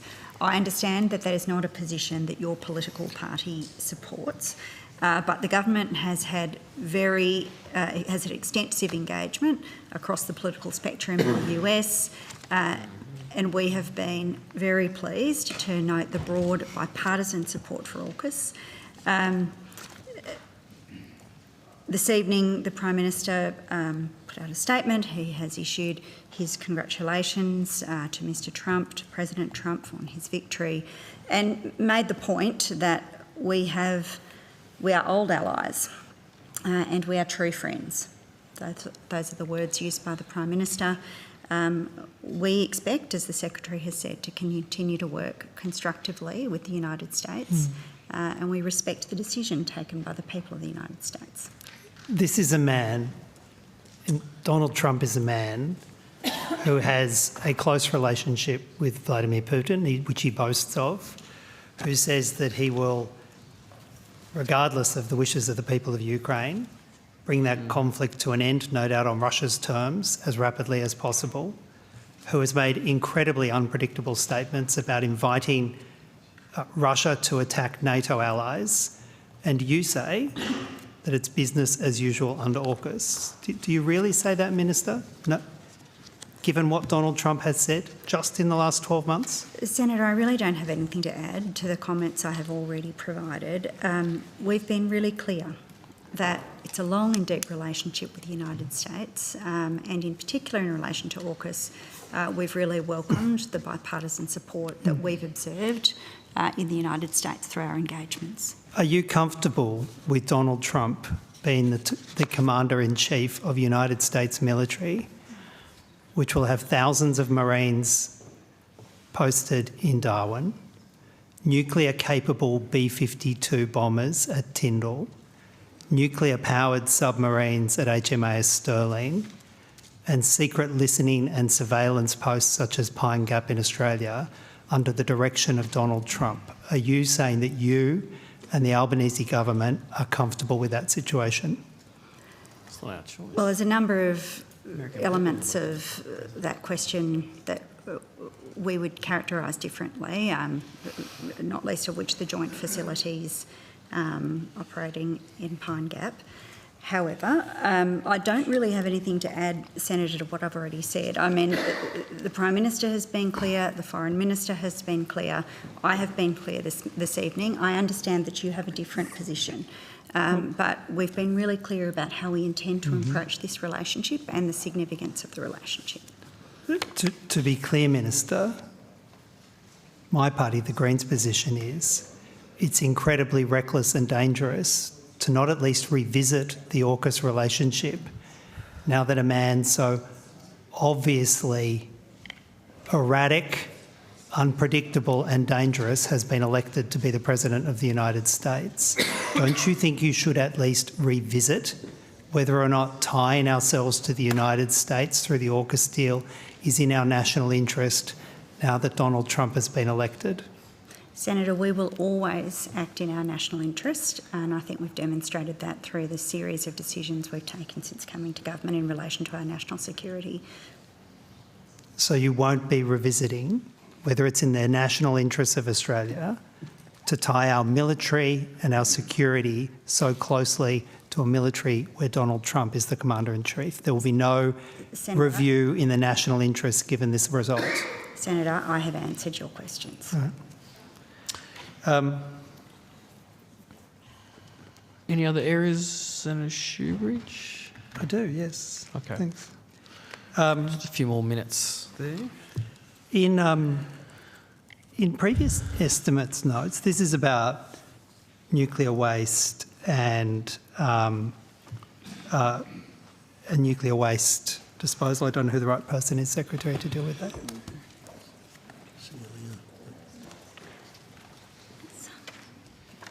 This department, or was it ASA?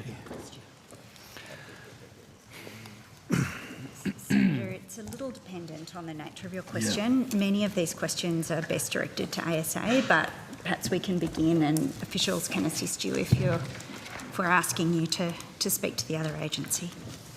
I think that the regulatory arrangement is entirely under defence according to the list you gave us. It just depends what the question is, Senator. With the legislation that's now passed, the Naval Nuclear Safety Bill, that has created 2 naval nuclear facilities through the legislation, one in Stirling and one on the outskirts of Adelaide. Is that correct? Senator John Reid, Deputy Secretary Governance. That's right, Senator. Yeah. And what activities can be undertaken under that legislation at those two facilities? Senator, that will be a matter ultimately for the licence applications that are made in relation to those locations. What does the legislation provide for? What the legislation has done has been to establish that both at Henderson and Osborne, at Stirling and Osborne, that a range of functions under the legislation may be able to be carried out, depending on licence applications made and granted. And they include storing and maintaining nuclear submarines, and they include, under the legislation, it permits the storage of nuclear waste. Is that correct? They are things that might be able to be carried out under the legislation, Senator. And in terms of nuclear waste, the legislation allows for low, intermediate and high. In fact, doesn't draw a distinction between nuclear waste, does it? The level of nuclear waste under the legislation? So, Senator, the legislation makes clear that the Australian government won't accept spent nuclear fuel from US or UK vessels. It doesn't distinguish between low, intermediate or high level waste in accordance with similar regimes both domestically and internationally. And of course, if Australia ever gets AUKUS SNNs or second-hand Virginia-class submarines, we will be responsible for the disposal of the nuclear waste and the spent fuel from those. Is that right?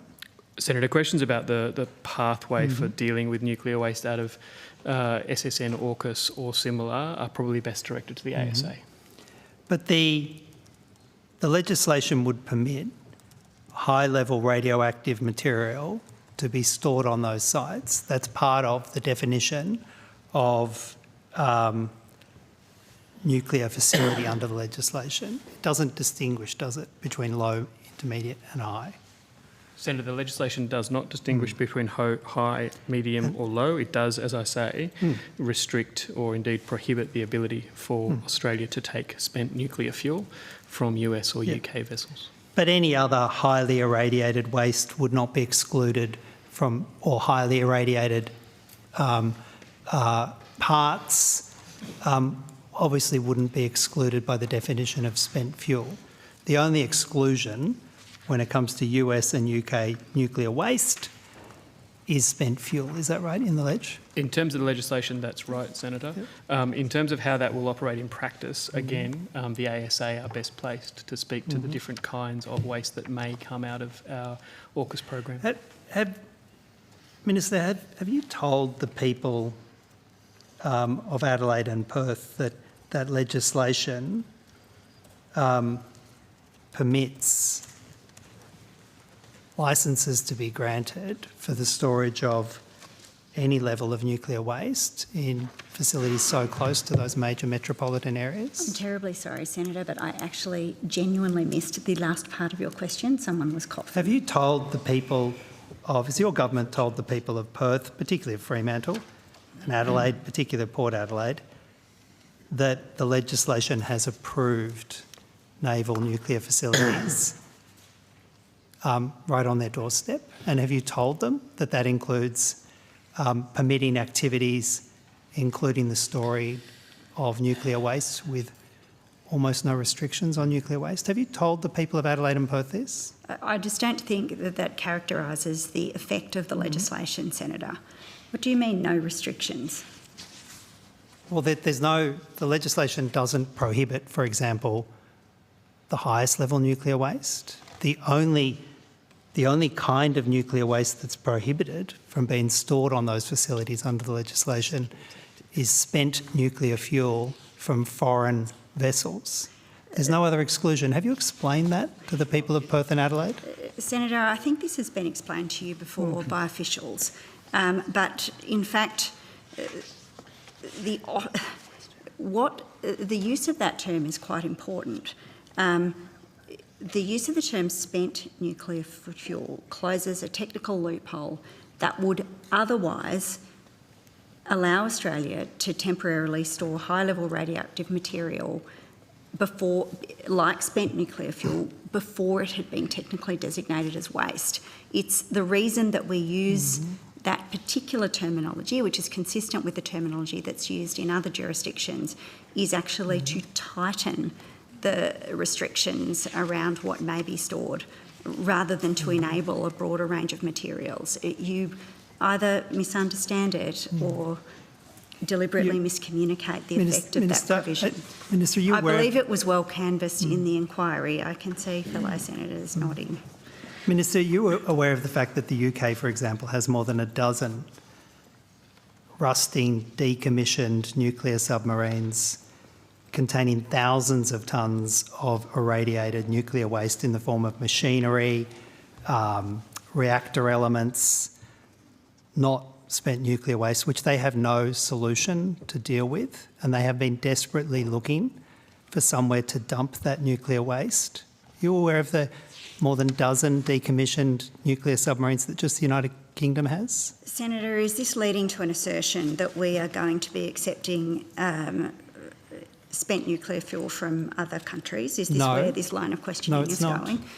This is leading to an assertion that there are thousands of tonnes of irradiated nuclear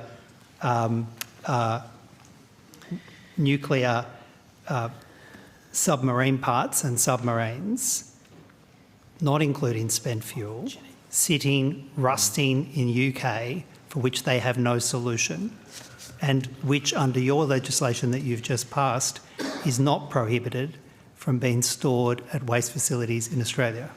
Senator, this is simply an incorrect assertion about the effect of the regulatory arrangements in the Australian context. And it is also the case that these questions would be much better put to ASA.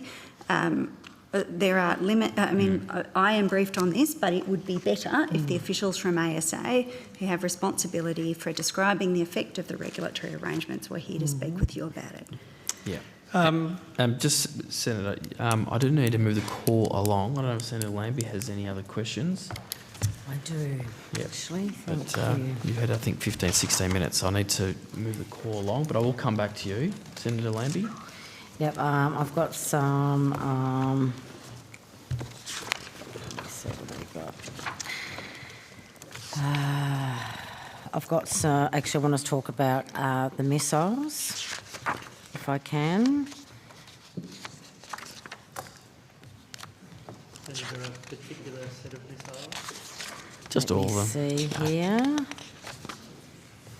Oh, it's the manufacturing.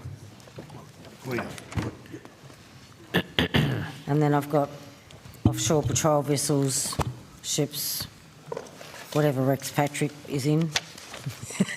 It's not Rex Patrick. Oh, come on. He loves his stuff. But let's do the missiles. Okay, what is the projected planned annual production output for each of these facilities? The missile manufacturing.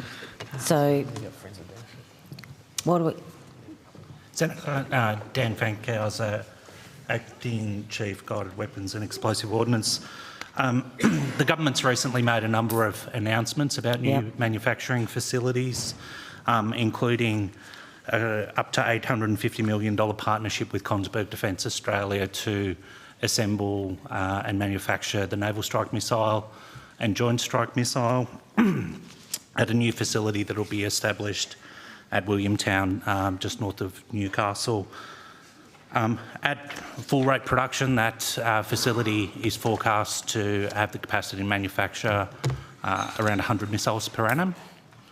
And we're looking at the options for not only that factory to support the supply of missiles to the Australian Defence Force, but potential export opportunities to international partners in the region as well.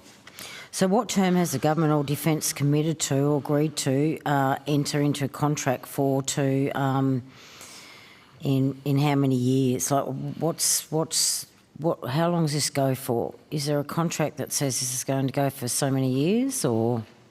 There'll be a series of contracts. So at the moment we're finalising negotiations on the Consberg facility, which will cover the initial establishment of that facility, the development of the workforce, and the supply of missiles to Australia. It'll continue to evolve based on our ongoing needs, but also potential opportunities for export into the region as well. Okay, so when will the facility upgrade or construction contracts and the manufacturing be contracted? We're just in the process of finalising those at the moment. We're hoping to do so before the end of this calendar year. And what do the ownership arrangements for each of these facilities look like? So the facility, if I go through them one by one, the facility at Newcastle will be developed by Newcastle Airport Proprietary Limited and then leased to Consberg. The facility that we talked about just recently to forge 155 ammunition rounds with a preferred tenderer selected as Thales Australia, that facility is proposed to be built at the government-owned factory at Benalla in Victoria. We're also, as part of the government's GWEO plan that was released last week, it indicated plans to establish a permanent production facility for the Guided Multiple Launch Rocket System, or GMLRS as it's also known, with site selection still to be decided on in 2025, and we've got a short list of sites in New South Wales and Victoria that we're working through at the moment. So what are the Australian-owned, not foreign-owned businesses onshore that are involved in or have been selected to be involved in the Australian Guided Weapons and Explosive Ordnance Enterprise? So many of the businesses that have been identified are Australian subsidiaries of international prime contractors. So our contracts, for instance, in GMLRS are with Lockheed Martin Australia, not with the parent company, and the similar arrangement exists with Consberg Defence Australia and Thales Australia, just as a few examples. During the speech at the National Press Club on 30th October, Mr Conroy stated the government was enhancing the ability of Australian businesses to export. However, exports of these weapons would need approval of foreign HQs and governments because it's foreign-owned IP. Is that correct? There will, depending on the arrangements that we have with each of the countries of origin. So obviously the United States has quite a well-known control regime, the ITAR, and any retransfer of US origin equipment would require approval from other governments. We would have to, in the instance of Consberg, work with the Norwegian government, for instance. Others, though, if the technology has been developed here in Australia with Australian SMEs, would be subject to our own domestic export control regime. Okay, so you still have hope that these things can be exported and sold outside, even with this IP situation? That's right, Senator. So part of what we're planning with the manufacturing facilities is for them to have capacity beyond Australia's own needs so that we can not only support the ADF but potential international partners, including but not limited to the United States. Okay, so why would Lockheed Martin, US, want to export Australian manufactured weapons ahead of weapons manufactured in the US facilities?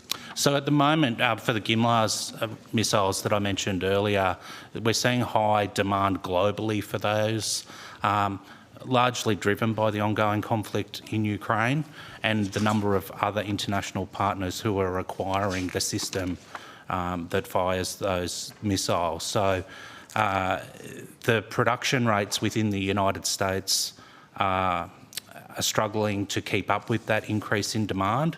And so what Australia would offer is a second source of supply to not only assure delivery for our own needs, but to also assist in meeting some of that global demand as well. Okay, so the Government or Defence has stated that the forge at the Commonwealth-owned facility in Benalla will be upgraded so it can manufacture 155mm M795 artillery projectiles for the M777s. The inference is that Benalla upgrade will be completed by 2028. Is that correct? We're still about to enter commercial negotiations with Thales as the preferred tenderer, but that's our intent. The US is ramping up production to be able to produce 100,000 rounds a month by the end of 2025. In February 2022, they were producing about 14,000 rounds a month.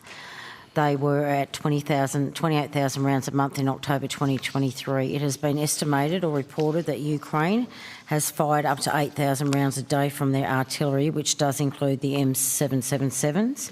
How does the upgrade to the Benalla munitions facility announced on the 30th of October 2024 relate to the upgrades announced on the 6th of October 2023? Or these are still the same upgrades? Are we re-announcing this or...?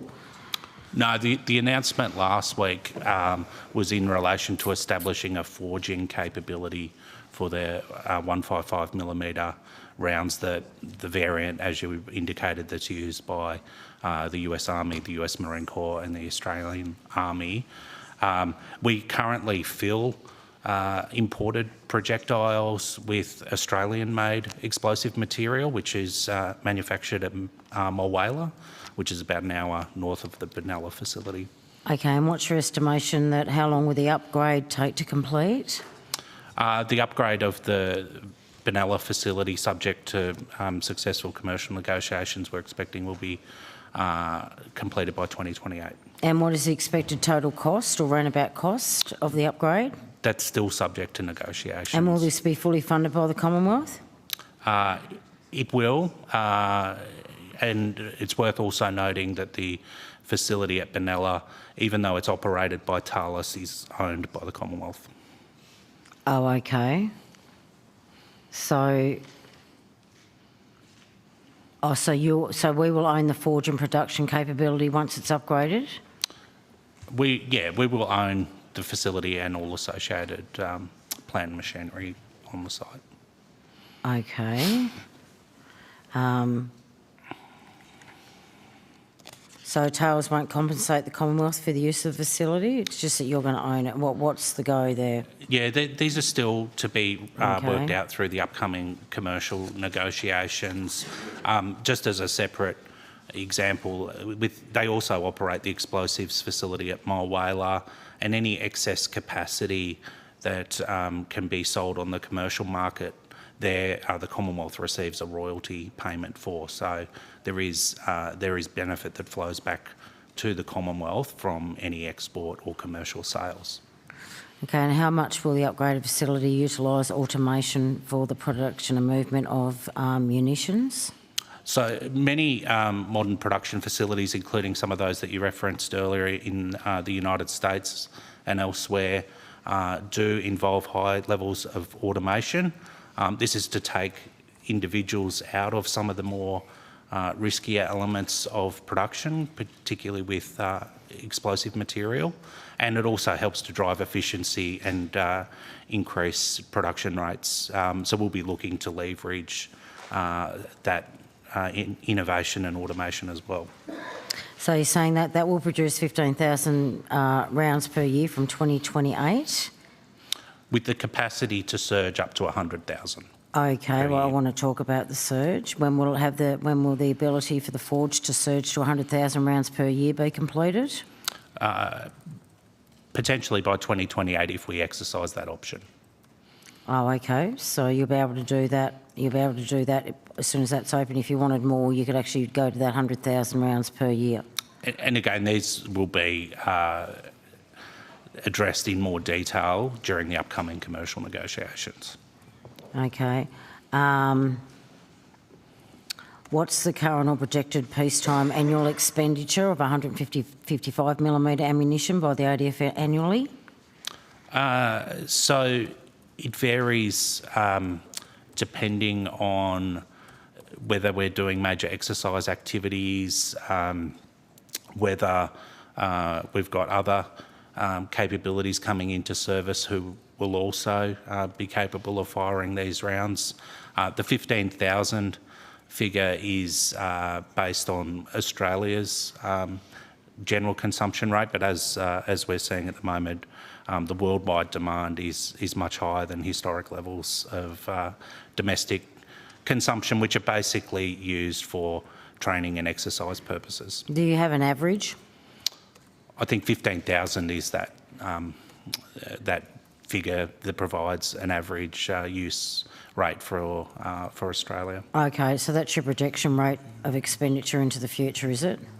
Yeah, and that covers a range of different configurations. So you might have a high explosive round, you might have a training round and the likes, depending on the training serials and the exercises that are being undertaken.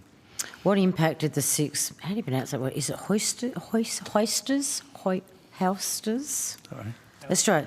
What? Howitzers? Howitzer? Yeah, that's would be it, yeah. Australian sent to Ukraine have on the expenditure rate. Do you know? No, I'm not sure. Well, again, I think it would depend on the annual usage rate through the units that are equipped with the M777 howitzers. We're also getting the self-propelled howitzers that are in production at the moment that will be coming into service soon, which will obviously increase the demand for our own domestic use. Okay, and it was claimed in the media release that the project is expected to support at least 550 jobs. Are they 550 jobs existing or new jobs, and are they all at Benalla? No, they're existing jobs. So we have about 300 at Mulwala and about 250 at Benalla. And it will help to increase the demand for that existing workforce at both sites. Okay, is that 550 jobs that are there now, is that based on the 15,000 rounds per year of production, or are you... Yeah. To get to the 100,000, what does that look like? So we produce a number of different types of munitions. We don't currently produce 155 at Benalla. We do fill imported rounds there at the moment using Australian explosive material. We manufacture a range, or Talos on our behalf manufactures a range of small arms ammunition and small to medium calibre munitions, grenades and the likes. So this would be adding to work that is already done at the Benalla facility and using the explosive material that's produced at the Mulwala facility for those weapons. Okay, thank you. I think I'll finish off there because mine's next on subs. So okay, yeah, okay. Well, let's just... Thank you for that. Excellent. All right. Now, Senator Fawcett, you've got the call. Sure. Just two areas of question. Chief of Air Force, if I could ask you to come up.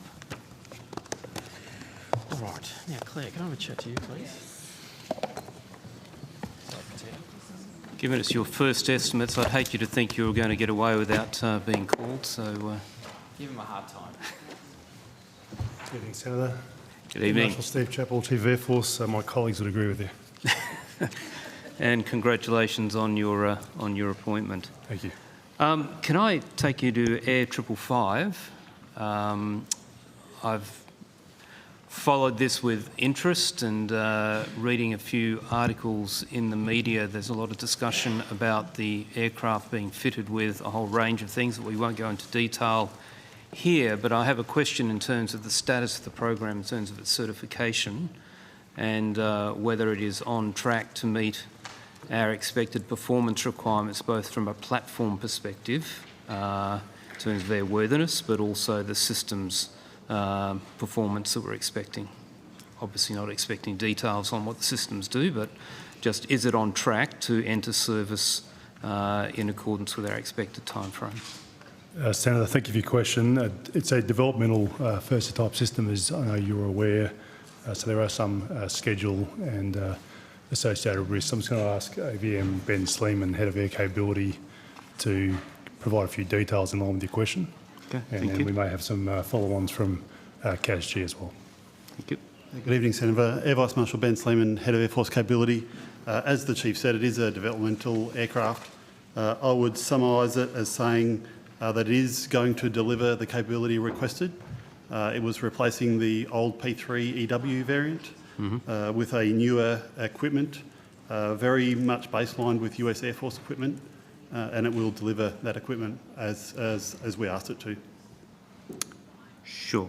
That's not quite my question, though, in terms of the platform. I'm conscious when you stuff lots of equipment into an aircraft, and as you say, developmental, power budgets, weight and balance, performance issues, the whole package. Are we on track to get certification in the time frame we expect, or are there some unexpected hiccups that we need to work through? There has been, I'll pass to my KSG counterpart in a sec, Senator, but there has been some hiccups with FAA certification in the US. We had some extra or additional test points added to that program, and it has passed those milestones. And so I believe it is on track, but I'll offer KSG the opportunity to comment. Yeah, thank you. Air Vice Marshal Graham Edwards, Capability Acquisition and Support Group, Senator. As you're right there, we have taken complex mission systems, putting it into a Gulfstream business jet, and a number of the integration activities you alluded to, so weight and balance, cooling, electrical power, all those things were front of mind, and we have worked through there. We end up with a certification through FAA for the airworthiness side for it, and then we go into mission systems testing with an experienced team over in the States. Sure. Your tense is a little ambiguous there, though. You've not actually clearly articulated that we have completed airworthiness and are into missions testing, or that is the process that we are expecting to follow. Which one is it? The FAA testing has concluded. The analysis of that testing by FAA to give the certification is ongoing. In parallel with that has been laboratory testing for the mission systems and then ground testing for it. So what was your expected date for a type acceptance by the RAAF? So as Air Vice Marshal Sleeman said, we had some delays in that flight testing. So some of the early flight testing indicated that we needed to do some software changes. Those software changes occurred earlier this year and were validated, revalidated and placed in there. Mm-hmm. And so do we have a time frame for that FAA-led or supervised activity to be complete? We are tracking the FAA certification is due. I was trying to recall the number, the dates off my head there. It's in the short term, in what I'm saying there, in the next few months. Okay. And so how is that going to affect what was our planned schedule with when we now expect to see it move into systems test?